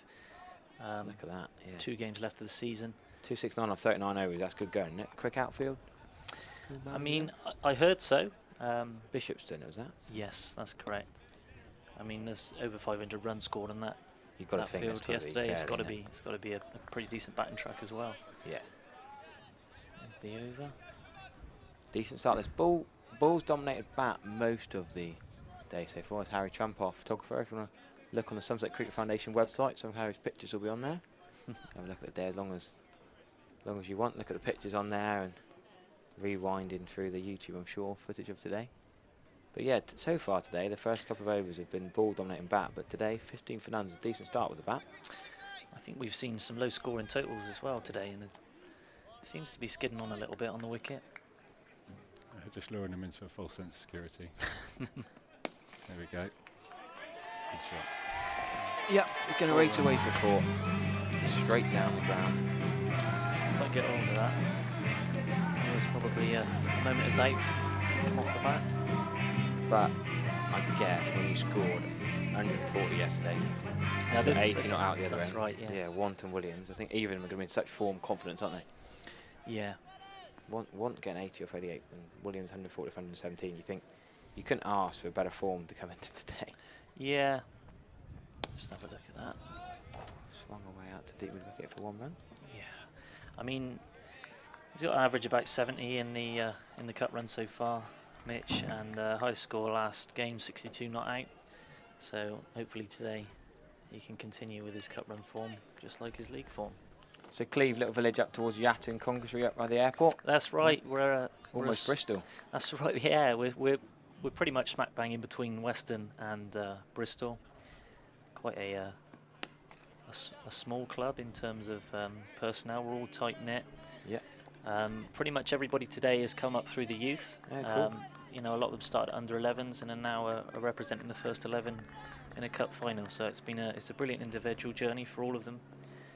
But it's also a brilliant journey for the team. Yeah, cracking. Good use of the feet. What a shot that was. Oh, Good stop. Yeah. He's got ankles of steel, has he? Absolutely. Some unorthodox feeling. He's called Big Red for a reason. Big Red, I like that. So what's the long Sutton sort of club feel and vibe then? Yeah, well, similar to Cleveland, a lot of the boys have been here from a very young age, and a lot of these lads are very young, and all sort of, since we've been promoted to Somerset Prem, have all come up through from the seconds into the first and performed very well. So it's great for them to be here today. Long Sutton little village near Lamport, right? That's quite famous for the golf course, isn't it? Yeah, very close. Yeah, we were all there for breakfast this morning. Well, yeah. What, golf course breakfast? Absolutely. Do you play golf or it's just a breakfast thing? No, I don't personally, but a couple of lads do. So why did you go there for breakfast then? Jerry works there, so got us a nice little deal on a breakfast. So. Oh, nice. Perfect prep, was it? The full English. Absolutely. Look at that. Good fielding. Still 2 runs, but. So I guess, do you guys, Long Sutton, Cleve, do you come for club socials at Somerset? Do you come and watch any games here? I think we do see a lot of some of the Somerset youth games are played at Cleve. We see the under-18s and sort of the under-16s play, and the women's teams as well. So we do get invited down here to come and watch. Personally, I come down and enjoy the T20 blast for sure. But I think because we're smack bang in between Bristol and Weston, and we get a bit of a mix in terms of the Gloucester and Somerset supporters. Fair enough. We've got a lot of guys that come down here quite often, so especially the older guys in the club. Bowled actually off stump. So 22 for none after 3.1. You've got to say Cleve in the box seat so far. Pretty handy opening partnership. But along Sutton in the game, if these two get out, you've got a pretty top-heavy batting order. I think we've got a lot batting all the way down the order, but we certainly got some stronger batsmen. We got away with that one, didn't we? If mid-on was in more orthodox position, might have had a chance, but I still think it would have gone over the top. I think one's struggling a little bit. Seems struggle with that length. I don't know if it is skidding on a little bit too much. He's tried the cut shot a few times and it's not come off, and it's come up a bit high off the bat there. It's a bit quicker than what people think. I think you're right there, yeah. This is the footballer. Archie Hay with the tall left armour.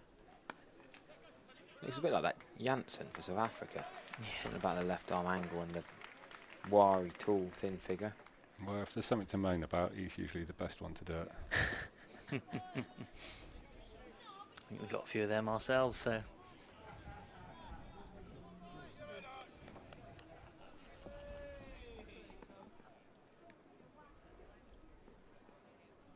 $25 for none. Good run straight to the fielder. Tell me what, that should be a run out. Did they pick the weak fielder there? Is that Long Sutton bloke that you run one to? Well, he's usually at slip, so I'd probably have to say yes, to be honest. I just thought it was a hit and run kind of job, straight to the fielder. Yeah, they are very quick between the wickets, but that was suicide running, I think. Got away with that. Yeah, you'd be annoyed if you're the bowler. There's one there. Yeah. Maybe had too much breakfast at the golf club this morning.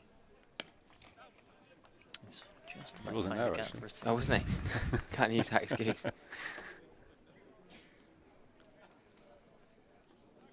So yeah, looking at Long Sutton yesterday. There. 263. So they're losing by 10 runs. Does that affect the confidence coming into today? No, I mean, like I said, we were a good 4 players short of what our strongest first team was. Yeah. And like I said, four or 5 out for weddings and football, etc. So,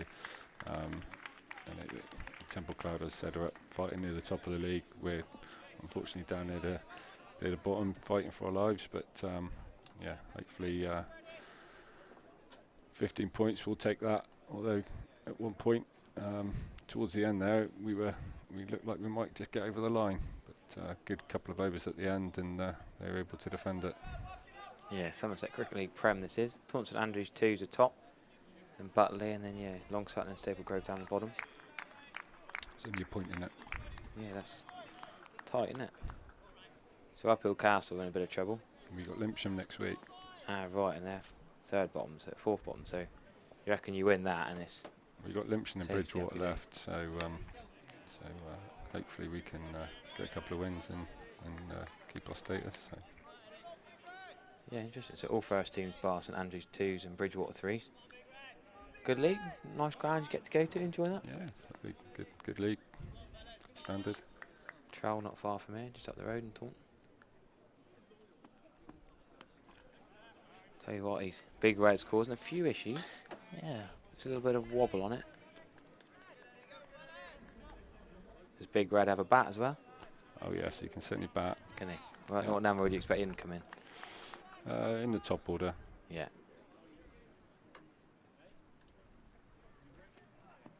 God, that smash down the ground, mid-off, picks that up well. Could be a run-up direct hit. Good running, like you say, quick. He's pretty much the one person you don't hit it to him run. Joe Martin. Big, strong lad. So first one he's mid on, it's gone straight to the fielder. But as we say, quick between the wickets.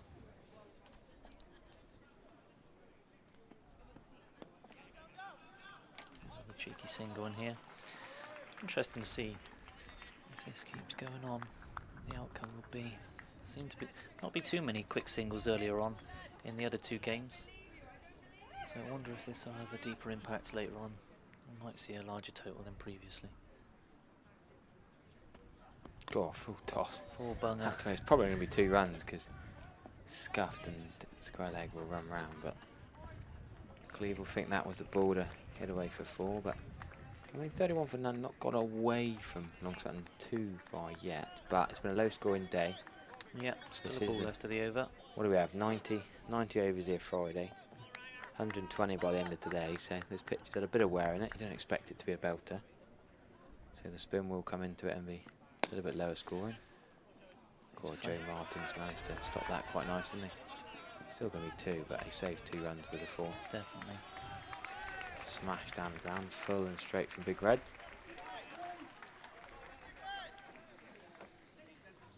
So have you got busload from Cleve? Yep, 2 busloads today. 2, so wow. the players came on a minibus, and the supporters have come down on a coach. So it's certainly an occasion. 50 or so altogether? I think the coach was a 74-seater. So it? Yeah, there wasn't too many empty seats. That's a good effort. What about you boys, Long Sutton? Yeah, we've got a fair few here in the crowd over there. Where are they sat? Where are we looking? Down below us? A few in the corporate and then a few off to our right. Just see James Rue reporting to Judy. Going to the Andy Caddick Pavilion. Maybe he's come for a watch. Maybe he's coming in for a net. You could zoom in on route. Oh, missed him now. I got him in my binoculars, but probably coming for a net or a bit of gym work on a Sunday afternoon. It's Joe Martin coming on to bowl. Bowled very well yesterday. Yeah, fresh from that diving stop just now at mid-off.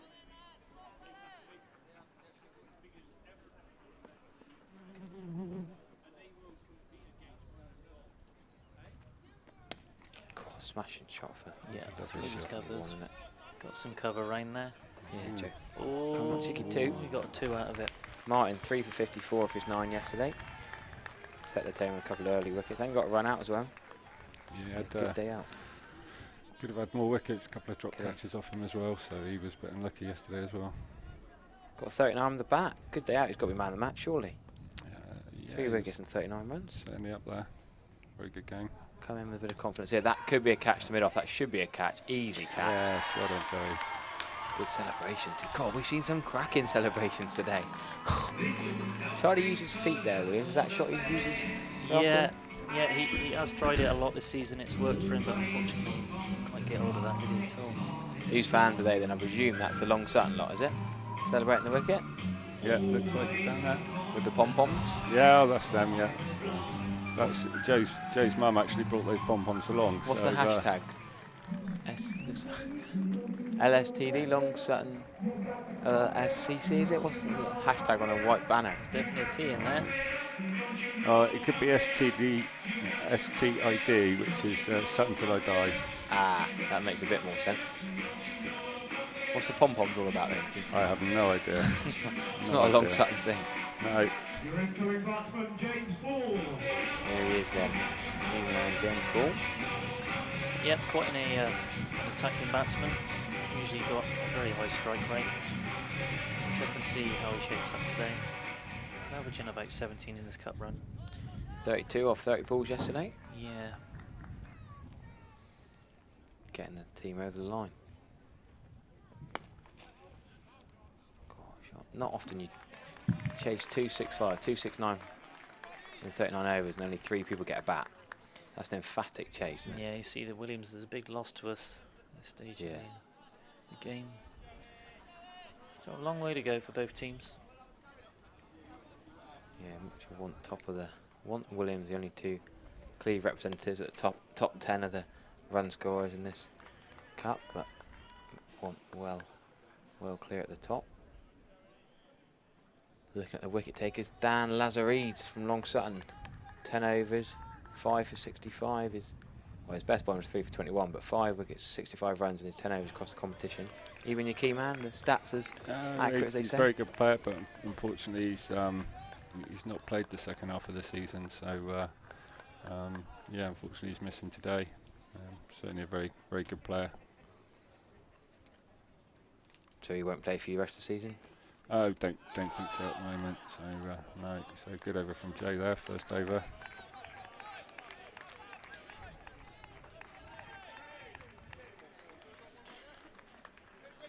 So it looks like James Cook's coming on to bowl. Yeah, is that a surprise early move or no standard? Yeah, bit of slower bowling, take the pace off. You've still got an over left to come back later on. Big Red, the return. Big Red, yeah, I like that. Big Red's going to stick, isn't it? It's an interesting change, especially because you saw one was struggling a little bit with the faster ball, especially when it was full, struggling to get that cut shot away. This is strike from the T20 play, but though, isn't it? First ball outside the power play. That's it. Power play, pace off, bit of spin. That's it. And we can move the fielders around a little bit. Deep square. Deep mid wicket, quite a straight, almost cow corner. Straight mid wicket, almost wide long on to the off spin. That could be straight to deep square leg. No, it's over his head for 6. Unlucky. 6 runs. Good shot, but tell you what, 2 yards left, 1 yard less, and the fielder's in the chance to flick that catch. Yeah. First ball of the off spinner. Bang. His momentum a little bit, didn't he? Yeah, good timing. He'll be grumpy about that.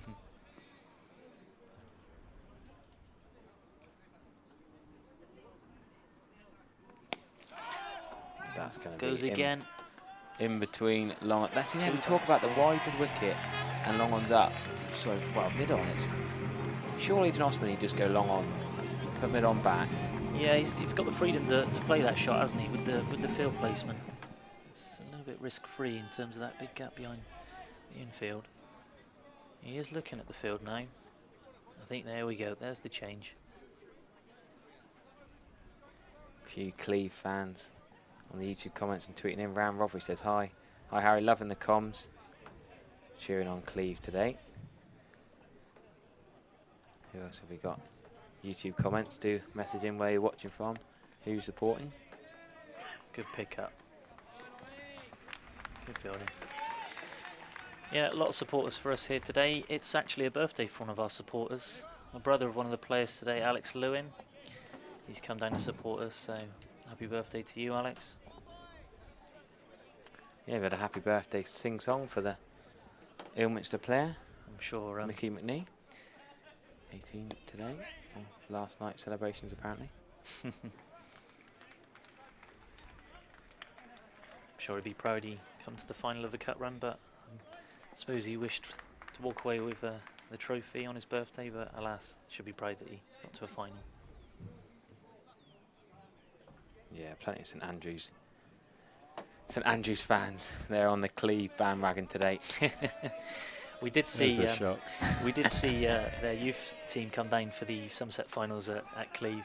It's one St Andrews, one in their cup.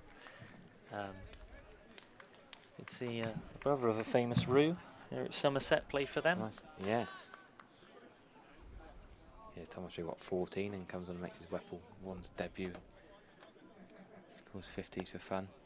Yeah. Ridiculous talent. It's not fair for the rest of us, is it? Scratch golf is serious cricketers. Yeah, Roo and Thomas families could be names for Somerset for the next 10, 20 years, I reckon. Good over for Cleve for that. Yeah, 51 for one. Once on to 30. Couple of boundaries. What do Long Sutton do here? They need wickets, really, don't they? They can go more aggressive or try and contain. They've got to get one out, surely. Yeah, hopefully Joe can strike for us here. He's been bowling well and picking up wickets, so get his Yorker right. Yeah. Leg side again. He likes that area, doesn't he? Yeah, I don't think mid-wicket's going to stop that, no. He's a square mid-wicket. See, this end to the off-spin, I think the mid-wicket could go square and long on to go back. This to the pace ball, they've gone deep long on and deep square leg. I feel like probably on a slow pitch, just go to mid-wicket, straighter. Yeah, it seems he's got the option to use the pace of the ball a little bit more and not hit it so square. So Here we go. They've listened to my captain. Who's the captain? Who's listening to me? Jack Lyons. Jack Lyons. He's listened, and there we go. Mid-wicket, square leg, and long on. Be interesting to see what he plays now, because he's attempted the cut shot a few times. We've got a little bit of space behind us. So let's see what we do. Still trying to work it through that leg side. We've got that protection out there now. 3 fielders riding the boundary. 1 in short.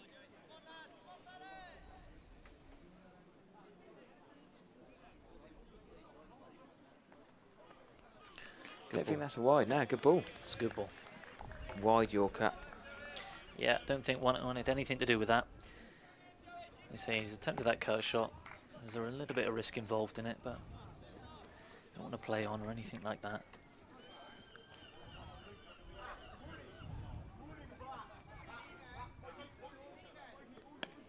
Good 1-2 wide, bit off. Been a good start by Joe, to be honest. It's interesting though, because we've not seen that many runs all day, and to be 55 for 1 after 7 overs is a serious start from Cleve. If they can continue this, they could get the highest score of the day. Well, as we mentioned it slightly earlier on, it's not been a blast of boundaries so far. It's been a lot of twos, singles inside the ring. Could be the difference. There's already as many boundaries in this game as there were in the whole 10 overs. Well, there you go. The first game today. That is a full toss, slapped over the top. It's only going to be 2, but pretty filthy. What did you just say? Joe Martin was bowling well. Well, he wasn't He to had that ball, yeah. Commentator's curse again. He does have a howler in him every now and again, but he's also got those magic balls as well. Even with that full toss, he's got the best economy rate of the 4 Long Sutton bowlers used so far. That's a good ball. Yeah, that pretty much sums him up. Wide Yorker. Really good ball. Hands on hips for ball. Unsure about that one. But ball don't need to do anything differently. Cleaver flying there really, because Want's going so well. 35 of 27 is some knock on. Just needs to keep supporting Want there. Keep rotating the strike. He doesn't need to take too many risks here. He's still got plenty of time left of the game. Plenty of batsmen behind him as well. There's no need to take any silly risks this early. Take the game long.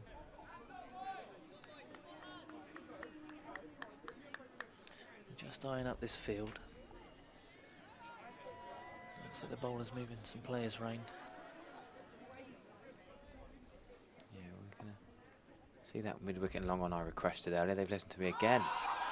He's given him. Stumping. Very good from. Very good stumping. Very good from Oles. Sharp keeping there. Very sharp. Ollie Phillips, wicketkeeper. And One is not happy with that one. Yeah, seriously, that. So the off spinner has got a breakthrough that's quite important here.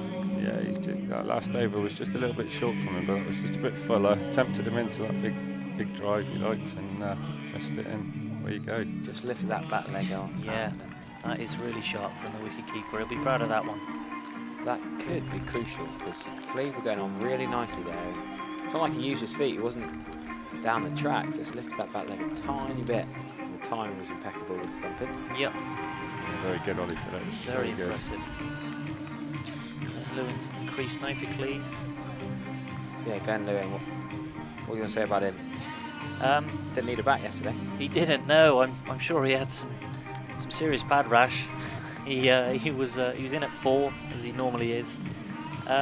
He's averaging about 26 in the cup run, 58 not out in the quarterfinals, I believe. So we'll see what he brings to the party today. Going to see a slight change of field. Yeah, long one's going to come up to mid-on for the new bat, makes sense. Oh, they're still going to go with Foreman back on the bat. I thought they'd go a little bit more attacking, but Cleve are still flying. It's T20 cricket, so fair enough. Still defensive-ish. Should be I think good. there's a single there. Long Sutton renowned for good fielding. Yes, definitely. Yeah. You say it's an attribute of this side that's quite important. Try and strangle this, especially with the twos that have been run. A lot of youngsters in there, very fit, good hands. Hopefully they'll enjoy this outfield. Biggest ground they've ever played on. Yeah. We've got a no ball for an off spinner. Interesting. It's not the first time he's done that, fortunately. But if the wicket keeping's anything to go on today, then I'm sure that Sutton certainly are quite strong in the field. With some really sharp hands earlier. Leg side here, she's going to try and whack that through leg side, hit the pad. Still so early for him. He's going to face, what, 3 balls, 2 balls? Big long hop through there. Struggle to connect. Full toss on leg stump. Tell you what, he's got away with some pies here, hasn't he? Yeah. He's got some lovely flat full deliveries, cracking bit of stumping, but a couple of deliveries he's just got away with. Lewin's new to the crease, not yet got off the mark, and James Cook could do with landing him as he did for the stumping. That's a short ball. That really should have been pulled for 4 behind square, but I do think as we've said earlier, that the pitch is a little bit faster than people are expecting out there. That was his little quicker ball there. Yeah, I think if Mitch Want was on strike, he'd have whacked a few of them away, but Glenn Lewin's new to the crease. That's a better ball. That deserves the respect it gets. Let's get a bat on ball for Glenn. So that's a cracking over economy-wise for James Cook. Come out really well, hasn't it? Some of the balls weren't quite as good as Lewin made them look, but when you've got a new batter, you can get away with slightly different line of lengths. Yeah, just taking his time to grow into it. Bit grey at the top, but it's not going to rain yet. Doesn't rain at the Cooper Associates County Ground. It's probably rain 2 days in 3 months here. I think we'll be okay. Little drizzle in the air earlier as we finished the second final. But unfortunately, a big group of us went to Lords on Wednesday. Oh, did you? Yeah. For day 1. Good if we didn't have tickets for day 4 or 5. Eh? Yeah. I know people had tickets for day 4 on Saturday. We got our money back at least, but 31 overs meant that we paid full price. So. What a week, eh? England Test at Lords, Long Sutton in the Cup final on Sunday. Yeah, fantastic. Hope today's a better day out than Wednesday then. Let's hope so. but Long Sutton in a bit of trouble here. Well, 59 for 2. I think that want wicket could be crucial. Yeah, he is certainly an aggressive batsman, as you can see by the statistics, and he's certainly a big character in the dressing room. So hopefully these guys can band together now and push on. We've only had 150 here all day. Ben Johnston. About Jerry. Did we have Sainsbury earlier for the Bedminster team? That was some knock from Sainsbury, to be honest. Yeah. Yeah, Bedminster were looking like they were struggling when he came out of the bat. He started well, didn't he, Ilminster? Yeah, I thought Ilminster were going to do it. That Kanumi catch extra cover was the controversial key moment. They got him later in the over, so. Yeah. Did you guys have a view of the catch? I mean, I was sat just below where we are now, and it was close to the ground, wasn't it? It's one of those, the fielder says it's out, the batsman says it's not. The umpires were unsure. So the batsman gets the benefit of the doubt. Yeah, sorry, Shane, just towards the end of the innings, he did get to his 50. Shea got up to 55 or 30 balls for Shea Sainsbury, and that, yeah, the winning knock at the end. So 2 50s in the major cup final, and 9 in the low-scoring minor cup final earlier on. So 55 is the top score of the day so far. But one of the better strike rates so far is the Mitchell wants, 125 strike rate, 35 of 28. It's been a really decent spell from Joe Martin, to be honest. Yeah, they really kicked on from that loss of Mitch Want at the minute. Still 2 relatively new batsmen to the crease. Still trying to grow into it, I feel. Looking there, as we said at the start of the game, just to keep picking singles, 2s where they can. Keep the strike rotating. Keep the runs going on the board. Keep it ticking over.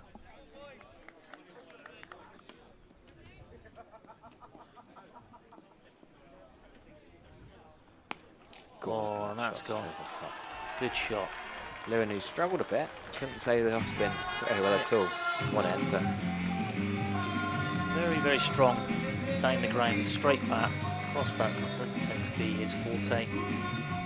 Not to say that he doesn't hit runs through it, but very strong through the covers and with a straight bat.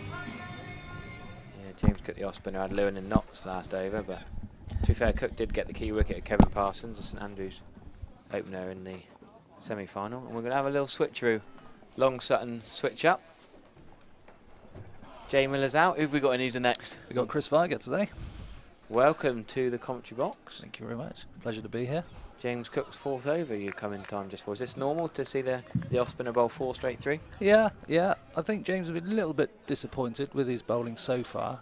He's normally quite frugal. I think on another day his figures could be a lot worse than what they actually are. Yeah, we were just saying he got away with a couple of long ops. Yeah, he certainly has indeed. When Lewin was new to the crease. Yeah, he's normally very economical indeed.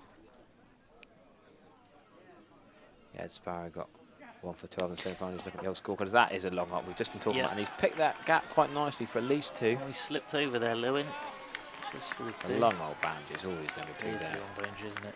It seemed to slow down a little bit as well in the outfield. I thought it was going to race away, but the fielder made it look quite simple to get around to.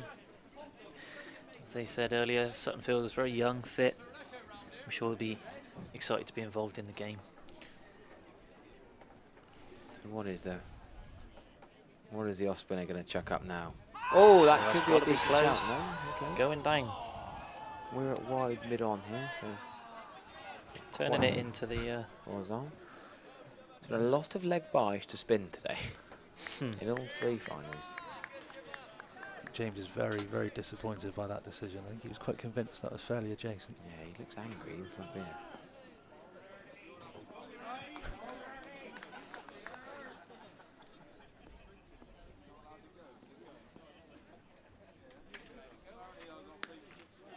Talk us through James's sort of side wobbly, I don't know what you call it really.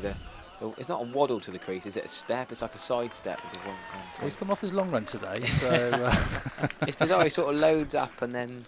Yeah, indeed. Hard to describe, isn't it? James has got a very strict diet, so he's worked very hard on his physique, and yeah, he's found the most efficient action that he possibly can. And look here, he just goes.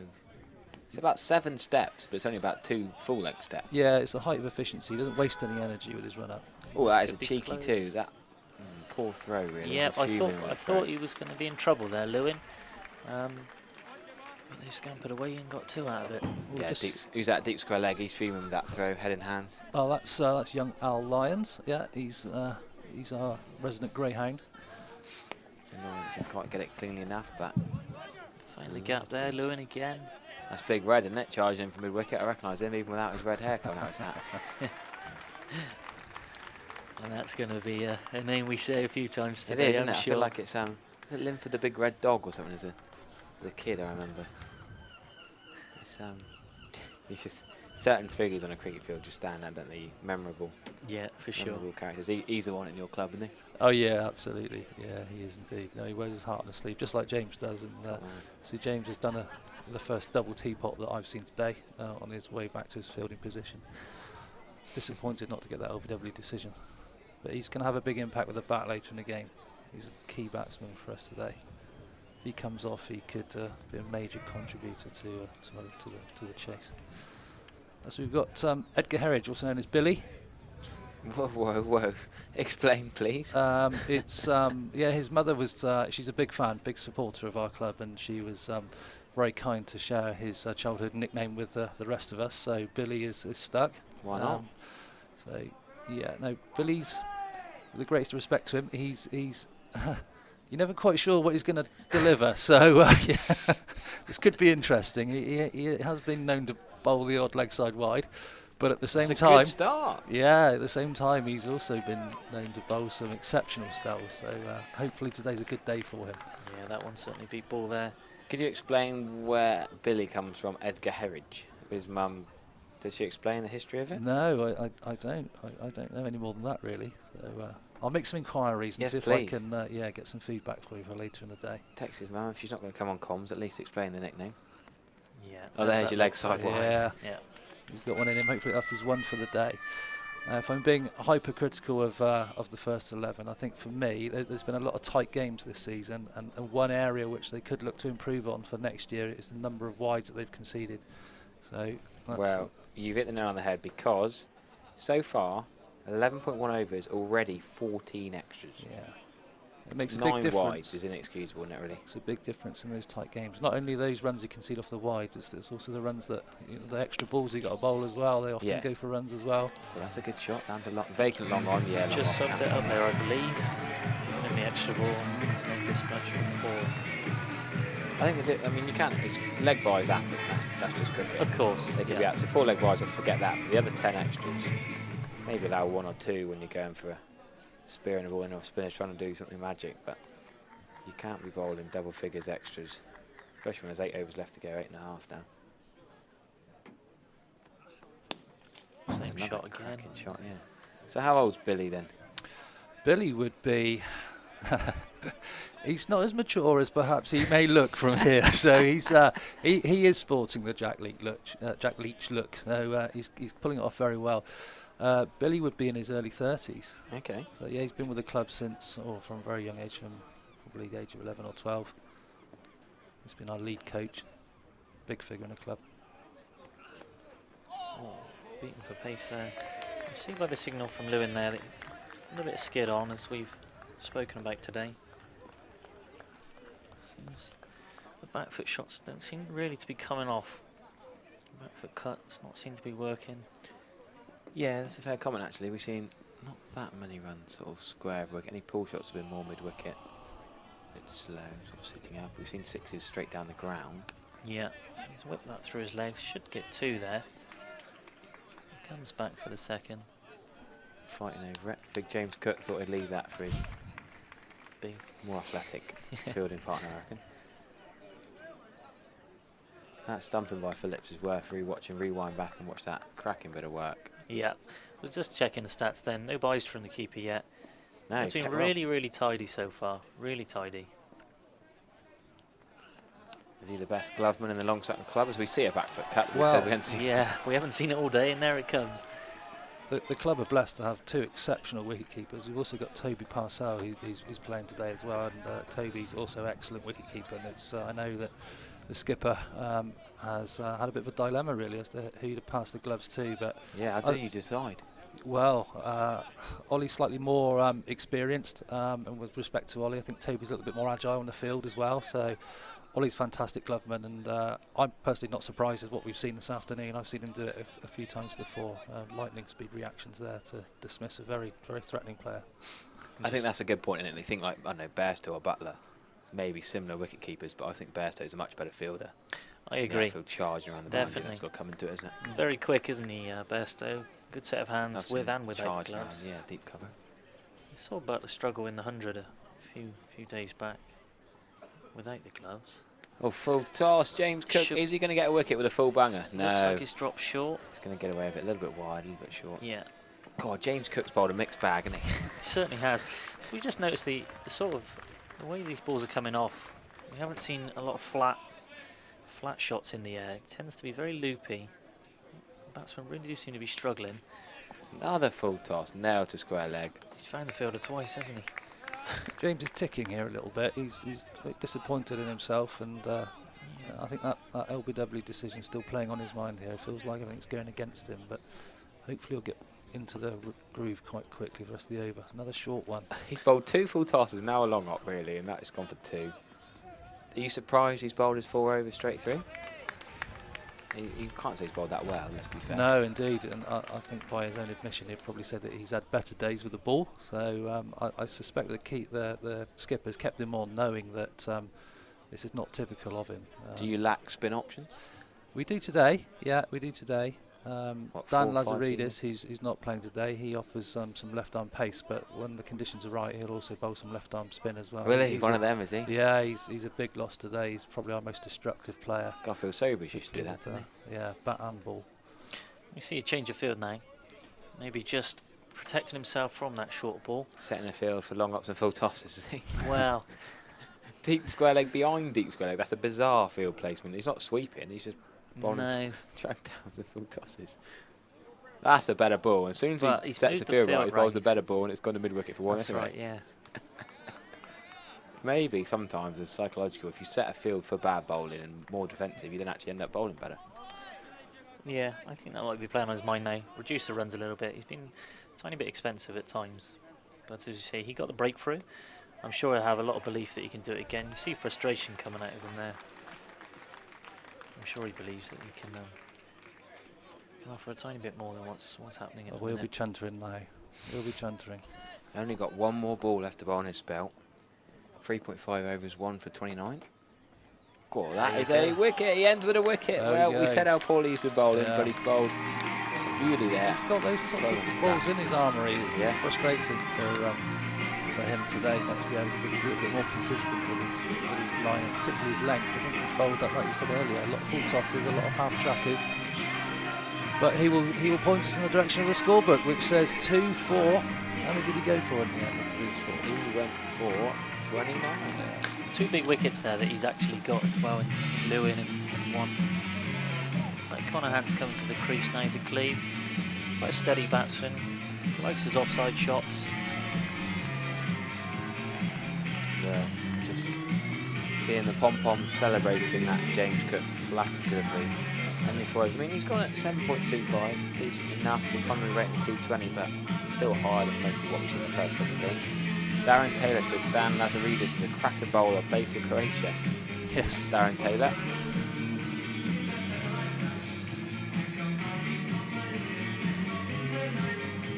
Your incoming batsman, Conaghan. Long sleeve today for Connor. Maybe those overcast conditions playing on his mind. Not many jumpers out there today. Certainly humid up here in this commentary booth.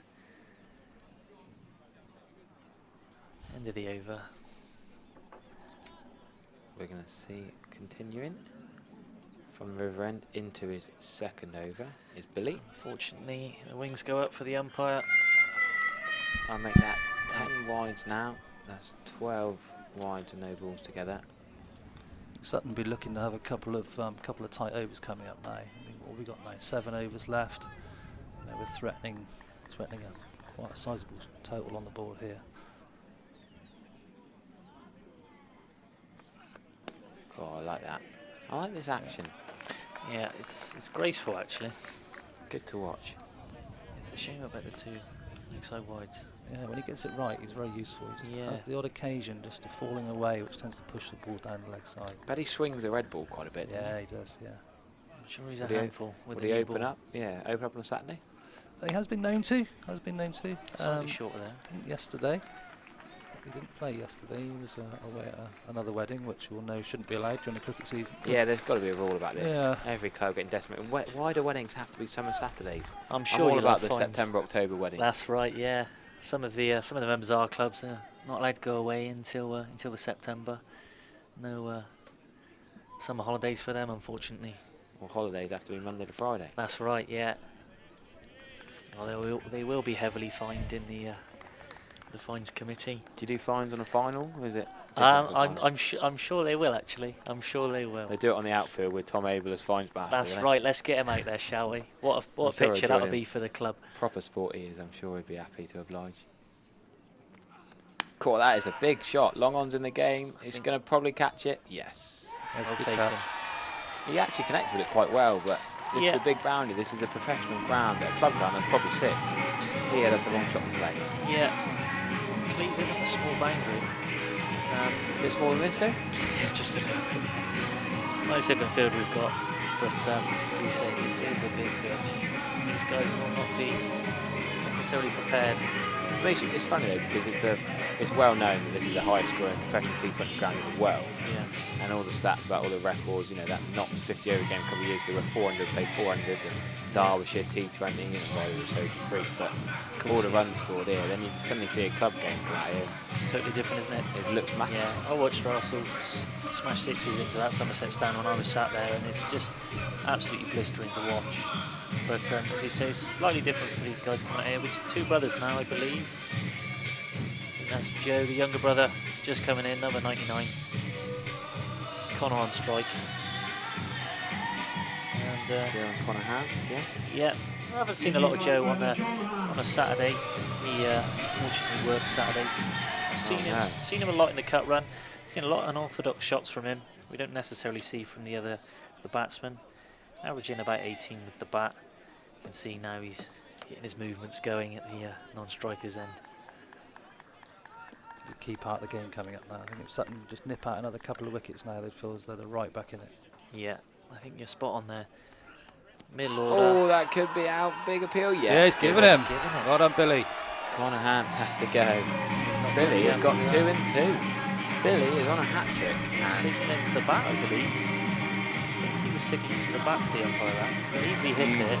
You can tell the way he's pulled down, obviously. He's looking at his bat. He's just tapped to his bat a few times. I'm wondering if he believes he hit it. Well, he must do. We can't see too Yeah. much of it. Interesting to watch that one back on the replay. Yeah, if you rewind the YouTube stream, you can watch that again. So just in his first ball, Billy full and straight. Going in towards leg stump. Can't really tell if he's hit that or not. No, difficult one. Sometimes you get it. Sometimes they do. So new bat. Brother didn't last very long. Didn't seem to go that way, did it? Looks like Tom Burt coming to the crease, I believe. Incoming batsman Thomas Burke. Yeah, Tom Burt. Is Tom a man who's likely to feel the pressure of a hat-trick ball? Or is he going to take all this in his stride? He's pretty steady, Tom. He's opened the batting a lot. Quite, as we say, a steady batsman. He's not the flashiest of batsmen. Certainly hold down an end and can score runs. Might be the person to bring in right this time. As Sutton are starting to get a bit of a grip on this game now. Some quick fire wickets, as we say. Middle order really could be the key now. Right in the middle of the game. Just over 6 overs left. Hat-trick ball, the first one we've seen in the day. Not much of an attacking field. They're taking it so seriously. They're not on about personal gain here, long Sutton. Let's see how we go. Oh, Wide. it's not the best of hat-trick balls. Has he been on a hat-trick ball before? Can you remember? Not that I know, not I remember, no. Are you surprised you didn't go a little bit more attacking, a slip, extra cover, well, catching? Billy's very much a team man, and I think, you know, despite the personal achievement that he could have got there with that 3rd wicket, he's very much got the benefits of the team in mind, and so rather than risk a streaky boundary by bringing men up for the catch, I think he's done the right thing there. Look at that. Sorry, pause it. That's Gary Warren. He was in the commentary box with me about an hour ago, and I reckon he's watching the whole game back, his commentary. He's not got headphones on. He's there with his pint with his feet up, down below us, isn't it? I was sat just above him, and you're right, all through the Major Cup, he's been sat there. He's giving us a wave now. Look at that. There he is. He's on the screen now. Yeah. Yeah. I've been sat just above him to watch the Major Cup, and he's been sat there all game with a pint. He absolutely loved it. Pint in front of him and his phone in his hand as well. And why not? It doesn't happen very often that we get to come to a final. I'm sure we're all appreciating the occasion. He's enjoying his day out. That's the main thing, isn't it? We've got Joe Martin, change of ends. Yeah, Joe Martin bowled a couple of beautiful balls, didn't he? Oh, he won't be happy with that one, though. Sorry. Interesting that we've got a... he did bowl some good balls. The other end. He's bowling to the left-hander now, and sometimes that righty-lefty combination can put a bowler off his length and his line. I'm sure he will grow into it, though. Good work off the legs, and they could push for two here. He might fancy it. Bit slow, bit of a dawdle to start with. That's right, yeah. Although Hans is quite quick between the wickets. One of the faster ones in the team for sure. So what you're happy with, Cleve? Cleve, what do you want, 120, 130? I think 120 would be par, wouldn't it? To be honest, we saw them chase down 120 in the Major Cup, so we would hope anything above that and to defend. Should be able to get that. Keep wickets in hand. You think you get at least 5 and over now for the rest of the innings? Yeah, hopefully. As we say, we Sutton look to defend that offside now. Sutton, what do you want to keep him to here? I think given the start, I think anything below 140. Yeah. You know, for me, 140 would probably be a realistic chance for us. We spoke quite at length last night actually about how we're going to approach any potential run chase today, and I think one of the reflections that we had from the semi-final was that we went too hard too early and lost too many wickets. So actually on a ground like today, you haven't got to hit the leather off the ball to get value here. There's plenty of gaps here, so if you can beat the infield, there's often a chance of at least a couple of runs. And if you hit it a bit better than that, then it's going to race away to the boundary. So there has been some discussion at length about, well, you know, we need to respect the bowling, and if we need to block out a maiden, then so be it. I think you've really summarised it quite well there in terms of taking the game long, as you say, in game management. When you start going for it, you know, there's still plenty of time left for Cleve here. Still plenty of time. It'll be interesting to see how they set up to defend the chase. As we say, still lots to do with the bat. Left-hander on strike, smashing that over. Weird, it was like not catching extra cover, catching cover, which you don't see very often. Yeah. Not fully in catching, but not really got back a on wide the ball ring for that, one. to be honest, if he left that alone. But yeah, he hit it quite nicely, but the fielder keeps it comfortably. The boundaries seem to have dried up, and I think now they've got to start rebuilding with ones and twos. Keep that scoreboard ticking, as we've said, to really look for a high target. Now he's gone straight. There's been so many pitching wedges we've seen today. Right. Chipping over the infield. He certainly enjoys his golf as well. So. It's going to be an interesting reply from Sutton with the bat, because other than maybe Al Lyons, who's has been fielding on the boundary, running around like a greyhound this afternoon, other than him, I would say that all of the other batsmen are quite attacking batsmen. None of them are going to die wondering today. So, you know, for me personally, clearly hope that we get across the line, but I can't really see a situation where they're going to start to consolidate if we do lose a few wickets. I think they're just going to keep going, and each of them, you know, from 1 down to 11, have got the potential of hitting 30, 40, 50 runs. We need just 2 of those to come off, and we'll be in with a shout. Some of the Cleve fans on Twitter reckon they've got enough. They're happy, ending 5 for 5 with 5 overs to go. They keep adding to it, but it's all about that innings at the top, I think, set the standard that Mitchell wants, 35 off 28. Superb knock. And a quick 30 in a T20 game in any format can be Not underestimated. Oh, Whoa. that's a terrible ball from Billy. That's a no ball. Hiked off the strip. That slipped out and got a long Sutton losing it a bit of pressure getting to you boys. Well, I think Billy's got a bit of cake on his fingers there. I know he enjoys opening his. You'd have his cake snack on a box. finals day? Well, yeah. Just it goes well with a big fry up this morning down at Long Sutton Golf Club. So he's got a bit greasy fingers, I think. That's much better. Good length. Quick single, could be in trouble. Oh, he's Oh, missed. direct hit, he was gone. Overthrow buzzers. Yeah. Yeah. He'd run so far though. It could have been 2 extra overthrow buzzers, but no, just the one. Yeah.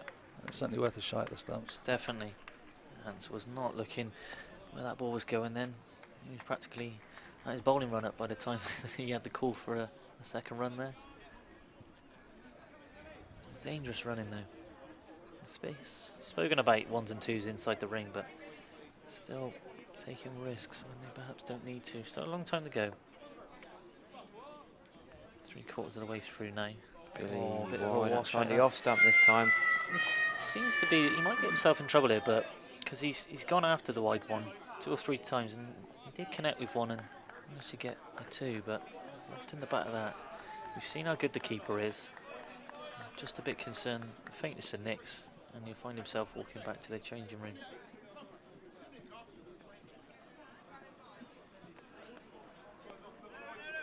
I'm taking. Yeah, I'm surprised that Ollie Phillips, the keeper, has not stood up actually to someone of Billy's pace. He's certainly more than capable. Yeah, you can definitely tell that by the way that he kept and got the stump in, that, you know, he's very sharp behind the stumps. As you say, I wonder if he's playing a little bit more defensive, as we've seen those sort of wafted bats. And does he believe that if there is an edge, he's got a much higher chance of taking it when he stood back? Very difficult when you stand up. Thinking about a single, but no, extra cover's done well. Cut the angle down. Oh, he's nearly been smashed in by Hats at the non-striker's end. There he is, the man we've been bigging up. Good glove work. I'm sure he's enjoying the match so far. Certainly been involved. Key stumping. Definitely. It's probably the highlight so far. Good bowling. It's been a really good over, hasn't it? Billy's a bit hit and miss, isn't he? Bowled one horrendous ball, and then every ball that's not a wide is pretty good. What sums him up really is, yeah, the definition of inconsistency. He's consistently inconsistent. He is. That's the one thing you can rely on. But sometimes that's harder to face as a batter, you know. Well, Someone can be really good, but they're on the spot every ball. You can get used to it.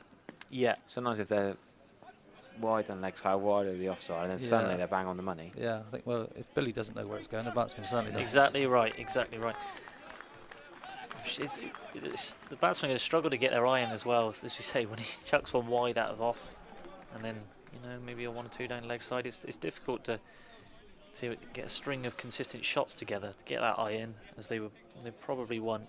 Yeah. That was a good finish to the over there. Yeah, it was a really good over in the end. Change your bowler now.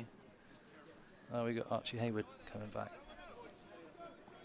Archie bowled 2 up front, so he'll big man bowl through to the end.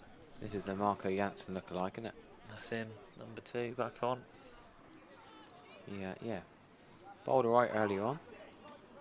Archie Hayward, 2 overs for 12. He bowled 2 wides as well. James Cook, the off-spinner, he did bowl a no ball, but he's the only man not to bowl a wide, so every bowler's contributed an extra, which isn't great for Long Sutton. 18 extras given away now. Where would you consider Cleve's strength to be? Is it with the bat or with the ball? Or? Well, it looks to be we've favoured the chase throughout the sort of journey through to this final, and the last time I think we set was way before the quarterfinals, to be honest. So it'd be interesting to see how they set up to defend. They fielded very well in the semi-finals. I think there was 3 or 4 run-outs, a couple of catches behind as well from the wicket-keeper. So they'll certainly feel confident in the field, but it's whether or not the bowlers can be consistent and reduce the extras. I think the extra column is certainly going to play dividends today. So hopefully they can really tighten up in the field, and the bowlers can really consistently hit their line and length. 3 back on the offside now. Yep, he's played a cut shot a couple of times. Maybe he's a bit concerned about it. Seen it again there. Little charge down the pitch, making it even harder for himself there, Hans. Yeah, you see the game plan here. Archie's just trying to push it full and wide, packing that offside. You don't see many left arm bowlers bowling around the wicket. I mean, it seems to be his preferred approach, but it does leave him exposed to that leg side wide. Joe Hans, 4 not out. He's found a gap there, hasn't It's he? only It's going got to to be be 2. Billy's come That's round, Billy, yeah. Bird's We've got got in Big easy. Red and Billy are my 2 favourite cult heroes for Long Sutton, I've decided already. Who's these characters? Hopefully we can bring some characters of our own to the field. Oh, forgot. Yes, definitely. Joe Hans will have a big role to bowl the ball later on there. He certainly will. Tends to open the bowling.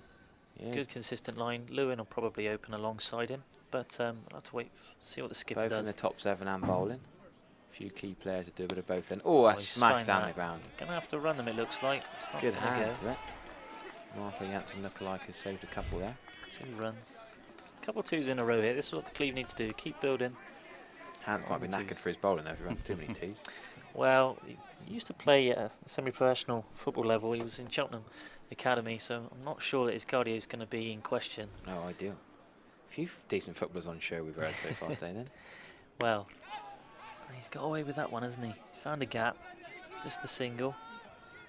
So Joe Hans from Cleve has bowled 12 overs in the competition. 6 wickets for 61 runs. The best bowling figures of 3 for 33. Yeah. Good Economy rate of 5 is pretty good. 5.08, isn't it? It's not so bad. Shot rate at 12, you take that average of 10, that's 10.17 average. pretty useful that, yeah. Yeah, certainly. Top 5 in the league for wicket taking as well. Yeah, certainly a character on the field as well. And brother Connor Hans just below him with only 1 wicket less in this cut run too, so. Yeah, Connor's been pretty consistent. He's good line and length, outside off. Bowls about 1 or 2 wide a season, so hopefully we won't see any of them today from him. He'll chastise himself for sure if he does. End of the over here. 3 overs remaining. Here we go, another flat watch. Plenty of flat watch today. Not much action though. I'm a bit disappointed in the retired folk on a Sunday. They all, what are they doing? They have a day off or what? Looks that way, doesn't it? Not good enough for Cross arm there. Look like they're in the middle of an argument, to be honest.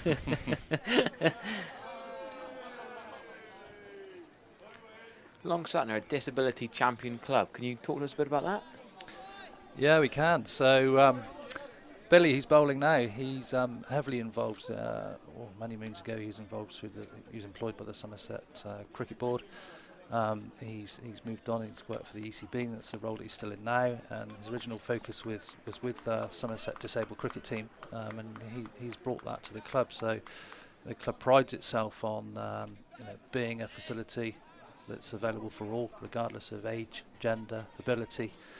And so we're very proud to field 3 senior teams, a ladies team, which was that's grown significantly in the last couple of years. So we've now got a squad of approaching 20 ladies that play regularly, which is fantastic. And we've also got some less able players within the club as well. So it's very much a community and a very family-oriented club at the moment. So it's a fantastic feel about the place. So do you know how Billy got into that line of work? What was his history? Well, he's always had a great passion for cricket. So he naturally, when he left school and college, he was looking for a role in that, and he found himself in a position where he had the opportunity to take on the lead for Somerset disabled cricket, and it's a role which he was very enthusiastic and still has great passion for today. He'll travel around with the team and all over the absolutely. country. There's a run-out opportunity there for Sutton. Direct hit, I think Hans was gone there. I think the bounce that was a little bit Yeah. favourable for the Cleve batters. It's certainly inspiring to hear about Billy, though. I was, head coach of Sutton now, and helping out as well, as you say, heavily involved with the Somerset team. Scamper back for 2 here. Yeah, Billy well known across the. Yeah, across Billy's the a county. great clubman. He's performed many a role from youth coach through the senior coach through the chairman. So he's a great clubman. Most clubs have one, and we're very, very fortunate to have him. Been there all his life? Yes, absolutely. Yeah, lives locally. Yeah, very passionate about his cricket. Sutton through and through. Yeah. It's nice to hear that, though, isn't it? That we've got characters here today in Sutton on their 50th anniversary of their club, that have been there from the start, have been there from such a young age, and are now playing in a cup final. So it is a It's a fantastic experience for everyone. Definitely. Man we're talking about just finishing off his 4th and final over. He's bowled some wonderful deliveries. He's bowled a couple of shockers, but one will probably stand out in the bloopers reel that hopefully is not being made alongside on WhatsApp group as we speak.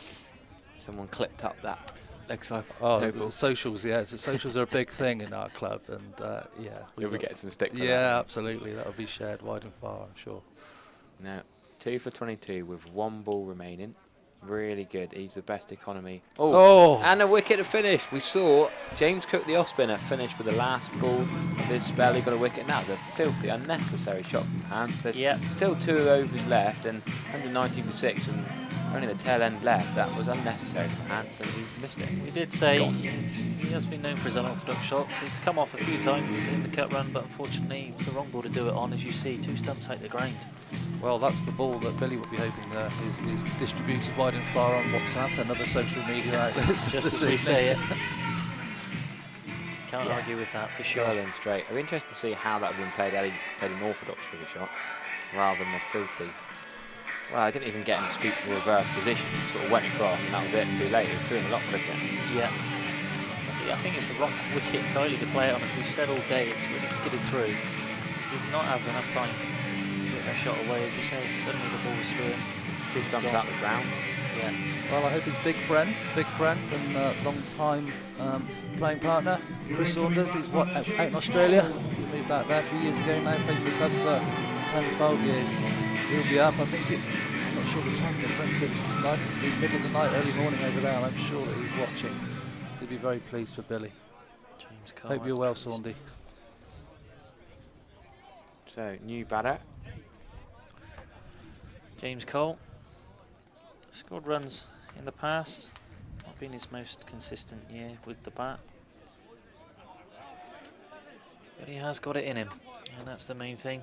Batting number 8, I suppose, not too much pressure.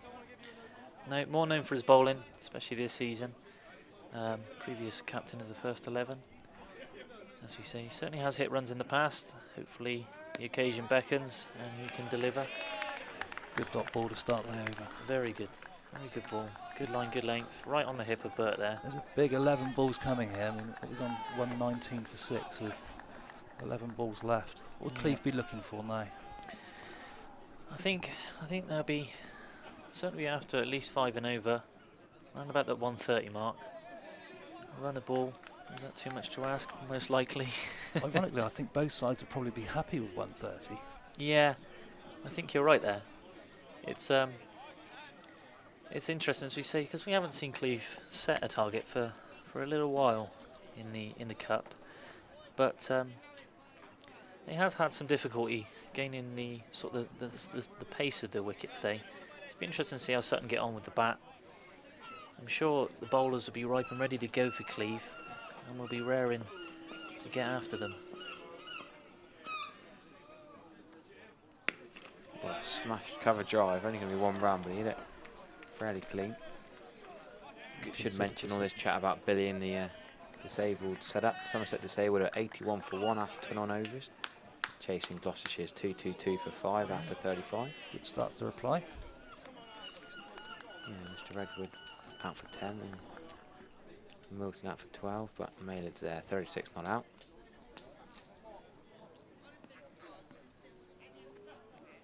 Oh, that's going to be 4 for the third man. Yeah. Third man's ridiculously wide by the Con Atkinson Pavilion. Never going to be able to stop that.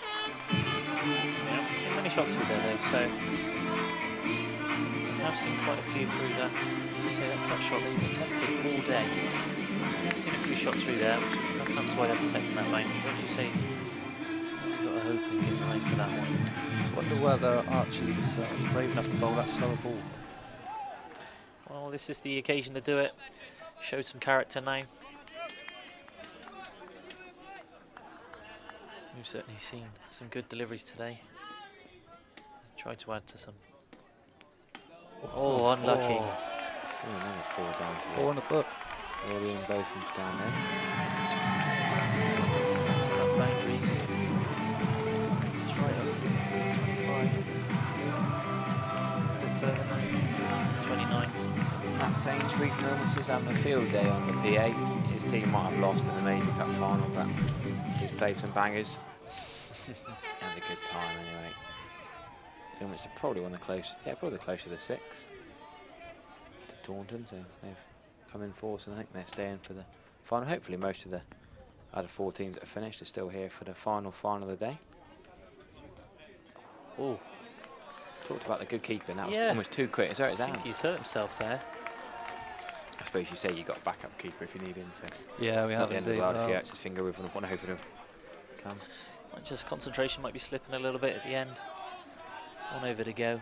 I think their minds are probably turning to how they're going to approach this chase. Yeah, I think you're right there. And Sutton have certainly got the batting power to chase this down. It's just whether they've got the mentality to approach it in the right manner. They're all very aggressive batsmen, as I say, with the exception of Al Lyons, is more of a nudger and a nerdler, and he will look for the gaps, and he is rapid between the wickets. So it's just whether we can just recognise the situation of the game, and if there's a need just to even just pad back 4 or 5 dot balls, there's plenty of opportunities for boundaries here. Yeah, it'd be interesting to see the character shown by both teams in the chase in the second innings. Be interesting to see how Cleve approach it, how they attack Sutton's batting attack, really. Yeah, I think the first 5 overs are key for both teams. Yeah, I'm sure they've watched once first, first 5 overs of the game, and we'll probably look to do a similar thing. I think that's going to be safe. 2 runs. Yeah, cross back down the ground for 2 runs. Big final over required. He's at the 131. I'm sure they want a few more out there. Well, I think this Cleve scores above par, to be honest with you already. I think 120 would be par today. Yeah. It would be interesting to see if Bedminster had batted first. In a different game than Major Cup, but Big Reds. He's got away with that it's one a filthy too here. shot through the leg side, isn't it? Oh, well. In the last over of the game, I'm not expecting to see the most technical of shots now. Is this normal from Big Red, the ball free at the top? And then yeah, he always finishes relatively strongly. Yeah, we hold a couple back for him most Saturdays.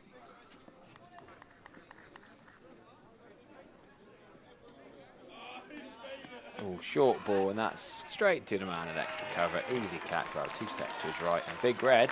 He's in on the action. That's his name in the book. 1 for 24 for Ed Sparrow. The music man is loving it today. He's doing well, to be fair to him. He's brought out a few bangers, hasn't he? Yeah. There we go. We Will Rock You by Queen. Not sure it's the right song to play with about 4 balls left of the innings. I think this is Max Viney coming to the crease. Pop-ons again. Look at him go. That's what you want from your crowd. Let's see who's actually coming. I'm not sure if that's Alfie Parsons actually.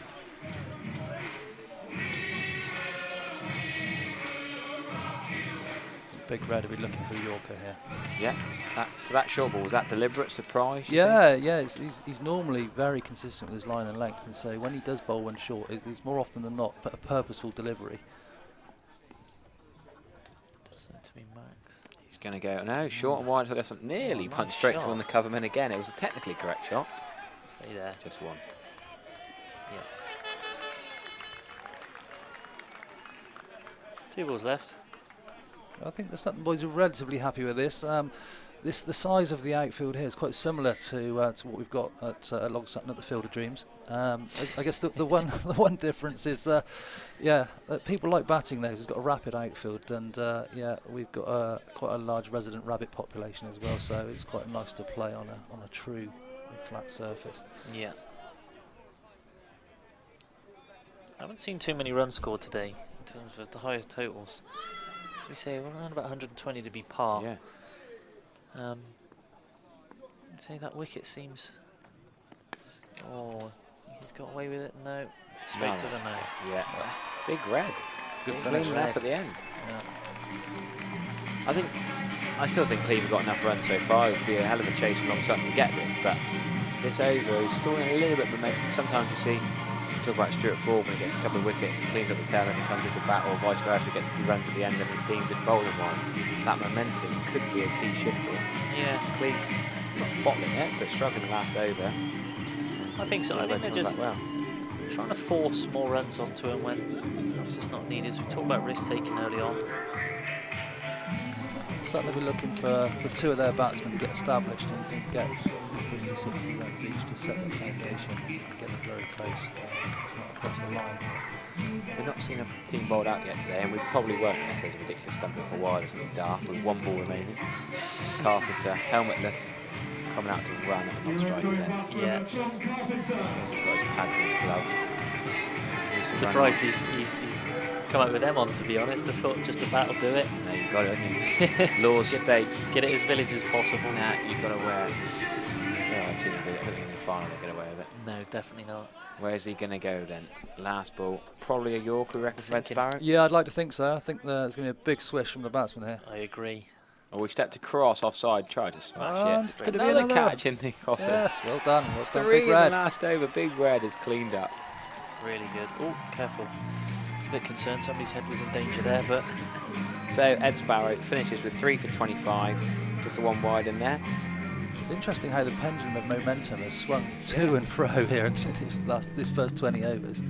Just when you think one team's starting to take a bit of a hold on the game, then the other one fights back. I think it's set up for a fantastic finish. I think you're spot on with that assessment. We're certainly going to enjoy a thrilling second innings, I believe. As you say, Sutton probably really fancy their chance. You see them huddling now. I'm sure the captain will be saying some wise words to them, getting those batsmen fired up. Ground staff are coming out now. Yep, so we're going to have just under a 10-minute break here. We're going to get a refreshment and a changeover. We'll have a different Long Sutton team after the break, but we'll be back to see if Long Sutton can chase down 135 for victory. Do join us about 9 minutes time. Leeds Cricket Club then finishing their innings on 134 for 9. Reaching out, touching me, touching you. Sleep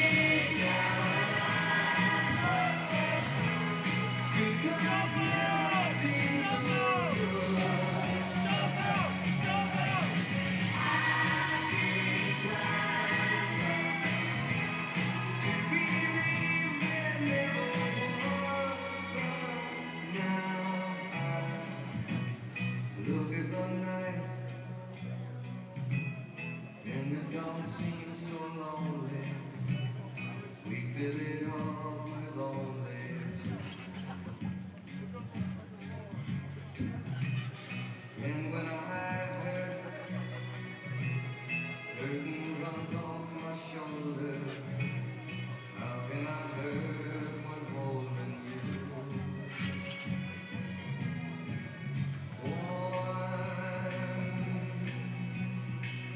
Touching warm, reaching out.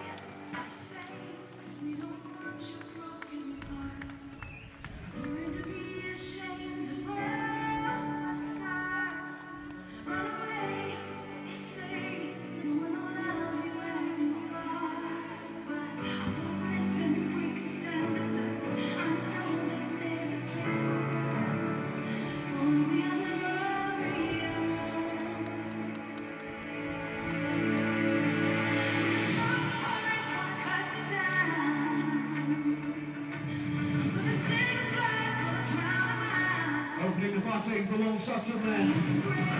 Ed Sparrow. And Mike Cooper.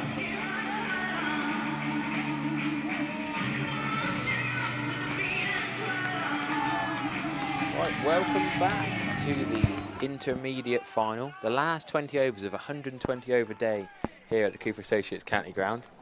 The Club Cricket Somerset League Finals, and we've got Long Sutton coming out to bat. And I'm joined by a representative of each club. Would you like to introduce yourselves? And Yeah, I'm George Parsons here for Cleve CC. Yeah, and I'm Neil Goof Brewer, obviously here the other half of Long Sutton. Yep, and Neil's got a Ben Green style moustache. We'll have to get on the stream at some point. Is it inspired by Ben Green, or is there? I'd like to say it was. All it is, it's completely against the wife. Right, well, we're going to start with right arm pace. Ooh, quick. Yeah, he certainly seems to rev it up a few gears since last season. Not known for his batting last season, but he's certainly bowled well, really well this season, Glenn. Yeah, top of the wicket takers. Yeah, top wicket taker in the club at the minute. There you go. Let's get this moustache as I duck out the way. Smile. There it is. Look at that. Sorry, carry on with Glenn Lewin.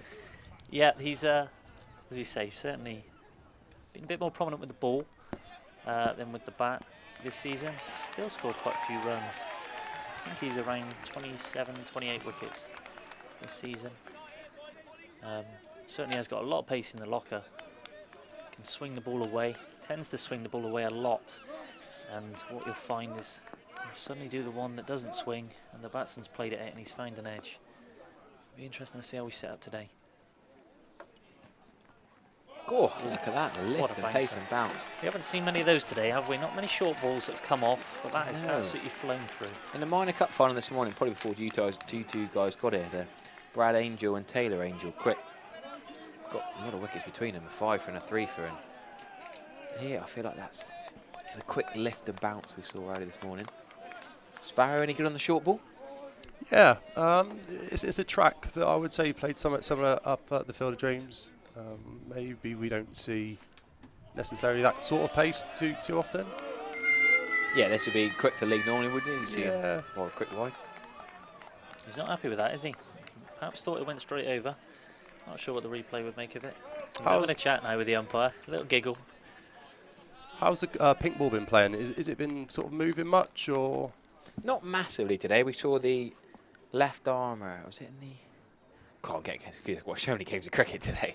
We saw left arm. I think it was this morning. Swing it in beautifully. Oh, that's no, it's gone down. Leg side, I think. Yeah. Yeah, it's not swung massively, but something about left arm. I seem to swing it more. I don't know what it is. You know, that left arm in swing is probably not scientific. It's probably just me being a right-handed batter, just thinking that it swings more. But LBW uphill there for Lewin. Looked like it was going down leg side, quite high on the pad as well. Interesting that he's bowling into him. As you say, he usually bowls away swing and then sort of finds the edge for captain Tom Carpenter behind the sticks today with the gloves. Certainly taking a few catches in the cup run. 3 catches, 2 stump-ins and a run 8. #1 keeper in the Bristol and District Cricket Association at the minute. Most victims, around about the 30 mark, I believe.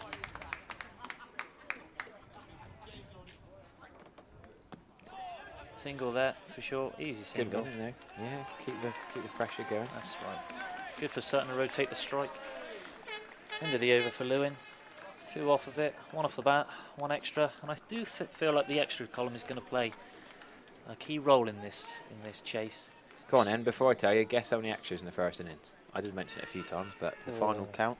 About 26, I I want was to say. going 28. Cool, it wasn't that many. Oh, was it not? It was 18. Like that. You both gone through. It felt like 20 plus, but it was only 18 in the end. The last couple of overs were tiny. It's merely Big what I'm Red used came to. back. Yeah, okay. Yeah, fair enough. me too. So we're going to see a Hans from the other end. We've got Dan Jones in the crowd. He seems to have got an air horn or some sort. Oh, is that the? Well, there you go. Here he goes, setting it up. Did you boys get the banner in the end? Did you see the message? I don't think we did, to be fair. Do you know what the hashtags did? Oh, we did see that. We got that on camera first innings. Yeah. Oh, what a bizarre shot! Leading edge, straight to cover, easiest Williams catch. takes the catch. It's got to be a wide, isn't it? I don't know why he's played that shot. Now I wonder if that is a big blow for Sutton. I'm not sure what the back lineup looks like today. I'll be honest, you know, it's one after another. Who comes in next? I honestly don't know if that's going to change anything with There them is getting out early doors. very similar bat styles as your co-commentators may have mentioned earlier. But I'm sure you will not be worried at the minute. I can only guess it's Mr. Cook who comes in next. Okay. James Cook, I'm presuming. Oh, the off spinner, big Yeah. lad. No, it doesn't look like it. Look that way. Looks He's a a young lad. lot smaller, younger lad. Looks like Sorry, you got the wrong angle there. The Al Lions. Yeah, potentially. The lad who was out on the in the boundary. Brother Deep of Jack sweeping. Lyons? Yeah, that's the one. Some say he's the better brother. I don't know. Okay. I'm not going to comment. That's not my What play, team do right? you normally play in then? Twos. Twos, okay. So do you play with these guys mixing up and down a bit sometimes? So I played yesterday for the ones. Yeah. I'm not sure why. That's Jack that. Was that because of a few having a rest before today? Yeah, well, no. So it was, I don't know if the guy said so. There was a wedding yesterday. One of the guys, Toby Fry, hasn't played much cricket of late. He's a busy man working at the Harry Cider Factory. Oh, cool. We sampled a few of them. You'll like this on Friday night. I brought it with me, actually. I haven't got any left, I'm afraid. I'd love to. Well, actually, there might be some downstairs. We didn't. I got the cider and ale menu. Oh, the tasting next. It did go down. Have a look at that. There's a few Harry ciders in there.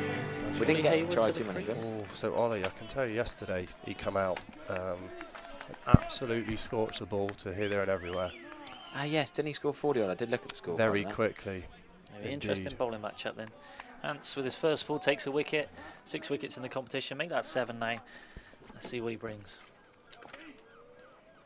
Joe Hans, this is the footballer in the chat. That's right. Oh, he nearly had another. Great shot there. Lovely. I was a bit concerned there. Connor might have been in with a shout. He's not small. When he turned and watched it sail over his head, so safe shot there. What a way to get off the mark. Straight over and off his head for 4. Something similar yesterday. It was more through kind of cover point, but yeah, just over the top. Yeah, great shot. Yeah, tip your hat off to that. Interesting start, this. Ooh. We've seen wicket 4. Hoik for 3, potentially 4. I think that's going to be 4. Oh, I tell you what, No that's got to be person. close. There's no one over there in Somerset, unless retirement flat. I mean, there you can go. give us a little VAR. Both the umpires are shrugging to one another.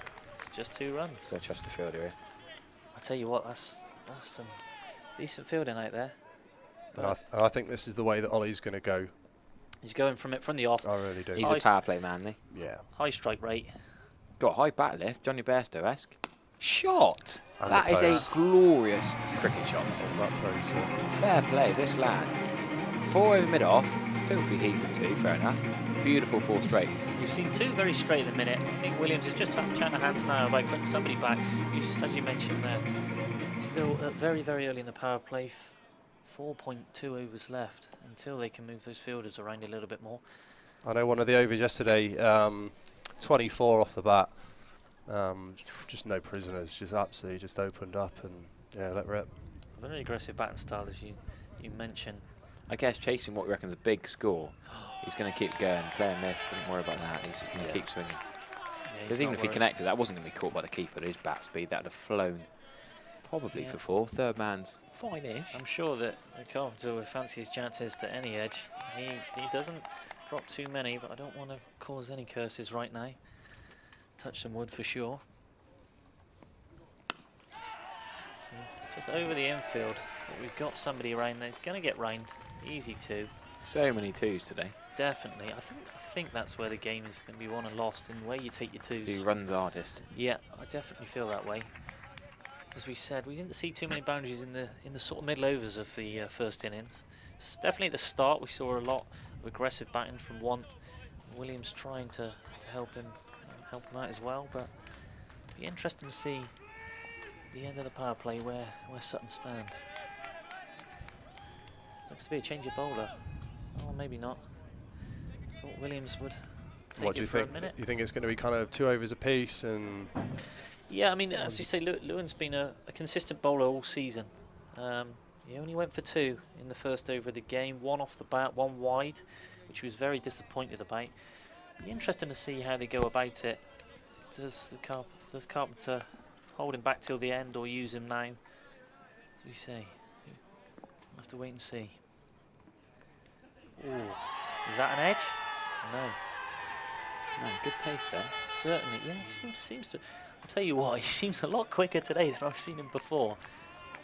Talk me through the Cleve white floppy hat. I like it normally, but it's not at all sunny. It's 6:05 in an August evening. I'll tell you what, so number 19 down here, but he does not stop wearing a bucket hat. He does not.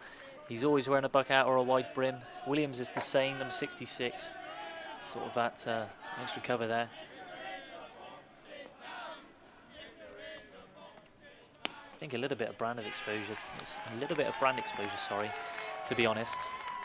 Fair enough. We're all in matching shirts today, numbers, names on the back.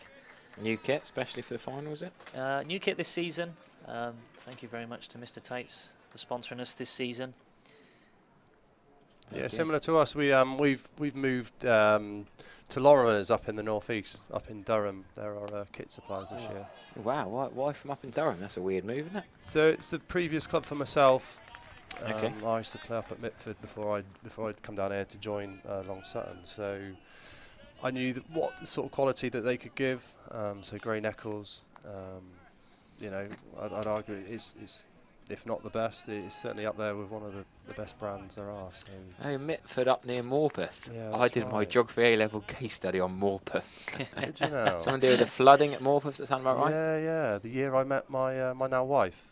Was a big flood, was it? Oh. Yeah. I can't remember the ins and outs. We're talking 10 years ago now. Yeah. Oh, is it Richard Hewish up the road? Yeah, the flood. I can picture. Just Google mapping your cricket club, and just round the corner is Morpeth and the flood and the River Wansbeck going all around the town, and we had to look into all that. Funny small world, isn't it? And how was the grading? I think I got an A in the end. I'll take that. And now you're here. He's not going to tell us otherwise on commentary, is he? I got an A in the A-level. Yeah, I used to like my geography. Oh, that's a good shot. Got somebody round here. Could he have dived? There's a I 1, so maybe don't bother for a 1. I think potentially, but when you're following through your run up there, it's not on the forefront of your mind, is it? I'm thinking more the mid-on, though, to be fair. Potentially. Mid-on only a yard away. Yeah, Mid-off comes round, keeps it a 1. We had the cover. He might have had a call. You can't hear it necessarily so far up here. Might have had the call, just a single. There you go. Shout me out, anyone, if anyone else was doing the 2016 geography A-level paper on Morpeth flooding. And that's the end of the over. Good over that. Not bad from Lewin. Lewin's the kind of guy who has to put a lot of sun cream on his head on a summer's day, surely. Yeah, I mean, last season he still had a full head of hair, but he's decided to shave it all off now. Always wears a cap though. He's had the cap so long, it's so discoloured. Barely make out the logo now. I mean, that was meant to be blue. You look at it now, it's a grey. Yeah. There's a church just behind us, and not any 6s in the graveyard today over Gimlet's Hill. No one sat on Gimlet's Hill actually. The fan's just to the right side of us, just in the Trade Nation family stand, and the Chess Gothic down below us. What a lovely shot over covers. Haywood, that is a beautiful cricket shot. Save him, that's 4. He's done that so many times now, hasn't he? To hands. And if someone is going to clear some of these stands, I'll tell you what, Haywood could be a man. Haywood matching up with 1 in terms of their aggressive back. Well, we said earlier similar about styles. a quick 30 can break the bunt of this chase in a That's right. T20 game. I'm sure Cleve will be holding on till the end of the power play at the 6 over mark, where we can start getting more people outside of the ring. Straight, or has he got all of that one? He looks that way. He stopped, and then he was running over his head. He stopped, and then he thought he was going to catch it. Then he kept running again. Yeah. As you say, Harry, though, there's so many 2s around. Yeah. So, yes, definitely. I think, yeah, 2s are... I think 2s are the make or break. We've reiterated a few times now. The singles and the 2s are really going to just keep putting the pressure on the scoreboards and keep Sutton right in the game. I've never run so many twos as I did in an innings on Thursday last week. Absolutely knackered. Oh, look at that! Catch! Mitchie Watt, the best Look fielder at in the that. club. Celebrations as well. One Man hand opens in. the button, scores a loads of runs, and I'll tell you what, if there's one man you want to hit to, it's him every time. He is absolutely brilliant in the field, and he's made that look so easy. So easy. he probably potentially could have jumped with two hands, but it looks good when I'll tell you pluck what. it out of the air above your head with your left hand. I would have taken my cap off, but I'd have to take my headset off as well, so I've just sort of bound around. Don't you head yet. Really good that. It's not very often you see Mitchie drop any, and I'll tell you what, all those training sessions we see him in the final of the fielding competitions, the high catches, he's proven it today. What a grab that is. So go on, talk me through what you do at training then, the fielding competition.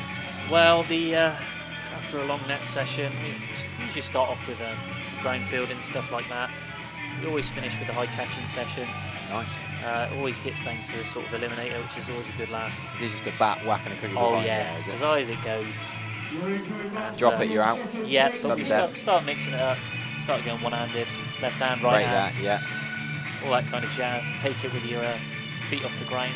Okay. But that's the danger man out in Haywood.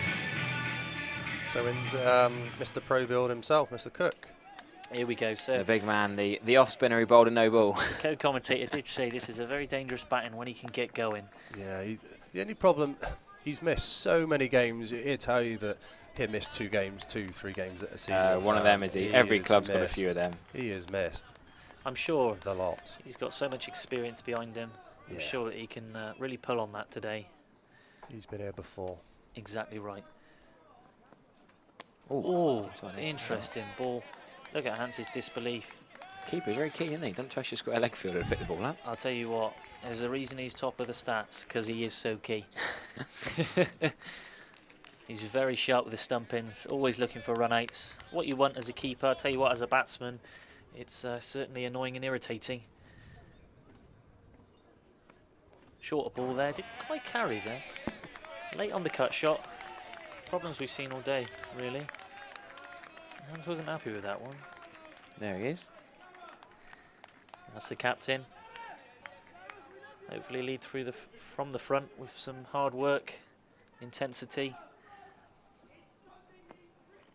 Oh, I thought that was going straight to mid-wicket then, but alas. So Rotating at the strike. in recent history, how many times can you, either of you to remember, how many times you clubs played against each other? Can you remember in recent years, decades? I don't even know, to be totally honest. You haven't got the bloke earlier come up with a stat book, all the history of the club. Neither of you two got that with you? No, definitely No, not. hang on. No, I really Where's the prep? Come on. It's funny because when you don't look kind of too far ahead, let's be honest, when you first start in the competition, and even maybe at the quarter-final, I don't even think they did until they won. Well, let's not talk about the semi-final, but but it was kind of a case of who's Cleve. Oh, okay, fair enough. And it did sort of ring round that no one had absolutely no idea. There we go. Small little village in Somerset. And look at us today in the final of the Intermediate Cup. Yeah, with a great start as well. Yeah. Give me that, mate. I'll take it. All compliments today, I'll take. Very welcome. Oh, that's a beautiful. Look at Lewin. Disbelief there. I think he set him up quite well. The batsman just looked at him like, I'm in no trouble here. Leaning on his bat. Showing through his hand action there. Skidding on. Something we've seen all day. The ball just skidding on through. Really seems to beat the batsman early on when they're facing it.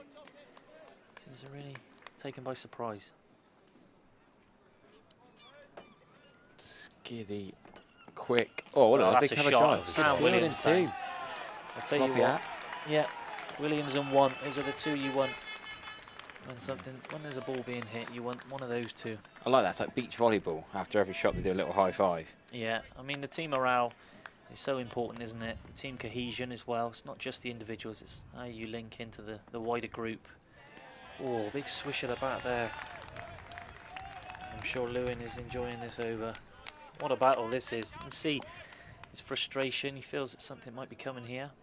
What's he got, another over in him? Is he going to keep going? Or? I think they'll bowl through, to be honest. This is his third over. You'd give him 4 straight through.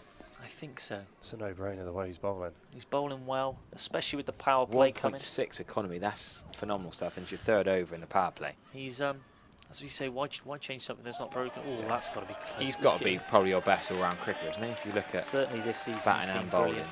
I'd say Sam Williams as well. Sam Williams with the floppy at number 66. He could certainly bowl a ball. Also took 4 for 4 last week after hitting a century. So not only did he hit 140 not out yesterday, he also scored 100 last week and took 4 for 4. So it'll be interesting to see if he comes into the attack. Played a little bit of cricket here at Somerset through his youth. Left arm Chinaman spinner. Be interesting to see if he comes into the attack today. Ooh. Full. Very full.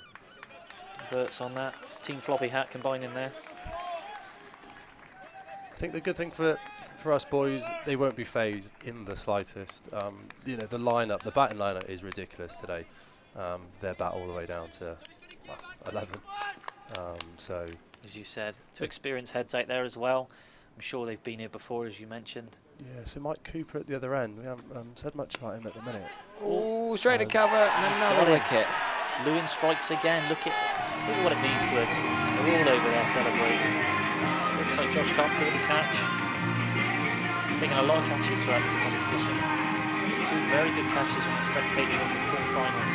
2 very, very good catches out in the boundary. It's good that he's getting involved. Yeah, very well deserved another wicket.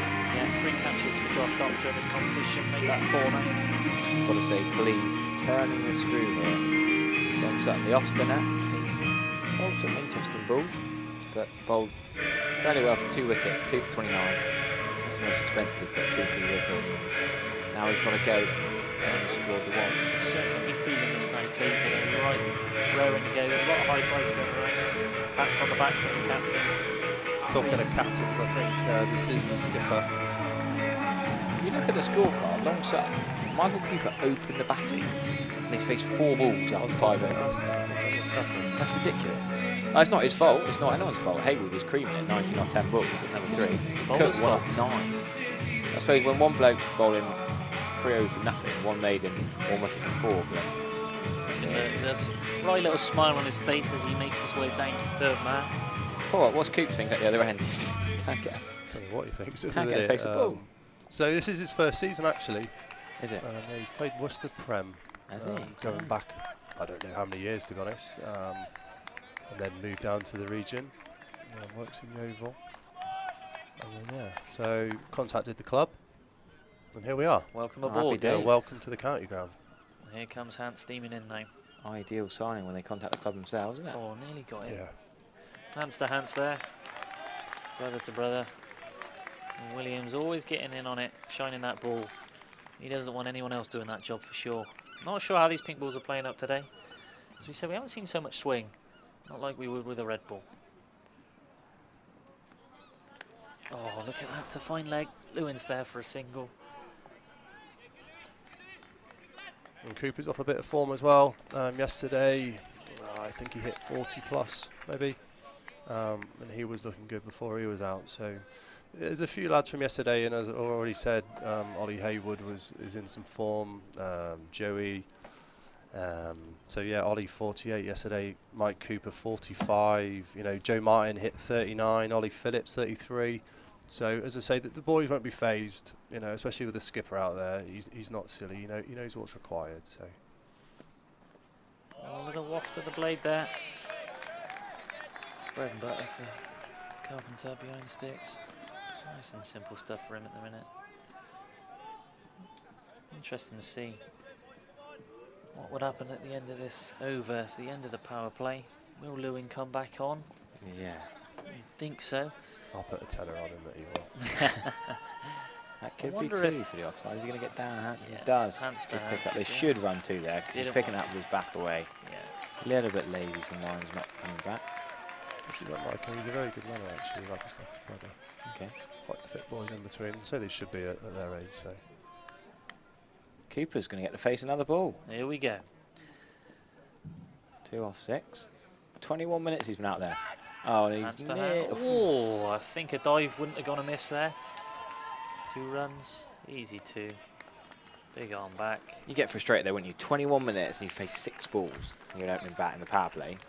and you're getting faced the last 2 balls of the power play. Near enough, like, you think it's just frustrating, isn't it? So I think. It's going to get in your head, isn't it? You may as well have batted 5. Yeah. I mean, I'm quite a selfish batsman myself. If I'm opening the batting, I want to face every ball.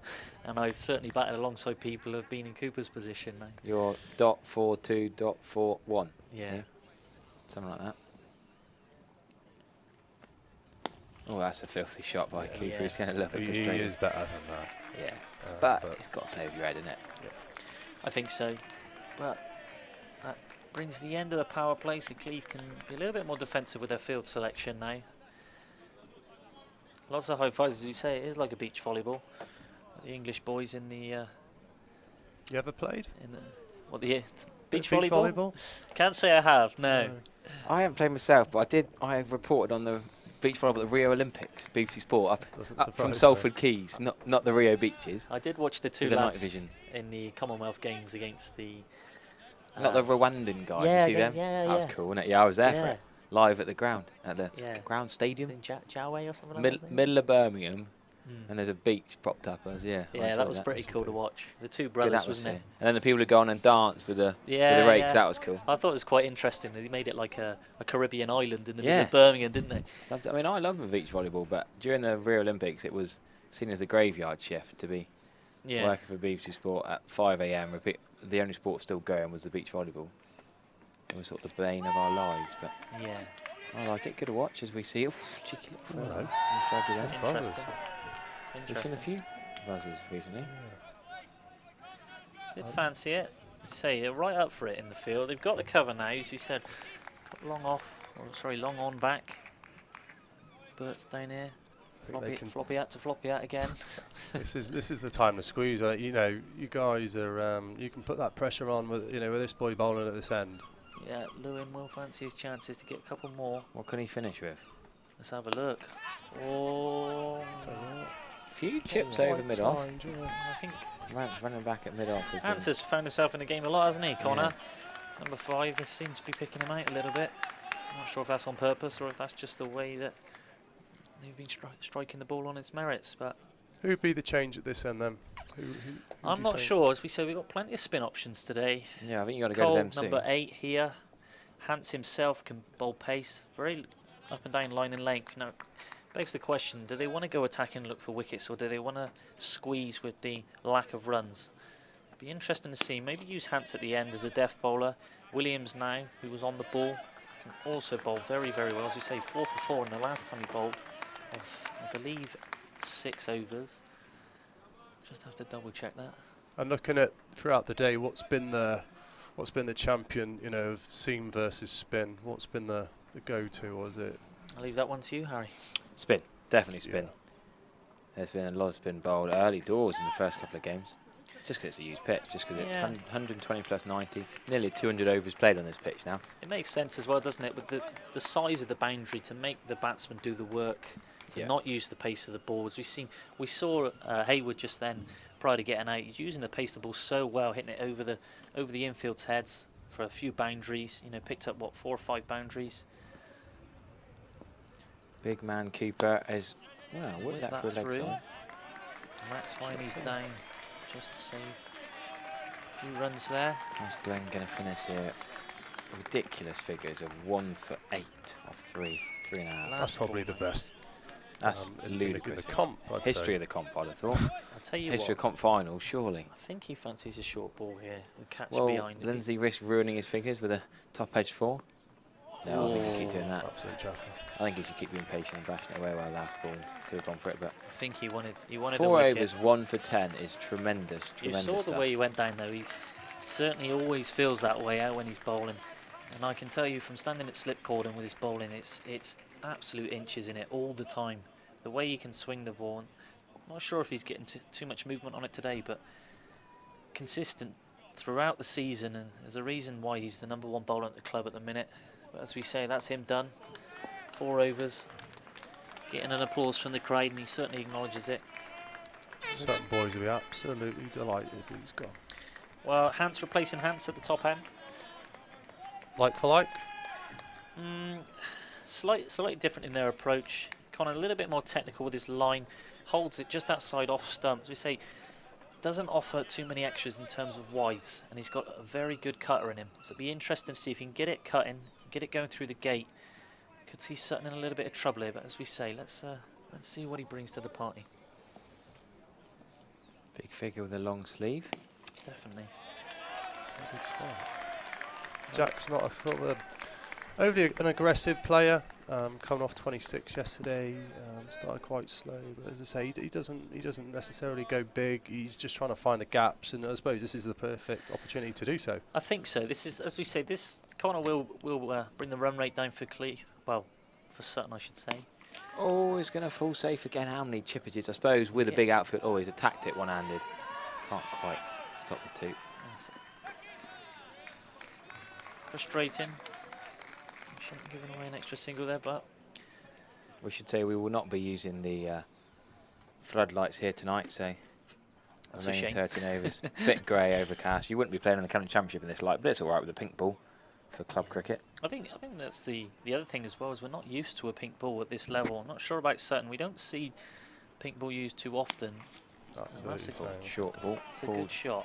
Just going to well be two. fielded out there. Should be two. He's God, he's a bit does slow he? non-strikers and he's a dive. He's gone. He's gone.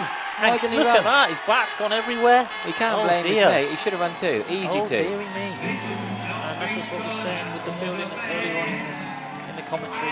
They will really fancy themselves as a fielding unit. I think he's wrong there. He should have run two. I Easy agree. two. He didn't turn and I go. agree. Is he normally like that? I'm not saying he's not the greatest runner. He's clearly not the greatest, but there was always two. You're right. Yeah. There was always two on offer. He's fuming, but really he should have come back. Well, Cleve have certainly put on the pressure, and they've caused a few silly decisions here. And you're right. I think with the run rate just slowly creeping up, they've got to start pressurising the field. It's a shame from a sort of perspective. Oh, now the helmet, the bat, and the gloves all gone. Oh, what a way. Toby Parcell, I think. Not exactly the behaviour you want to see in a cup final, but Cleve will be asking, Cleve who now? Well, now you know who we are.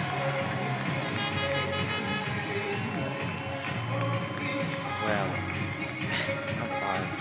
keep having a bit of a chat. I'm sure there's a lot of words Really being spoken by the first 11 out there today. They've always been a chirpy bunch. I can tell you that firsthand. I feel for Cooper that he barely faced the ball for a while, but I think the frustration's just built up, hence he's throwing it and he's fuming, having barely faced the ball in the power play, and then he's been run out when he really should have just run to himself. As certain I've said throughout the commentary, though, they've got like-for-like batsmen. And as we've said, this is where we feel the game may be won, is the ones and twos. A little bit of a mistake for that last wicket. However, the game is not getting away from Sutton here. They could still have a good couple of overs and put themselves right back in it. I think contrary to what it says on the scoreboard, I'm sure that's Toby Parcell. Yeah? Yeah, That's very, a very lovely short. shot. Look at that for a shot. You get two out of it. Or maybe you won't. I'll tell you what, that's good. Really good from Mitch One. Again, as we say, that's the star fielder. High five from Lewin there. If I said that Parcell was a keeper and he's come in with a long sleeve top, that makes a lot of sense. That's what I'm thinking. And if he cuts and pulls and reverse sweeps well, then he's got to be a keeper, surely. I know I'm a long way away here, but Do you have a word with the scorer next door? Send one of your boys in who's controlling the scorecard? I'm very, very short. He did say he's not scored that many long Sutton games this year. He'll be fuming Oh if dear, that's a poor delivery. it's a no It's ball. not like Connor. Certainly not like Connor, but look at that for an arm. That's his brother Joe. Wallop Rocket. straight in. He's never lost that. Played through with him throughout youth cricket. And as a wicketkeeper myself, I went for a lot of painful catches with his throws. They never seemed to hold back with them. Here comes Connor again. Oh, big swish, as we say. Outside off. That looks to be the end of the over. Good over for Cleve there. It's a very good one, that. Very tight first up. 12 overs to go. Just under 100 runs, 96 required. We're going to resolve the scoreboard issue. Do we need to send the long Sutton representative next door to the score box? Someone has. I think the chair's gone through. Am I right in saying that? That might be helpful because, to be fair, the scorer did say to me that he doesn't often score for you guys. He's not a I'll pop regular. make sure we're not giving the run to the wrong person. I'll be fuming if Lyons gets a wicket when actually was passed out. So we're mixing the bowling up now. James Cole coming into the attack. Off spinner. As we say, played a lot of cricket for Cleve. He's been here throughout his time as a youngster. Made his debut in the first team at a very young age and has not left. Captained the side for about 3 or 4 years, where I found myself in his team as the wicketkeeper. But since... Here we go then, James Cole. Up and down. Easy single there. Problem solved next door. They're on it. It is 2 past Sal, yeah. And we're back in business. But again, you know, the batsmen are just keep coming and coming and coming. As I say, they're bat right down to the end. So they shouldn't be too phased at the minute. Clearly, we don't want few more wickets to go quite yet. But yeah. It'll be interesting to see how this goes, because he's, as I was about to say, he's very partial to short delivery. Can be punished. But as we saw in the first innings, we didn't necessarily capitalise on the bad deliveries. Don't know if it was getting used to the pitch or something along those lines, but it'd be interesting to see if Sutton can capitalise on the bad balls and the short deliveries. Talking short deliveries, more back of a length, but punch down the ground for 1 run. Very strong lad is Toby as well. He hasn't got the gloves at the minute. That's gone to Ollie Phillips, who I think did quite a stellar job. And again, Ollie, they're very similar kind of play. You know, they both hit a very heavy ball, as does Toby. So.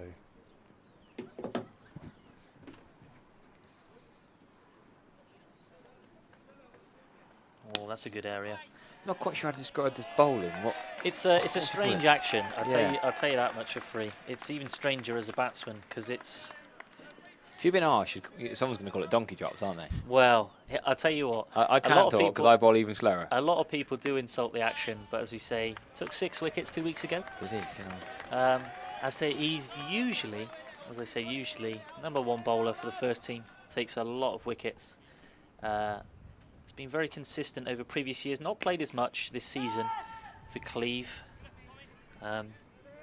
Unfortunately, he's had a lot going on with work. A few holidays here and there. Oh, you can't be doing that. Can't be on holiday in the I know, absolutely, especially from an ex-captain. He knows what it means to the side. But they've certainly seen a good run of form so far, Cleve, in both the cut run and the league. Hard league. to hit, isn't it? Well, when you bowl it right there or thereabouts. Yeah. First over through it. And we've got someone similar to these donkey drops, actually. Our groundsman, Mr. Richard Yambo. It's hideous. I'll tell you that now. It's a cracking art. No, it gets so much grief, but I love it. I'm a massive advocate of a bit of flight and guile, bit of loop, bit of moon ball. There's flight and there's sending something to the moon.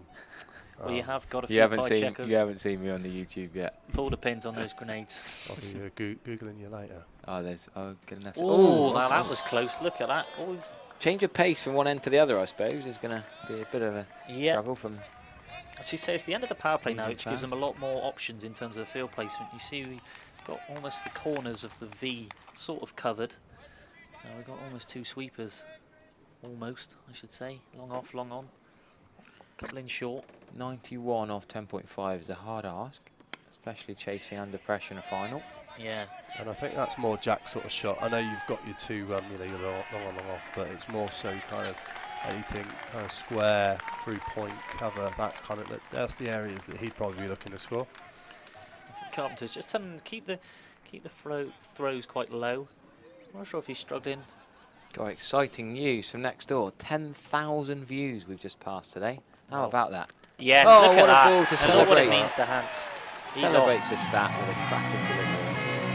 Pass out, we've got his name right in the end. They're starting to get a grip on this game now. Yes, certainly turning the screws. Look at that, 2 stumps out the ground. The umpire's got a lot of work to do to put them back in. Go and find the bail, sir. Good ball, wrong shot. Full and straight, and he's trying to whip it for leg side far too aggressively. Sort of just flicked off his legs for 1 or 2 down to deep square leg. We saw a very similar length ball, the ball before. Just didn't quite get the line right, possibly get inside edge. This was through Hill. I just heard the noise or so. He got that line right. So we've seen a lot of stumps shattered today.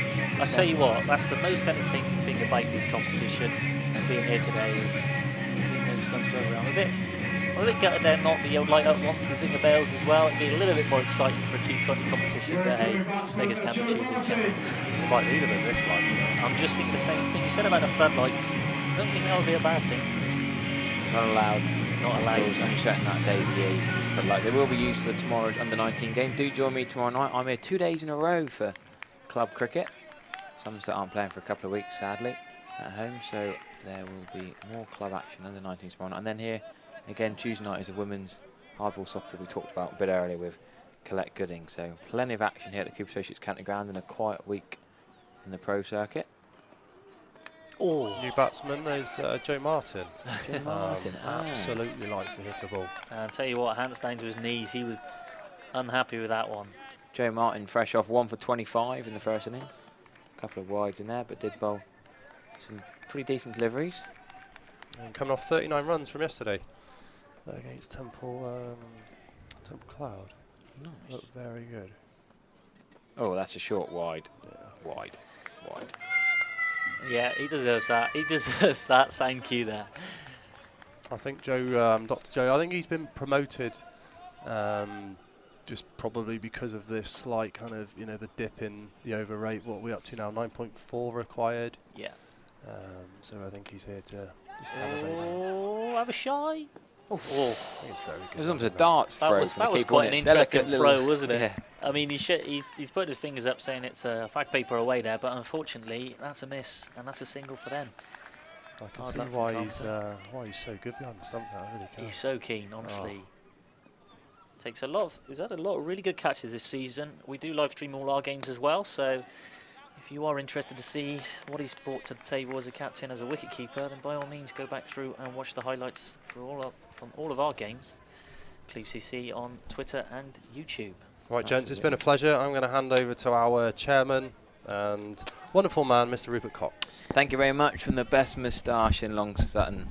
I'll tell you what, I'm pretty sure that's the best moustache at the ground today, so fair play to you, sir. Hello, Rupert. Great comp. Hello, guys. How's it going? It's certainly been an interesting watch for us today up here. Probably better for George than you, I dare say. Well, I thought there was a great spell from Lewin first up, and then Ollie Hayward came in and gave it a bit of tap, and I thought, hello, here we go. And then we had some theatrics with a run out. So it's, we're up against it, 8.7 and 8 and over, 87 off 10. That'll be the biggest ask of the day, but as you've heard from others, we bat pretty deep, but this looks to be a pretty strong bowling attack. Hayward looked very dangerous with the bat, very aggressive, as we say, mirrored Want's sort of style to the game, and his approach, high strike rate, lots of runs early in the power play. That's a nice shot, just for a single though. Does he want to? I'm not sure they're going to take the arm on. We've already seen one run out. Well, the keeper keeps saying about the throws. Not happy, is he? He's got a fair few Yorkers. I'm wondering what he's saying. He's saying to keep it low. I'm not sure if he's struggling with the light or something. Well, he's hardly got the ball coming in from the sun tonight, has he? No. As we've mentioned up here, personally have not played with too much coloured ball, so I'm not sure what it's like, especially behind a helmet as well. Don't know what they're seeing, do we? But we can certainly offer something. Oh, now that was close. Get a single through to Williams. Deep off. But say, how do you play this type of bowling? Well, go on, Rupert. How would you expect Lyons and Martin? It's a tough job because these are two young guys making their way in the world of league cricket. They're going to do their best. They're going to push it around. Certainly, Joe's got the clout to be able to give it. He's got him. But actually, sweep across the line. He's that's not how he should have played it, is it? That's a bit of move. That is. A bit of move. And just keeping them down. And this is going to be tough work for the lower order.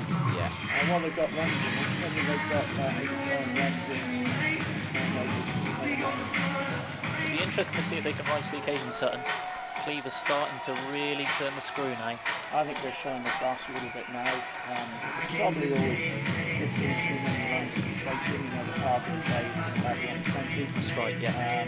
I do 5-6 overs into the Cleve innings, it looked like they should be chasing 180. So we've pulled it back to a reasonable score, but there's a bit of class on it.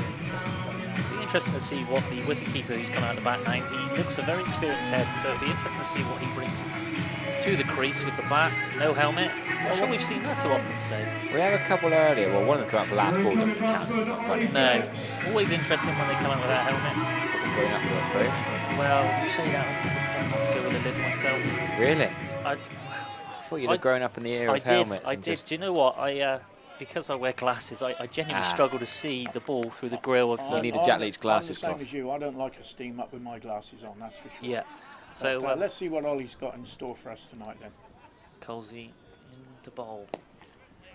Good solid shot start. So what's great is we've got a side, more than half these lads have been through our youth teams. You heard of Billy earlier on. You know, he's 40 odd and started with us at 10 and still playing for us. And these two young guys here you've got at the crease now, they've been through it as well. Get down the leg side, Poor we'll delivery, yeah. We'll have that one. As we said, the extra columns are certainly going to pay dividends today. They've got to stay tight here, Cleve. We can't let it run away with us with a few extras to allow Sutton a little bit of a foothold in the game. That's much better from Cole, much better. Experienced head with the ball, so to be disappointed with that wide. There's been a few more interactions on the Twitter sphere as we see. Good shot. Steady. Single, no, not even single. Dot ball, probably should have run that. At this stage, you've got to run hard. Long Sutton, 51 for 6. You need 84 off the last 10 overs. It's a big hit. And it's be interesting because, as we said earlier, do they need to take the risks or do they play the game long? I feel like Sutton have got a better chance of getting the target the longer they play. And but what you don't want to be chasing, you don't want to be chasing 15, 18 and over in the last 3 or 4 overs. If you get it over 10 and over, you're still really up against it. Very true. Bearing in mind, we've got a 1 on 0 and 1 on 2. If you had somebody there on 35 not out, I'd agree with you, but we haven't had that luxury in this innings, which is a real shame. Got to take the ones, I think. They've got to knock it around for a couple of overs, fine. Go at 5, 6 and over. Yeah. Then the last 5, you can go at 10s. Yeah, you're in the game then. You're in the game. We've certainly seen... Will that be interesting? Oh, he thought about that. Bit of T-Rex arms there. Yeah, he's not the tallest, Tom, but I think he could have made more of an effort there. I agree. I think he could have. However, well, I've been playing at the Long Sutton Field of Dreams since I was 14, and only one person's hit it over our pavilion, and that's Joey Martin up the top end there.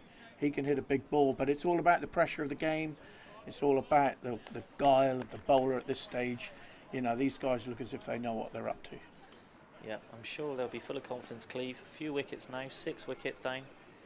I'm sure they'll very much take their chances. Oh, that's a poor ball. That's that should have gone for 4, but with a deep mid-wicket. That is a freebie. I worry for Long Sutton. See, I think Cleve would have run 2 there. I think Long Sutton have lacked quick running between the wickets. I think there was certainly a 2 earlier on when poor old Mike Cooper got run out. And we were all in agreement there. What that then does, it puts fear through the whole team as to whether I should go for 2s or not. We don't want to do that again. But these young fellas, they can run quick. Oh, got away with that one. But it says 1 in the book, doesn't it? It might say does. 2 in the book. It'll say 2 in the book. It'll say 2 in the book. On the play cricket too. Yeah, well done. Yep, got away with it and got 2 runs, as we've stated. Definitely what's required. The 2s will certainly put you right up in there today. As we said, we did run hard in the first innings, Cleve. Sutton need to follow. 1 or 2 big overs could certainly change. Oh, interesting. Another filthy hoik across the line to the leg side. Just a single. Now, I think Cleve would be quite happy just to sit here and take the singles. I'm sure when we start looking at big boundaries and stuff like that, that's when they'll start questioning the way they're doing things. But at the minute, I think they'll be okay with a run or so. A ball doesn't quite get them over the line. It's difficult to see where the big boundaries are coming from with this really good straight bowling, and you're dead right. At this stage of the game, when you've got the upper hand, your best part of 10 and over the opponent needs, just bowl it straight. Let's just get it in on that length. You don't have to be clever, you don't have to be smart, just let the batsman work harder. Yeah, that's certainly what Hans gives us in terms of what he brings to the game. He's certainly up and down, economy bowler. I'm sure he'll be coming off those 2 overs he's just bowled, or 3 overs, sorry, with his head held high. He looks to have been around the block a few times. He knows what he's up to when he comes to this T20 cricket, which is great. As we've stated earlier on in the commentary, just as Sutton is, all of these players today have come through the youth at Cleve, from under 11s all the way up to the first team now. And we've got quite a young team, I think, especially in comparison to Sutton today. I think probably the oldest player we've got is about 29 years old. There's a few down there below the age of 20, some young lads in there, but I'd say the average age is around about the 24-25 mark. A very experienced head coming into bowl now, Mitch One. He's been very destructive with the bat in the competition. He's also been very destructive with bowling, but it'd be interesting to see how Sutton face up to this. Bowling this. Very interesting bowling. He varies it up very well. That's probably his strength. Is he's not an up and down bowler. He tends to vary it a lot. Varies his pace, varies his length. He has got a cutter and a little bit of swing in him as well. So it'll be very interesting to see what one brings. I like this bowling. You like that? Yeah, big fan of this. And if you know someone's pretty strong through the leg side, he's hiding it out off the off stump really well, you know. You can see on Ollie Phillips out there, he's even holding the bat the wrong end at the moment. There's a level of frustration there. Took a great stumping, didn't he? He was Brilliant sharp. Gloveman. He was sharp. He was very sharp. I'm sure Want will be looking to... That's a nice shot, but it's only going to be a 1. I think Want will be wanting his scalp in return. That was a good arm from Lewin there. Floppy hat gives Lewin a little bit of a high five there, Sam Williams. He bowled a great spell up front, and to get him out through 4 overs, that was actually a master stroke, because you choke the life out of a team. Very good. There's the variation we talked about. Nearly got the catch there. Not quite falling short. Frustration from the batsman, but as you stated there, Lewin has been around the team a long time. Previous first team captain. He's giving me a thumbs up there, so I'll take that. He liked that, didn't he? Yeah, he was loving that. It's almost like he could hear what I was saying about him then. But yeah, look at that. That's a really nice back shot. foot punch. I'll tell you I like what, that. that's a really nice shot. That's a good shot. It's a nice shot, but one's not quite enough now. The rate's up to 10.5 required.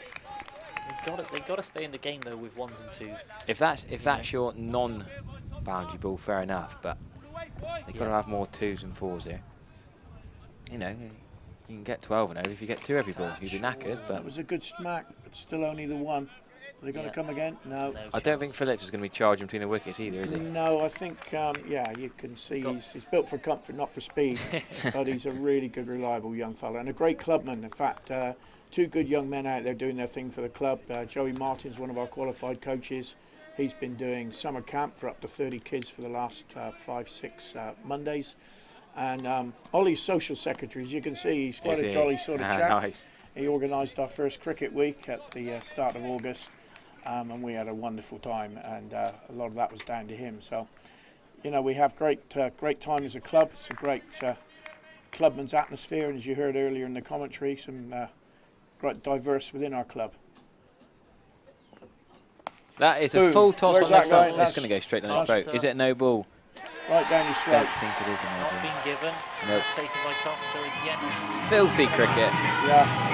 But Big that's cat. why we love him. He looks a bit disappointed with that red waist night, but I think he's living in hope there. He stepped down a tiny bit. I think it was just below leg side. It was a straight bat rather than horizontal bat. Yeah. That summed it up. For a long time. Answers back in the wicket column. Well, I of the 4 commentators along Sutton, I elected to go last because I was so keen as the chairman to call them home as the winners, but it looks a tall order now. But they put up a good show right through this competition for a young and inexperienced side.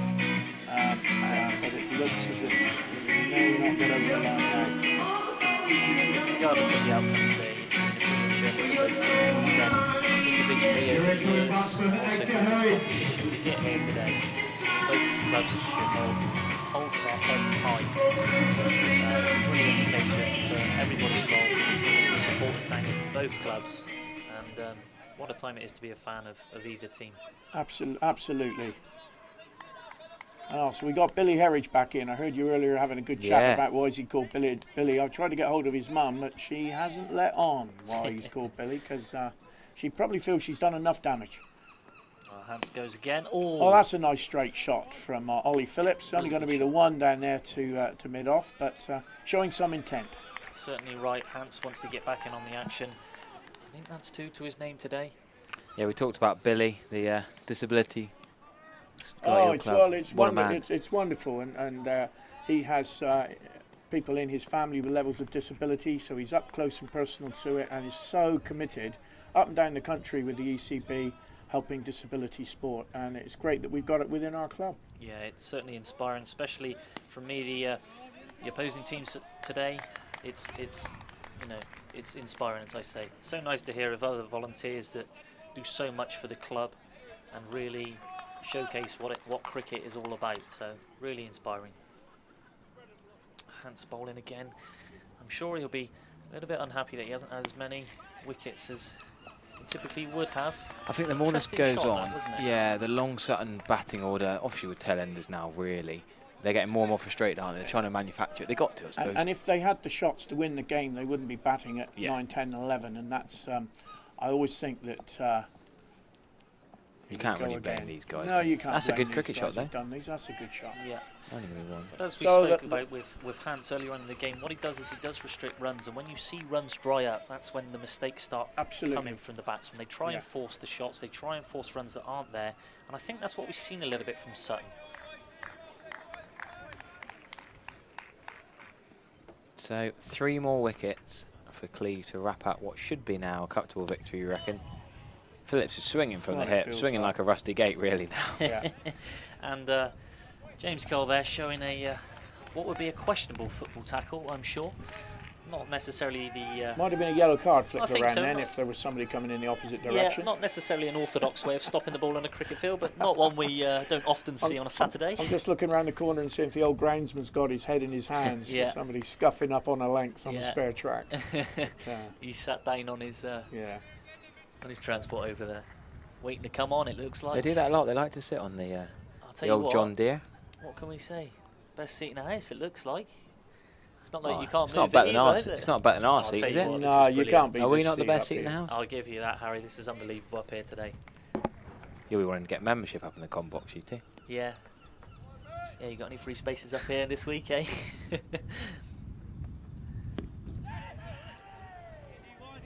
Just a single there. Not sure if that was off the pad. Looks like it was. Yeah, a little bit of leg by there. He's just working that. Trying to work that through the leg side. But as I say, one will mix up the balls. He will vary his length. I don't think it does a lot for Sutton's confidence to see the old groundsman there on his tractor ready to come out and prepare the wicket for the next game. He wants to go home, doesn't he? Yeah, we got another 6 overs, another 3 wickets. Give us a And chance, buddy. T20 tomorrow night and another game Tuesday night. That could be not quite carried. Well, I tell you what pickup that was. That was good. Well, they fielded very well, haven't they? And I think fielding today has been pretty good. I've been here right since the beginning, and there were 1 or 2 mishaps in the first game, but actually there's been some good stuff today. Some controversial catches in the Major Cup. Well, it's either a catch or it isn't a catch, and it's not in the book, so it wasn't a catch, Simple as but that. it looked like a catch to most people in the ground, I Yeah, think. it did. It certainly was a send-off he received from the supporters here. Oh, and actually when he was eventually out, it got lively. Yeah, there we go. Cool, I don't blame him, to be fair. How do you think it carried? Oh, that's an attempted pull with the leg well over towards mid-wicket. So Billy's one of our coaches, and I'm not sure his students would like to have seen that shot too much. But I'm sure there's a few white balls they wouldn't like yeah, to see either. But no, hey. That's a good shot. That's a really nice cricket shot. Well, it'd be nice to think he can score as many wides as he let through.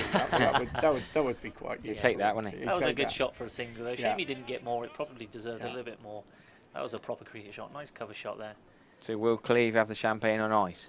Oh, certainly will. Cleve are a very celebratory club. God, that was a mouthful for me there. Well, I reckon Long Sutton's ladies team have probably already started the champagne. One of the things that they brought to our club is a great sense of social. Is that wine and wickets, do you have? Wine and wickets, Is that what it is? Prosecco, yeah. That's what I coached at Stanford Pebble for a few years. We like a bit of Prosecco. Occasionally we forgot the wine. In fair play, they still did a bit of cricket. Yeah. I wonder if some of them were more bothered about the wine after an hour and a half of running around. Billy's done a great job because his wife and his sister run the ladies section. His little boy Arthur, I think he's 6 or 7. He plays in the youth teams. His mum, I won't say how old she is, but we love Owen. She'll throttle me if I let out how old she is. But she's in the ladies team as well. So the Heritage family right in there, and you've had the 2 Hayward brothers, you've got 2 Lyons brothers. So it's a real family affair with Long Sutton, which is great, and keeps us all in good heart. It's really it's awesome to hear of a a parallel with Sutton that there is with Cleve. We are very family orientated. I would like to see the establishment of women's cricket and things like that, but we haven't seen too many ladies look to play cricket at our club. Not that I can think of in recent years. Got a 1 or 2 in the youth setup, but it is really nice to hear that Sutton have such a great setup in terms of their youth and their other sectors as well. Oh, missed caught on bold chance. Be frustrated with that. Yeah. So Cole's come back onto the attack from the opposite end. Yeah, interesting technique. Yeah, very interesting. He's already bowled 2 overs, got 2 overs left in him. Hans finished off the top end.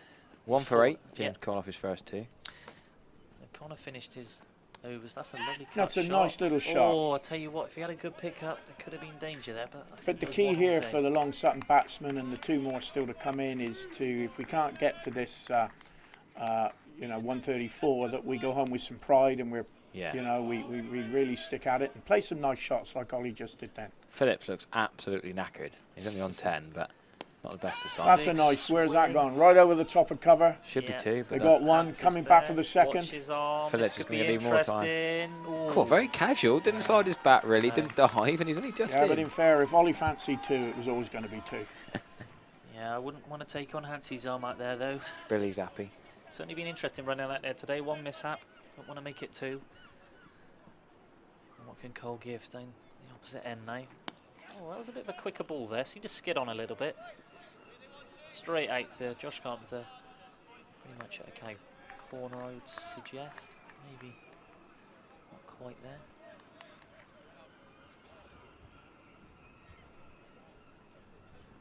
Some experienced batting now at the crease. What are we ringing? Oh, that's a good shot. Give that a swat, Ollie.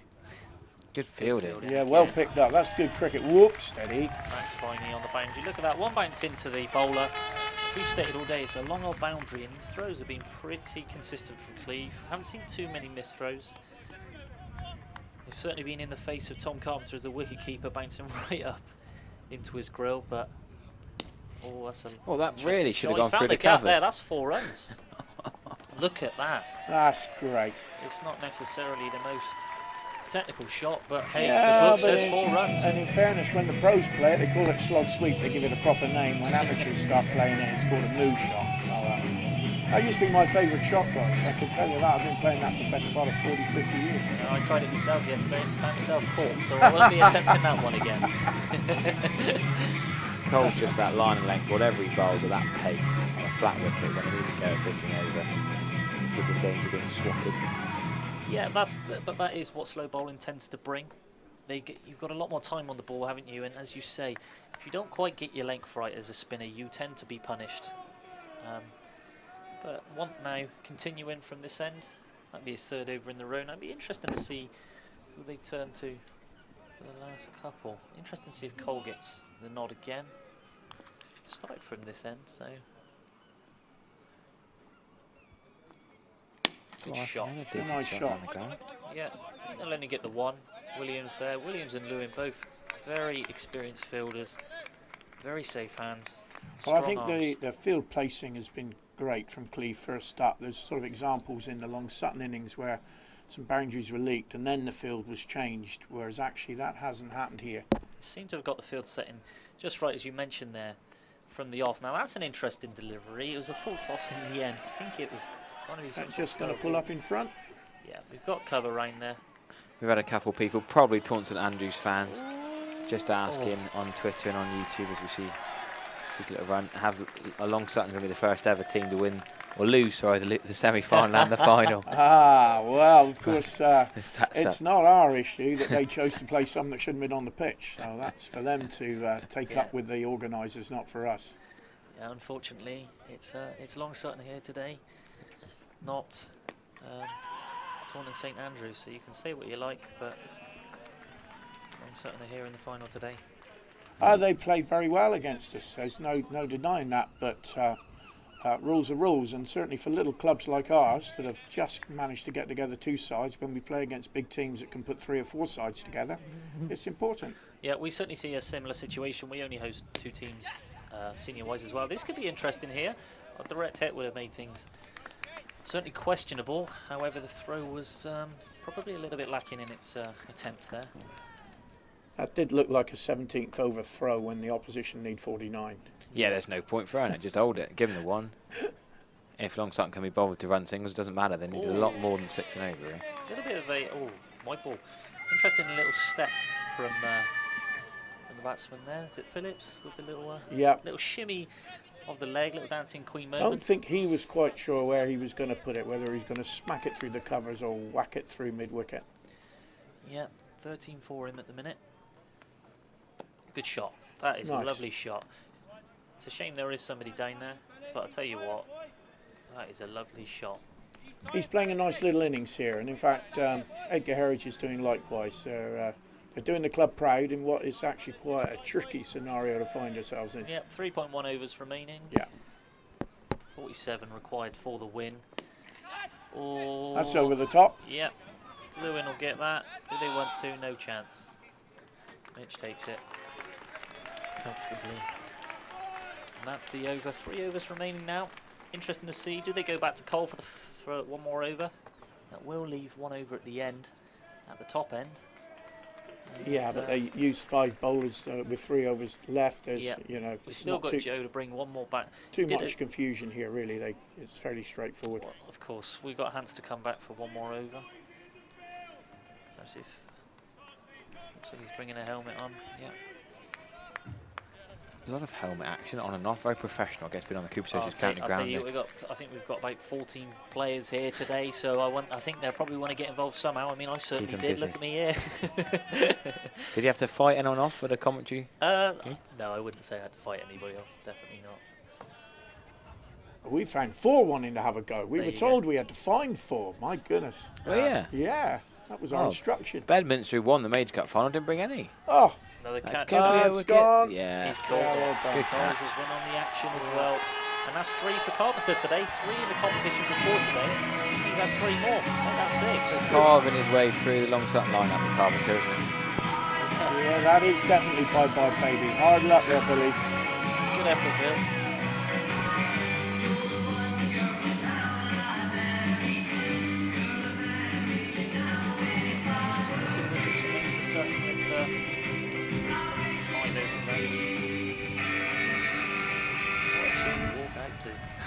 Should I stay or should I go?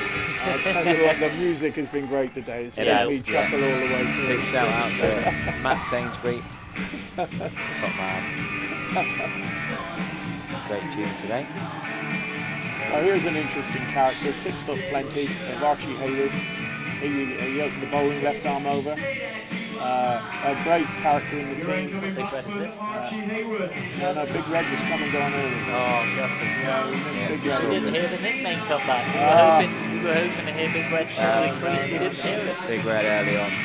I saw him. Big Red opened the bowling and opened the batting. Oh, Harry, the ever watchful eye. Big name player, Big Red. Yeah, I didn't want to bring him up too much though, because he only got 1 off 7 balls. Oh yeah, never mind. But I feel like the Cleve equivalent of Big Red is currently bowling now. Colsey, definitely. I'll tell you what, if there's one character in the team, it is certainly him. He is the biggest of them all. Certainly has a lot to say on and off the pitch. Has got us in a little bit of trouble in the past. Maybe overdoing it at times, but that's what it's all about. I'll tell you what. God, how many full toss wickets have we seen today? It could have been He another. had it. Which Mitch fancied it for a minute. He saw the way he suddenly turns his pace to sprint in. I thought maybe he fancies it. Interesting throw there from Carpenter. Straight up. Always get stuck. A few messages coming in from Cleve supporters.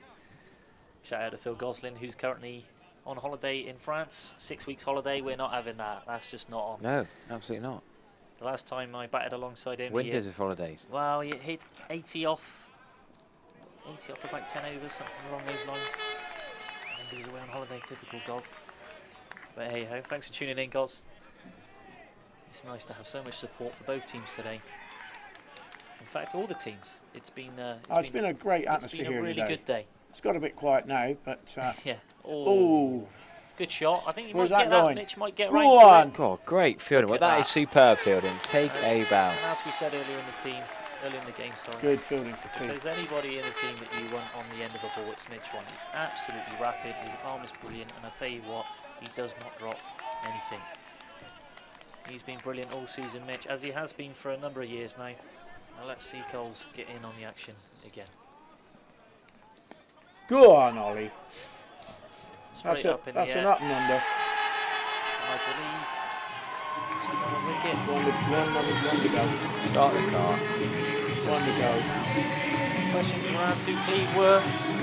I'll tell you what, they're running rampant out there. They are absolutely running rampant. Little village from Somerset are right up in it in this one today. The only way is up plays here in the county rank. And I'm sure all the boys out there certainly feel that way. What a trip this has been. There you The go. final countdown. The final countdown. Very good. It's been absolutely brilliant, the Come DJ on. today. Mark Tyler might be in for losing his job here with a Matt Sainsbury performance here today on the PA system.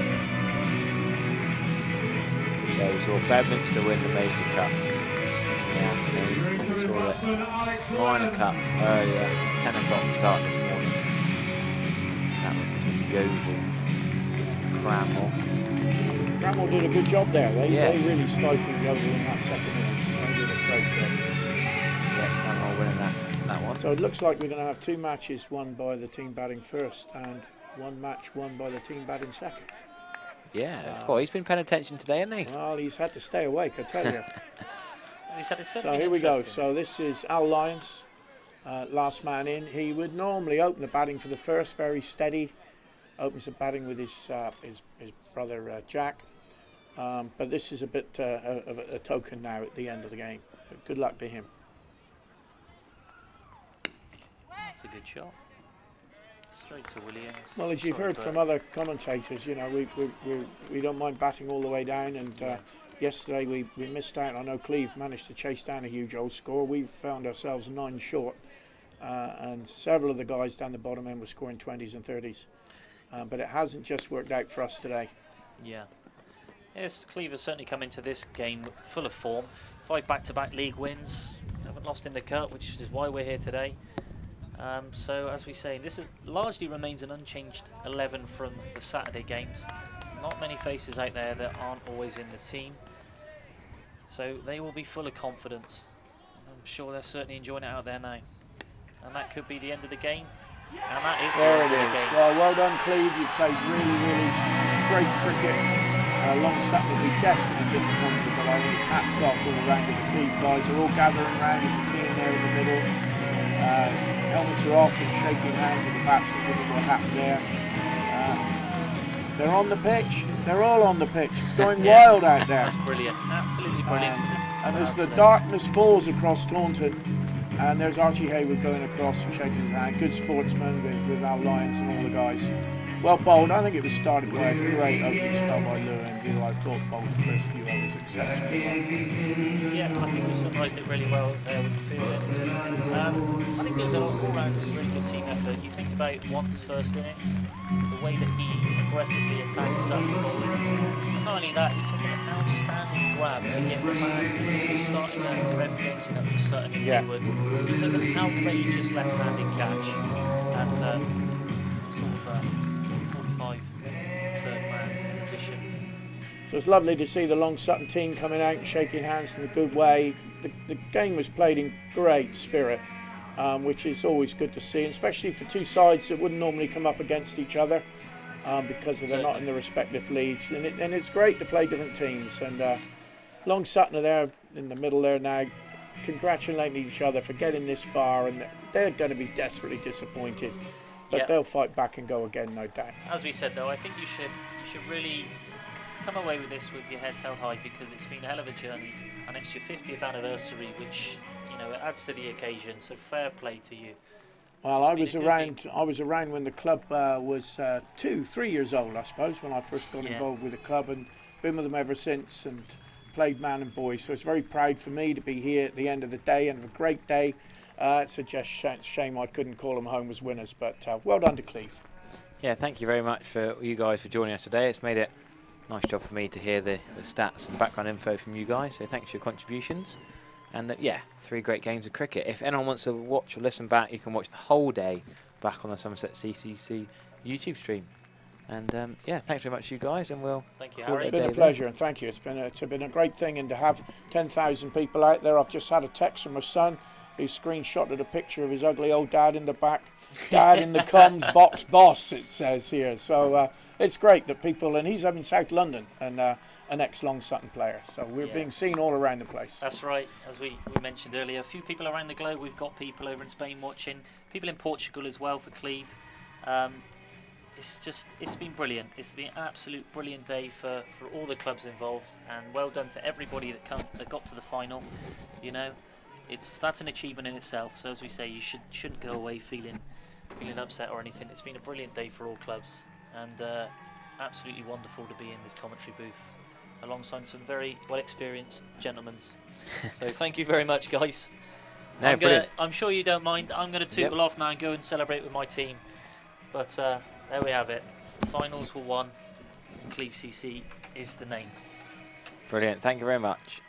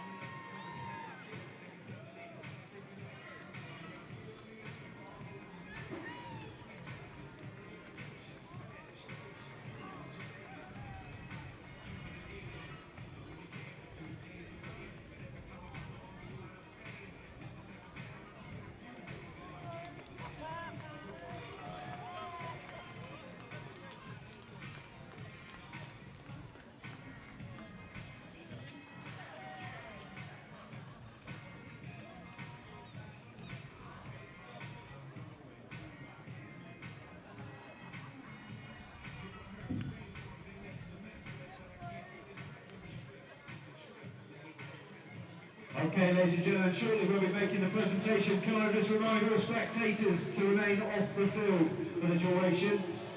And a big, massive thanks to Scott and the grounds team for all their work today.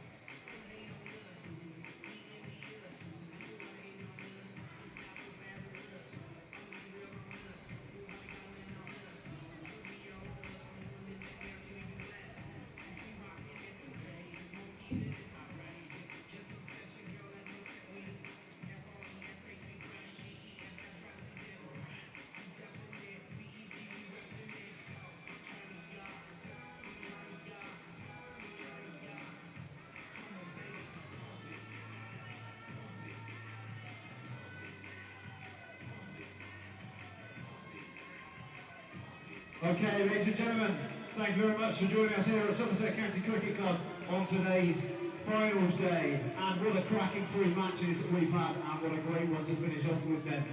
Okay, a few thank yous then. A massive thank you on behalf of the Cricket Foundation to Somerset County Cricket Club, the ground staff and all the team here for letting us use the ground today and making it a brilliant finals day. Each and every club who was in any of the competitions and all the volunteers and staff behind them have ensured that the competition went smoothly right up until the final day. Of course, all the umpires and scorers, not just today but throughout the competition, and also the commentary and live stream team who were doing their hard work behind the scenes today. Okay then, let's move on to the presentations. Just to introduce a few people. Mark Council will be presenting the Player of the Match Award, and we're also joined by Somerset's captain Tom Abel to give out the trophies this evening.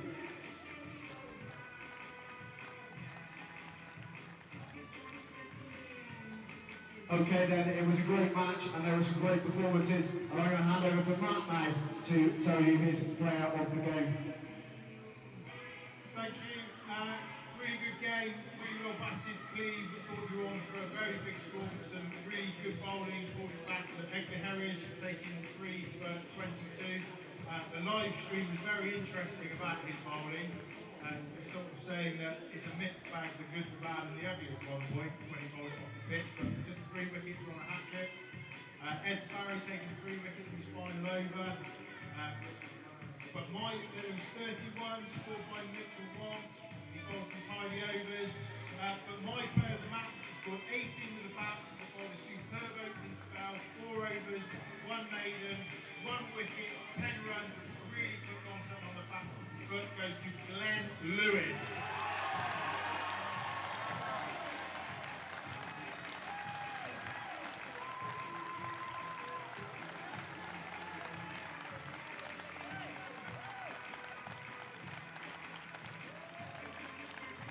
Okay, before we present the winners and runners-up trophies, I'd just like to invite today's umpires, Colin and Keith, to collect their umpires' medals.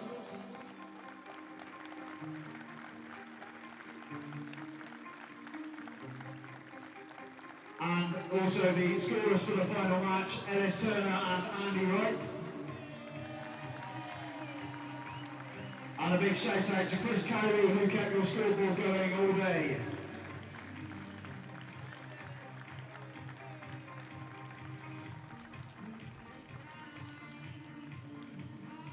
Okay then, time for the runners-up in the Intermediate Cup final, with the captain of Long Sutton bringing his team up for the runners-up medals.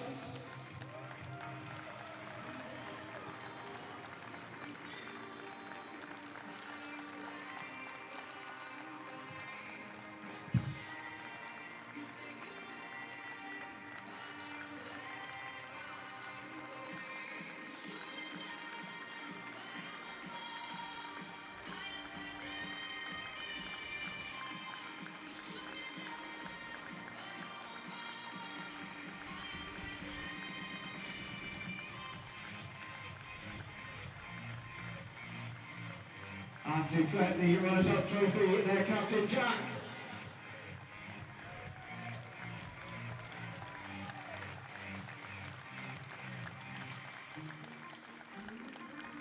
Okay, on to the winners then. Your winners of the Intermediate Cup final was Cleve Cricket Club, Will, Captain Tom, bring his team up for the medals.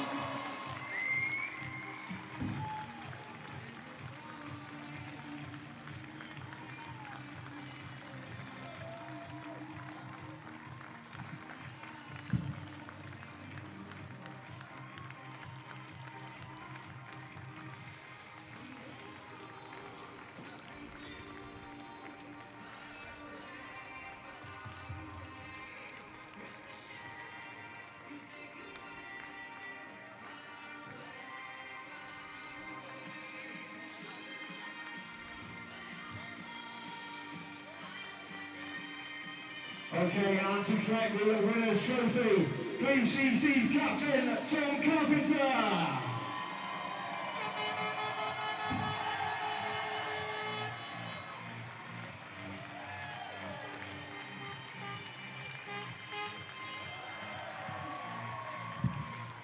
Once again, ladies and gentlemen, thank you very much.